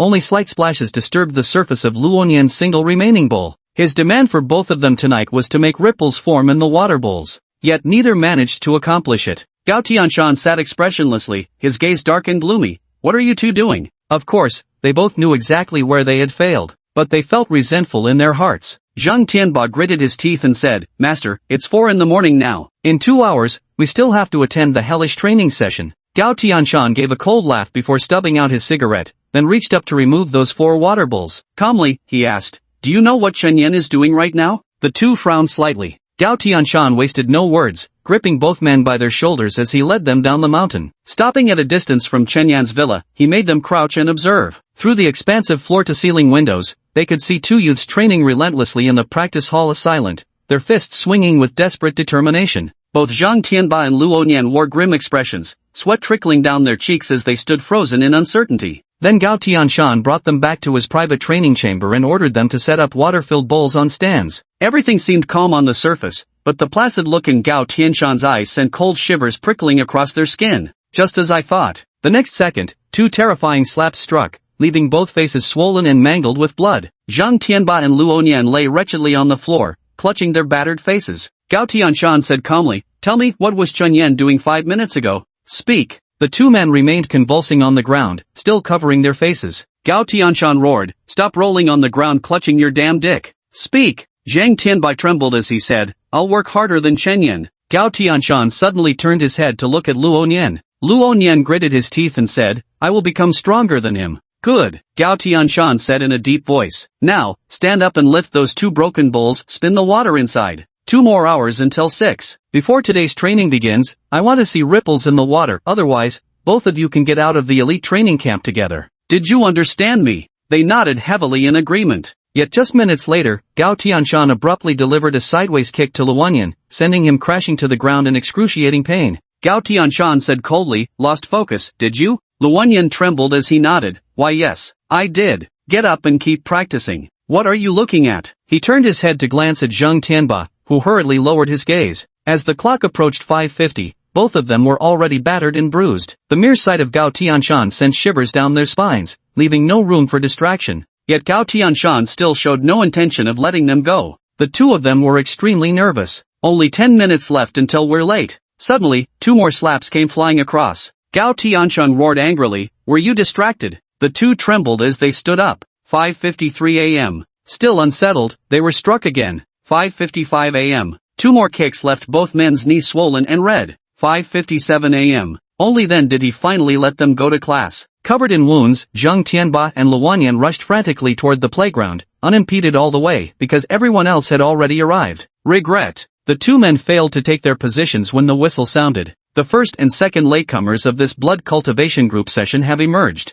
Lu Chao said calmly, Zhang Tianba, Luonian, step up. All the blood cultivators in the hall looked up, quite surprised, wondering how these two could be late. The surrounding stares made the two young masters burn with shame and indignation. Though resentful in their hearts, they had nothing to say. In the end, they were called onto the stage like defeated losers, heads bowed as objects of criticism. But Lu Chao didn't reprimand them, for he saw the wounds on their bodies and knew full well they had suffered abuse at Gao Tianshan's hands. But injuries of this degree shouldn't bother these two young masters too much. At this moment, before every student below the platform stood a slender wooden stake about 30 centimeters high, with two more placed on the platform itself. Today's warm-up exercise involved stationary stake jumps, 1,000 jumps per leg, to be followed by a weighted mountain run, progressing from 50 to 60 Jin. The arrangement seemed simple enough, but the poor tardy duo had to perform their jumps on the platform in full view, with an increased count of 1,500 jumps per leg. Their subsequent mountain run would also see their loads increased from 60 to 100 Jin. Lu Chao thought to himself, who doesn't know how to torment students? Does Gao Tianshan think he's special? Alright, you've chosen these two kids to torment. I'll help you torment them. Below the stage, Chen Yan understood clearly the purpose of jumping on the stakes was to help students learn to channel qi into their legs, to use qi for maintaining balance. He turned to tell Xiao Long about this matter. No need to rush to complete the task. Focus on feeling the qi, use it to propel yourself upward, use it to maintain balance, use it to control your legs. Xiao Long nodded calmly, his eyes showing a hint more maturity than before, like a devout seeker of the Tao. A new day of training began. Coach Wang Yuan stood to the side, observing Chen Yan. As expected, jumping on the wooden stakes in place was effortless for him, and his control over qi had improved slightly from the previous day. Huang Yuan found the qi sensitivity section in Chen Yan's profile and was about to write the word perfect, but ultimately held back his pen. There was no rush, he could finalize the assessment after this week's conclusion. Then he turned his gaze to Xiao Long. This child following Chen Yan was also gradually hitting his stride. Xiao Long had already entered his groove. At the beginning of his meditation, time seemed to crawl unbearably, and every part of him felt uncomfortable. But once he pushed past that initial phase, time suddenly accelerated, and before he knew it, an entire day had slipped by. Suddenly, a dull thud echoed from the platform. Luonian had missed his footing and fallen. Lu Chao said leisurely, add 100 more reps to each leg. Luonian nearly cried. When had he ever been abused like this before? But he didn't complain, because Gao Tianshan had beaten the defiance out of him. This isn't Luo Tian Manor, it's the genius training camp. With your parents gone, no one would know if I beat you to death. So Luonian and Zhang Tianba became role models in everyone's eyes. That's right, not objects of mockery, but role models. Because the injuries covering their bodies showed these two weren't out reveling at night, but training hard. That's why they were late, and why they endured punishments without complaint while performing even more grueling drills than the others. This proved these young masters weren't pampered brats. They could endure more hardship than any of us. Already major spenders, now they were outgrinding everyone too. An immediate sense of urgency swept through the group, which pleased Lu Chao immensely. Throughout the vast blood cultivation division, an exceptional atmosphere of disciplined practice prevailed. Yan Ruoxuan chased after Zhu Xuanshan's retreating figure, his gaze resolute and determined. The members of the genie gang, whenever they thought of Chen Yan's absurdly powerful martial arts, were filled with bitter resentment. Transforming this frustration into motivation, they swore to defeat him next month. Chen Yan walked his path in silence. Xiao Long followed devoutly in his footsteps. All the blood cultivators in the hall were immersed in silent asceticism. In the cold and damp underworld city, a formidable army was gradually taking shape. Chapter 59, Riding the Wind, Dragonfly skimming water, treading snow without a trace, white colt passing through a crack. Chen Yan concentrated on leaping. This time there was no time limit. Lu Chao clearly changed his strategy, because he realized that time constraints would only affect those ranked beyond the top 100. Their pneumatic values were inherently insufficient, and their talent wasn't great either. No amount of pressure would make a difference. So he simply removed the time limit and instead had them stay after school outright, conducting additional training under the coach's guidance. Yesterday over 300 students practiced here until 10 p.m., more than 200 continued until 11 p.m., over 100 stayed past midnight, and 50-some persevered until 2 a.m. Lu Chao knew very well, there were no weaklings here, just highly motivated individuals. There was no need to assign them impossible tasks. Step by step, taking it slow was the way to go. So Chen Yan felt quite relaxed. 1,000 repetitions per leg, completed in 40 minutes. When he finished, he glanced down at his martial wristband. Aerodynamic value, 755. Out of control value, 200. Balance, 38,790, 7 excellent mind-calming pills, 10 portions of snow tiger essence blood. Last night, Chen Yan didn't use any resources. Instead, he consumed 2 more bottles of that golden essence blood, yet still felt no physical reaction. After finishing his run later today, he plans to drink the last remaining bottle. Stepping down from the wooden stake, he turned to Huang Yuan and said, "Coach, I'm ready." "All right." Huang Yuan nodded slightly, his finger drawing a checkmark on the tablet in his hand. Surrounded by envious gazes from fellow students, Chen Yan quietly watched Xiaolong, guiding his movements. "Breathe. Push down. Breathe. Push down. Maintain balance. Good, hold it steady. I'm heading out first." Xiaolong gave a slight nod as Chen Yan turned and dashed toward Taixing Mountain, practicing his mental breathing technique along the way at an unhurried, measured pace. He knew there were still many people stronger than him now, but he wasn't anxious. Having practiced martial arts for 10 years, he clearly understood the principles of learning. It wasn't a steady upward curve, but divided into accumulation phases, plateaus, and breakthrough periods. Without good teachers to guide him, there might have been detours. Fortunately, Chen Yan's eyes were sharp enough to thoroughly grasp the essence of each martial art in theory first. The essence of Tongguan Fist was the compression of qi. The essence of Xingyi was the unity of body, mind, and 6 harmonies. Only by understanding these mysteries can one tread the right path and ultimately find the gateway amidst prolonged stagnation. Only by passing through the gateway can one master its martial techniques, enter the hall of cultivation, and thereafter navigate one's own realm. Blood cultivation martial arts, like ancient kung fu, require no external aid. They rely entirely on oneself, inevitably progressing through those same 3 stages. From grand techniques like heart-force breathing methods to minute practices like using qi for sprinting, all follow this principle. Chen Yan knew that in his cultivation of the mind-breathing technique, he was still in the accumulation phase, far from complete comprehension. However, in the practice of using qi for running, he was gradually approaching a bottleneck. This skill was so minor that progress came quickly. When he arrived at the foot of the mountain, several people had already gathered there. Yan Ruoxuan, Zhou Bei, Lin Guoli, and a few disciples of the extreme evil sect. Suddenly, Chen Yan Ruoxuan gracefully waved at Chen Yan, stepped forward, and asked with a mischievous smile, "Want to play a few rounds?" Chen Yan frowned. "What game?" Yan Ruoxuan glanced at the members of the Jie gang nearby and said, "An 8-man relay race. For this trial event, it's 100 kilometers. See who can run the fastest. The top 4 will receive 2000/1 500/1000/500 gold coins respectively, totaling 5,000. The remaining amount will be evenly split among the last 4.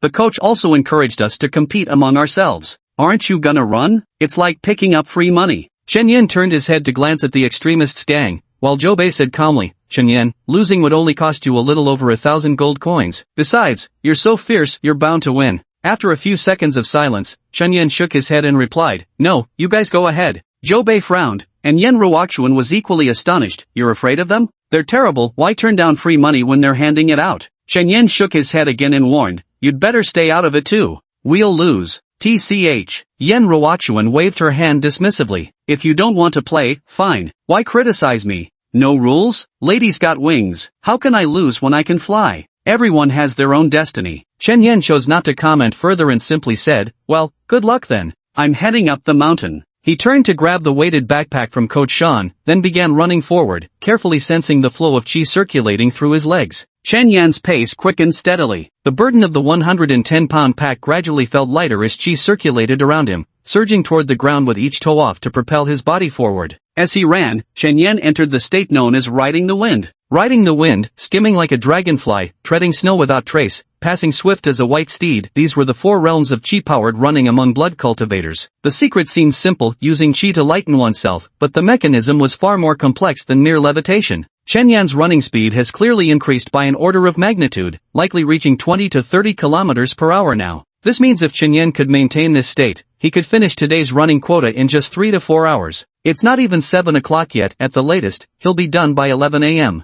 Yesterday he was still running until 2:30 p.m. That's nearly twice as fast now. But Chen Yan didn't consider this his limit. He wanted to increase his pace, yet after just a few steps, his breathing became erratic. A coach happened to be standing nearby and remarked with a smile, "Student Chen, your progress is fast enough. There's no need to rush." Chen Yan lowered his head in gratitude, then adjusted his breath and continued running at his previous pace. Suddenly, a blue gust of wind brushed past his side. Chen Yan whirled his head sharply only to see Kai Fenglei being propelled by high-speed winds as he wildly flew ahead. The coach shouted angrily, trying to stop him because running like this held no training value. He also stopped, but not because of the coach. Instead, he turned to Chen Yan and said solemnly, "In 1 month, I'll challenge you again. I hope you improve fast enough." As he spoke, a symbol flickered in Kai Fenglei's eyes, a flash of blue light that vanished as quickly as it appeared. Chen Yan's brows furrowed tightly. The coach beside him snorted coldly, "Cleverness takes shortcuts, wisdom takes effort. Chen Yan, don't pay attention to those impatient types who seek quick results. Relying solely on spiritual techniques won't get you far." Chen Yan nodded gently. The symbols in Kai Fenglei's eyes were Ling techniques. Ling techniques didn't require practice. After purchasing Ling technique manuals, one needed only to calmly comprehend them. As long as one could complete the process, an additional power would emerge within the body. Press the switch. Input required elements like supersonic heavenly wind, and activation would succeed immediately. Brutally simple. This demonstrated the maturity of the mutual cultivation system. No cultivation practice was needed at all. Money can conquer everything. Chen Yan thought to himself, looks like Yen Ruoxuan and her crew are in for a massive loss today. Chapter 60, The Method to Activate the Ancient God's Body. Chen Yan continued his weighted mountain run, the path still nearly empty of people. At this moment, the 20 bloodline successors ran past with their heads bowed, moving like a precisely disciplined army. Though their pace wasn't particularly fast, they seemed wholly unhurried. The buzzcut leader at the front glanced up expressionlessly at Chen Yan, sending an involuntary chill down his spine. Because those eyes contained the same murderous intent circulating within them, identical to those coach's gazes. Chen Yan kept running. Suddenly, Zhu Xian rushed past him like a sudden tempest, the turbulent winds whipping Chen Yan's hair into disarray as his eyes widened in disbelief. That guy was as fast as a supercar, the wind pressure swirling around him as he ran like the roaring engine of a sports car. What a freak! And then, Yen Ruoxuan flapped his snow-white wings, skimming past his own figure low to the ground, his face tense and drenched in sweat. Soon, Zhou Bei, Li Juanhao, Ruan Yang, and the others passed him one by one. Though they were fast, their breathing became erratic as they raced to outpace each other. There was no cultivation significance in it. When Chen Yan reached the finish line, Coach Huang Yuan took him aside to the plaza for the hidden trial. By then, Kai Fenglei and the others were already there. Chen Yan gave a quick glance. Some rejoice while others lament. Yen Ruoxuan stepped forward, folding his arms with a smug expression. "I won," he declared. "Third place." Chen Yan nodded and said, "Perhaps I was overthinking it." Impressive. Looking at that impassive face, Yen Ruoxuan's desire to show off instantly dissipated, finding it thoroughly dull. Then, Chen Yan noticed Komeng sitting on a bench nearby, panting heavily, and wondered why she had gone with them to play. Having lost money, Komeng looked somewhat uneasy. Noticing Chen Yan's gaze, she lowered her head even further. Chen Yan, however, remained silent. A total of 8 people. First, Zhu Xuanshan. Second, Kai Fenglei. Third, Yen Ruoxuan. Fourth, Zhou Bei. Fifth, Li Juanhao. Sixth, Ruan Yang. The 7th Dream of Ku. The 8th National Forest. That Special Forces soldier who challenged Zhang Tianba actually ranked last? Shen Yan turned his head to look at the other man. The dark-skinned man stood silently in the crowd, waiting for his turn at the pole vault. When their gazes met, his expression remained unchanged. At this moment, Shen Yan felt that 9 out of 10 things here weren't quite right. Li Juanhao suddenly walked over from the side. "Are you playing tomorrow? You guys are still playing tomorrow?" Li Juanhao chuckled lightly. "Why wouldn't we play if we're making money? Didn't you lose? I'll win tomorrow." "I won't bring Zhu Xuanshan with me tomorrow, that guy's way too insane." Chen Yan shook his head. "Not playing. Li Juanhao, then we'll talk tomorrow." He watched Li Juanhao retreat, silently pondering in his heart,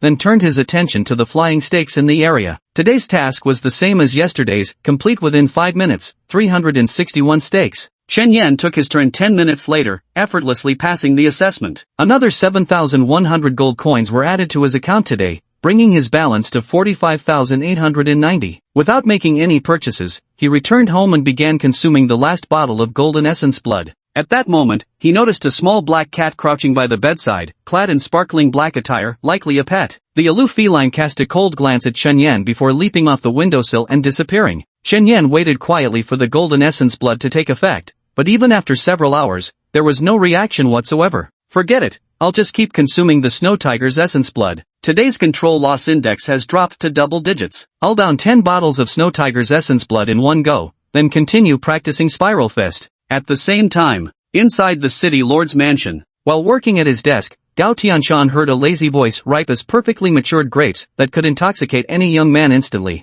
"Tianshan, he drank all 5 bottles of ancient divine blood you gave him, but it didn't even make a ripple." Gao Tianshan remained silent. "It seems things are even more difficult than you imagined. For Qin Yan, who merely possesses ancient divine genes, awakening the divine form requires nourishment from peerless treasures. Common ancient divine blood is still far from sufficient. Gao Tiancheng looked beside him, where a small black cat lay lazily by the desk, its eyes half-closed as it gazed affectionately at the man. He said, Celestial King Zhang still has ancient divine blood in his possession. The black cat replied, it might not be of any use. Then why don't you reach out to Celestial King Zhao instead? See where he stands. Gao Tianshan shook his head and said, since Shinyang was imprisoned, Shifu has found it difficult to communicate normally with the outside world. Every move he makes is under the Emperor's watch. It's too dangerous to make contact. The black cat said, I think there's no need to rush in helping Qinyan activate the ancient god's body. More haste, less speed. Gao Tianshan furrowed his brows tightly and said, truth be told, we have no idea how much progress is still needed. Activating the ancient god's body might be a distant dream. Even if we don't rush now, there's no guarantee the ancient god will awaken 3 years from now.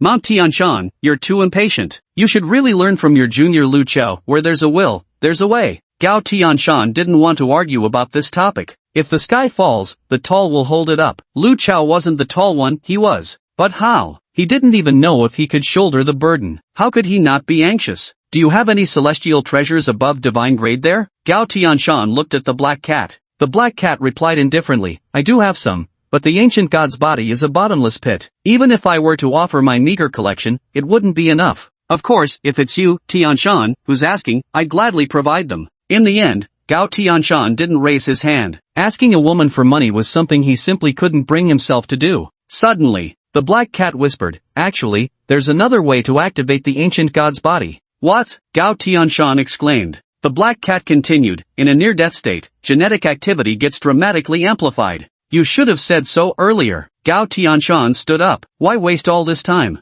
He rolled up his sleeves, thinking to himself, how hard could it be to bring a kid to the brink of death? Calm down, the black cat snorted softly. This is exactly why I didn't want to tell you, I knew what you'd do. Don't act impulsively. Surviving near death doesn't guarantee awakening the ancient god's vessel. If you really end up killing that child, the consequences would be unthinkable. But since I told you, it naturally means I already have a plan in mind. Then, the black cat explained the specific task to Gao Tianshan. After listening, Gao Tianshan questioned, can this method really work? If it's that simple to awaken the ancient god's body, then the ancient god. The black cat rolled its eyes. The ancient god already possesses its divine form, no awakening needed. Haven't you grasped that yet? Only a special case like Chun Yan who consumes innate qi would require postnatal awakening. But such postnatal occurrences are extremely rare. Even when they did appear in the past, with the ancient god clan's wealth, they had plenty of treasures to activate it, no need to rely on near-death experiences to stimulate the genes. So my plan is viable. This might be the perfect loophole to exploit. Chapter 61, Wang Jing's Goodwill. In the comprehensive training room.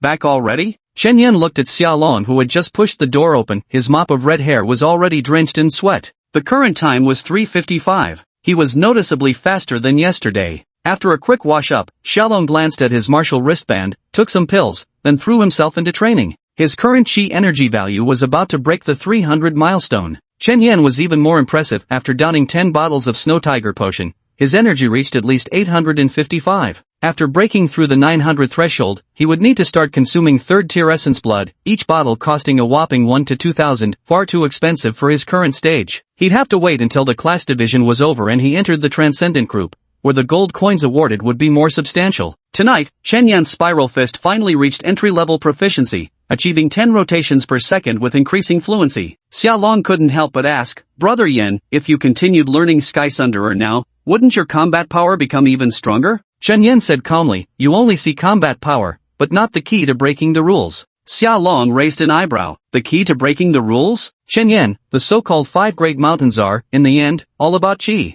Today I went for a run up the mountain, riding the wind as I went. When I returned, my spiral fist oddly improved, and even my flowing fist became more fluid. In your eyes, I'm practicing martial arts, but in my heart, what I do is called cultivating qi. Once you truly master the essence of qi and quantity transforms into quality, everything becomes effortless. In my definition, what I'm practicing are the 5 fundamental techniques of qi. Xia Long smiled bitterly, only someone as naturally gifted as you, Brother Yan, would dare to try such a thing? Chen Yan didn't argue the point. Yes. Then Brother Yan, shouldn't you go test your physical fitness level? Physical fitness was the definitive measure of a blood cultivator's combat prowess, unrelated to chi potency. Currently everyone was measuring basic physical attributes, evaluating 4 key metrics: offensive power, defensive capability, explosive strength, and stamina. Advanced data will become available later. 80% of these abilities derive from innate essence, 10% from natural talent, and 10% from training. Chen Yan chose not to get tested. He believed there would be a unified fitness assessment after battalion training concluded. There was no need to rush that minor detail. In the following days, Chen Yan's life remained peaceful, with the only nuisance being daily inquiries about whether he wanted to race. On Wednesday, Yan Ruoxuan once again hung out with the Ruthless Gang. Zhu Xuanchang didn't compete, allowing her to secure 3rd place, with Li Juanhao finishing 4th and Kumeng 5th. On the surface, it seemed like the 3 girls from the fairy squad had made decent profits, but a closer look revealed they barely broke even. 3rd place earned 1,000, 4th place 500, totaling just 1,500. The bottom 4 had to split 1,250 gold coins, meaning Kumeng essentially paid out more than she gained by finishing 5th. Chen Yan suspected this was a classic pig butchering scam, but that night he realized it wasn't just an ordinary scheme, it was a layered, compound fraud. Indeed. That same night, Kumeng mentioned she'd saved up some gold coins and purchased a copied spirit technique manual from the Ruthless Gang for over 3,000. Though simple and easy to learn, spirit techniques were prohibitively expensive. The triad of vice, dealing in smuggled goods, had some black market items that were both high quality and dirt cheap. Thursday, Kumeng utilized spirit techniques to leap to 4th place, but his earnings only amounted to 500 gold, and the person he'd bumped down was Li Juanhao. That very night, Li Juanhao also purchased a bootleg copy of spirit techniques. Friday, the fairy group made huge profits, sweeping the 234th positions, but Yan Ruoxuan felt somewhat pressured and decided to purchase a spirit technique manual copy to solidify his 2nd place ranking. Then, Chen Yan received new information. Within the extremely evil gang, there was an internal horse race betting pool, specifically wagering on the rankings of these 8 individuals, and they even offered loans. Since it was an internal closed loop, no one dared to report it to the authorities. Sure enough, everything unfolded exactly as Chen Yan had anticipated. The extremely evil gang was truly formidable. To become the top faction in Tianxia City, they certainly had no shortage of ruthless methods. There's just one major problem. The fact that the extremely evil gang doesn't report to officials doesn't mean those above aren't aware. The higher-ups of the genius training camp would never allow their allocated resources to be embezzled by Wang Jing, an outsider who doesn't even qualify as a pawn, as this runs completely counter to their objectives. If the geniuses were supposed to nurture run out of funds, how could that possibly be acceptable? So Chen Yan wondered what exactly Wang Jing was trying to do. Were they still courting disaster now? Were they still asking for death? Had they not considered this? Until Chen Yan received Wang Jing's personal letter, the answer seemed to reveal a glimpse. Written clearly upon it was Wang Jing's goodwill. Chen Yan, I know there are some misunderstandings between us, but I hope this letter can resolve our conflict. First of all, I am fundamentally different from Linwan. As a blood cultivator, my resource needs are modest. The reason I founded the extreme evil gang was never to amass wealth, but simply to make friends. Everything I've done is about redistributing wealth. These past days, my people kept inviting you to join the horse betting, but you refused every time. That's when I realized you're a clear-headed man, unlike that fool Kumeng, who gets slaughtered like a pig without even realizing it. Once you join the extreme evil gang, I personally guarantee to transfer those fools' money into the hands of someone more worthy of cultivation. You. A small token of greeting, not worth mentioning. Inside the envelope was a check for 10,000 gold coins with a QR code. With just a scan of his wrist, the other party needed only to click confirm, and Chen Yan's account would instantly gain 10,000. Yet Chen Yan didn't cash it, because Wang Jing's words rang too hollow. If he didn't want to be a landlord, why would he have kidnapped Xia Long in the first place? That was the worst move among all possible blunders. Therefore, Chen Yan was certain it was precisely the cost incurred from this disastrous move that forced Wang Jing to change his approach. The mastermind behind the scenes must be Wang Jing's father. He was a shrewd man who knew how to assess the tides of the times. Recognizing the changed circumstances, he altered his tactics, transforming a wealth-extracting operation into a philanthropic institution, ensuring people like Chen Yan's group would owe them massive favors while still being novices. These consequences will have to be repaid. Chen Yan won't go, because their nature hasn't changed, it's just that this term is somewhat special. Once she graduates, if the genius training camp successfully weathers this crisis, they'll revert to being that money-grubbing institution again. Then, if Chen Yan or someone else becomes Z, they could swagger around under Z's banner to deceive others. Only someone sufficiently unscrupulous can handle them, like happily accepting their investment now, then climbing to a high position and turning around to deny any association, saying, "What the hell is your extremely evil gang? Trained me? You think you're worthy?" Sawing off the bridge after crossing the river isn't impossible if the people on the other side are too weak. Naturally they'd be at your mercy. But what if you're not that strong yourself? When things blow up, there'll be trouble aplenty. Chapter 62 The Mysterious Night. At this moment, Chen Yan also realized that he might face considerable troubles in the future. Wang Jing's current goal was to ensure that those who left the extreme evil gang would become the outstanding figures of this generation, making the gang one of the foundational forces of this era's dynasty. Once everyone matured, Wang Jing's future domain would certainly not be limited to just this small city under heaven. This was what they called grand strategic vision. If one truly refuses to associate with such company, they would inevitably try every means to squeeze you out. Of course, Wang Jing could never resort to kidnapping you like he did with Xiao Long. Such an act would mean certain death for him. The only way he could confront you would be through legal competition. The best approach would be to spend a fortune nurturing other geniuses to overthrow you, becoming the new 10th-ranked figure in the realm. This was something Chen Yan wasn't afraid of in the slightest. Everything has two sides. Crisis and opportunity always coexist. Chen Yan could easily get some money by taking this letter to discuss with Lin Wen now. But Chen Yan wouldn't do such a thing because it would be utterly foolish. Some things lose their flavor when said outright. Lin Wen had to find out unintentionally that Wang Jing had spent a fortune trying to pry her away, but she stayed loyal and didn't budge. At such a moment, if she offered no gesture, and if she genuinely intended to leave, it would be entirely reasonable and understood by all. Her reputation would remain intact. Chen Yan didn't actually want to think about these matters, nor did he wish to get involved. Yet on his very first day in Heavenly City, Xiao Zhihua had already made this truth clear to him. Where there are people, there is the Jianghu. Where there is the Jianghu, there are grudges, passions, and conflicts of interest. Unless you are that transcendent, peerless number one under heaven, no one can escape the tumult of the mundane world. What does the letter say? At this moment, Xiaolong spoke up to ask. Chen Yan shook his head without answering, then burned both the letter and that check. Let's go see what will happen tonight.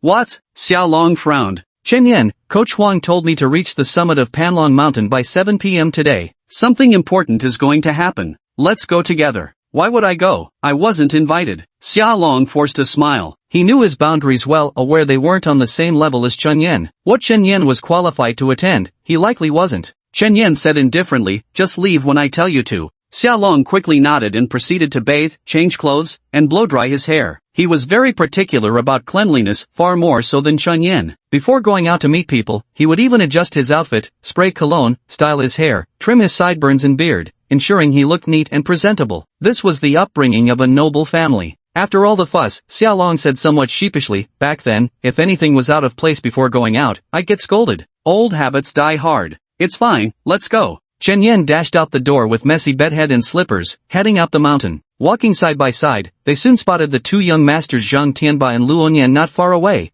who had also just stepped out. As they walked, they kept brushing dust off their clothes, equally displeased with their disheveled appearances. But old Master Gao hadn't given them any time to tidy up. Next, Chen Yan noticed residents from higher elevations, Zhu Xuanshan, Zhou Bei, Li Juanhao, and Yan Ruoxuan gathering ahead. The top 10 blood cultivators had all assembled in one place, with only Xiaolong, ranked beyond 100th, standing out among them. Zhou Bei glanced at Chen Yan and said, "You don't even know where we're going yet. Aren't you afraid of getting scolded for bringing along a junior?" Chen Yan asked with a smile, "Are you going to take the blame for me?" TCH. Zhou Bei turned his head away with a cold snort, because Chen Yan's words were essentially a more polite way of saying none of your damn business. Now Xiaolong was also extremely nervous. He knew that Chen Yan did everything with purpose. Bringing him along was simply to make those big shots later remember his face, to drag him into matters at that level. Never mind whether you're qualified or not, find a way to get in first. Even the lowest tail feather of a phoenix is still part of the phoenix. This was tremendous favor, which he kept firmly in mind. On the road, Chen Yan glanced at his combat wristband. From Tuesday to Friday over 3 days, Chen Yan's pneumatic value reached 905, his loss of control value dropped to 60, and his remaining balance stood at 62,690. Later, he purchased another 5 vials of Snow Tiger Essence Blood, successfully raising Tiger's Roar to S rank. Chen Yan didn't dare to choose a third type of Essence Blood with too great a leap, fearing mutation and loss of control. He prepared to purchase White-Brown Mad Thunder Bear Essence Blood to boost Ultra Thunder next. But Coach Huang had warned him yesterday to hold off on buying any more Essence Blood, to wait until after tonight. So what the coaches are about to show them tonight must be related to refined essence and blood. The night was pitch black, with no stars visible under the dome. The only illumination came from street lamps. As they ascended, the twisted neck trees grew sparser. When they finally reached the mountaintop, everything suddenly opened up before them, accompanied by an intense pressure that struck Chen Yan and all the young men and women beside him. Before them stood a colossal training hall. Azure Dragon, White Tiger, Vermilion Bird, and Black Tortoise, four lifelike statues stood at its four corners. At the cliff's edge towered a massive banyan tree, its trunk leaning halfway over the hall, obscuring half the sky above it. Through the leaves, Chen Yan could faintly glimpse scattered stars. This was the very edge of the central basin, the place in Tianxia City that received the most sunlight, though even here, the sun only shone for 3 or 4 hours each day. The oppressive atmosphere emanated from the lineup of formidable figures standing shoulder to shoulder beneath the tree. At a glance, there were 11 in total, all coaches, now clad in their former battle robes instead of uniforms. Each robe bore a unique code indicating their ranking and graduating class among the blood cultivators. Their posture was ramrod straight,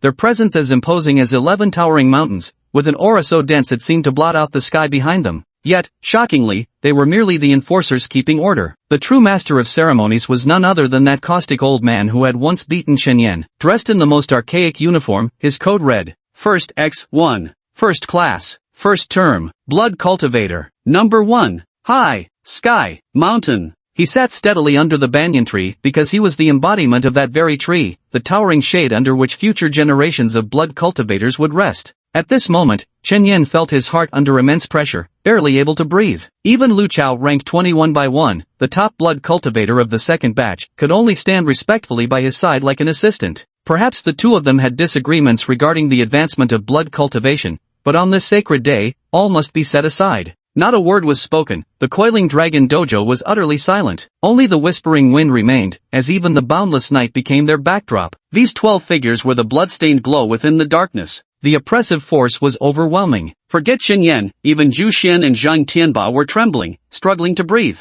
But the real stars of the day weren't them, it was those 20 bloodline heirs. Now they stood in 2 rows at the center of the dojo, heads held high and chests out, as if undergoing military training. Suddenly, Lu Chao took a step forward, his gaze sweeping over Chen Yan and the other 10 people before saying in a deep voice, Li Hongbin, step forward. The man in the center of the front row, the one who had glanced at Chen Yan earlier, the captain of the Bloodline Generation team, stepped forward. Li Hongbin of the Bloodburn Squad 1, are you prepared to ignite your resolve? The man, likely no more than 2 years older than Chen Yan, responded promptly, his voice crisp and resonant. Reporting, sir, I am fully prepared and ready to begin mutation at any moment. Chapter 63, Yi Chuanqiu. Chen Yan focused intently. It seemed what they were about to witness today was the process of a person undergoing mutation. Continue then. Lu Chao spoke loudly again, let us welcome our blood cultivator's greatest friend, the esteemed Mr. Su Xian, and our curse cultivator brothers to come forward and assist. Chen Yan turned his head to look and saw several figures emerging from a side mountain path. Leading them was a doctor whom Chen Yan recognized, the very man who had personally told him, you are a natural-born blood cultivator. Turns out his name was Su Xian. A nameplate hung from his chest, inscribed with the title, Director of the Blood Cultivation System Research Institute. His hands were clasped behind his back, his expression solemn. By his side stood a woman with a voluptuous figure, her demeanor elegant, her attire refined, her gaze composed, and her manner poised and graceful. Behind those stood a group of young people, among them a cloth-robed bald man with white bandages wrapped around his eyes, accompanied by Si Jiawei. Her makeup was much lighter now, though she still sported pink hair, her every smile and frown exuding an alluring charm.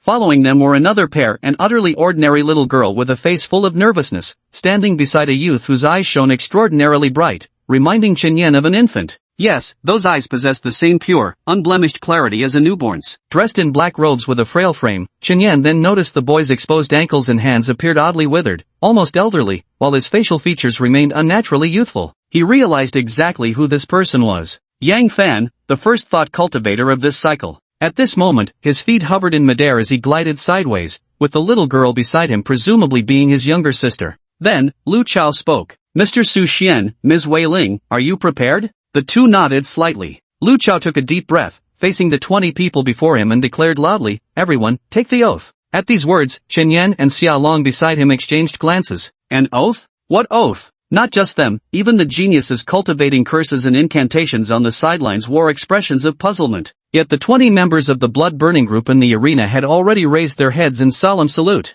Their eyes burned with such conviction it seemed they were upholding some grand mission, their voices resounding with unparalleled clarity. I swear, I take pride in being a member of the blood cultivation group of the Genius Training Camp. I will uphold the discipline of blood cultivation, fulfill its obligations, and guard its secrets. I pledge unwavering loyalty to the Genius Training Camp, ever ready to sacrifice for humanity, willingly becoming the fuel for mankind's journey into the future. Our glory is witnessed by the stars. This moment, Chen Yan's breathing grew rapid, as did those around him. Unease crept into their minds. None of them had ever heard this oath before, nor had anyone taught it to them. What on earth is going on here? Ahead. Lu Chao took a deep breath, stepped back, and said solemnly, // Li Hongbin, enter the formation. The remaining 19 men, hold the line for your captain, // Without hesitation, the heroic young man with a buzz cut turned and strode to the center of the Panlong training ground. The other 19 dispersed smoothly, taking their positions on the perimeter and sitting cross-legged in a perfect circle around him. Yen Ruoxuan muttered under her breath, what kind of eerie ritual is this? Lu Chao's eyes widened with rage, his voice suddenly sharpening. Silence. The authority contained in this voice pressed down on the 11 people of Chen Yan's group, making it hard to breathe, especially for Yen Ruoxuan, whose body trembled uncontrollably. Cold sweat drenched her in an instant as she lowered her head, her eyes filled with terror. Just now, she had brushed against the gates of death. Lu Chao's energy had surged into her body, rampaging through her limbs before stopping just an inch from her heart. And yet, that alone had given her the illusion of her heart being stabbed through.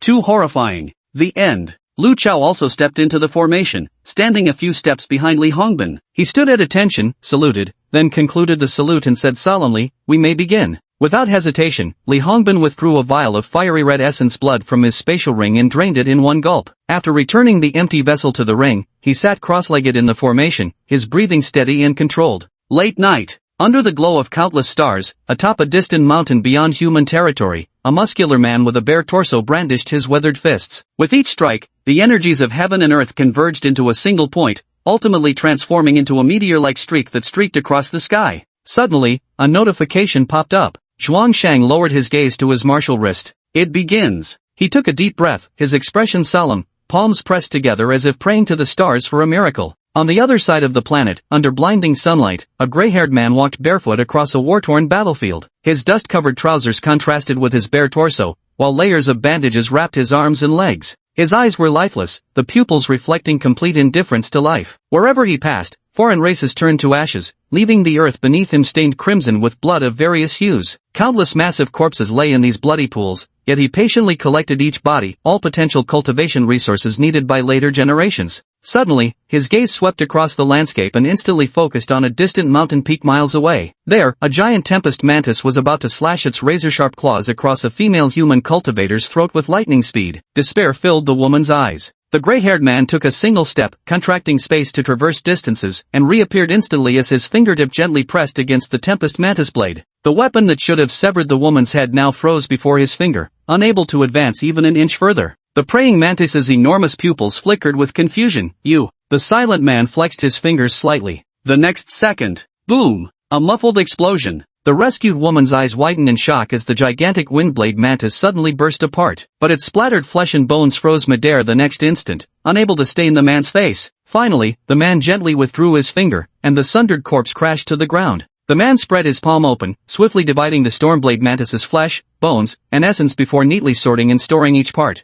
Behind him, the woman gazed at him with admiration, her voice trembling with excitement. Thank you for saving my life, honored one. May I ask your distinguished name? I, Linya, will personally visit to express my gratitude. Linya, the eldest daughter of the Lin family, sister to Lin One? Linya quickly nodded in response. You know my sister? Yeah, I've heard of it. The man nodded faintly, then turned on his heel to leave. Ha! Linya was taken aback. Sir, you haven't told me who you are yet. The gray-haired man didn't turn back as his raspy voice carried over. Yi Chuanxiu. These 3 words sent an electric shock through Linya's entire body, leaving her stunned. It was actually that martial demon from the genius training camp. A monster who unified 3 disciplines, invincible within his realm, the nightmare haunting all geniuses, the undisputed top name on the secret blacklist, because he existed as a life form humanity could never accept. He single-handedly transformed humanity's understanding of martial arts. His very existence serves as proof to everyone in the Li dynasty that even those without Xiang can cultivate and become invincible within the same realm. This matter would deal a fatal blow to the status of Xiang cultivators, shaking the very foundations of the entire dynasty. That's why many powerful Xiang cultivators are secretly hunting him down. As long as he dies, as long as the genius training camp is destroyed, everything can return to normal operation. We shall remain those lofty celestial beings, and no one will ever threaten our status again. Thus, many years ago he had already left human territory, becoming a wanderer without identity. Linya knew him well, for he had become one of the favorite topics of conversation among Sky City's elite after dinner. Some said he was a three-headed, six-armed monster with a massive tumor growing from his head, his body covered in terrifying demonic patterns so utterly transformed he had become a completely different creature, bearing no resemblance to humans whatsoever. Only at this moment did Linya realize those were all lies. He's clearly handsome, clearly human. And it said he's only a 6th-order revolver, yet powerful enough to instantly slay 7th-order mutated beasts. One hand raised and they're gone. Beyond just being invincible against peers of his rank. Chapter 64, The Fate of the Blood Cultivator lies tonight. Yi Chuanqiu returned to his slaughterhouse and began dividing the resources when his wristcom suddenly buzzed. He lowered his head to look.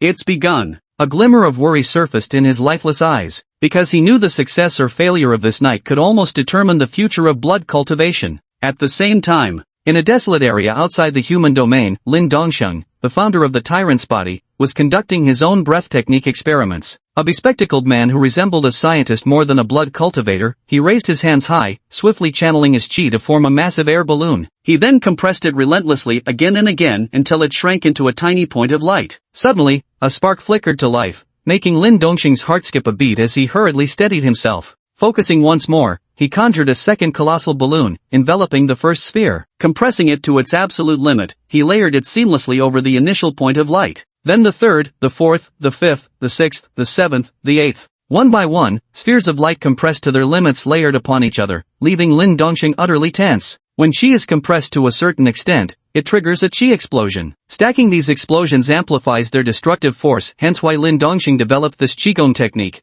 infinitely splitting his own chi to fold it into a single bead capable of detonating everything. Suddenly, beep beep, the urgent message buzzed in, making Lin Dongsheng's heart leap to his throat. He cursed under his breath, "Which damned fool dares to bother me now?" He paid no attention, quickly steadying his mind. Because every gas bomb was on the verge of exploding at the slightest touch, he proceeded with extreme caution. A single misstep could even blow him to pieces. Blood cultivators excel in close combat, as their energy bursts cannot travel far unless they also practice mind cultivation, which allows their energy to span thousands of miles. But he was not one of them. Moreover, since blood cultivators of the old era didn't have so much vital blood to consume, they often ended up with high offensive power but extremely low defense. This was the greatest weakness of blood cultivators. In everyone's minds, blood cultivators were supposed to be all-rounders, hexagon warriors. How could a close combat profession be so fragile? Absolutely ridiculous. Hence, generations of blood cultivators, along with Su Xian, continuously researched ways to break through this limitation, but that's a story for later. Lin Dongsheng was passionately devoted to studying Qigong, and this move was his latest experimental achievement, the Qi Explosion Sphere.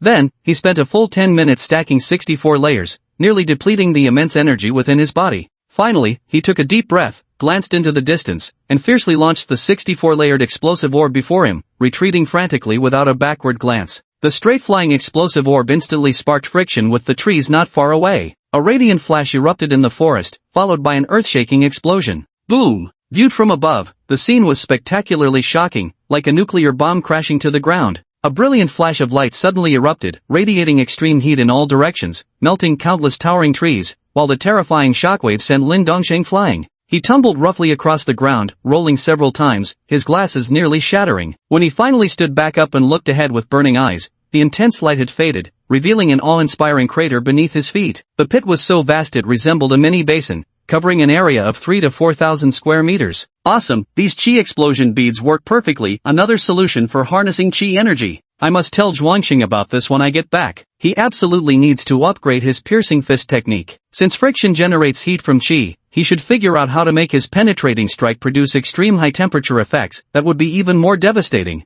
Lost in thought, Zhuangxing suddenly remembered a message. Glancing at his wrist-mounted communicator, he saw it was from Gao Tianshan. His heart sank, his face turning ashen at the sight of those 3 words, as if facing a formidable enemy. It's begun. Zhuangshang gasped for breath, bowing fervently to heaven and earth while praying desperately in his heart for success. Li Hongbin, O child of old Li, your father only left us a few years ago, you mustn't follow him now. If he truly succeeds, the future of blood cultivation will be secured. For what he consumed wasn't ordinary refined blood, but blended essence blood. Su Xian's life's work spanning 40 plus years, now named Yang Saint blood. It was a composite essence blood blended from the essence of 8 different exotic beasts, capable of simultaneously enhancing 7 attributes with moderate to low improvements: muscle hardness, bone hardness, organ hardness, muscle strength, explosive power, neural recruitment capability, and physical stamina. Each vial incurred 300 points of loss of control risk and provided an average of 40 points of chi dynamism value, making it in essence blood surpassing extraordinary quality and the ultimate trump card for blood cultivators. The single vial of essence blood took Su Xian over 40 years to refine. Because merely concocting it was useless, one had to be able to use it, to survive the mutation barrier. If the potency proved too intense during mutation, the user would turn into a raging demon. Over these decades, 30-some blood cultivators had perished working on this project, and all 30 had been highly talented individuals. Now, the Northern A primogenitor has provided the pure breath method. Here in blood cultivation, it's called heart force breath method, as it has been demonically altered. Instead of chi, it utilizes counterpart force. Similarly, in mind cultivation, there exists what's called the mind force breath method. Now, Li Hongbin has preliminarily mastered the heart force breath method. If the entry-level heart force breath method, combined with tranquil mind pills, the 4 symbols demon-suppressing array, and the soul-soothing chant can overcome the first mutation, then by refining the heart force breath method and using more powerful arrays, one can overcome the second mutation, and so on. If even the third mutation can be conquered, then anything is possible. In the future, human blood cultivators will become true all-round warriors. There's no time left, the invisible giant hand is about to press down, so we must succeed today. This news spread throughout the blood cultivator faction. Every high-ranking blood cultivator of note currently on missions outside received the message. Regardless of what they were doing, nearly all of them set aside their tasks and began bowing their heads in prayer. Boundless universe, since you can encompass all things, then surely you can also encompass blood cultivators? Zhao Tian Manor. Zhao Tiange was also gazing at the stars. He did not pray to the heavens, due to his convictions. This was an extraordinary era where the old imperial system coexisted with emerging technology, all because the founding emperor of the current dynasty had used overwhelming force to overthrow what was once history's most advanced modern civilization. Restoring imperial rule and proclaiming himself the son of heaven, this ruler had reversed the Enlightenment, making people once again believe in celestial will. Our emperor's unparalleled power, they said, proved he was divinely chosen. Zhao Tiange rejected this. He disbelieved in heavenly selection altogether, holding firm to the principle that man could conquer nature. Humanity shall ultimately reclaim its former glory. Yet such thoughts he could only forever bury in his heart. When attending court, he must still kneel when required, and shout "Long live the emperor" when demanded. Unless today Li Hongbin could truly pass that trial, he was merely an ordinary human without any superior genes. If even he could pass the first trial, then those half-bloods would surely pass the third and fourth trials. The limit for blood cultivation is certainly not just 100,000 chi motion points. It can overturn the heavens. Chapter 65, As You Command. Coiling Dragon Dojo, with darkness covering the sky, all sounds fading into silence. Everyone stood perfectly straight, their eyes fixed nervously on Li Hongbin at the center of the dojo. The color was gradually returning to his cheeks, the blood beneath his skin becoming visibly clearer. A strange crimson glow pulsed through his limbs and torso as he maintained his impeccable seated posture. With each breath, his skin visibly expanded and contracted while faint threads of black substance were expelled from his pores, a sight that left Chen Yan utterly astounded. Lu Chao had only taught them the mental focus breathing technique without explaining its true purpose. It wasn't until this moment, watching with his own eyes as those destabilizing substances were forcibly expelled through rhythmic breathing, that Chen Yan realized just what a world-shattering ability they'd been learning. As long as he could learn it, he would immediately find the courage to venture into the path of mind cultivation. What are loss of control values or madness values? They crumble like dust before the mind-breathing technique. But wait, Chen Yan suddenly thought, if this ability truly possessed the immense power he had imagined, then why was everyone gathered here? Why were they all so tense? Everyone is worried that Li Hongbin might not make it through this. Yet everyone had clearly made thorough preparations. This is just the first official mutation, why all the fuss? Is his mutation really this difficult to trigger? No, things were absolutely not as simple as they seemed. Thump, thump. Suddenly, 2 powerful consecutive heartbeats seized everyone's attention. At the same moment, the eerie glow emanating from Li Hongbin's body intensified. He slightly parted his lips, exhaling a long stream of turbid breath while letting out a beast-like howl from his throat, utterly chilling. Then he swiftly retrieved 10 crimson pills from his spatial ring. These were perfectly refined calming pills, which he proceeded to consume all at once, swallowing them down in one gulp. The crimson glow became the sole light in the night, growing increasingly intense, like eerie ghostly mist spreading outward to claim more space within the coiling dragon dojo. Even from a distance, Chen Yan could smell its scent akin to the pure essence of exotic beasts, the metallic odor growing ever stronger. Finally, as the medicinal potency took effect, the crimson glow dimmed slightly, and much of the ghostly mist that had permeated the dojo withdrew. At that moment, Chen Yan heard numerous sharp intakes of breath all around him, only then realizing his own forehead was drenched in sweat. A single droplet fell to the ground. But just as everyone thought the out-of-control surge had been suppressed, Li Hongbin abruptly opened his mouth and let out a tortured roar. The veins on his neck bulged visibly, writhing grotesquely. Lu Chao turned to look at Su Xian almost at the same instant. The bespectacled doctor stared fixedly at Li Hongbin, equally tense yet calmly raising his hand to signal against overreaction. After nodding, Lu Chao said in a low voice, Li Hongbin, regulate your breathing, maintain your sitting posture, and stay still. Don't panic, stay calm, calm down. The crimson glow receded slightly once more, and Shen Yan couldn't help wiping the sweat from his forehead. He knew this was just the beginning. The mutation occurs in 3 stages. The accumulation phase, the eruption phase, and the death struggle phase. Outsiders refer to blood cultivators as demonic cultivators, calling the energy in their hands demonic chi. When their loss of control surpasses the 900 milestone, we call it berserk transformation here, while outsiders call it demonic possession. After exceeding 1200, it's uniformly called demonic madness. Although a blood cultivator's inherent power is fully activated once past 900, causing combat capability to skyrocket, this comes at the price of making a deal with the devil. Only in mortal combat would anyone take this fatal step. Creatures that have descended into madness undergo drastic temperament changes, with most transforming into demons that know only slaughter and devouring, indiscriminately killing all life around them. Such abominations must be exterminated by all, hence they are called the demonic path.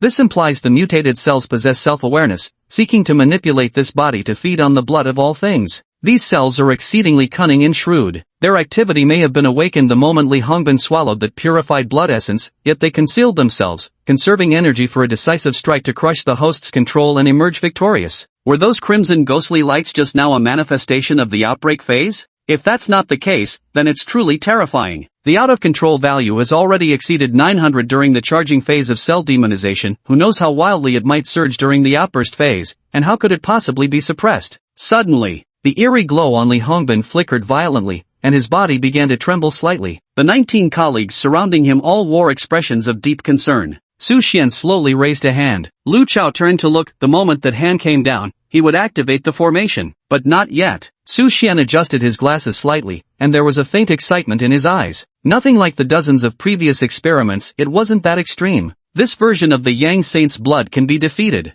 Back then, just during the build-up phase, the out-of-control value would skyrocket past 1200, he'd turn demonic even before reaching the eruption phase. But looking at Li Hongbin's condition now, the out-of-control value must have stabilized around 700. The dissolved medicinal potency is fiercely clashing with the demonized cells, hence the intense flickering. Then, something terrible happened. Li Hongbin slightly opened his mouth, his face twisted in agony, before leaning forward, one hand bracing against the floor and the other clutching his chest, as if only this posture could ease his suffering. This indicated he had lost control. The excruciating pain from the violent conflict between the two forces within prevented him from entering the state of heart-force breathing. He opened his mouth, letting out a hoarse, guttural roar. Su Xian also gave the order without hesitation at that moment, pressing his fingers downward. Lu Chao abruptly crouched down, slapping his palms against the ground. Fierce energy erupted from within him. Thick, nearly tangible currents of chi surged into the cracks between the blue bricks of the dojo, swiftly spreading and filling every crevice. Then, brilliant cyan light burst from the colossal statue of the azure dragon while the white tiger erupted with blinding white radiance. The vermilion bird ignited in crimson flames, and finally, the black tortoise was dyed a profound shade of darkness. The power of the four symbols began circulating through the dojo, their sealing force taking shape. Within the vast formation, the demon-quelling power raged violently before piercing into Li Hongbin's body. The wind howls fiercely. His mutation erupted into full bloom. Crimson luminescence flickered wildly across his body, veins bulged on his face, pupils protruded, clumps of hair fell out in handfuls, and crimson fur sprouted all over his form. His fingers transformed into bestial claws right before everyone's eyes as his features twisted into a terrifying visage. Finally, he threw back his head and released a piercing demonic shriek that made all the younger generation present break out in goosebumps. Lu Chao's eyes were bloodshot as he roared, "Bloodburn teams Li Hongbin." The monster's responding sounds were distorted beyond human recognition, yet everyone could still discern what syllable it represented. "Present.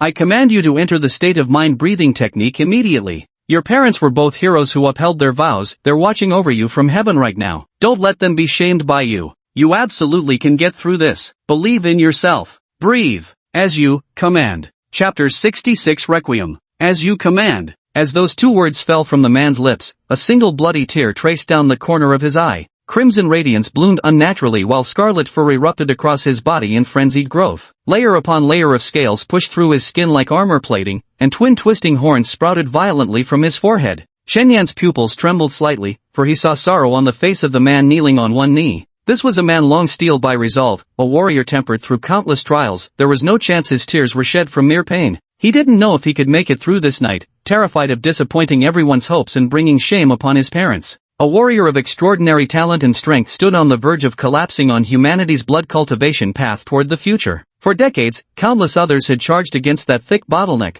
wearing it thinner with each impact. Today, it was finally his turn. The man charged forward with unwavering determination. Even now, covered in blood and teetering on the brink of death, he had yet to succeed. How difficult could this step truly be? Within the demon-sealing great array, four-colored frenzied waves violently swirled around the man, suppressing the crimson-hued gloom. This sight had long left Shen Yan and the other fresh recruits in stunned silence. Yen Ruoxun couldn't help but cover her mouth, tears streaming from her eyes. She finally understood why her irreverence had nearly brought fatal consequences upon herself. For what is happening now is a matter of utmost gravity, leaving no room for idle chatter. At the center of the ritual ground, the monstrous creature crouched low, its back hunched, kneeling in agony as mournful wails tore from its throat, a sound so harrowing it seemed to rend the souls of those who heard it. Shen Yan wiped the sweat from his forehead again and again, but it was futile. The perspiration never ceased. To the side, Si Jiawei had shed all traces of his usual carefree demeanor, his face now taut with tension and worry. The blind, bald man had unknowingly clenched his fists, while the younger sister clutched Yang Fan's arm, her face streaming with terrified tears. Yang Fan's lips quivered, eyes brimming with bitter regret.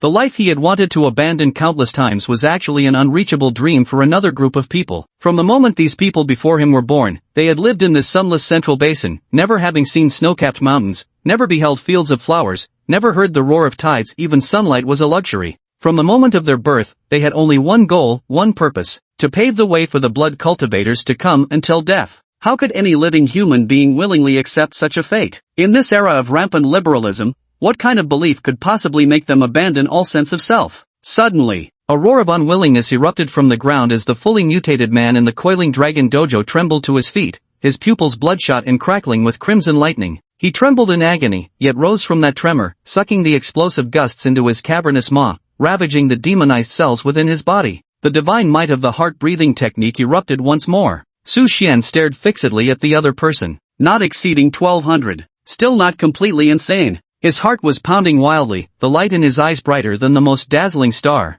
Wei Ling, now's the time. The plump woman beside him nodded solemnly, her feet lifting off the ground as her hands danced swiftly through the air. The wind rose, making Wei Ling's skirt sway. She lifted her fingers, and multicolored light gathered at their tips while dense patterns of incantations began creeping up her cheeks, revealing her identity as a curse master. Her fingers then wove through the air, creating dazzling, ethereal streaks as each movement sketched out musical notes. The notes leapt about as the deep resonance of string instruments gradually became clear. An ancient ballad lingered in the air above the dojo. Shen Yan's breathing gradually steadied, and his mind unwittingly grew tranquil, yet the monstrous creature within the dojo continued to roar, wrestling with its agony. Minutes later, the prolonged prelude concluded as Wei Ling began a deep, protracted hum. Her voice rose from a whisper to a crescendo, accompanied by an increasingly impassioned melody as her ethereal, soaring tones spiraled through the hearts of all present. Her hair whipped wildly about her, like a sorcerer casting a spell. The song bore no lyrics, only an unbroken melody, waves of notes rising and falling, weaving an intangible power of solace that soothed every soul within its reach. Li Hongbin's roaring gradually subsided, the pain surging through his limbs ebbing,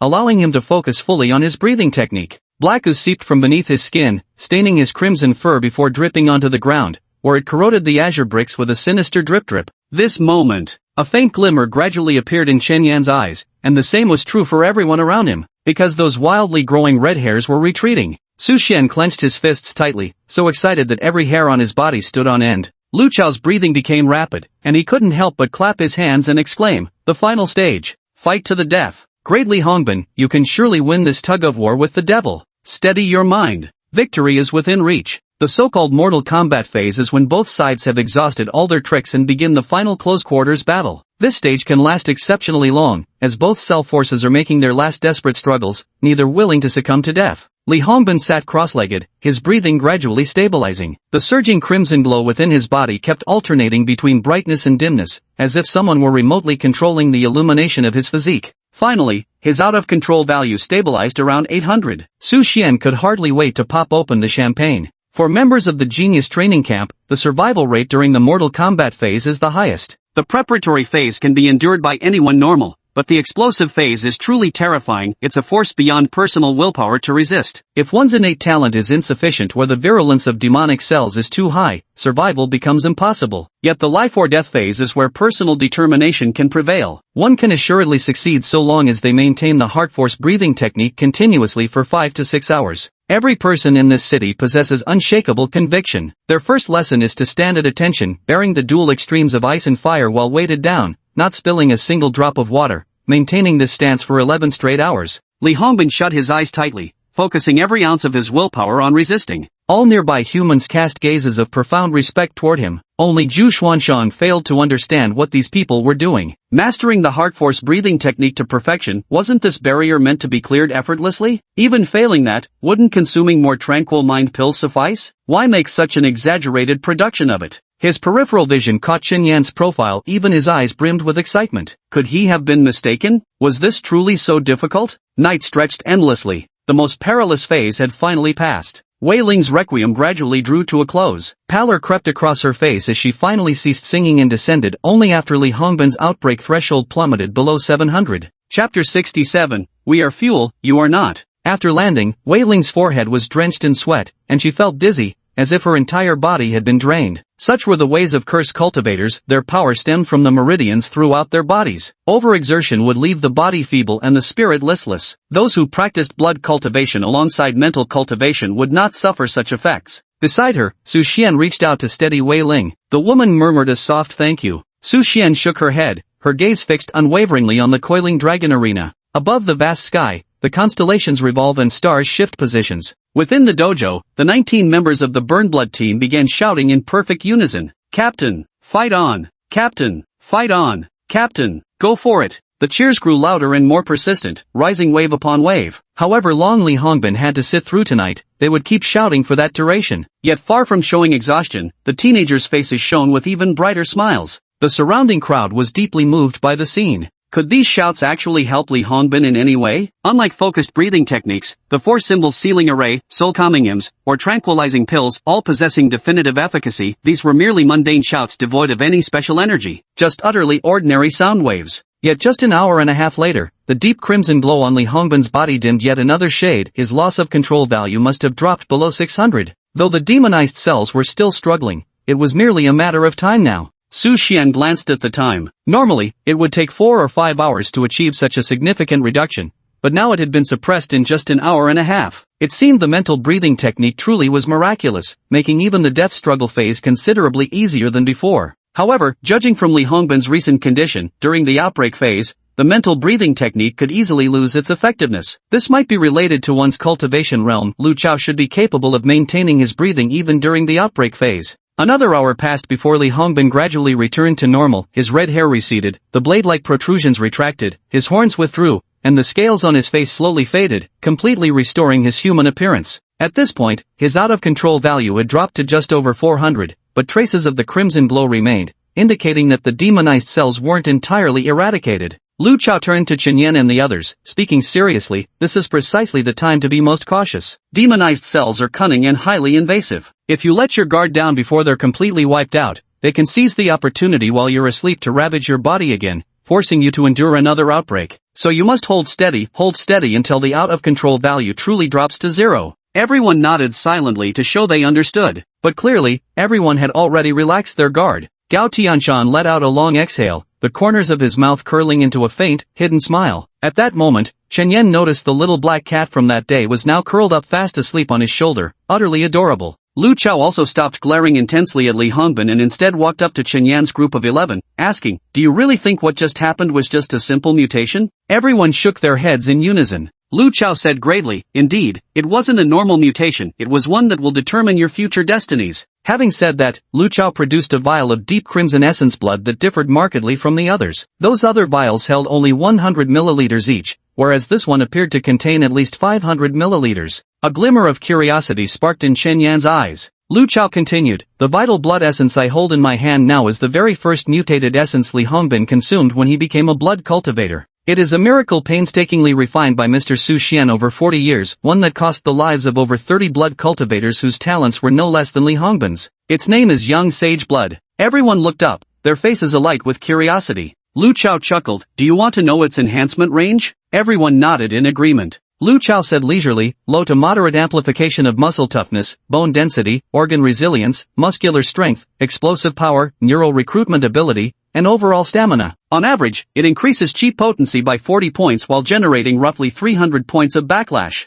After his rapid-fire listing, all 11 blood cultivators in attendance were stunned. Zhu Xian's brows knitted tightly. Full-spectrum enhancements? Lu Chao shook his head. One piece is still missing. Total elemental resistance, codenamed Insane Blood within our organization. Only by completing this missing piece can we forge the ultimate blood cultivator. This will be Li Hongbin's mission for the next phase. Once he passes today's trial, he'll begin taking our newly refined Insane Blood until the second mutation arrives. Only after confirming he can overcome it will we consider this a success. Chen Yan's expression turned complicated. That man was about to face another life-and-death ordeal, and no one could be certain he would pull through. Zhu Xuanshan raised his head and said, "Let me do it. Use me as the test subject." "You?" Lu Chao chuckled lightly. "Do you think you're suitable?" Zhu Xuanshan frowned at first, then his heart skipped a beat as he suddenly understood everything. He wasn't purely human, so of course he could consider what everyone was doing now quite foolish, because he couldn't empathize with pure-blooded humans, having no idea how difficult it was for them to pass the mutation threshold. What the Blood Cultivation Research Institute sought to create was essence blood that ordinary humans could endure. "I'll do it." Suddenly, the dark-skinned Lin Guoli spoke up with a booming voice. He stood tall with military precision, his gaze unwavering. Lu Chao continued shaking his head. "You don't need to worry about these matters." Yet Lin Guoli immediately clenched his fist in salute and declared, "I pledge my oath." Lu Chao chuckled and brushed the other's hand away. "You pledged my ass. Since we never had your batch take the oath from the start, it means your mission differs from theirs. Their fuel, you're not." Hearing these words, Chen Yan's emotions grew even more complicated. Then, Lu Chao pointed to the distant towering banyan tree and said, "Our mission is to become the nourishment for that tree. And your mission is to become that tree. Do you understand what I'm saying?" Lin Guoli bellowed, "Understood." Lu Chao's gaze swept across the remaining 10 people as he roared, "Where are the others?" The crowd raised their heads and shouted in unison, "Understood." "Good." Lu Chao gave a slight nod. "Any other questions?" His gaze swept over everyone. Zhu Xian raised his hand and asked, "Commander, does the Yang Saint blood contain any special abilities?" Lu Chao nodded, "Not necessarily, we might only know that tomorrow." He turned to look at Li Hongbin sitting cross-legged. According to Director Su's deduction, supernatural abilities only emerge after mutation, so everything might have to wait until tomorrow before being settled. But Li Hongbin seemed to hear these words, as he suddenly stood up and looked in this direction. Everyone raised their heads to look. Li Hongbin's eyes suddenly narrowed as an eerie red glow erupted from within him, sending a jolt through everyone's hearts. Chapter 68, The Fusion and Enhancement of Supernatural Abilities. The faint red glow emanating from Li Hongbin made everyone think he was worried, but in the next second, the red light converged in his palm, transforming into a surge of refined energy. Lu Chao's eyes sharpened as he stepped forward and lightly struck toward Li Hongbin with his palm. Without hesitation, his opponent unleashed a storm fist, a whirlwind of thousands of rotations, covered in the ominous red glow, clashing directly with Lu Chao's palm. Whoosh! The red light flickered. Though Lu Chao didn't retreat a single step, a trace of startled doubt flashed through his eyes. Standing nearby, Su Xian took out his experiment report and checked off every item with a square root. The old man couldn't suppress the grin spreading across his weathered face.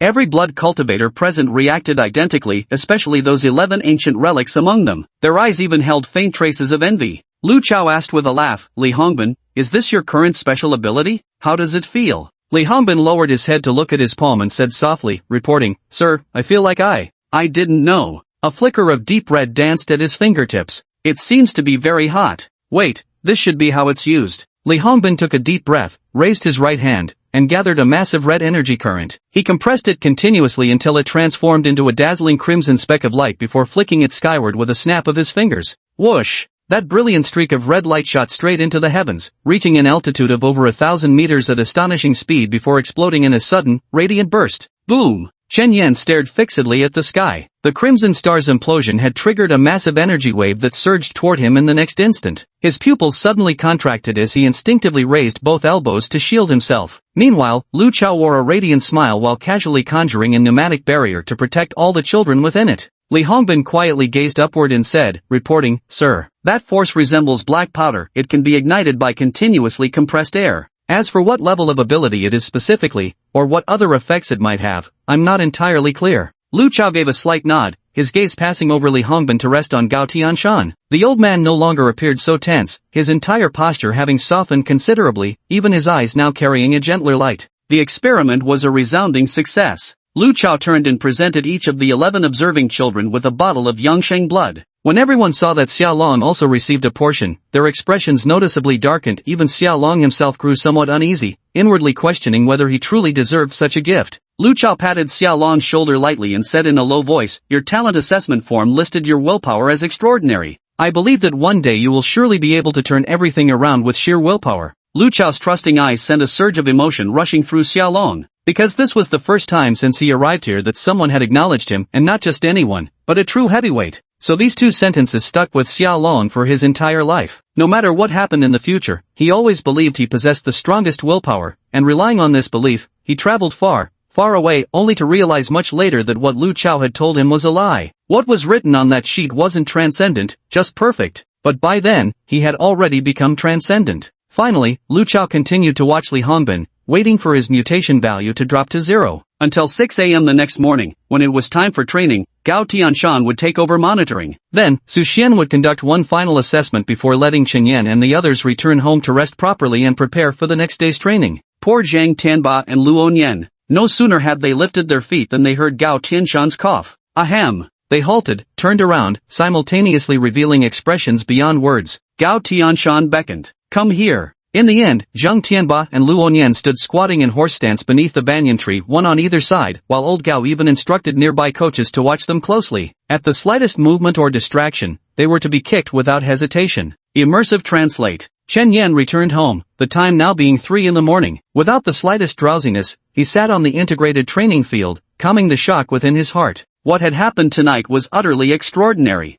The emergence of Yang blood would alter the entire strength hierarchy of the blood cultivation system. Chen Yan, well versed in the blood cultivation encyclopedia, knew some fundamental laws of this cultivation system. First, the more essence blood one consumes, the more supernatural abilities one gains, but the difficulty of mutation increases exponentially. Second, the higher the physical strength, the lower the difficulty of mutation. So, to help humans overcome the hurdle of mutation, there needs to be a type of refined essence that can significantly enhance physical strength. This is why composite refined essence was developed. But the problem is, composite refined essence is ultimately a combination of several different refined essences, and thus it's still subject to the influence of the first law. Therefore, we need constant adjustment. Everything exists in a state of balance. Finding that singular point that balances everything, that's what Su Xian has been doing for the past 40 years. Today, he found half the answer, because in truth, the difficulty of mutation hasn't decreased, only physical strength has been dramatically enhanced. But this alone could alter the future of blood cultivators, because blood cultivators with higher overall physical capabilities would produce offspring with stronger genes. This would in turn reduce the mutation difficulty for newborn blood cultivators in future generations. This was the Crimson Sunblood's transformative potential for the future. What about the present then?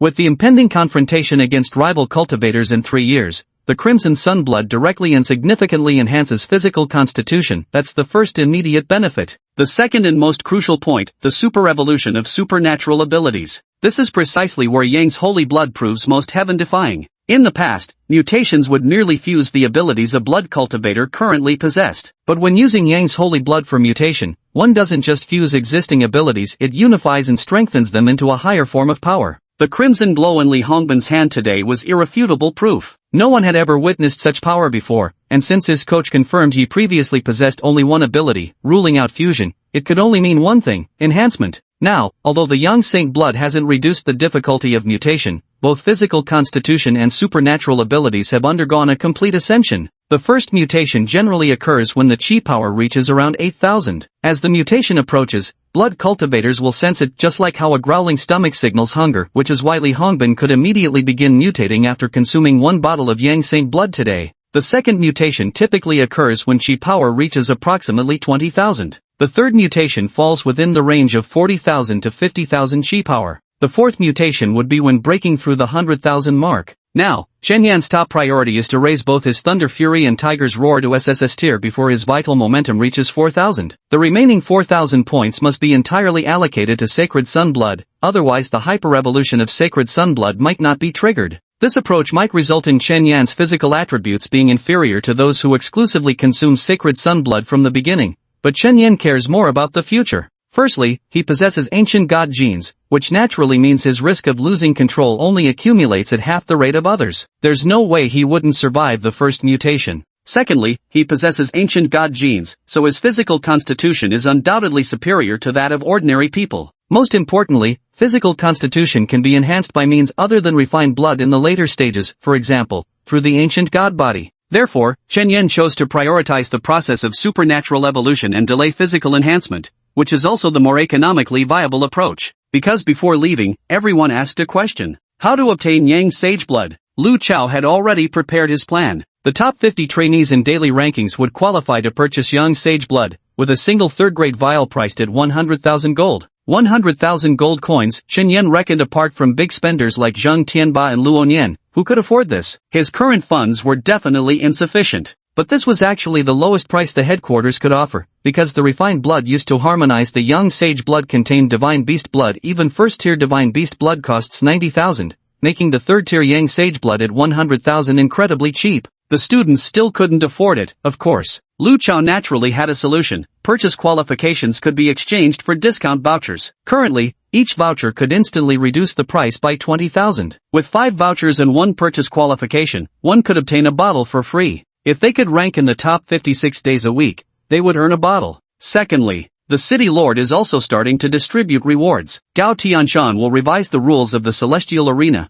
designating the weekend rest day as a challenge day. Everyone can challenge higher-ranked opponents, and each person must also accept 1 challenge per day unless the deadline passes. If multiple people challenge the same individual simultaneously, the highest-ranked challenger is selected. Every successful challenge or defense will be rewarded. Moreover, the city lord will also organize an event to test the waters, called the Mind Power Challenge. It will be held this Sunday as well. With very simple rules, a powerful psychic cultivator will launch a mental attack on the challengers, forcing their consciousness into extremely harsh conditions, such as lava, glaciers, and so on. The longer one maintains the mind power breathing technique, the higher their ranking and the greater their rewards. All details will be announced tomorrow. Gaotian Mountain will frequently host similar competitions in the future, with winners receiving substantial gold coins as rewards. When the enemy advances, we retreat. When the enemy retreats, we advance. At this stage, everyone is saving money in anticipation of Yang Sage blood, so Chen Yan decides to take a step back. You all buy your Yang Sage blood, while I focus on advancing my Super Thunder Rage and Tiger's Roar. When massive amounts of gold pour into Yang Sage blood, the prices of other elite bloodlines are bound to drop, just like how Thunder Rage Bear's price fell before. Chen Yan can seize this opportunity to upgrade his 2 abilities to SSS tier at a much lower cost. Chapter 69, Becoming Destiny here. Xiaolong handed his bottle of Yang Saint's blood to Chen Yan. Chen Yan pushed it back instead and said calmly, "You can sell it even if you don't use it. This bottle costs 100,000, but if you sell it for 95,000, I bet those 2 big spenders will snap it up. And there's even a small-time whale like Kai Fenglei in the mix." Xiaolong withdrew his essence blood and asked in confusion, "Isn't gold coin just a number?" Chen Yan explained as concisely as possible. The total amount of gold coins represents the entire asset value of Tianxia City. For instance, if Tianxia City possesses essence blood worth 1 million gold coins, it can then issue 1 million gold coins for you to purchase resources. If it issues 1.5 million gold coins, inflation would occur, causing the essence blood originally worth 1 million to rise in price to 1.5 million. Xiao Long understood immediately. But where did this $1 million essence blood come from? Chen Yan said calmly, "A major portion of it comes from investments by the highest echelons, what the outside world calls shareholders, for example, a certain heavenly king." Xiao Long raised an eyebrow. "So the essence blood we have now was just given to us for free by that shareholder?" Chen Yan replied, "Not given, invested. The money from those big spenders comes from their elders' investments in this city. You think they're spending money to buy mythical beast blood, but in reality, the mythical beast blood was originally provided by them." Xiao Long suddenly understood. Chen Yan continued, "Afterwards, the predecessors used their investments to nurture the younger generation, creating new sources of funds. The Celestial City has a mission hall. From the first session to now, the 6th session's first term, all geniuses can take on missions there. You obtained exotic blood through missions abroad, submitted these to the authorities, and they returned some gold coins to you for purchasing goods here. The portion they didn't return became the total assets distributed to us." Xiao Long exclaimed in surprise, "Why don't they seize everything for themselves?" Chen Yan replied, "Because next time no one would assign you missions. Where would you go to hunt exotic beasts then? This is called maintaining channels. If those who take on tasks lose access to the mission hall, they won't even have a place to get things done."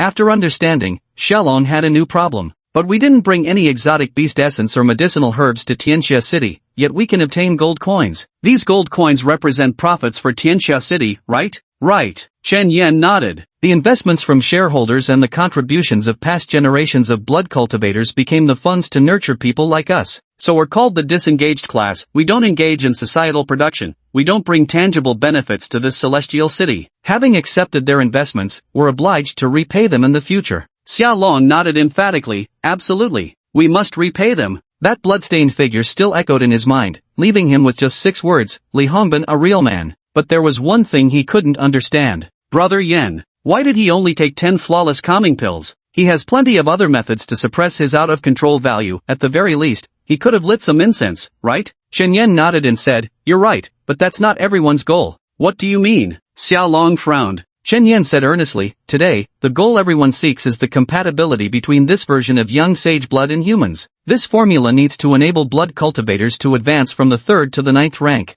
In this process, we need to undergo 4 mutations. If we maximize all external factors in the first mutation, what do we do afterward? Hearing this, Xiao Long's emotions flared up again. With disbelief written across his face, he said, so you're telling me Li Hongbin could have 100% survived today? But no one would give him that chance? They forcibly deprived him of his opportunity to live? Chen Yan's response was crisp and decisive. Right. Xiao Long looked utterly bewildered. Is this right? Chen Yan, it is. How is this right? That was a living being. Chen Yan shook his head. In the vast Underheaven city, how many powerful cultivators are there? Keeping one person alive isn't that difficult, is it? But what if what they truly want is to make every single human in the entire race qualified to cultivate? The future we all desire can't be conjured through mere dreams, it requires a lengthy process. During this time, some will sacrifice themselves, like Li Hongbin, while others will toil day and night, like Su Xian. Only through the cumulative efforts of successive generations of sages can we possibly reach the future we envision. Only then might the grand aspiration of universal cultivation become reality. Xia Long could understand all the reasoning, yet he struggled to accept it, because what had just happened was everyone watching a warrior die right before their eyes. There had been a clear chance to save him, yet no one lifted a finger. Though he didn't die in the end, what about all those people from the past? Everyone had a chance to survive. Chen Yan knew that Xia Long was an emotional person, and he could understand all of Xia Long's feelings, yet emotions alone couldn't change anything. Only action could shape the future. Xia Long turned to Chen Yan, genuinely bewildered, and asked, Bro Yan, what are you thinking? Chen Yan replied gravely, their demand of us is to become that tree. Then we'll become that tree. That's my conviction. How could his emotions not be intense tonight? This was also the first time he had witnessed a person turn into a monster and then back again, all to ensure they wouldn't become monsters in the future. Chen Yan even felt somewhat ashamed, because when Li Hongbin and the others took their oath, he felt as though he had stumbled into some kind of cult. Would he die because of this too? Until Lu Chao told him, our mission is to be the fuel, and yours is to grow into that tree. If we wanted you to take an oath, we would have told you during the opening ceremony. Chen Yan realized that his life's responsibilities might not only revolve around caring for Linger, but would also extend to safeguarding this city in the future. If he could completely abandon all shame and act without accountability, he would have already joined the vilest gang to swindle their money by now. But ultimately, everything comes back to the matter of conscience. The Genius Training Camp gave him the opportunity to practice martial arts while also revealing how many lives had been lost to create such an opportunity. He couldn't turn a blind eye, he had to take responsibility for it. Before dawn, he rarely lit a cigarette. Once it burned out, he erased all of today's emotions from his mind and reaffirmed his goal. Become Z. Become the fate of this place. Chapter 70 A Long Path of Martial Arts. Chen Yan woke up early today to travel to Tianxia City to purchase the essence blood he needed. 3rd tier Sacred White Brown Raging Thunder Bear, perfect. Enhancement range, moderately high increase in muscle hardness and muscle strength, average of 10 pneumatic value, perfect. 2.5% chance to comprehend Furious Thunder, SS grade. On average causes 100 points of out-of-control value, terrible. Price, 8,000 gold coins. This blood essence currently offers the highest probability for comprehending Furious Thunder. Even though the price is somewhat inflated, Chen Yan has no choice but to buy it. He bought 8 bottles at once, remaining balance, 6690. Current runaway value is 0. Chen Yan gulped down 3 bottles in one go before heading to the playground to prepare for another day of training. A piercing whistle sounded. No one was late today. Standing at attention in the central sports field, Lu Chao began slowly recounting the contents about the Yang Saint blood, stirring up immense excitement among all the students present. Who wouldn't want to become the ultimate hexagonal warrior? But when the numbers starting from Tier 3 and 100,000 gold coins minimum were announced, everyone felt as if a bucket of cold water had been poured over them. Then, Lu Chao spoke earnestly, the martial path is long and arduous. Every martial artist in this world dreams of possessing the finest talent, the greatest resources, the most perfect power system, to become the ultimate strongest. Yet this is impossible. The world is not fair, I trust you all understand this well, so I hope you remain clear-headed, for some things are inherently reserved for the few. If you indulge in wild fantasies, chasing after what fate never intended for you, the consequences could be dire. The deep voice echoed across the dimly lit playground, as Kumeng's figure flashed through Chen Yan's mind for just an instant. Lu Chao continued, moreover, I want everyone to clearly understand one thing. A sound martial artist possesses a long life, and this is a bizarre and fantastic world, where yesterday you were just an ordinary person, yet today you stand here as a blood cultivator. No one knows what tomorrow may bring, so do not regret the power gained through mistakes. Perhaps one day in the future, a new miracle will emerge that can make up for all that was lost in the past. Human effort can achieve anything. Look ahead, move forward, and as long as you keep living, you can possess everything. Survival is the greatest victory. Chen Yan fully understood the meaning of these words, in fact, he lived by them. If he consumed Yang Saint's blood from now until the first mutation, his physical capabilities would become terrifyingly formidable. But would he have enough money?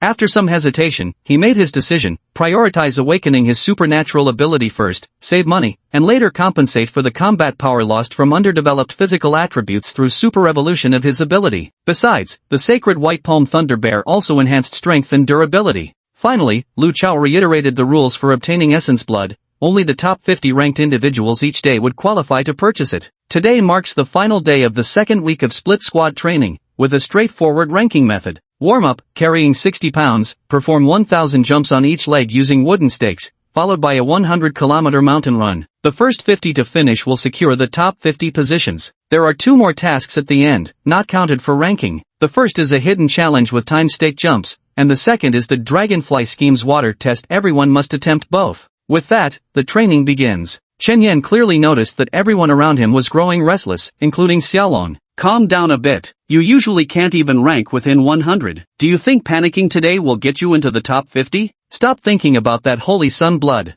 Xiaolong obediently nodded. Chen Yan maintained steady breathing as he swiftly moved between the training posts. Even with a 60-pound load on his back, it posed no challenge to him anymore. He completed his warm-up in 20 minutes, though by then Zhu Xuanshang and his group had long finished theirs. At this point, Chen Yan noticed that the Burning Blood group hadn't shown up for training today. He wondered if those 20 individuals would still be included in the rankings. Probably not, they never needed to compete for food in the first place. Continue then. When Chen Yan reached the mountain base, Huang Yuan was already waiting there, asking if he wanted to increase his challenge from 60 pounds to 160 pounds. Chen Yan didn't hesitate, switching to a heavier backpack. No one came to ask him to play today. Chen Yan raised his foot and began to run, his speed far surpassing his previous wind-riding state. He had mastered the essence of dragonfly skimming, the third stage of qi manipulation known as qi gathering. By concentrating all his qi into the ball of one foot and using air pressure to propel himself forward, he could swiftly transfer the qi to the other foot while maintaining balance with another strand of qi to stabilize his body. So now Chen Yan was just like Zhu Xuanshang before, traversing 1,000 miles in the blink of an eye on the damp mountain path,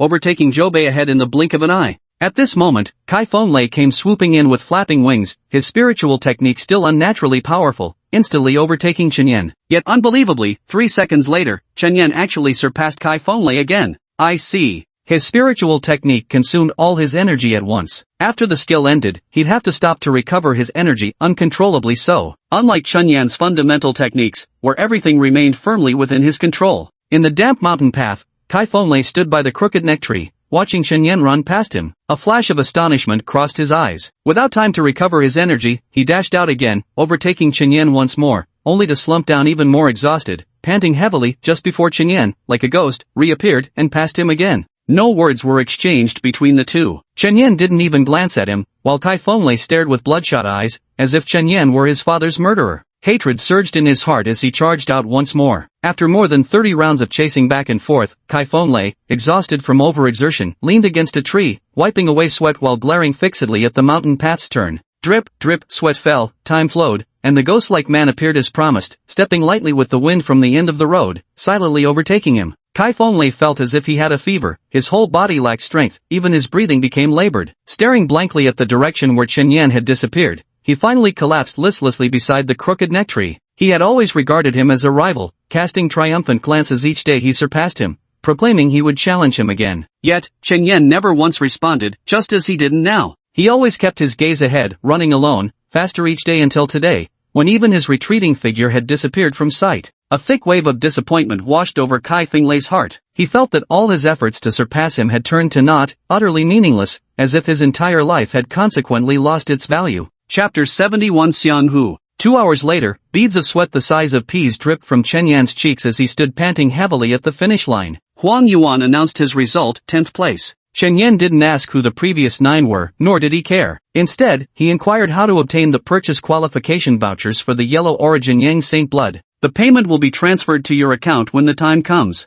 Understood. Chen Yan gave a slight nod before voluntarily turning to head towards the flying stakes for his hidden level training. Huang Yuan watched Chen Yan's retreating figure with undisguised admiration in his eyes. He had grown quite fond of this young man, precisely because nothing ever seemed to distract him. He remained utterly focused, persistent, and completely absorbed in his own path. With such a temperament paired with extraordinary talent, the achievements in the future are simply unimaginable. Next, Chen Yan arrived at the Hidden Levels assessment site, 480 wooden stakes in total, with a 5-minute time limit. The members of the extremely evil gang had gathered here, with the only familiar face being Yan Ruoxuan. As usual, Zhu Xian had already left. Suddenly, a heavily built man with a dragon tattoo on his shoulder and a scar at the corner of his eye turned to look at Chen Yan. His frame was naturally large, and he carried considerable muscle. Chen Yan knew exactly who he was. Xianghu, ranked 9th in the realm. Xianghu's past was no secret. He was clearly part of the underworld. Rumor had it he'd been stabbed numerous times, yet his vitality was extraordinarily tenacious. He'd survived multiple falls from high-rise buildings without dying, which was precisely why he'd been recruited to come here. He walked straight toward Chen Yan, stopped beside him, crossed his arms, and said coolly, "Care to play around? The turn after me is yours. Whoever slower surrenders today's purchase eligibility to the other." At this moment, Zhou Bei and Lin Guoli also turned their gaze over, eagerly awaiting Chen Yan's response. "Fine." A faint smile tugged at Xianghu's lips as he said, "All right, then it's settled." At this, the surrounding competitors straightened their backs, and Yan Ruoxuan also stepped forward with a look of surprise. "You've come around?" Chen Yan couldn't be bothered with her, quietly watching Gu Cheng on the wooden stakes. The count had increased from 361 to 480. Significantly raising the difficulty. But Gu Cheng must have put in considerable effort during his regular training, as he eventually passed in 4 minutes and 10 seconds without using any spiritual techniques throughout the entire challenge. Next came Xianghu's turn. All eyes were fixed on him. The moment he leaped, Chen Yan knew this man had come prepared. Despite his seemingly clumsy appearance, his movements were lightning fast. He must have been consuming the blood essence of speed-type ferocious beasts as part of his regular diet.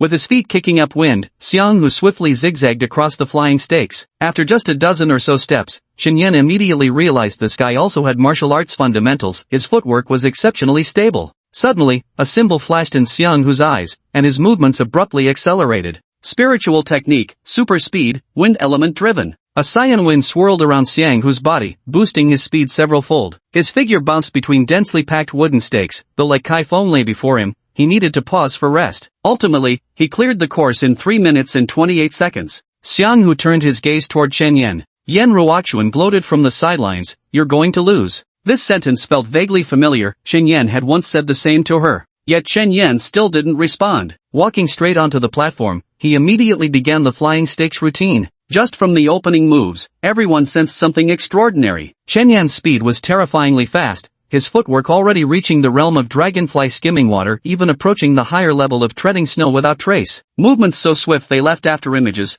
breathtakingly agile, and markedly different from Xianghu's technique. Whenever Xianghu landed on a stake, the wooden pole would wobble slightly, forcing him to stabilize his posture, though perhaps taking mere milliseconds. But Chen Yan required no such adjustment. Spectators couldn't help but murmur praises of his swallow-like grace. Finally, he cleared the level with a time of 3 minutes and 12 seconds. After landing, he walked straight back. Yan Ruoxuan clapped helplessly and said, "Impressive, impressive." Then Chen Yan looked towards Xianghu. Xianghu frowned. "What?" Beside them, Yan Ruoxuan's eyes flashed with a subtle change, trying to weasel out of paying? Xianghu's voice suddenly shot up an octave. "Don't you dare slander me, you crazy woman. What payment am I dodging? What exactly do I owe? Do you have an IOU?" Spittle sprayed all over Yan Ruoxuan's face, leaving her utterly dumbfounded. It was the first time she had encountered someone so shameless. How could they act so brazenly and unreasonable with such confidence? "How can you be like this?" Yan Ruoxuan pointed at Xianghu, glaring at him furiously. Her face darkened with anger before flushing red,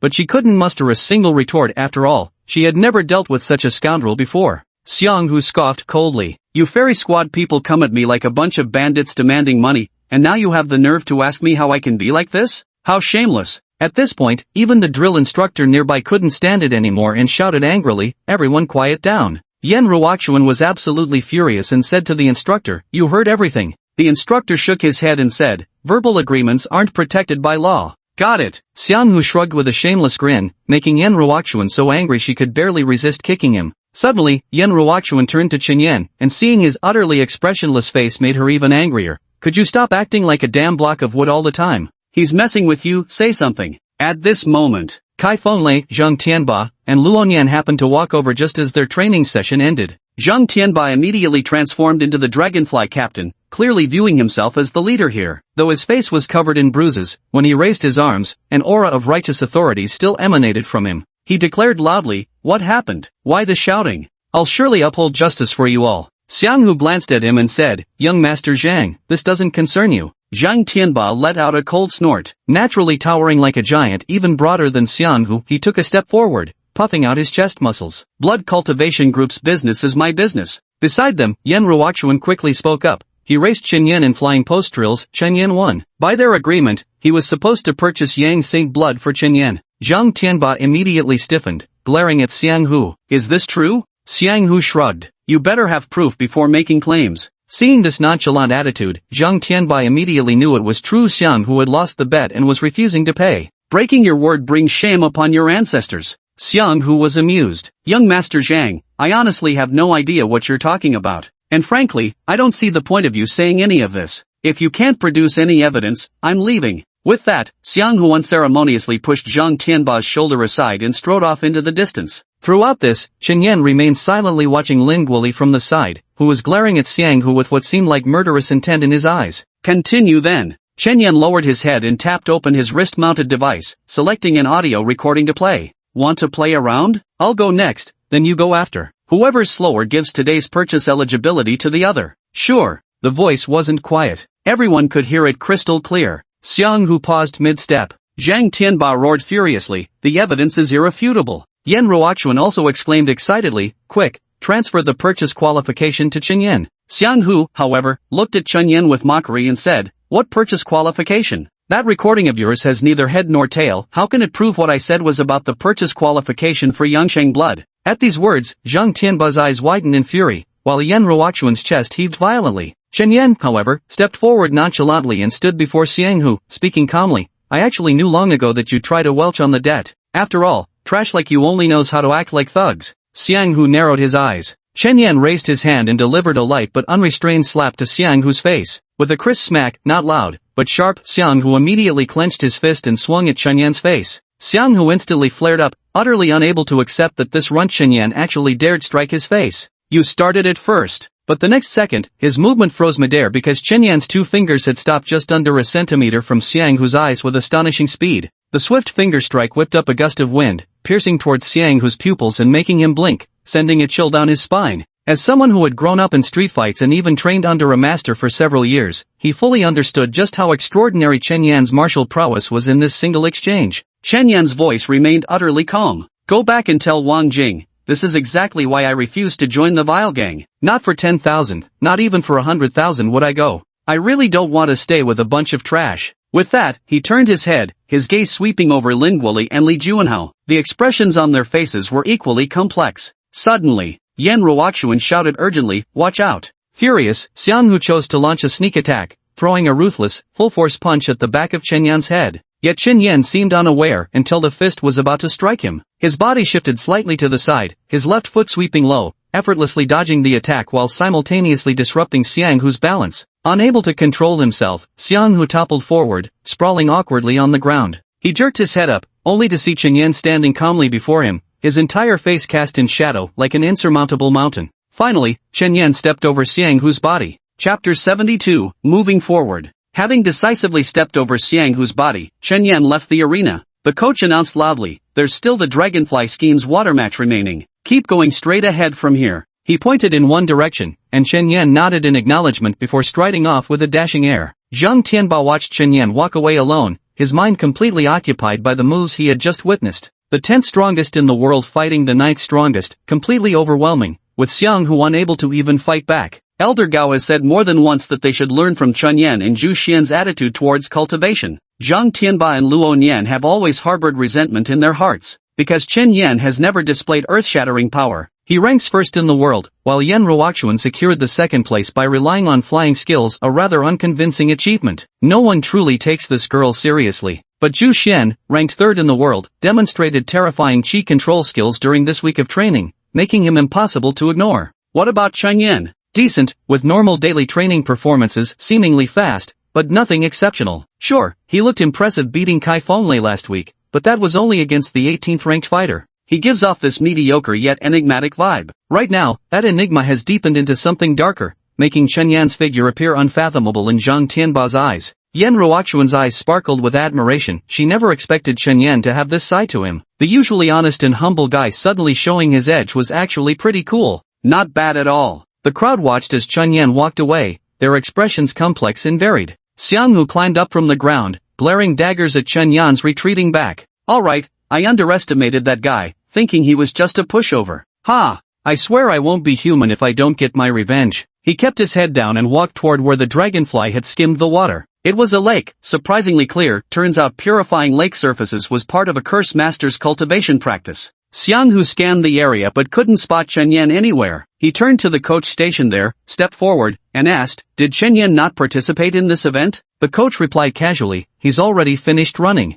What? Xianghu's expression shifted slightly as he turned to look back at the vast lake. He saw numerous floating logs marking out a long watercourse. That must have been their test route. He stepped forward to attempt it, his heart pounding with tension. Taking his first step, he planted a foot on the lake's surface, then charged forward with all his might. 1 step, 2 steps, 3 steps. On the 15th step, his body uncontrollably plunged into the lake. After coldly recording the result, the coach told him he could leave. Xianghu scrambled back to the shore in disarray and couldn't help but ask, "Did Chen Yan pass?" The coach shook his head. "Don't inquire about others' results. Focus on your own training." Xianghu lowered his head and left. As he made his way back to the headquarters of the Extreme Wicked Gang, he kept pondering how long had it taken him to walk from the flying stakes to the lake? It seemed like just a 10-minute walk, and besides, Chen Yan also had to walk for 10 minutes. So how long did it take him to complete the dragonfly skimming water run? Or did he, like himself, fall into the water after just a few steps? Finally, Xianghu arrived by Wang Jing's side. Wang Jing had his feet propped up on the table laid with a fruit platter,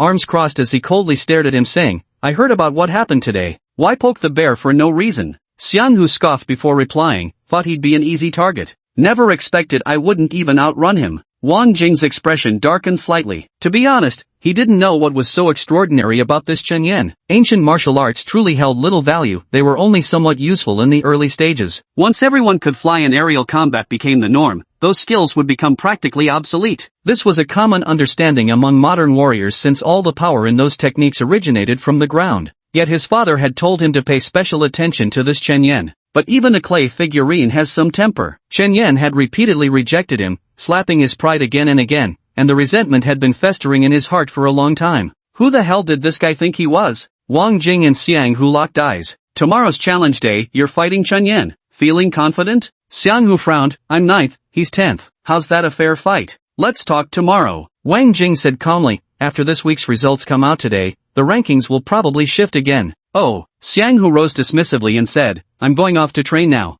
"Wait." Wang Jing suddenly called out to stop him. "Let's see how far you've gotten with that peculiar technique of yours." Xianghu turned around. Wang Jing threw a punch at his chest without hesitation. Boom! The powerful shockwave caused the surrounding walls to cave in, instantly shattering all the wineglasses on the table. Yet Xianghu stood motionless, expressionless, taking the blow squarely to his chest. From start to finish, he didn't budge an inch, even cracking the ground beneath him, yet remained completely unscathed himself. "Not bad." Wang Jing chuckled lightly. "Chen Yan probably couldn't break through your defense." "Humph, he's nothing," Xianghu scoffed. With that said, he turned around and left. Immersive translate. Chen Yan returned home early, freshened up briefly, and then prepared to begin another day of cultivation. He emerged from the bathroom wearing a tank top and shorts, sat down on the chair, and strapped on his combat wristband. Key value, 965. Out of control value, 150. Balance, 16790. The Elder God genes maintain stable performance, granting doubled aerodynamic value, halved out of control value, and Chen Yan sensed his probability of comprehending superpowers had likely doubled as well.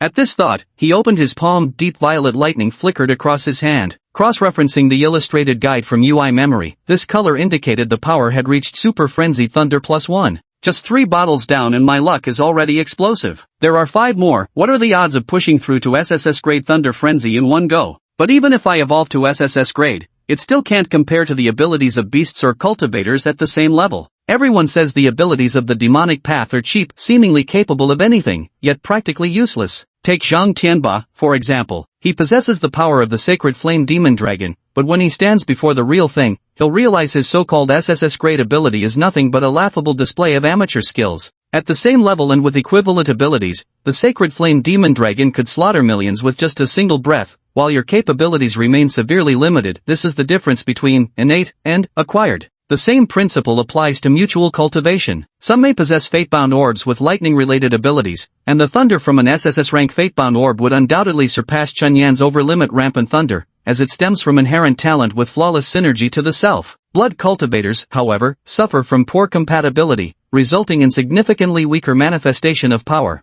It's not that the abilities tier is lacking, it's that blood cultivators can't fully unleash it. Yet, this shortcoming can be compensated for through mutation. After mutation, the compatibility between one's bloodline and supernatural abilities increases, and the efficacy of these abilities rises accordingly. Now, with the emergence of treasures like the Young Saint blood, which can fuse with and super-evolve supernatural abilities, there's a real chance for blood cultivators' powers to be truly recognized and feared. But all that is for later. Lu Chao's words today were unambiguous. Don't hesitate, because the path lies beneath your feet. Looking back only reveals problems, moving forward provides all the answers. Chapter 73, The Arrows Clan. A swift spiral punch sliced through the air, its vortex humming a melodious tune. The rapidly swirling currents filled Chunyan with profound satisfaction. It was Saturday of the second week. After 6 days of practicing the spiral fist technique, he'd already achieved proficiency, easily executing 70 or 80 rotations. His deepening mastery of its esoteric principles filled him with tangible pride.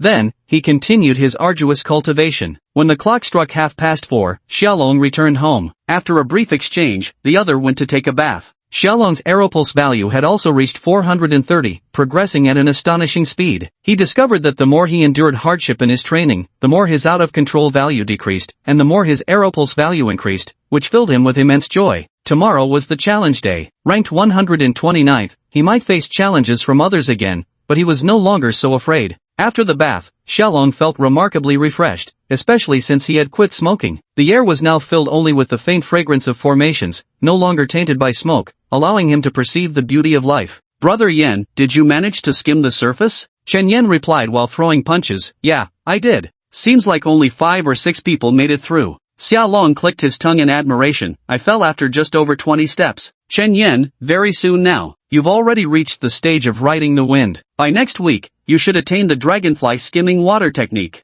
Xiaolong nodded lightly and immediately immersed himself in practicing the penetrating fist technique. After 5 o'clock, the city lord's residence officially announced the commencement of Challenge Day, which would last until 5:50 a.m. Monday morning. The city lord's residence then announced the rules for tomorrow's mental strength challenge. Simply wear a consciousness-stimulating helmet, and your awareness will be drawn into the abyss. Coaches will monitor your breathing on the sidelines. The longer you maintain the mental breathing technique, the higher your ranking. Results will be tallied on Monday morning. All participants receive prize money, a consolation prize of 500 gold coins. Top 100 get 2,000 gold, top 50 receive 3,000 gold, top 20 win 4,000 gold, top 10 earn 5,000 gold, top 5 get 10,000 gold, third place receives 20,000 gold, second place earns 50,000 gold, and first prize is 100,000 gold. The end. The city lord's manor announced yet another list, declaring that all whose names appeared on it would receive one purchase qualification ticket. Skimming the surface rankings. In the den of depravity, Xiang Hu lit a cigarette and clicked the link, instantly turning grim-faced. Only 12 people made it through in total. Ranked first, Zhu Xian, with a time of 1 minute and 38 seconds. Ranked second, Yan Ruoxuan, 1 minute and 59 seconds. Ranked third, Kai Fenlei, 2 minutes and 7 seconds. Ranked fourth, Shen Yan, with a time of 2 minutes and 27 seconds. He took a deep drag of his cigarette, his mindset clearly compromised. Kai Fenlei was in the same boat. He did manage to pass, but only by relying on spiritual techniques and the super wind dash to brute force his way through, nearly falling into the water several times. Yan Ruoxuan simply flew across, making his achievement even less impressive. Those in the know understood that when it came to pure chi manipulation, among this batch of blood cultivators, Zhu Xian ranked first, Chen Yan second, with the others nowhere close to their level. Xianghu, the so-called ninth under heaven, couldn't even complete the challenge. Gasping for air, an intense sense of urgency flooded their hearts as they realized Chen Yan was gradually overtaking them or perhaps pulling farther away. Yet Chen Yan himself was focused on two other names. Jiao Kumeng, the 10th Jiang Yan. Jiang Yan was the male college student who cultivated next door with Li Juanhao. Fair-skinned and clean-cut, he had already reached the dragonfly skimming water realm. How fast? I must redouble my efforts in cultivation. That night, Chen Yan drank 3 more bottles of sacred white-brown raging thunder bear essence blood before honing his spiral fist technique. As midnight approached, the rankings silently shifted. Zhao Yinzhu successfully challenged Xianghu, causing Xianghu's rank to drop to 11th. Simultaneously, a challenge was issued to Chen Yan. After receiving the message, Chen Yan remained expressionless. This outcome didn't surprise him in the slightest. He knew exactly what kind of person Xianghu was, summed up in 4 words, a bully who preys on the weak. Xianghu had targeted him because he looked down on Chen Yan from the start. After suffering such humiliation at Chen Yan's hands, how could he possibly swallow his pride? That's why he couldn't take it. He had to reclaim his dominance. Thus, Chen Yan's schedule for the next day was set. At 3 p.m., he would accept Xianghu's challenge. Immediately afterward, he booked a 3:30 p.m. slot for his Soul Force challenge match. All work would be wrapped up within an hour, after which he'd return home to continue his secluded cultivation. Immersive translate. The sun rose and the moon set. Time flowed unceasingly. On the island of the Cursed King, Zhao Linger wore a black evening dress, her slender legs resting on the piano pedals. With her snow-white neck held high, her graceful fingers danced elegantly across the keys. Eyes closed, her expression was serene and refined, her posture dignified. As her fingers rose and fell, melodious notes reverberated through the lush courtyard. Her teacher was a powerful figure from the Cupid clan, tall, sensual, and with a charm in every smile and glance that could captivate any admirer. The Cupid clan stands as the mightiest among the current non-human races, one of the protagonists of this era and a well-reputed benevolent race. But if we rewind 1,000 years, they were nothing more than despised vermin, hunted by all bearing another infamous name, the Succubus clan. All of this changed thanks to the current leader of the Cupid clan, Yu Xiuzhu. A millennium ago, after ascending as the strongest succubus, he had an epiphany. What if, instead of tearing relationships apart as their kind had always done, they embraced the opposite path? What if they rejected emotional manipulation and chose the route of pure love? Could they rise to greatness? The answer, history now proves, was a resounding yes. Then, Yu Xiuzhu began to implement radical reforms within the clan and established many new rules. 1. Those who betray love shall be deemed traitors to the clan, and the clan itself shall execute them. 2. Succubi must never interfere in others' families, such a crime warrants death. 3. Succubi must never harm their partners, they must remain eternally loyal and cherish one another. Male succubi must cultivate masculine virtues, while female succubi must cultivate feminine virtues. These rules transformed the once chaotic succubi into models of discipline, for Yu Xiuzhu truly knew how to purge dissent. Reform was an exceedingly perilous endeavor. Fortunately, this was an era where might made right. Want to challenge me? Then I'll kill you first. As time passed, these systems began to demonstrate their formidable power. Once a race that survived by deceiving human affections, succubi had now become the most loyal devotees of genuine emotion. Male succubi regarded responsibility as the noblest virtue and embraced romance as their guiding life principle. The succubus will fulfill all her husband's desires while remaining utterly loyal, maintaining conservative appearances before others yet revealing absolute beauty to her beloved. The succubus's reputation has thus transformed. In the past, engaging with a succubus was akin to playing a dangerous game, often ending in a miserable demise. But now, marrying a succubus, whether as husband or wife, is considered the happiest affair under heaven. The sole condition is that neither the succubus nor her partner may betray their love, for such betrayal would make them eternal enemies of the succubus clan. From this moment, Yu Xiuzhu became the world's foremost matchmaker. Those wishing to wed a succubus must pass rigorous trials evaluating character, capability, and even family background down to the finest detail. No transgression is permitted until the marriage is fully consecrated. The succubus has transformed from a symbol of chaos into an emblem of pure love. Hence, the succubus's reputation has steadily improved. Marrying a succubus guarantees the happiest marriage in the world, envied by all, for succubi are naturally the most adept race at handling relationships between the sexes. Through these marriages, the succubus's influence began to grow. On the planet today, nearly every prominent and powerful figure has ties to the succubus clan, to the point where their power has expanded to being too big to fail. 3 centuries ago, they officially changed their name. Succubus sounds too harsh. We're now called the Love God clan. Zhao Linger never expected that Xinxingxi, one of the 7 elders of today's Love God clan, had actually pursued her mother for over 20 years and was also one of the founding pillars of Curse King Island. Chapter 74, Like Daughter, Like Mother. The melodious sound of the piano echoed through the music room, enveloped in lush greenery. A tall, handsome man dressed in splendid black robes approached quietly, his amber-like blue eyes as gentle as water. Uncle Shun. Zhao Linger's eyes instantly gleamed with excitement. Shin Xingxi smiled faintly and glanced at the music teacher beside her, asking, Xiaoyu, how is His Highness's qin practice going? Zhu Yu replied softly, reporting to the elder, His Highness is exceptionally gifted. Within just 3 days, he has already mastered the basics. Very good, Shin Xingxi nodded gently. You may leave now. I wish to speak with His Highness alone. Zhu Yu bowed her head and withdrew. Shin Xingxi gazed at Zhao Linger while flipping his palm to reveal a hairpin. The pure white hairpin had a slender silver needle at one end, while the other end was exquisitely carved into an ornate white paper crane, glowing with a sacred radiance under the sunlight. Zhao Linger's eyes immediately lit up with joy as she eagerly accepted it. How beautiful!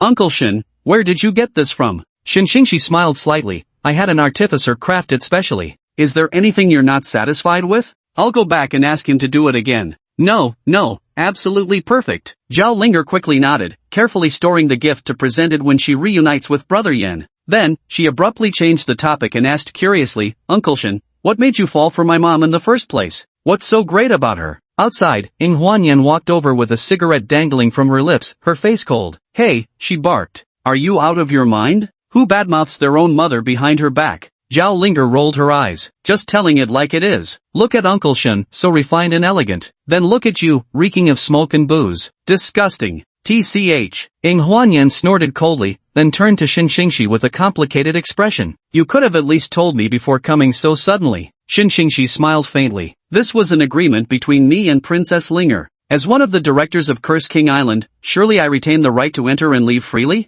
Of course you do. Ying Huanyan nodded slightly, then shot him an apologetic look with a rueful smile. Shin Xingxi understood tacitly. She lowered her head and walked away. Once the door had shut tight, Ying Huanyan's eyes darkened. What did he give you? She snapped. Hand it over. No way. That was for me from Uncle Shin. Zhao Linger retorted haughtily. Ying Huanyan snorted coldly. Is it some expensive gift they sent? Do we have to return the favor? Mom, why don't you just give yourself to Uncle Shun? Ying Huanyan widened her eyes in shock. What kind of nonsense are you spouting? Zhao Linger pouted and said, You already said it yourself, my no good father is definitely fooling around with other women right now, so you ought to have your own new life too. Hearing this, Ying Huanyan's emotions calmed down. Zhao Linger raised an eyebrow and whispered, Or is it that you don't like Uncle Shun? After a long silence, she said, Your father married Li Yoji by the emperor's decree, perhaps he had his own unspeakable burdens too. As soon as these words were spoken, Zhao Linger's small face stiffened, doubting whether her ears had deceived her. Mom, do you mean you're still waiting for him? Are you out of your mind? He's already married someone else properly. Ying Huanyan turned around and said, But in these 20 years, he and Li Yuji never had descendants. Hearing this, Zhao Linger felt her heart couldn't take it anymore. She had the sensation of crossing into another parallel universe where she encountered a completely different Ying Huanyan. What kind of nonsense was this person spouting? Ying Huanyan suddenly asked, if Chen Yan also had unspeakable difficulties and was forced to marry someone else, would you wait for him? As soon as these words were spoken, Zhao Linger's expression immediately changed. Impossible. Brother Yan would never do such a thing. Ying Huanyan whispered, what if they threatened him with his mother? Zhao Linger's pupils trembled faintly. She couldn't bear to imagine that scene, feeling momentarily lightheaded as if her brain was deprived of oxygen. Impossible, absolutely impossible. Ying Huanyan shook her head and said, it's just a metaphor. After a long silence, Zhao Linger suddenly changed the subject and asked, then what if that cheap dad of mine really falls for someone else? Ying Huanyan answered without hesitation, I'm out. But I want to make sure, I don't want to hear it from others. I need him to confess everything to me personally.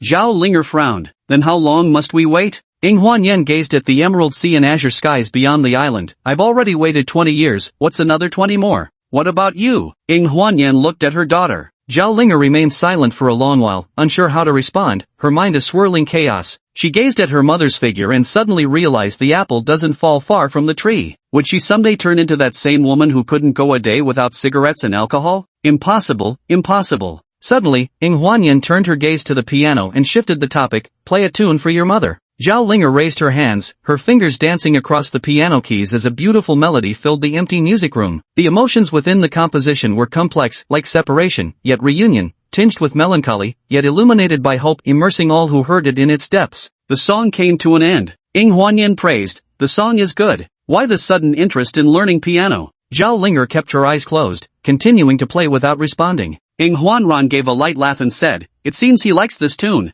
Hearing this, Zhao Linger immediately raised her head, but Ying Huanyan had already left and gone outside to find Xinxingxi. She lowered her gaze to the black and white piano keys, the playfulness in her eyes gone, replaced only by a trace of melancholy. She wondered, how was Brother Yan doing now? Was anyone bullying him over there? Would anyone force him to marry someone else? How much longer until I see you again? The melody continued, yet all its emotions ultimately distilled into longing. Immersive translate. The afternoon in Tianxia City was dim and cool. It was now 2:50, and at 3 o'clock, he would face off against Xiang Hu. So, he quickly walked out of the comprehensive training room and headed towards the central mall. Along the way, he glanced at his martial wristband. Last night, the remaining 5 bottles of sacred white-brown frenzied thunder bear blood essence had all been consumed. G power value, 1065. Out of control value, 300. Midway, he took a calming pill, with 6 remaining. Balance, 16790, 2 purchase qualification vouchers. He hurried to the central mall, where the 9 arenas were surrounded by a cacophony of voices and continuous battles. On the largest main arena, members of the fairy troupe were clearing the battlefield.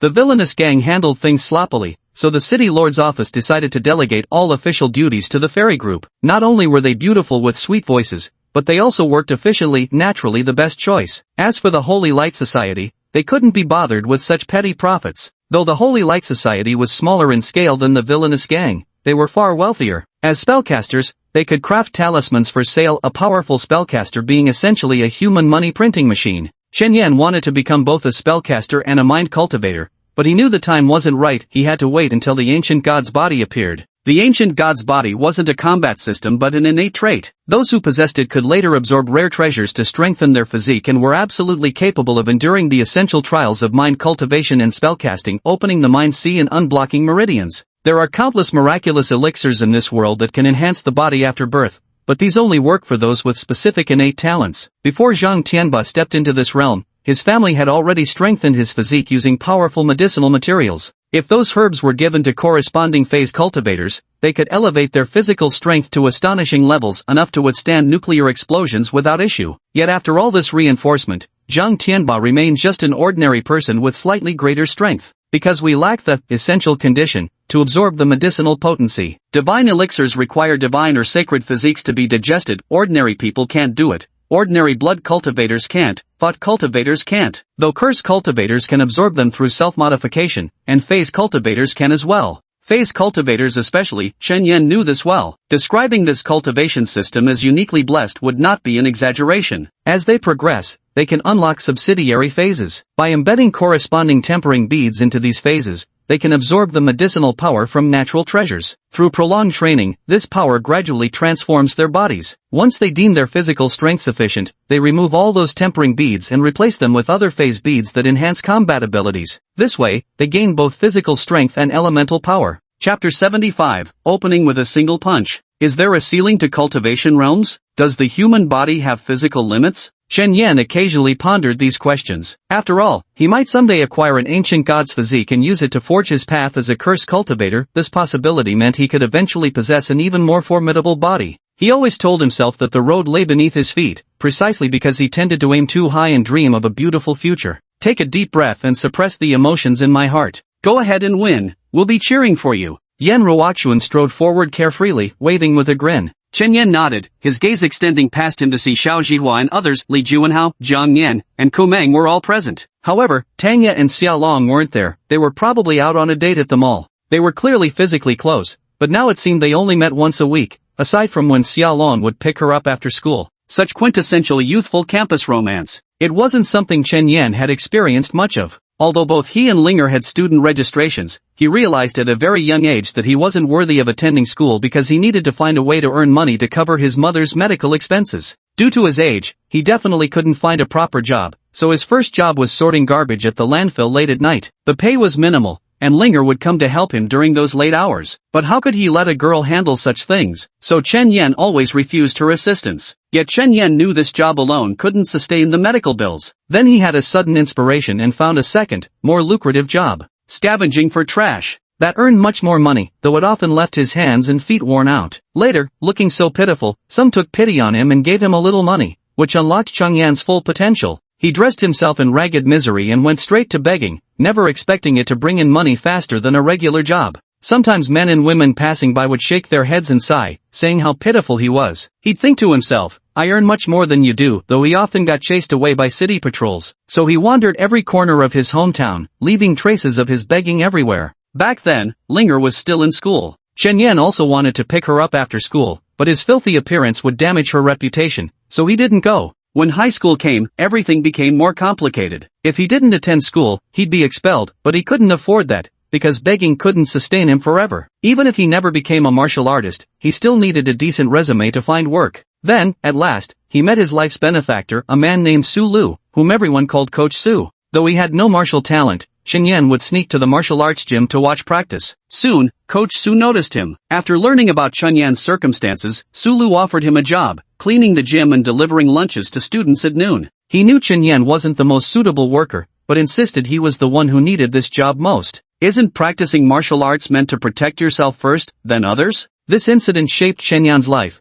filling him with an intense desire to become a martial artist. Yet fate showed no mercy, destined to make him merely an observer. Nowadays, Chen Yan merely needs to will it lightly. Fierce winds would swirl around him. With another thought, lightning would cloak his body. A month ago, he was still living an ordinary life with Linger at home, never imagining that 1 month later, he would be standing here, facing countless malice. Chen Yan noticed the members of the extremely evil gang staring at him intently. The main fighting ring was almost cleaned up, surrounded by a crowd of spectators. Everyone was eagerly anticipating the upcoming battle, Xiang Hu versus Chen Yan. Last night, within the extremely evil gang, Xiang Hu had openly admitted to deliberately losing to Li Yingzhu just so he could challenge Chen Yan, pin him to the ground, and beat him, ensuring everyone would come to watch. So today the Villains Guild has turned out in full force, and word about this matter has already spread. Nearly everyone standing here now knows about the feud between Xiang Hu and Chen Yan. When you're away from home, reputation is everything. Yesterday's lost face, Xiang Hu is determined to reclaim it all today. Without the slightest restraint, he looks toward Chen Yan in the distance with a condescending air, Kai Fenglei and others standing by his side.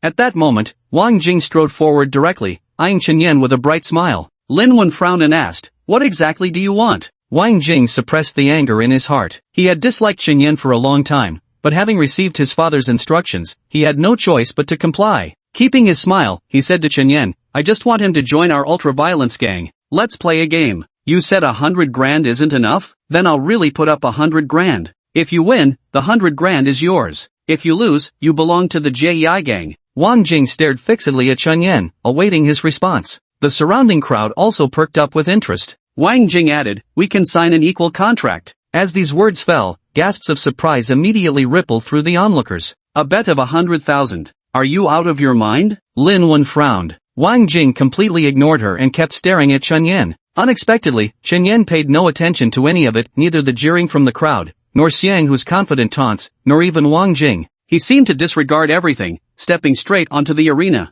Spotting this, Xiang Hu swept his gaze over his surrounding minions and scoffed, scared? The underlings burst into jeering laughter. Then, Xiang Hu also stepped onto the platform to face Chen Yan. At this moment, Xiao Zhihua asked Lin Wen in confusion, then why does Wang Jing want to win over Chen Yan so badly? I really don't understand. Lin Wen frowned tightly, she could roughly guess his motive. It was all about securing the favor of the notorious blood cultivators from this batch of geniuses. If these individuals ultimately triumph over the rival cultivators, their future would be limitless, and Wang Jing could ride that momentum like an angel investor. But when it came down to it, Lin Wen was still too young. She lacked that kind of foresight, she couldn't discern benefits that lay too far ahead. Wang Jing didn't actually provoke her that much, for instance, by immediately transferring Chen Yan 100,000 yuan on the spot and demanding Chen Yan defeat Xiang Hu before giving it to him. Lin Wen felt that Wang Jing wasn't showing much sincerity either. She wasn't wrong. Wang Jing genuinely lacked sincerity because his proposal had enraged his father, Wang Zhanghua, who angrily confronted him through Wu Wan's phone call. What the hell are you doing? Old man told you to splash cash. What the hell are you doing? Slap 100 grand on his face, throw another 100k if it's not enough. Make it 500,000, give him whatever he asks for. Are you deaf or stupid? Wang Jing took a deep breath to suppress his rising anger, refusing to respond to his father. He simply couldn't understand, was this Chen Yan really worth such a fortune? At this moment, he lifted his gaze to the vast arena, where the ground was blanketed with undulating yellow mud as Chen Yan and Xiang Hu stood in a tense face-off at the center line. The referee was still Huang Yuan, who turned his eyes toward the two. Suddenly, a strange shriek erupted from the side of the jiebang. Trash Chen Yan, too scared to fight? Just surrender already. A single stone stirred up 1,000 waves. The extremely evil gang grew increasingly brazen. Brother Tiger, 3 punches to shatter his martial arts dreams, make him kneel and declare he's one of the extremely evil gang. Xianghu was delighted to hear this and burst into hearty laughter. Meanwhile, the faces of those from the Celestial Maiden squad darkened. At this moment, Sijiawei and the Blind Curse Master, Yang Fan and his sister were also present,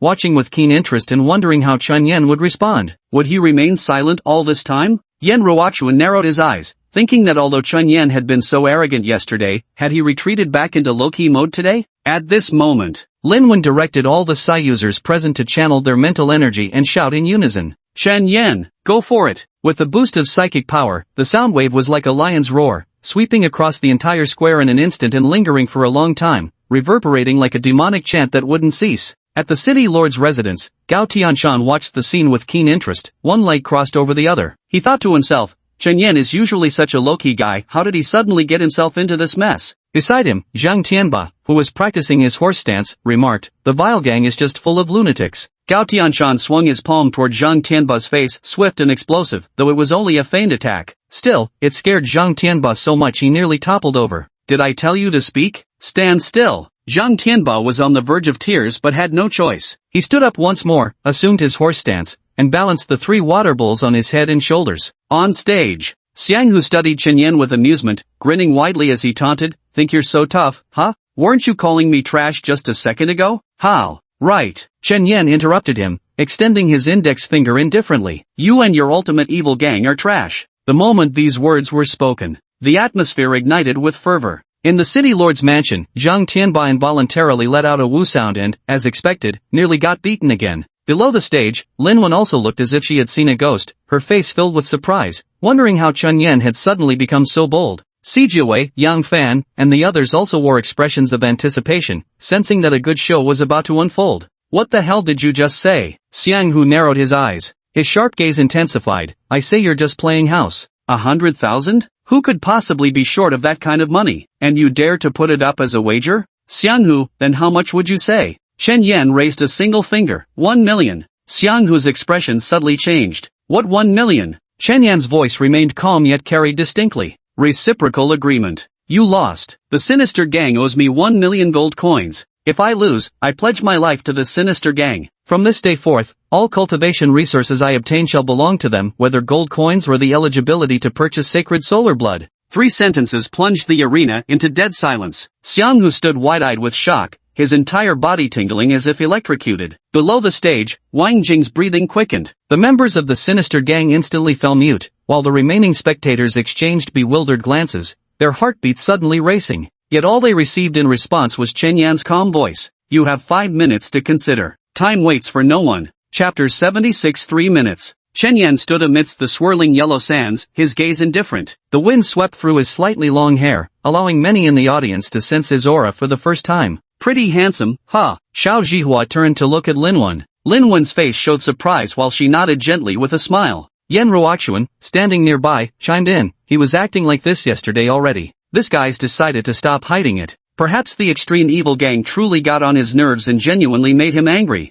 Xiao Zhihua asked in a hushed voice, do you think he can beat Xianghu? Upon hearing this, Yen Ruochuan fell silent. At this stage, no one knew what the opponent's aeropulse value was, how advanced his qigong training had reached, or what kind of special abilities he possessed. Thus, it was difficult to predict who would win and who would lose. Although Chen Yan knocked Xianghu down yesterday, it was clear neither of them had used internal energy, their fight wasn't serious. Today, Xianghu came with obvious aggression, clearly prepared. But what about Chen Yan? No one knows. Moreover, Chen Yan isn't particularly tall, probably around 178 centimeters, and his clothes hide any muscle definition. In contrast, Xianghu is close to 190 centimeters, with his clothes visibly straining against his bulk. Anyone can tell he's extremely strong. Like any animal, instinct would suggest the more formidable-looking individual holds the advantage, and Yen Ruochuan was no exception. Although Chen Yan's aura was now more concentrated, his past low-profile and easygoing nature made people perceive no threat from him. Xianghu, however, had always carried himself like a ruthless brute,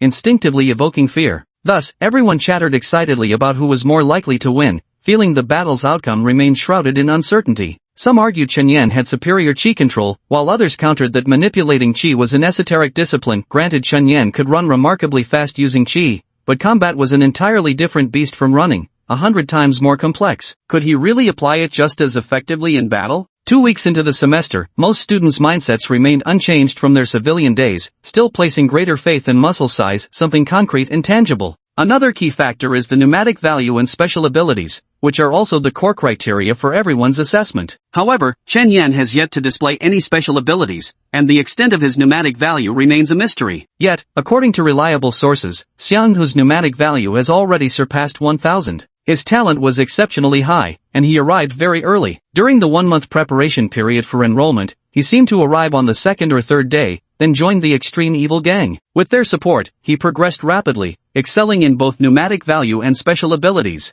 When this news came out, the morale of the Fairy League became somewhat unstable. Everyone exchanged glances, wondering if Chen Yan had acted too impulsively. Lin Wen turned to glance at the genius on her side, lost in thought. After a brief hesitation, she made her decision, stepping onto the stage to say to Chen Yan, "I'll talk to them. If you lose, I'll hand over $1 million to buy your freedom." Chen Yan looked up at Lin Wen, his eyes filled with astonishment, not understanding why she had suddenly become so generous. Then he shook his head and said, "No need." Lin Wen didn't respond, instead stepping down to approach the sinister gang and negotiate. Though young, she understood one principle thoroughly. Whatever the enemy pursues is precisely what we must oppose. If they wanted Chen Yan, then we absolutely cannot hand him over to them. 1 million wasn't a small sum, but neither was it astronomical. She deserved it. Most importantly, she believed Chen Yan could win. After spending this much time together, she had faith in him. Yet when she brought this matter to the extremely evil gang, they refused outright. Wang Jing's father told him to agree to Chen Yan's demands and then let Xianghu lose,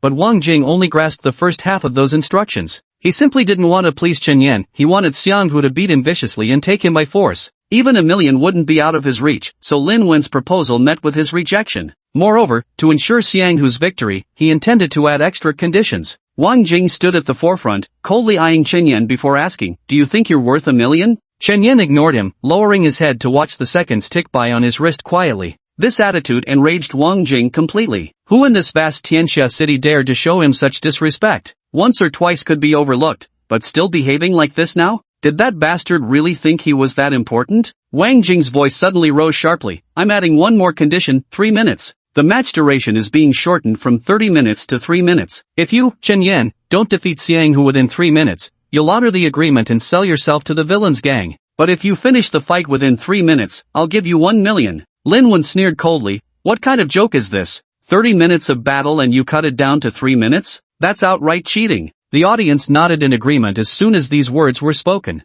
"Brother, do you think Chen Yan can defeat Xianghu within 3 minutes? Sister Yang Xinshin looked at Yang Fan. Yang Fan shook his head. "I don't know, but it seems unlikely." He turned to look at Si Jiawei. Si Jiawei remained lost in thought, which surprised the bald curse master Yu Qianmu. "You think this might work?" Si Jiawei was actually considering Chen Yan's hybrid identity. If he were to employ the bloodline power of his alien lineage, he might overwhelmingly end the battle in one swift stroke. But was that even possible? Surely nobody would reveal their trump cards at this stage, would they? That wouldn't create a good impression. Si Jiawei couldn't make sense of it. "It has nothing to do with us. Let's just watch." Yang Fan, however, retorted, "How could it have nothing to do with us? If he truly possesses that level of combat strength, do you think he might come out and compete? Compete for what? No doubt about it, Z." With a hint of disdain curling at the corners of his mouth, Yu Qianmu had eyes for only one opponent, Zhu Xuanshang. As for the likes of Zhang Tianba, Luo Nian, and even Yu Yang Fan, none of them mattered in his view. And when it came to someone like Chen Yan, he couldn't care less. The time limit was now shortened to 3 minutes. Would Chen Yan take the challenge? The audience grew increasingly excited,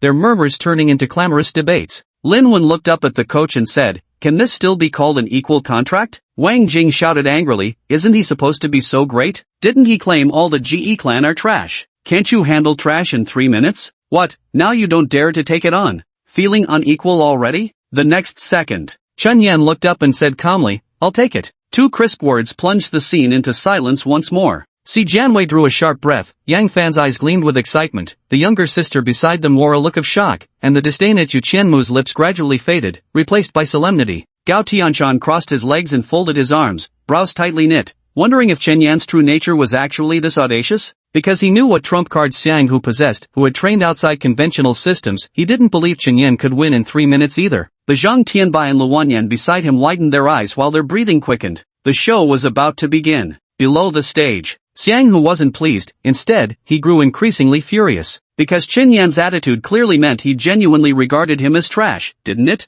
3 minutes to finish me off? What a fucking joke. Xianghu twisted his neck and began stretching. Meanwhile, Wang Jing stepped onto the platform to discuss the contract details with the coach. Lin Wen walked up to Chen Yan, glared at him angrily, and said, "Are you out of your mind?" Chen Yan raised his eyes to look at her and said, "I don't need the help of the sinister gang, nor do I need your help. All I need is a pure land. All these rights and wrongs have nothing to do with you, okay?" The anger in Lin Wen's eyes turned to astonishment. "Do you have any idea how hurtful your words are?" Chapter 77, Iron Body Art, Sinew Splintering Bone Dislocating Technique. Hurtful? Chen Yan remained silent. Lin Wen couldn't be bothered to force warmth where none was returned. Keeping her head low as she walked down, her initial anger gradually subsided. Deep down, she recognized that Chen Yan's deliberate distancing from them was ultimately favorable for their group. At least they wouldn't have to bear the consequences of Chen Yan's failures. "What did he just say?" Xiao Zhihua asked curiously, turning to Lin Wen. Lin Wen shook her head without repeating his words, her face etched with worry as she watched Chen Yan on the stage. Wang Jing was currently negotiating with Huang Yuan. As time ticked by, the anticipation in everyone's hearts grew stronger. When all the details had been discussed, Huang Yuan stepped forward to relay the information to Chen Yan. "If Xianghu doesn't lose within 3 minutes, you'll have to sign this employment contract with the extremely evil gang. But if Xianghu loses, the extremely evil gang will pay you 1 million gold coins." Chen Yan nodded. Huang Yuan frowned. "Are you serious? Do you know what skills Xianghu possesses?" "Opposite." "Hey!" Xianghu roared angrily, "This isn't how it's done." Huang Yuan took a deep breath and stared deeply at Chen Yan, saying no more, yet a clear trace of disappointment surfaced in his eyes. So Chen Yan's temperament wasn't of the highest quality after all, but rather belonged to the same kind as Zhu Xian's. Outwardly composed and self-focused, but in truth, dismissive of others. Though failure isn't necessarily a bad thing, it brings self-awareness, and the only mirror that can truly show one's reflection is failure itself. May this defeat grant Chen Yan a higher state of mind. The end. Huang Yuan announced loudly, "Both competitors, please make your final battle preparations." Xianghu bounced around, already warmed up. Chen Yan nodded slightly, twisted his neck, then swiftly stripped off his shirt and tossed it aside. When Chen Yan's shirt fell off his body, everyone in the audience, men and women alike, instantly widened their eyes in shock. Chen Yan's physique was astonishing. Though not bulky, his muscle definition was so sharp it looked as if carved by a knife. The most striking features were his ghost back and the shark-like serratus muscles along his ribs. With a slight flex of his back, his bones grated rapidly, emitting a series of creaks. Suddenly clenching his fists, his tendons and joints cracked loudly. Xianghu sneered disdainfully, "Just a damned figurine, and now he's flexing his back?" Chen Yan's gaze remained calm, staring straight at him. The end. The two took their positions, standing 30 meters apart. Huang Yuan took a deep breath and raised his right hand high, about to blow the whistle. The audience fell silent, their eyes bright and focused. The next second, beep, the shrill whistle pierced the sky as Huang Yuan's arm swung down, marking the official start of the battle. The 3-minute countdown begins. Whoosh!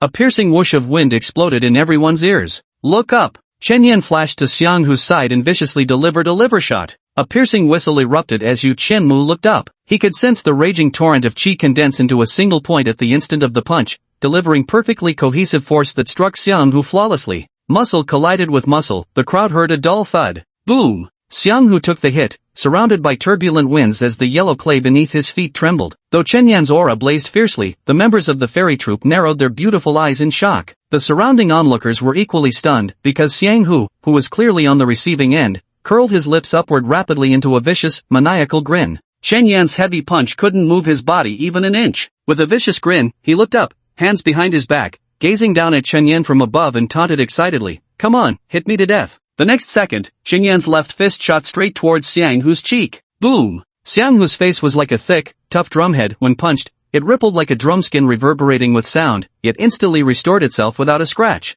"What's this?" A look of bewilderment appeared on Lin Wen's face, while shocked exclamations rose around them. How could Xianghu's physical durability be this incredible? He burst into mocking laughter. "Stand here and let you hit me for 3 minutes, and you still couldn't kill me." But then, Chen Yan's contemptuous voice rang in his ears. "Isn't that just hard qigong? You know about it?" Xianghu's eyes flickered slightly. The surrounding spectators quickly began discussing, utterly fascinated. "Hard qigong, what exactly is that?" At the city lord's residence, Zheng Tianba looked curiously at Elder Gao. Elder Gao said calmly, "In the mortal world, there are countless humans, and among them, there are always some extraordinary individuals with unique innate physical structures. Through cultivation, they can enhance their peculiar traits. Hard qigong is one such example. Only those born with a special air bladder can practice it. I thought this skill had been lost to time, but never imagined such an intriguing technique would end up in the hands of an underworld ruffian. At that moment, Chen Yan delivered a knee strike directly towards Xiang Hu's groin in front of the crowd. The sight made even Zhang Tianba instinctively guard his own crotch, wincing in phantom pain, while the audience collectively gasped, thinking that move from Chen Yan was truly ruthless. Yet Xiang Hu still didn't dodge, using his groin to block Chen Yan's knee strike, remaining completely unharmed. Zhang Tianba sucked in a cold breath. This iron shirt technique is this terrifying? Iron groin. No weaknesses at all? Gao Tianshan shook his head and said, there are almost no weaknesses. What about breathing breaks? At its advanced levels, this technique can be sustained without needing to pause for breath. Then Yan Chen. Zhang Tianba's heart gave a sudden thud. At this moment, the situation took a sharp turn. If an AI were to assess their winning rates, Chen Yan's would plummet below 10%, while Xiang Hu's would soar above 90%. We're done for. This was the thought running through the minds of the fairy squad members. Coach Huang Yuan wore a complicated expression, and Lin Wen sighed as well. You might have your own mysterious abilities, Chen Yan, but none who make it into the top 10 are pushovers. Is Yan Ruoxuan just some simple street workout king? Is Xiang Hu just some ordinary thug? It's not that simple. In the shopping mall, Xia Long and Tanya watched this scene while holding hands. Ah Long, can he win? Definitely. Although Xia Long said so, Tanya could feel the sweat constantly seeping from his palm, proving he wasn't confident either. The extremely evil gang was already celebrating over there. Wang Jing laughed loudly. Everyone, get ready to welcome Chen Yan into our big family.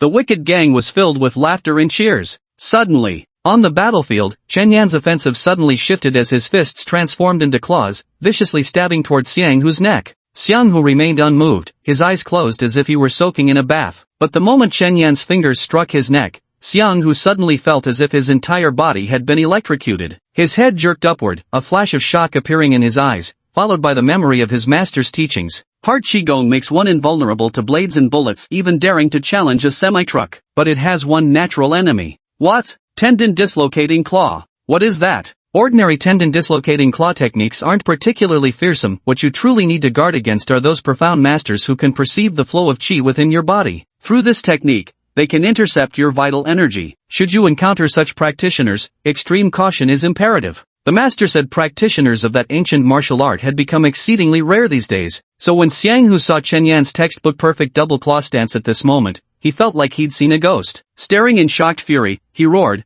"Where the hell did you learn this?" Memories flashed through Chen Yan's heart. It was probably during his garbage-picking days that he learned most diligently, using these claws to quickly sift through piles of trash for sellable items. Back then, he had genuinely enjoyed the process. Chapter 78, Chen Yan's Violence. Xiang Hu no longer dared to stand there pretending to be tough. He immediately threw a punch aimed at Chen Yan's face, who dodged it effortlessly. A cold smirk appeared on Chen Yan's face. It had been tricky to sever the tendons while keeping his hands behind his back, but now it would be even easier. The energy in his 5 fingers solidified, and then, he activated Ultra Thunder. Crackle! The audience suddenly tensed up as deep purple lightning flickered between Chen Yan's fingers, as if he had been bestowed with hands of thunder. Holy shit! Supreme Lightning! That color is approaching the level of Transcendent Lightning. This must be SS+2 grade. Hiding so deep. Impressive! The lightning-fast tendon twisting strike shot viciously towards Xiang Hu's wrist. Xiang Hu's arm went numb as he jerked it back, throwing a heavy punch with his other fist only for Chen Yan to effortlessly evade while simultaneously reaching out with clawed fingers. Tisk! Panic flashed across Xiang Hu's face as he activated his supercharged Azure Wind ability. The Azure Tempest of S+2 swirled around his figure, sharply accelerating his speed as confidence surged within him once more. He roared in fury. "Do you think I fear you?" His fist struck with savage swiftness, clashing head-on against Chen Yan's might. The audience was stunned, for the movements of the two fighters on stage were absurdly fast, 4 legs planted firmly while 4 arms struck fiercely at each other in the battlefield, moving so rapidly that afterimages trailed in their wake. Thud thud thud thud thud. Lightning clashed with raging winds. Fists and claws crossed paths in a frenzy. The crowd was electrified with excitement. At that moment, Si Jiawei noticed that Yu Qianmu had actually looked up and frowned at the battle, a rare occurrence. Si Jiawei asked in surprise, "What's wrong?" Though Yu Qianmu couldn't clearly see the exact details, he could perceive deeper subtleties, something that unnerved him. Xiang Hu might truly fall within 3 minutes. Why? Yang Xinxin beside him looked puzzled. In her eyes, the two seemed evenly matched. How could Xiang Hu lose? Yu Qianmu quickly explained, "You think they're exchanging punches and strikes, but in reality, Xiang Hu hasn't laid a single finger on Chen Yan. Every one of his attacks has been seen through by Chen Yan. It's Chen Yan who's unilaterally on the offensive. Every exchange, he dodges Xiang Hu's fist while his claws strike the meridians on Xiang Hu's arms, each blow tearing a hole in Xiang Hu's inner energy. It's too fast. Xiang, who couldn't react in time. Wait. Yu Qianmu suddenly took a deep breath. My technique is broken. After exchanging fierce blows for a full 20 seconds, Xiang Hu abruptly realized something was wrong. His whole body had gone numb, and the hardened energy within him was on the verge of crumbling. His heart pounded wildly, his composure shattered in an instant, but this fleeting moment was seized by Qin Yan. With a focused glare, he unleashed every ounce of inner energy in his body, channeling it through his 3-inch punch straight into Xiang Hu's chest. Thunder roars with utmost fury. Zitzi. Boom! The violent deep purple thunderbolt surged into Xiang Hu's body in an instant, rampaging violently through his limbs and bones, causing his form to flicker incessantly. His hair stood on end as his entire body convulsed wildly. Below, Wang Jing saw the situation turning dire and roared, "Run!" Xiang Hu's face twisted in fury, thinking vehemently, "Do I need you to tell me that?" His eyes flickered with the runes of a speed-boosting spirit technique as he channeled all his energy into his legs, unleashing his full strength in a desperate attempt to put distance between himself and Chen Yan. Yet to his horror, he found he couldn't lift his leg, and when he glanced down, his shoe had burst open. All 5 toes had been flattened under Chen Yan's foot. Ah! He let out a scream of agony. Chen Yan's gaze turned sharp as he switched hands and thrust with a piercing finger strike. No pause. No mercy. 2 fingers thrust into Tiger's eyes, then jerked violently. Blood gushed forth wildly. Holy shit! The audience below erupted in screams, countless spectators' legs turned weak, bodies trembling violently, yet simultaneously overcome with intense excitement. They stubbornly widened their eyes, refusing to look away, for this gruesome spectacle was enough to awaken the primitive thirst for violence in everyone's blood. Even Coach Huang Yuan gasped sharply, wondering how Chen Yan could possibly know such vicious techniques. But it wasn't over. Chen Yan abruptly inhaled deeply, his abdomen visibly caving in as his chest expanded. Before Xiang Hu could react, Chen opened his mouth right by his ear. S-class tiger roar. Roar! The air vibrated with the ferocious sound waves as many in the crowd hurriedly covered their ears, shut their eyes or turned away, yet hats and other accessories were still blown off, while yellow mud whirled chaotically across the battlefield. And Xiang Hu, who'd been roared at point blank. At this moment, he felt as if every wrinkle in his brain had been smoothed out by that roar. His body lost all sensation, his mind turned dull and numb, his vision blurred, and he slumped limply to the side. But he hadn't yet uttered the words of surrender, so Chen Yan's assault didn't stop. One arm wrapped around his head while the other delivered vicious, frenzied elbows to his temples. Bang! Bang! Bang! Bang! Bang! Each elbow strike carried penetrating force and crackling lightning, splitting Xiang Hu's temples open. Blood gushed wildly, only to be instantly scorched by the electricity. Then came the sickening crunch of bone fracturing inside his skull. Creak! A chill rose from the spectators' souls, piercing through the crowns of their heads. Their eyes widened in horror as they stared at the bloodied, unconscious Hulk, their minds utterly blank. By then, Chen Yan felt it was about enough. He released his grip,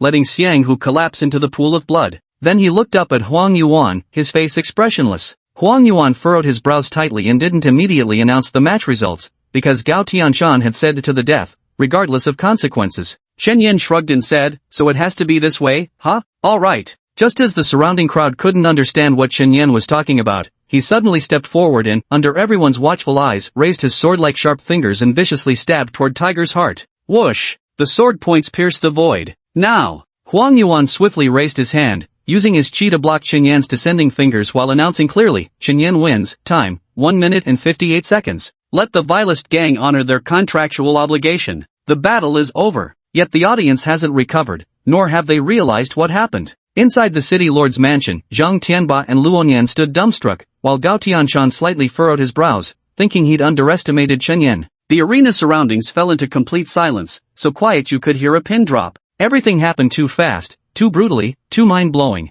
After breaking through the hard Qigong defense, Chen Yan's sudden eruption of insane thunderstorms made Xiang Hu tremble violently. Then, when Xiang Hu tried to flee, Chen Yan crushed his toes, pierced his eyes, controlled him with a tiger's roar, grabbed his head, an elbow struck downward. From start to finish, Xiang Hu never found a single chance to fight back. Those images kept replaying in people's memories, yet few could figure out how to counter it. No openings, no pauses, one move to kill outright. If Huang Yuan hadn't interrupted the fight in the end, Chen Yan's fingers would truly have pierced Xiang Hu's heart. He would genuinely have died. In the shopping mall, Xiaolong let out a long breath, the tension draining from his eyes, then laughed at himself and said, "How could I ever doubt he'd lose?" He was the one who knew Chen Yan best here, because Chen Yan had taught him without reservation how to fight, and now, Chen Yan had demonstrated it in reality. But he wondered whether Chen Yan himself ever hesitated when striking with lethal intent. I only remember him saying, "When you're forced into a corner with nowhere to retreat, then use these methods, no one will blame you. On the contrary, you shouldn't employ them in ordinary times." Below the stage,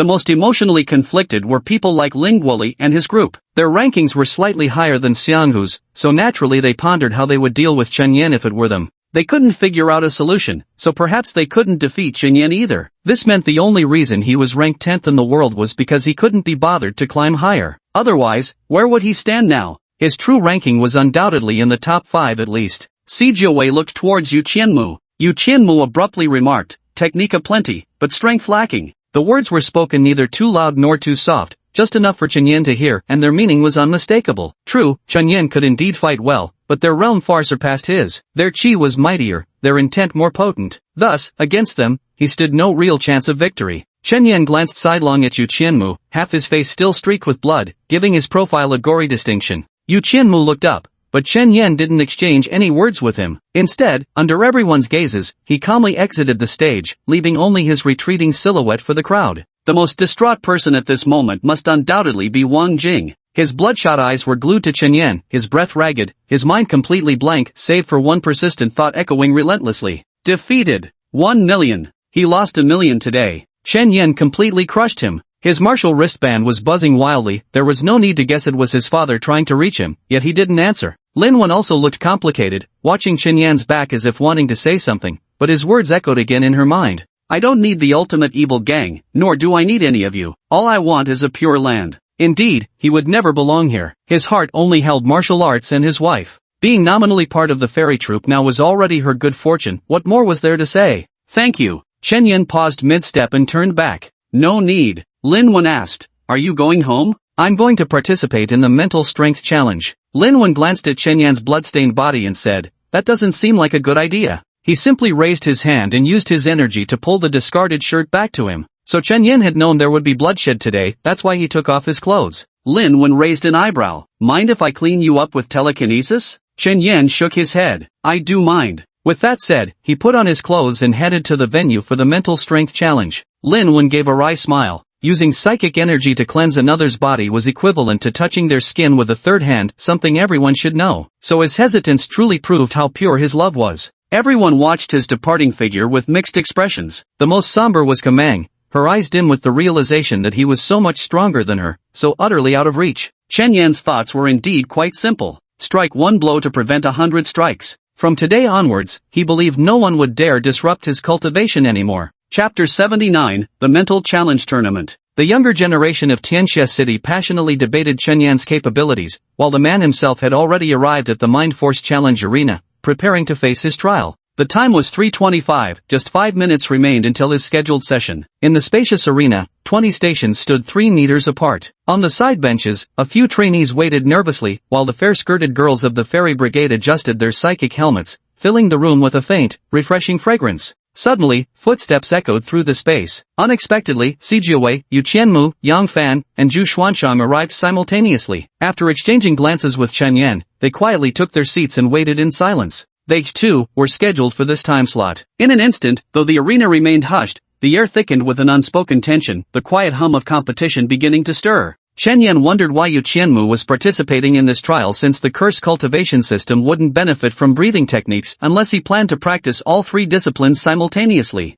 At that moment, the scent of blood emanating from Chen Yan's body permeated the air. The presiding coach, Deng Pingguan, glanced at him and asked, "Why do you reek so strongly of blood?" Chen Yan offered an explanation, essentially saying he had just beaten someone nearly to death and would wash up when he got back. Deng Pingguan nodded without further inquiry and continued scanning the other students. At this moment, Chen Yan instinctively turned his gaze to the side, only to see Yu Qianmu smiling at him. Chen Yan wondered if troubles came in waves. Was this another instigator? He remained silent, and Yu Qianmu also kept quiet, merely smirking provocatively. Si Jiawei whispered, "Why are you acting like this?" Yu Qianmu sneered, "Do you believe me if I say I can shatter his Dao heart just by looking at him?" Si Jiawei was left speechless, while Yang Fan also appeared bewildered. Yu Qianmu turned to Zhu Xuanshang, who sat reclined by the window, his toes lightly tapping to some mysterious rhythm as he gazed at the rustling wind through the trees. Anyway, no one responded to him, but he had no intention of letting Chen Yan off. On the surface, he claimed that since they were all vying for that position, they would inevitably become rivals sooner or later. Deep down, however, it was personal. Because of his severe misophobia, the mere thought of that night when Si Jiawei first went to find Chen Yan and even entertained such notions left his mind in turmoil. He kept this to himself, knowing others would think him petty or even childish. After all, Si Jiawei had barely exchanged 2 sentences with Chen Yan that day. Nothing had happened. Besides, it was Si Jiawei who'd initiated contact. The whole incident had nothing to do with Chen Yan from start to finish, yet Yu Qianmu still felt an irremovable lump of discomfort in his heart. 3:30. The bell chimed precisely on time. Everyone took their seats according to their designated sequence numbers. Chen Yan focused intently, lifting the slightly heavy helmet onto his head before closing his eyes, waiting for the thoughtcaster to activate. The helmet felt cold against his skin as Deng Pingguan's reminder echoed in Chen Yan's ears. Maintain your mental breath. I'll constantly monitor whether the energy flowing within you becomes disrupted. Deng Pingguan's gaze swiftly swept across the crowd, immediately discerning whose mastery was more advanced, whose energy was steadier, quicker. Zhu Xianshan was clearly the strongest. His energy surged powerfully yet orderly through his body, as he had already unlocked the profound mysteries of mental breath cultivation.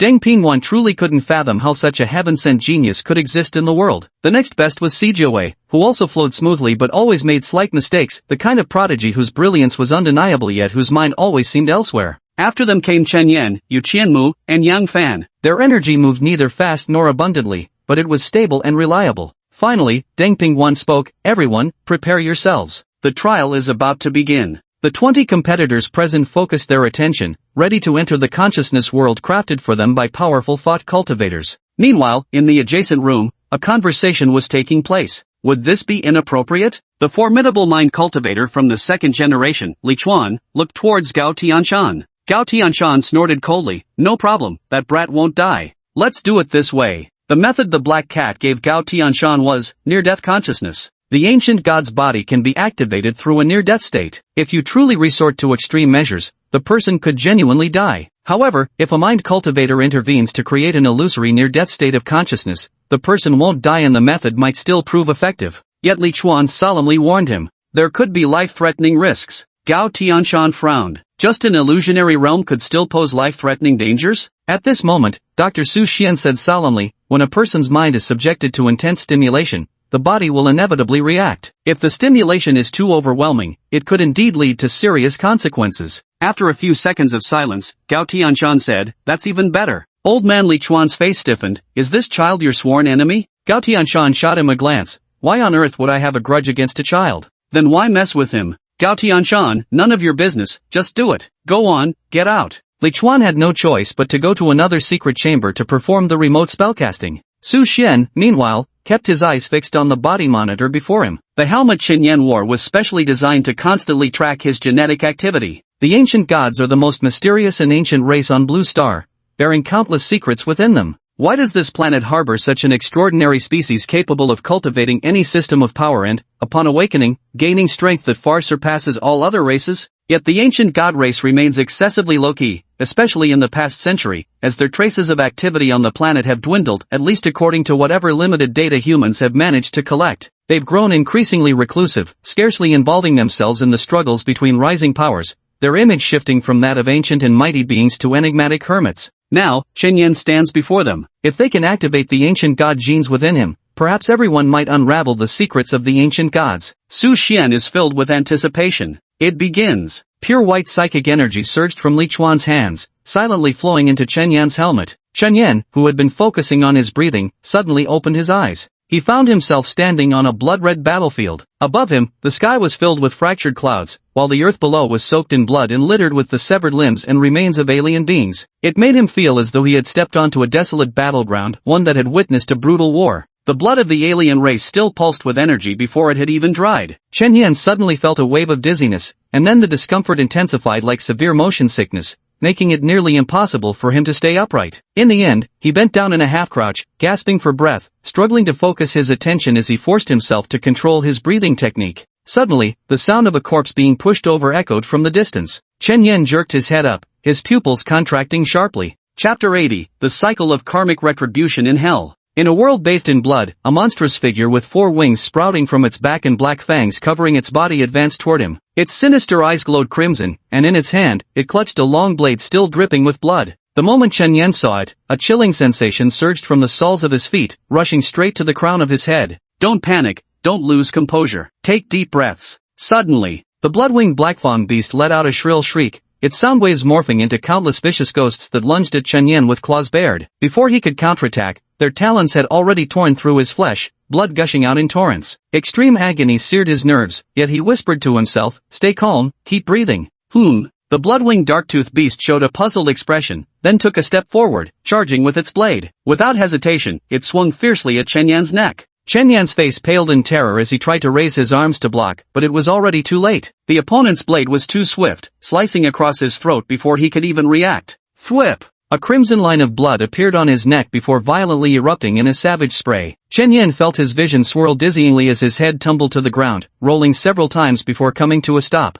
Yet he did not die. His consciousness remained sharp, fixated on his own headless body. He could only think how utterly horrifying the sight before him was. The blood-winged black-toothed beast thrust a cold, gleaming blade straight toward his heart. In the next second, Chen Yan distinctly felt his heart being pierced. The first moment brought no sensation, his entire nervous system had already gone into a paralyzing overload. But by the second, his breathing grew increasingly labored, his entire body hovering on the brink of extinction. The blood-winged black-fang beast, seeing that Chen Yan was still alive, began hacking violently at his body. In that moment, the pain became excruciatingly vivid, yet Chen Yan was utterly powerless to resist. His severed head, rolling on the ground, could only watch helplessly as it all unfolded. He let out a hoarse, agonized roar, "Ah!" At this moment, he had long forgotten techniques like the heart breath method. He felt himself plunged into hellscape, transformed into a guilt-ridden ghost undergoing the torment of 1,000 cuts. His soul seemed sliced into countless fragments until, with blood drained and senses numb, he stopped breathing altogether.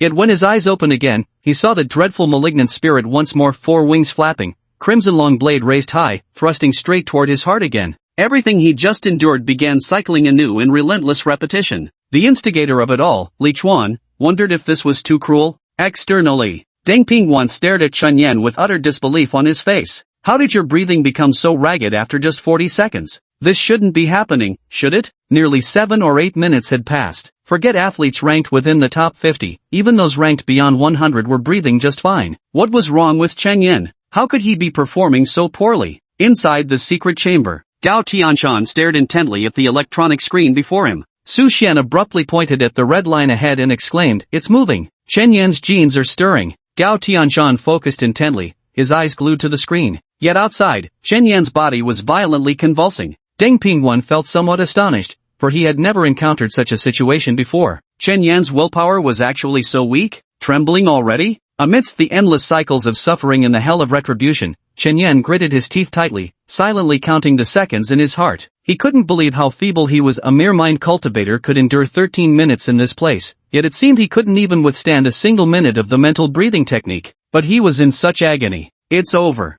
Chen Yan let out a roar of defiance, his heart pierced once more. Li Chuan's gaze flickered with a subtle shift. He could vividly sense Chen Yan's nerves had reached their breaking point. If he pushed further, disaster would undoubtedly strike, so without hesitation, he released his grip. The cycle of karmic retribution hell was severed. When Chen Yan opened his eyes again, he found the terrifying ordeal had vanished. He now stood within a warm volcanic crater. Though his feet sank into the scalding magma, the searing heat was utterly insignificant compared to the agony of being buried under countless blades and tormented by demonic whispers. At the same time, Gao Tianshan stormed over to Li Chuan in anger, demanding why he had stopped. With grave seriousness, Li Chuan replied, "I have no intention of destroying this child. Of course, he's from your blood cultivation squad, I can't interfere. But if you're really set on killing him, I won't do it, find someone else." With that, Li Chuan angrily turned on his heel and stormed off. He had never used such a tactic on a child before. Though he had dialed the intensity down to its lowest, he still didn't believe this was the kind of suffering someone who had only been in the training camp for 2 weeks should endure.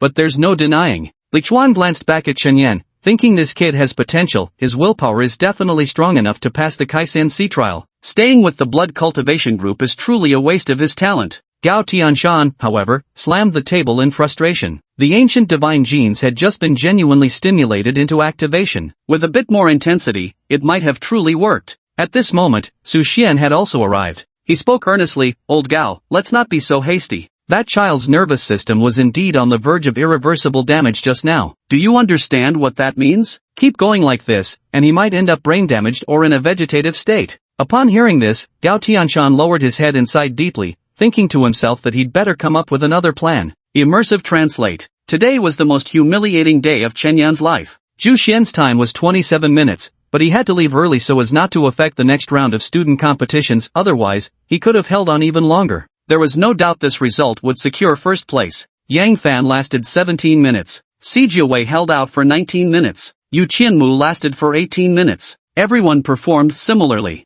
Even Zhang Tianbai and Luo Nian in the back row lasted around 11 minutes, while Xia Long managed to endure for 9 minutes. Only Chen Yan was different. 6 minutes and 21 seconds. This result stung Chen Yan's heart. He was the first to open his eyes in that round, still dazed and disoriented upon waking. The lingering pain from sword cuts made him stagger a few steps, nearly bumping into someone nearby. Then he saw clearly, out of the entire group of 20, he was the only one standing. The remaining 19 sat quietly in their seats. At that moment, all the pain vanished, leaving only bewilderment in Chen Yan's eyes. Coach Deng Pingwan also wore a complicated expression, not having anticipated Chen Yan's performance. He consoled, "This mind breath technique is crucial. You must practice it seriously later, or it could lead to major mistakes." Off to the side, the members of the fairy group were waiting for everyone to leave. At this moment, they were all staring at Chen Yan, exchanging glances. Chen Yan could perfectly imagine what they were thinking. How could he be so weak? How could his results be this bad? 6 minutes 21 seconds, that was his score. Forget top 10, he couldn't even make the top 500.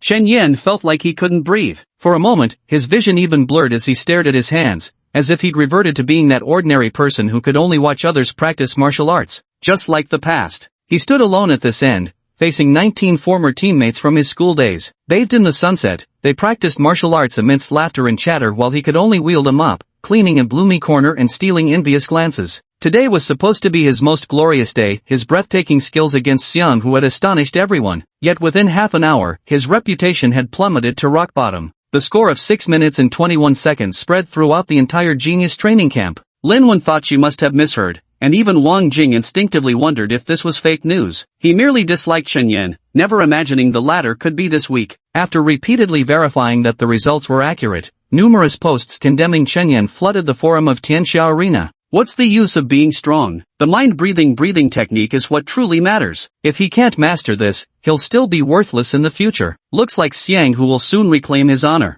Truth be told, Chen Yan's already a lost cause. If 2 weeks of practicing the mind-breathing technique only got him this far, he should logically be expelled. Chapter 81, not worth mentioning. Whether it was Lu Chao or Huang Yuan, they were completely dumbfounded upon hearing the news. They knew all too well just how refined Chen Yan's chi control was, especially Huang Yuan, who had watched Chen Yan maintain the heart-mind-breathing technique during every training session. How could the results possibly be like this? So they immediately went to inquire whether there had been any foul play. Huang Yuan's rank wasn't high enough, he couldn't get any answers. Lu Chao, however, immediately went to confront the city lord at his residence. He demanded angrily, "What did you do to Chen Yan?" Gao Tianshan frowned and replied, "Helped activate his ancient god genes." "What's wrong? And what exactly did you use to activate them?" "Li Chuan." Lu Chao bellowed furiously, "The hell of redemption through reincarnation? Are you fucking insane?" Gao Tianshan was spat on, leaving him completely stunned. "What's wrong with your brain? What are you howling about in my city lord's mansion? Is Chen Yan dead or what now?" The two stood facing each other, glaring angrily into each other's eyes. Lu Chao glared at him furiously, pointing a finger and saying, "Do you have any idea how devastating this incident has been for Chen Yan? He might mistakenly think he's weak." Gao Tianshan frowned and said, "The course of true love never did run smooth, is that wrong? If he can't handle the slightest setback, what great things can he possibly achieve?" "Lu Chao, but what has he done wrong? Why should he suffer your torment for no reason?" Gao Tianshan slammed the table in fury and barked, "I'm helping him awaken the ancient god's body, damn it! Damn it, if you think that kid can't handle such a heavy blow, then go tell him, oh, there was something wrong with your session, I was sick, I made Li Chuan use the cycle of redemption hell on you." "That settles it then?" he said with a mocking tone. "Go comfort him by his side then, little Yan Yan. It wasn't your fault, it's all Gao Tianshan's problem. He's such an idiot, deliberately tormenting you. Happy now?" Lu Chao took a deep breath and walked away with a dismissive wave. "Unreasonable." Gao Tianshan angrily pointed at his retreating figure and shouted, "I'm unreasonable. If reasoning could save the genius training camp, I'd outreason you any day."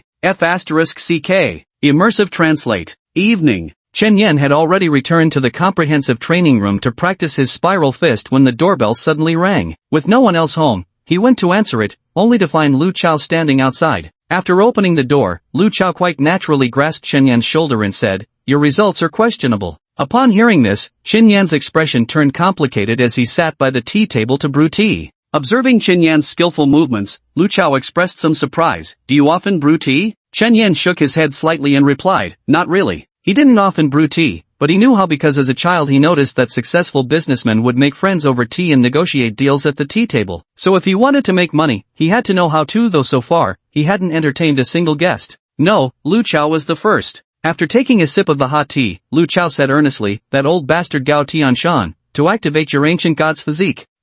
Chen Yan suddenly looked up. We both know. Lu Chao chuckled lightly. No need to be so nervous, those who know your secret are completely trustworthy. Let me also tell you, Si Jiawei, Zhu Xuanshang, and Yu Qianmu are actually all hybrids too. They're not human? Chen Yan was shocked. They carry the bloodlines of the nine-tailed demon fox, the divine stag, and the crimsonite clan respectively. Oh, Chen Yan murmured thoughtfully. Especially Zhu Xianshang, Lu Chao added. You must have heard both he and Si Jiawei came from some mystical sect. Let me tell you something, the outside world is vast beyond imagination. Upon hearing this, a faint glimmer appeared in Chen Yan's eyes as he began to look forward to life beyond his studies. Lu Chao smiled and said, there's a mountain range outside called the Wanda Mountains, incredibly vast and stretching endlessly. It's also the most mysterious place on this planet. There were no ferocious beasts there. In the eyes of ordinary hunters, it was just an unremarkable mountain range. But I knew it concealed countless reclusive masters who shunned worldly conflicts, devoting themselves solely to the pursuit of immortality through cultivation. They practiced neither with external aids nor devices, relying solely on absorbing the primordial energy between heaven and earth. They are so powerful that no realm can confine them. They say our emperor once journeyed to the endless peaks seeking enlightenment, but after a full month, he saw nothing at all. He angrily swung his sword at the mountains. And then? Chen Yan asked with immense curiosity. Lu Chao laughed and said, most people say his sword flattened the myriad peaks, leaving all so-called masters trembling in fear as they prostrated before the throne, shouting long live the emperor. Though some claim it was the most humiliating day of our emperor's life. Chen Yan raised his eyebrows like a child listening to a story, eagerly anticipating the plot's continuation. Lu Chao shook his head instead. No one can tell what's real and what's fake anymore. At least one thing is certain, if those masters don't wish to see you, you'll never meet them no matter what. And do you want to know just how exalted those masters truly are? How tall? Chen Yan asked curiously. Lu Chao activated his breathing technique, then raised his palm as strands of mutated cells began pouring from its surface. The mental breathing technique was originally called the pure breathing technique, created by the northern ape primogenitor. He had two disciples, Zhu Xianshang and Si Jiawei. Chen Yan's heart skipped a beat. Lu Chao chuckled, that's why Zhu Xuan learns so quickly. Because he's been learning since childhood. Hearing this, Chen Yan realized Brother Chao was trying to comfort him. But Si Jiawei doesn't use it as well as his senior brother, does he? Natural talent still matters in the end. Lu Chao looked at Chen Yan, but actually, you're already doing quite well. The reason your performance was poor today is that in the first half, a mindcaster cast a mental technique on you that's beyond your current capacity to withstand. You must have felt this deeply, right? Chen Yan nodded. Actually, I asked Xiaolong and the others about their experiences during the assessment, so I knew there was something wrong with my results. Lu Chao asked, now that you know all this, how do you feel about it? Unexpectedly, Chen Yan remained very calm, simply shaking his head with a faint smile, as if everything had already dissipated like smoke. Yet it was only a little past 5, nearly an hour had passed since 3:30. Did emotions pass by so quickly? Are you really okay? It's fine. Chen Yan nodded, his composure far steadier than Lu Chao had anticipated. Why? Lu Chao couldn't help but press further, worried that Chen Yan might decide to abandon all restraint. Chen Yan's reply remained concise and to the point. At first, I was a bit upset, feeling like I was just an insignificant afterthought again. Then what? Lu Chao tilted his head, looking at the youth. After a few seconds of silence, Chen Yan smiled and said, but even when I was dealing with scraps, I never gave up on martial arts. There were no more words, just bright eyes and a smiling face. At that moment, Lu Chao realized his worries were unnecessary and finally relaxed, his weathered face breaking into a smile. Go for it, he said. Lu Chao gave him a pat on the shoulder and stood up to leave. As he walked away, he glanced toward the window and saw a black cat stretch lazily before sauntering off with feline grace. Inside the city lord's residence. What did that kid say? Gao Tianshan asked excitedly, beaming like a teenager who'd stumbled upon treasure. It had been ages since he'd felt this exhilarated. The black cat, he said he never gave up on martial arts, even when he was just working with scraps. Is there no next line? Nothing. Good, good, excellent. Gao Tianshan enthusiastically repeated the word 3 times, his aged face blossoming with a smile as he paced back and forth in the office, unable to contain his joy. Because these words carried extraordinary weight. During all those years when the heavens had told him he wasn't qualified to practice martial arts, he had never abandoned the martial path, diligently studying martial arts techniques from the Jianghu that might have been completely worthless. What's a little setback today worth mentioning? Chapter 82, The Shameless Woman. That night, 1 million gold coins arrived in his account, along with a 500 gold consolation prize from the mental challenge competition. Chen Yan's Berserk Thunder level was now at SS plus 2, just one step away from reaching SSS, so he played it safe, purchasing only 5 bottles of Holy White Palm Berserk Thunder Bear Potion, spending 40,000 gold. Balance, 977,290, with 2 purchase qualification vouchers. While consuming 5 bottles of refined blood, Chen Yan also took all 6 remaining heart-quieting pills. That night, he diligently practiced his fist techniques to prepare for the new week. At 6 o'clock in the morning, he arrived punctually at the track field to assume his position. This week's training was similar to last week's. 2,000 weighted warm-up jumps plus 100-kilometer mountain running plus 3,000-meter rock climbing round trip plus time-limited flying pole drills plus hidden challenge of dragonfly skimming water. 4 daily tasks and 1 hidden challenge. For Chen Yan, the only real challenge was the rock climbing round trip, which was said to be even harder than imagined because the uphill path had a negative angle. From the perspective of chi control, rock climbing is essentially an intensified version of running. Many might stumble here, yet the over 600 blood cultivators on the training ground were fired up, eagerly rubbing their hands in anticipation. Finally, Lu Chao mentioned something very important. By now, I trust everyone understands that the heart of the matter lies in the mind-breathing technique. So, after all the assessments are completed, in the 4th week, that is, next weekend, the 3 teams of this session's Genius Training Camp will uniformly undertake the evaluation for the mind-breathing technique. This is the key to class allocation. To enter the Transcendent group, mastering the mind-breathing technique is a mandatory requirement. In fact, if any of you make significant progress in your study of the mind-breathing technique, we might even lower the standards for other criteria. At these words, the trainees were thrilled, believing that as long as they focused all their attention on this single point, even if they failed rock climbing or running, they'd still have a chance to enter the Transcendent group. At this moment, Chen Yan felt gazes from all directions. Everyone knew that over at Block 485 stood a man named Chen Yan, a formidable fighter with brutal methods, already nicknamed the ascetic on the forum. Unfortunately, despite excelling in every other training aspect, this ascetic had completely botched the mind-breath technique, putting him at serious risk of missing out on the Transcendent group. Nearby, Li Yinju chuckled mockingly, "Little brother, in martial arts, the worst pitfalls are overambition and arrogance. When practicing breath techniques, you must be serene and steady, understand?" Those around him nodded and laughed, but Xiaolong's eyes darkened as he clenched his fist slightly. A surge of anger welled up in his chest, because in his eyes, Chen Yan was the most diligent ascetic. Seeing him mocked like this only fueled his fury. Chen Yan stood there in silence, his face devoid of expression. Li Yinju smiled and said, "If we start putting in the effort now, there might still be a chance." She was originally ranked 11th in the world, but Xiang Hu deliberately lost to her in order to challenge Chen Yan, allowing her to claim the 9th position. Possessing formidable strength as well, and being a fellow member of the extremely wicked gang, her disdain for Chen Yan was natural. At this moment, she incessantly sneered and mocked. But Chen Yan chose to remain silent until Lu Chao finished speaking all his words. The day's training began. Chen Yan stepped onto the post in front of him and started leaping nimbly. Meanwhile, Li Yinju also kept her eyes shut while jumping swiftly, finding it no challenge at all. She said leisurely, "No need to rush."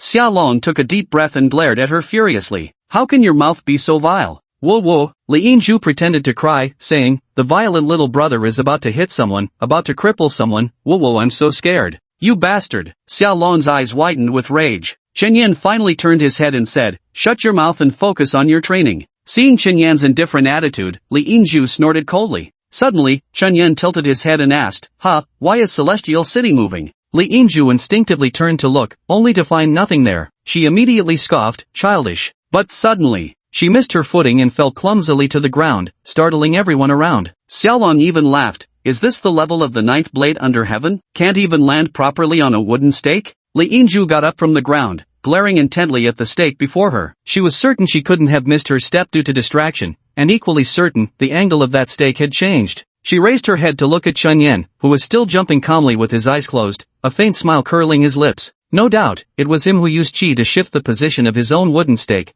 causing him to misstep and fall. In an instant, fury rose from the depths of her heart. She turned to glare at Huang Yuan, only to see him staring at another student. Reporting him to the teacher would be useless, there was no evidence. So when she got back up and resumed jumping between the stakes, she too began playing tricks. Tendrils of chi crept stealthily toward Chen Yan's wooden stake. Huang Yuan, seeing this, walked over and patted Coach Lin Zhi's shoulder from a distance, signaling with his eyes. Lin Zhi looked up towards Chen Yan and Li Yinju, his brows subtly arching. They could clearly see the disparity between the two. Li Yinju's energy was chaotically crashing against Chen, while around Chen, wisps of energy began to swirl, forming a rudimentary microcyclone, albeit small. It was a telltale sign of energy spiraling outward. This indicated Chen had already touched the threshold of the second stage of Spiral Fist, an astonishingly rapid progress. Most striking was Chen Yan's division of Qi, an advanced technique where battles are ever-changing. One couldn't possibly accomplish just one thing in a single breath. The true mark of a powerful blood cultivator lies in equally partitioning energy to handle multiple tasks simultaneously. Now, Li Yinju split her qi into two portions, one for attacking Chen Yan, the other for leaping between stakes. Chen Yan, however, achieved the astonishing feat of dividing his into three, one portion for training, another for defense, and a final strand circulating through his body to form the heart's breath technique. Lin Ju immediately furrowed his brows.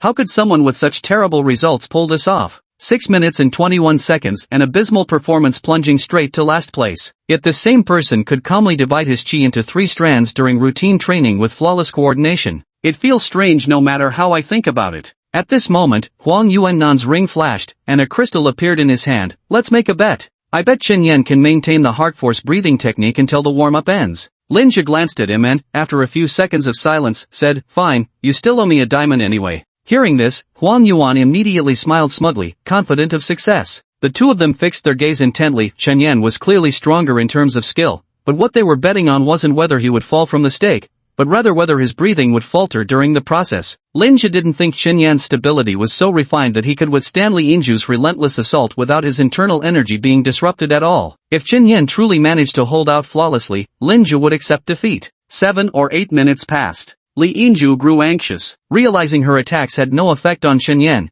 she immediately began amplifying her qi output. The wind rose with formidable momentum. All around, their classmates turned to watch as Li Yinju and Chen Yan engaged in an invisible duel, one assaulting the other with qi to disrupt their training, while the other shielded themselves, drawing everyone's attention. Overestimating your capabilities. A sudden voice rang out. It came from Xia Long, who looked at Li Yinju with undisguised mockery. Li Yinju shot him a fierce glare, then continuously ramped up her energy output. She refused to believe someone at the bottom of the rankings could possibly have adequate qi reserves. He'd surely crumble under her onslaught. Chapter 83, let me give you some advice too. Li Yinju's anger surged even more fiercely, stirring up dust that swept across the faces of surrounding classmates. Someone immediately became displeased. Seriously, bro? What's your deal? If you're targeting Chen Yan, fine, but why the area attack? Li Yinju glared at him coldly, her voice icy, ranking hundreds below. Shut it. That person was so angry on the spot that his breath hitched, and he roared furiously, Chen Yan, beat her up. The surrounding crowd stopped jumping too. After all, the warm-up session lasted an hour, and everyone could pass anyway. They all stepped down from the stakes to watch the two fight. This immediately drew attention even from the periphery,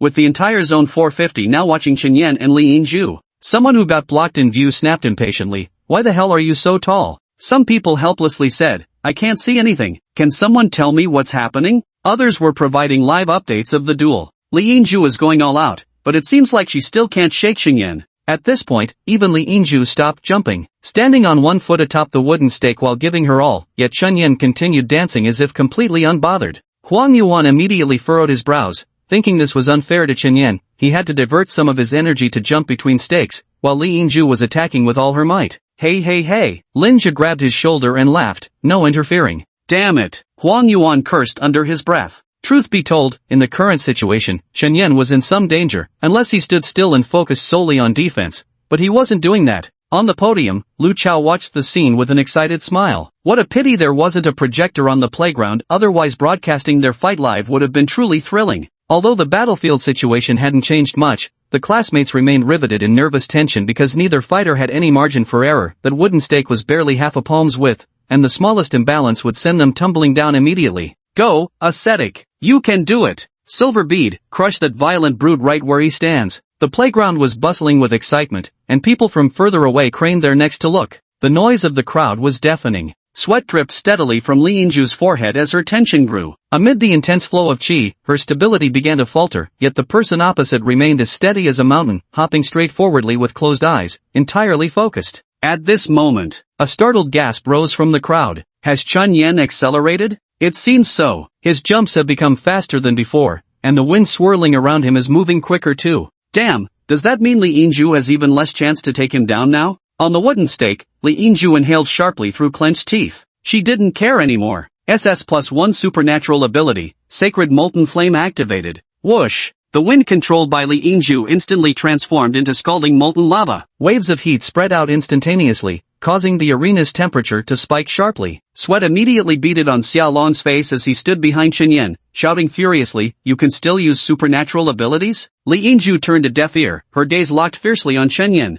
The crowd also quieted down, as the situation reached a white-hot stage. The wind swirling around Chen spun faster and faster, yet Li Yingzhu's sacred molten fire violently eroded the air barrier, causing the miniature whirlwind to continuously shrink and shrink. Sharp-eyed observers could already see that Chen was affected by the heat. Sweat dripped incessantly from his body, his brows tightly furrowed. From a distance, Huang Yuan took a deep breath and declared, "It's not broken." Lin Zhi's gaze sharpened. "That result is absolutely rigged. Because the mental trial everyone undergoes is set in a lava zone, where consciousness stands on black rocks beside the molten streams, requiring students to maintain heart-mind breathing techniques under extreme heat. Now, the sacred molten fire surrounding Chen is even hotter than the lava in the mental trial. Despite this, he continues to split his chi into 3 states: stance jumping, body protection, and heart-mind breathing, steadily and flawlessly. How could someone capable of reaching this level possibly be eliminated within just 6 minutes? Could it be that he attained enlightenment overnight? That's even more unrealistic. Actually, it was only after Xiaolong told him later that Chen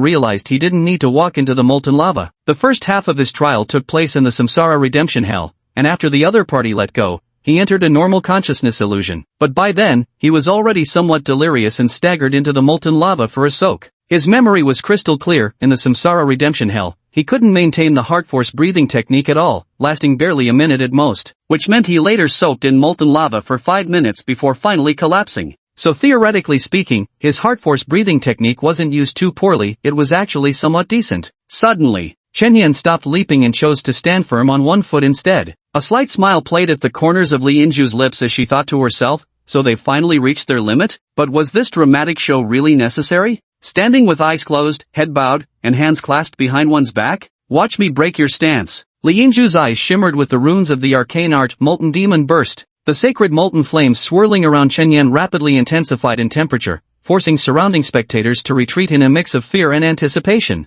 Her focus sharpened entirely on the man before her as she summoned every ounce of chi within her body. The scorching sacred molten fury whirled with Chenyan's energy, transforming into a blazing tempest. The storm was visibly compressing at a speed discernible to the naked eye, while the brightness of the holy blaze intensified until it became blinding. Xiaolong quickly retreated, his face filled with terror. In the distance, Huang Yuan and Lin Zhi were also watching intently, their brows tightly furrowed, for only they knew that Chen wasn't just showing off, he was using outside pressure to refine his own technique. This guy's spiral fist had reached a bottleneck, and now he was precisely leveraging Li Yingzhu's external force to break through it. The wind howls, the raging fire burns. Swiftly rotating air whistles sharply, piercing eardrums. Li Yingzhu's concentration has reached its peak, the spiritual technique runes in her eyes glowing as intensely as the sacred molten flames she commands. She roared, "Explode!" The next second, boom! The sacred molten fire erupted in a massive explosion, blazing light radiating in all directions as sparks danced wildly through the air. Spectators either fled or used their chi to shield themselves. Only Li Yingzhu remained staring at the side.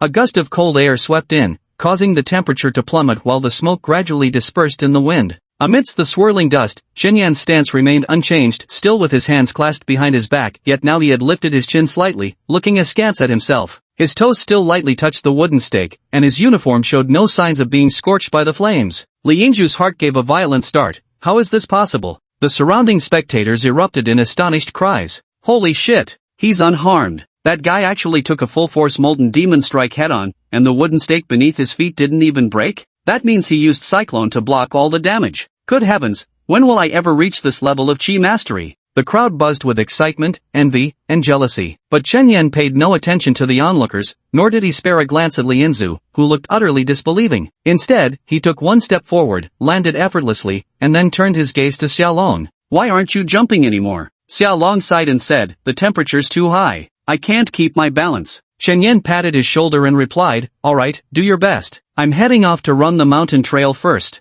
At that moment, Li Yingzhu sneered and said, let me give you a piece of advice. If you can't master the Xinli breathing technique, excellence in other areas is meaningless. At this moment, Chen also turned his head to look at Li Yingzhu. Let me give you a piece of advice too. Li Yingzhu's eyes darkened as she said, I don't need your bullshit. Chen said solemnly, are you really sure you don't need it? Top 50 ranked players each day earn qualification vouchers to purchase Yang Sage Blood, and you've already wasted too much time. Look, so many people have already started running up the mountain. His finger swept across the landscape ahead. Li Yinju looked up and saw that more than half of the people had finished warming up and started the next phase of training. Her heart skipped a beat, and she immediately resumed her training without a moment's delay. Chen Yan strode past while swiftly flicking his finger sideways. An air blade severed the wooden stump beneath Li Yinju, causing her to lose balance abruptly. She let out an instinctive scream before crashing to the ground. She raised her head, her disheveled hair making her look like a vengeful ghost, glaring at Chen Yan. You. Standing tall, Chen Yan pointed at him with a smile and said, one more piece of advice. In the path of martial arts, the greatest taboo is aiming too high without the foundation or being overly arrogant. During training, you must remain calm and steadfast, understand? Chapter 84, Ambushing him after school. Li Yinju was completely furious. At this moment, all she felt was a surge of anger with nowhere to vent. Her eyes were bulging as if she had hyperthyroidism, yet she didn't lose control and lay a hand on Chen Yan. What restrained her wasn't rules, but the violence Chen Yan had displayed the day before. Swallowing her anger, she went straight to Zhou Bei, determined to make him avenge her. Meanwhile, Huang Yuan turned to Linja with a smile and said, it's not broken. Linja chuckled lightly. Alright, you don't owe me anymore. But why are you so confident about this kid? Do you know something about yesterday's challenge match? Huang Yuan shook his head. I don't know any inside information. The reason I'm confident in him is because I've watched him train every step of the way. Linja, his talent alone speaks for itself when I look at him. Huang Yuan clicked open, and Linja fixed his gaze to look. Mindset, transcendent. Willpower, unknown. Chi sensitivity, transcendent. Comprehension, extraordinary. Blood cultivation talent, extraordinary. Mind breath technique, abysmal. Among these, the blood cultivation talent isn't an abstract concept. It's measured by absorption rate of vital essence, escalation rate of loss of control, and aptitude for comprehending supernatural abilities. On the first day we met, Chen Yan's chi power was only around 200, but now it's clearly broken through 1,000, soaring by 800 in just 2 weeks. This growth rate is absolutely extraordinary. Not to mention that insane SS+2 thunder we witnessed yesterday, plus the S-rank Tiger's roar. His ability comprehension is undeniably transcendent. As for chi sensitivity, needless to say, we all just saw it with our own eyes. Lin Zhou asked, why is willpower listed as unknown? Huang Yuan shook his head. We've never really seen him utilize willpower. Lin Zhou smiled wryly, thinking what an extraordinary talent this was. 2 weeks had passed without seeing any display of willpower, which meant his natural gifts were simply too great. There wasn't any training intense enough to push him to the point where he'd need to rely on sheer determination. Just then, a handsome dude walked by. Li Chuan approached, his hair slicked back with pomade. Huang Yuan quickly called out senior. Among the short history of the Genius Training Camp, Li Chuan ranked within the top 3 in cultivation path and 8th stage evolver. It's regrettable that no 9th rank spiritual cultivator has emerged to date. Once, a promising spiritual cultivator who had the potential to reach the 9th rank died during his breakthrough,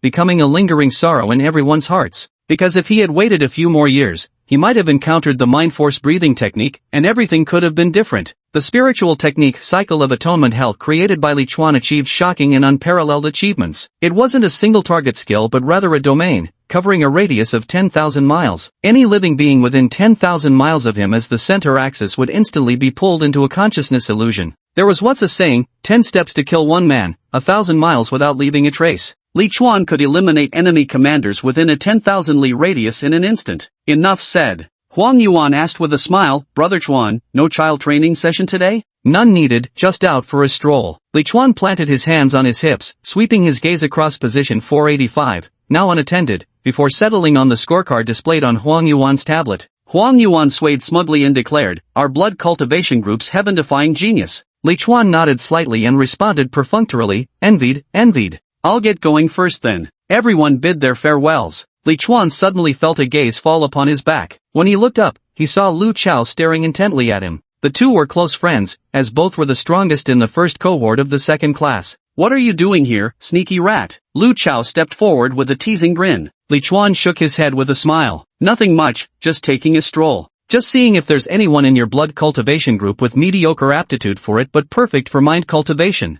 What if there is? We can't delay that child's future. Lu Chao nodded and said, you staring at it like this won't reveal anything useful either. If there's someone with extraordinary willpower, I'll report the name to you. Alright, Li Chuan gave a light nod, then abruptly changed the topic. Hey, isn't there someone named Qinyan? Alarm bells immediately rang in Lu Chao's mind as his eyes narrowed slightly. What's wrong? Li Chuan chuckled. I heard he's a great fighter, but his blood cultivation talent is just average. Lu Chao, you heard wrong. Li Chuan nodded. Alright then, we'll see. With that, he bid Lu Chao farewell and left. Lu Chao glanced back at Li Chuan's receding figure, wondering silently, could that old fox be planning to steal away our talent? TCH. Not that he could succeed even if he tried. Chen Yan has already gained mastery in the blood cultivation path. If he were to switch disciplines, now wouldn't be the time. Li Chuan pondered as he walked away. Just what was Gao Tianshan up to? Could he actually be a traitor? Unaware of the ancient god Jin, Li Chuan couldn't comprehend why Gao Tianshan would personally intervene against Chen Yan. Now it was clear, whether it was Huang Yuan or Lu Chao, both held immense expectations for Chen Yan, even crowning him with titles like unparalleled talent. Yet Gao Tianshan was fixated on going after this youngster. Something about it just didn't sit right. To be honest, he genuinely wanted Chen Yan. The more he looked at the boy, the more he grew fond of him. Taking him as a disciple wouldn't bring any benefits, quite the opposite, it would demand a great deal. Yet, Li Chuan still yearned for it. They were a group of cripples, after all. As second-generation thought cultivators, they had stumbled through countless detours. Even with the mind-breathing technique, they held little value for cultivation, given the scarce resources that were better reserved for those who hadn't wandered down those wrong paths. They, as a group, had reached their limits in this lifetime. Li Chuan believed he had little talent in this life, mastering only that one move. If he could find the right person to pass it on to, he could close his eyes in peace. In the meditation group, Yang Fan was actually a pretty good kid, except his brain was a bit messed up. Day in and day out, he dreamed of becoming a blood cultivator, insisting that close combat was the true romance of men. He'd watched too many martial arts films since childhood, and it had warped his mind. He had zero interest in taking down enemy generals from 1,000 miles away. Instead, he craved fist-to-flesh brawls. He'd even asked around in private whether Chen Yan offered classes, hoping to learn kung fu from him. If not for his busy academic schedule, Yang Fan would have long since barged into Chen Yan's home.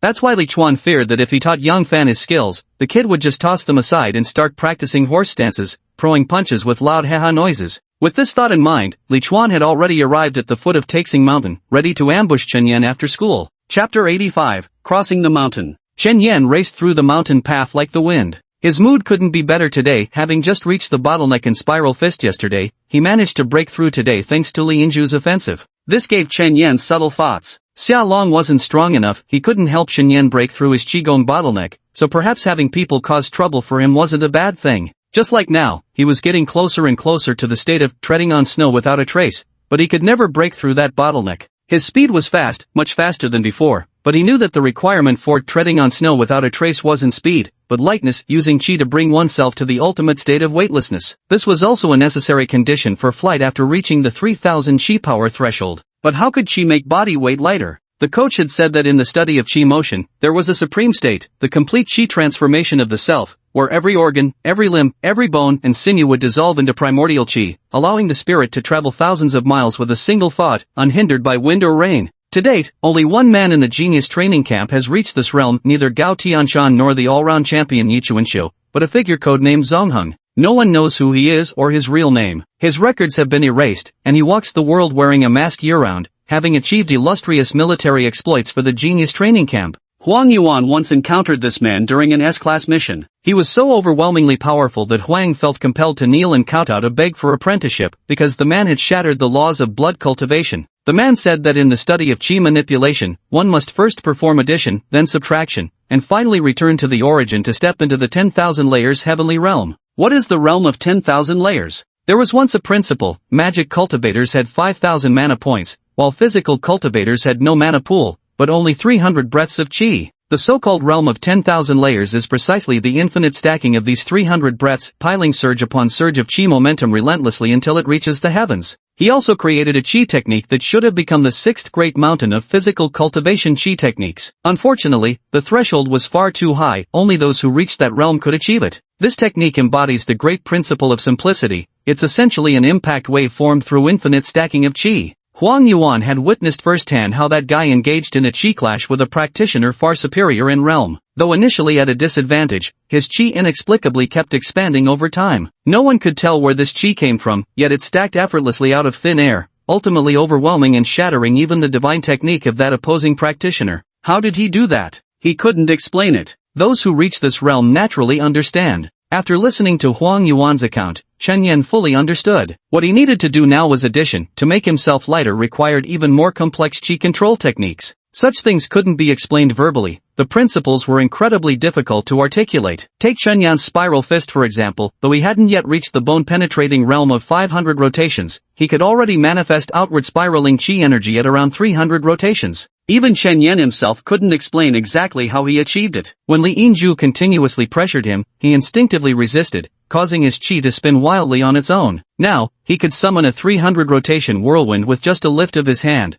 without any casting gestures. The sensation was marvelous, like gaining a new button in his mind. With just a thought press, the whirlwind would spin. It mirrored all the gene forces from martial arts lore. Through practice, these techniques had become second nature to Chen Yan, requiring no conscious thought or adjustment. Every gene force materialized effortlessly at his fingertips. The sensation of having complete control over such power filled Chen Yan with immense joy. It was a rare happiness for him. Not even when he'd mastered the ingenious technique of a particular fist style had he reacted this intensely. Because that clever technique had changed nothing, Chen Yan remained an ordinary man who could neither soar through the skies nor vanish into the earth, powerless to protect those around him. But this substantial strength now meant he was no longer just a helpless mortal reduced to waiting passively for disaster. When crisis came, he could finally act, finally change something. In the end, he completed the entire course in 2.5 hours while carrying 200 gene of weight. A normal student's load weight would typically be around 60 pounds, but if they choose to increase it, it jumps to 200 pounds. Moreover, they must carry this weight while mountain running and rock climbing, with the reward for completion being just 1,000 gold coins. Most importantly, the top 50 competitors earn the privilege to purchase Yang Sage Blood. If you're carrying a 200-pound pack while others aren't, they'll naturally be faster than you. Hence, those who still opt for the increased weight are now referred to as super elites. Chen Yan is one of them. When he reached the climbing spot, he could already see over a dozen figures scaling the seemingly endless high mountain. It was then he truly grasped the reality of a 3,000-meter climb. It soared straight up like a colossal pillar holding up the sky. Most crucially, the entire rock face had a negative incline, requiring him to not only climb normally but also resist gravity itself. And Chen Yan was carrying a 200-gene backpack. Suddenly, he felt he might have overestimated his abilities. Don't think about those things. He took a deep breath, gripping the rock face with both hands. Below, Li Chuan had arrived early and was watching the scene with great interest when suddenly, a student fell from above. The station coach, quick as lightning, dashed forward to rescue him. But before the coach could even touch him, the student stopped mid-air and slowly descended to the ground. The coach turned around to see the handsome guy sitting on a bench, sipping steaming tea. An invisible sea of psychic force radiated from him, suppressing the local gravitational forces. Anyone falling would be cushioned. Brother Chuan, thank you, the coach said with a cupped hand salute. The handsome guy blew on his tea and smiled, shaking his head. Idle hands are the devil's workshop. No need for courtesy. Then, something astonishing happened. Chen Yan actually fell too. After landing, his expression turned grave as he looked down at his hands, now completely covered in mud. The dampness had made the rock layers here extremely brittle. When he reached out to grab them earlier, he directly broke off part of the cliff face, causing him to tumble down. At that moment, the coach on the side chuckled and said, seems like only you, Zhang Tianba, Luoyan, and Zhexuan today opted for extra weight. Zhang Tianba and Luoyan had no other choice. Zhu Xian has already passed away. So Xiao Chen, keep pushing forward. This rock layer can't support over 300 pounds of weight. Chen Yan nodded emphatically. The coach smiled again and said, but if you can make it through, you should reach the realm of treading on snow without leaving a trace. These words suddenly enlightened Chen Yan. So the challenge of rock climbing was actually about using qi to make oneself lighter. He attempted to climb once more, but soon fell again. Chen Yan realized that he might end up spending the whole day here. But fortunately, soon, Luoyan and Zhang Tianba came to keep him company. Those two couldn't even begin to climb. Chapter 86 Zhou Bei. The time reached 1 o'clock in the afternoon. The members of the Extremity Gang had all completed today's trial. Everyone watched those three fellows struggling on the cliff face with 200-pound packs on their backs, clicking their tongues in silent astonishment. They had personally climbed up and knew exactly how treacherous this rock face could be. Adding a 140-pound load increased the difficulty exponentially. At this moment, Li Yinju walked toward Zhou Bei in anger. The two were now in an ambiguous relationship. With her high ponytail, Li Yinju had a bombshell figure and an open, fiery personality, quickly catching the eye of Zhou Bei, the face of this installment's ultra-wicked gang. Zhou Bei was often suspected of not even reaching 1.7 meters in height, while Li Yinju stood half a head taller than him. Yet, it was Zhou Bei who seemed to hold the reins of control. Li Yinju said angrily, Zhou Bei, Chen Yan bullied me today. Zhou Bei yawned and asked leisurely, and then? Hey! Li Yinju immediately pouted and said, Aren't you just asking a question you already know the answer to? Zhou Bei didn't answer immediately but suddenly blurted out, "Oh dear, how could I make such a mistake?" Li Yingzhu glared at him angrily, only to see him squatting on the ground writing characters with qi, using both hands simultaneously to write different characters, which was his daily method of qi practice.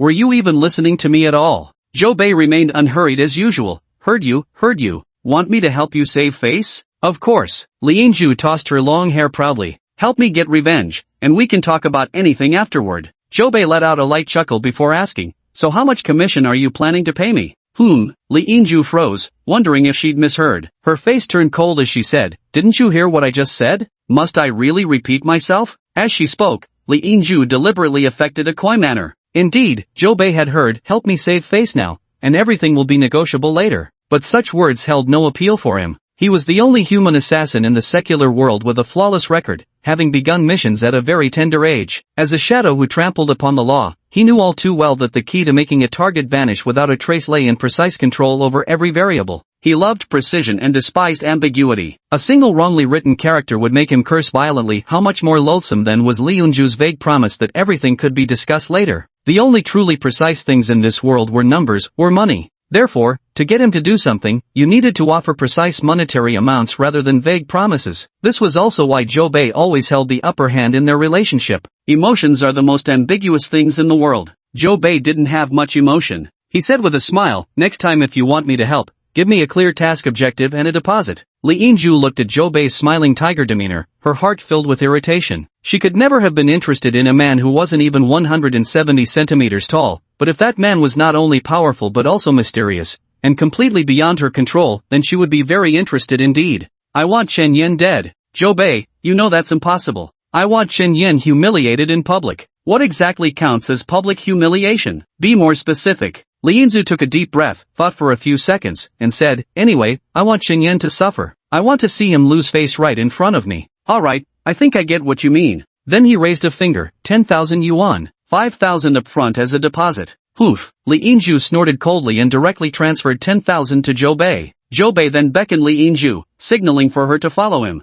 As he walked, he continued practicing writing with both hands, leisurely making his way back to the summit of Taixing Mountain. The place was empty, and looking down, hundreds of trainees were strenuously climbing upward. Li Yingzhu's eyebrows rose slightly, roughly guessing what Zhou Bei had in mind, and a surge of intense exhilaration welled up in her heart. Damn! Chen Yan crawled halfway up, barely alive, only to be slapped right back down by Zhou Bei. What a thrill that must have been to witness. "Won't you ask me why I went to provoke Chen Yan?" Zhou Bei shook his head. "Doesn't matter, as long as the money comes through." Li Yingzhu chuckled softly, murmuring to herself, "I've always hated people like Chen Yan. Utterly hypocritical." Zhou Bei frowned, not understanding where Chen Yan could possibly be hypocritical. Li Yingzhu said indifferently, "Seeing him reminds me of a top student from my school days. Excellent grades, very pretty. One day, I discovered the lipstick I'd hidden in my desk was gone. Someone said the good student had it, so I went to ask her for it back. I still remember that face clearly to this day, looking at me with utter confusion as she said, 'This is my own lipstick. Why are you saying it's yours?' Furious, I insisted it was my property. Soon, both classmates and teachers came crowding around. Li Yingzhu narrowed her eyes and said, 'No one stood by my side. Everyone took her side because she got good grades while I didn't. Finally I said, fine, it's yours, but the school doesn't allow bringing lipstick.' She claimed her mother accidentally put it in her bag, and she just thought it was fun to try it on herself. Then I got punished to write a self-criticism, while she faced no consequences at all." Zhou Bei frowned. "Chen Yan didn't steal anything from you, did he? Does this matter have anything to do with him?" Li Yingzhu scoffed. "I saw Lu Chao meet with him privately with my own eyes, right after he got that 6-minute 21-second test result." "Zhou Bei, oh, what's wrong with that?" "Forget it." Li Yingzhu decided not to continue the conversation with Zhou Bei, as she believed he wouldn't understand. Good students who behave well always receive people's favor, while no matter how hard someone like her tries, she'll never get noticed. Everyone is desperately scrambling upwards, so why is he the only one who gets the big shot's special care? The outside world is already unfair enough, why must this world be the same? She was determined to challenge her superiors, to humiliate Chen Yan and expose his true nature to everyone. At this moment, Chen Yan's figure appeared in their line of sight. He was on the side cliff wall, sweating profusely, carefully placing each step with unprecedented focus. With just a slight exertion from Zhou Bei, he would certainly fall. Li Yingzhu suddenly exclaimed, "Now's the time." Yet unexpectedly, Zhou Bei remained motionless, simply watching quietly as Chen Yan climbed step by step toward the summit. "Go ahead, do it." Li Yingzhu's face was filled with shock and suspicion.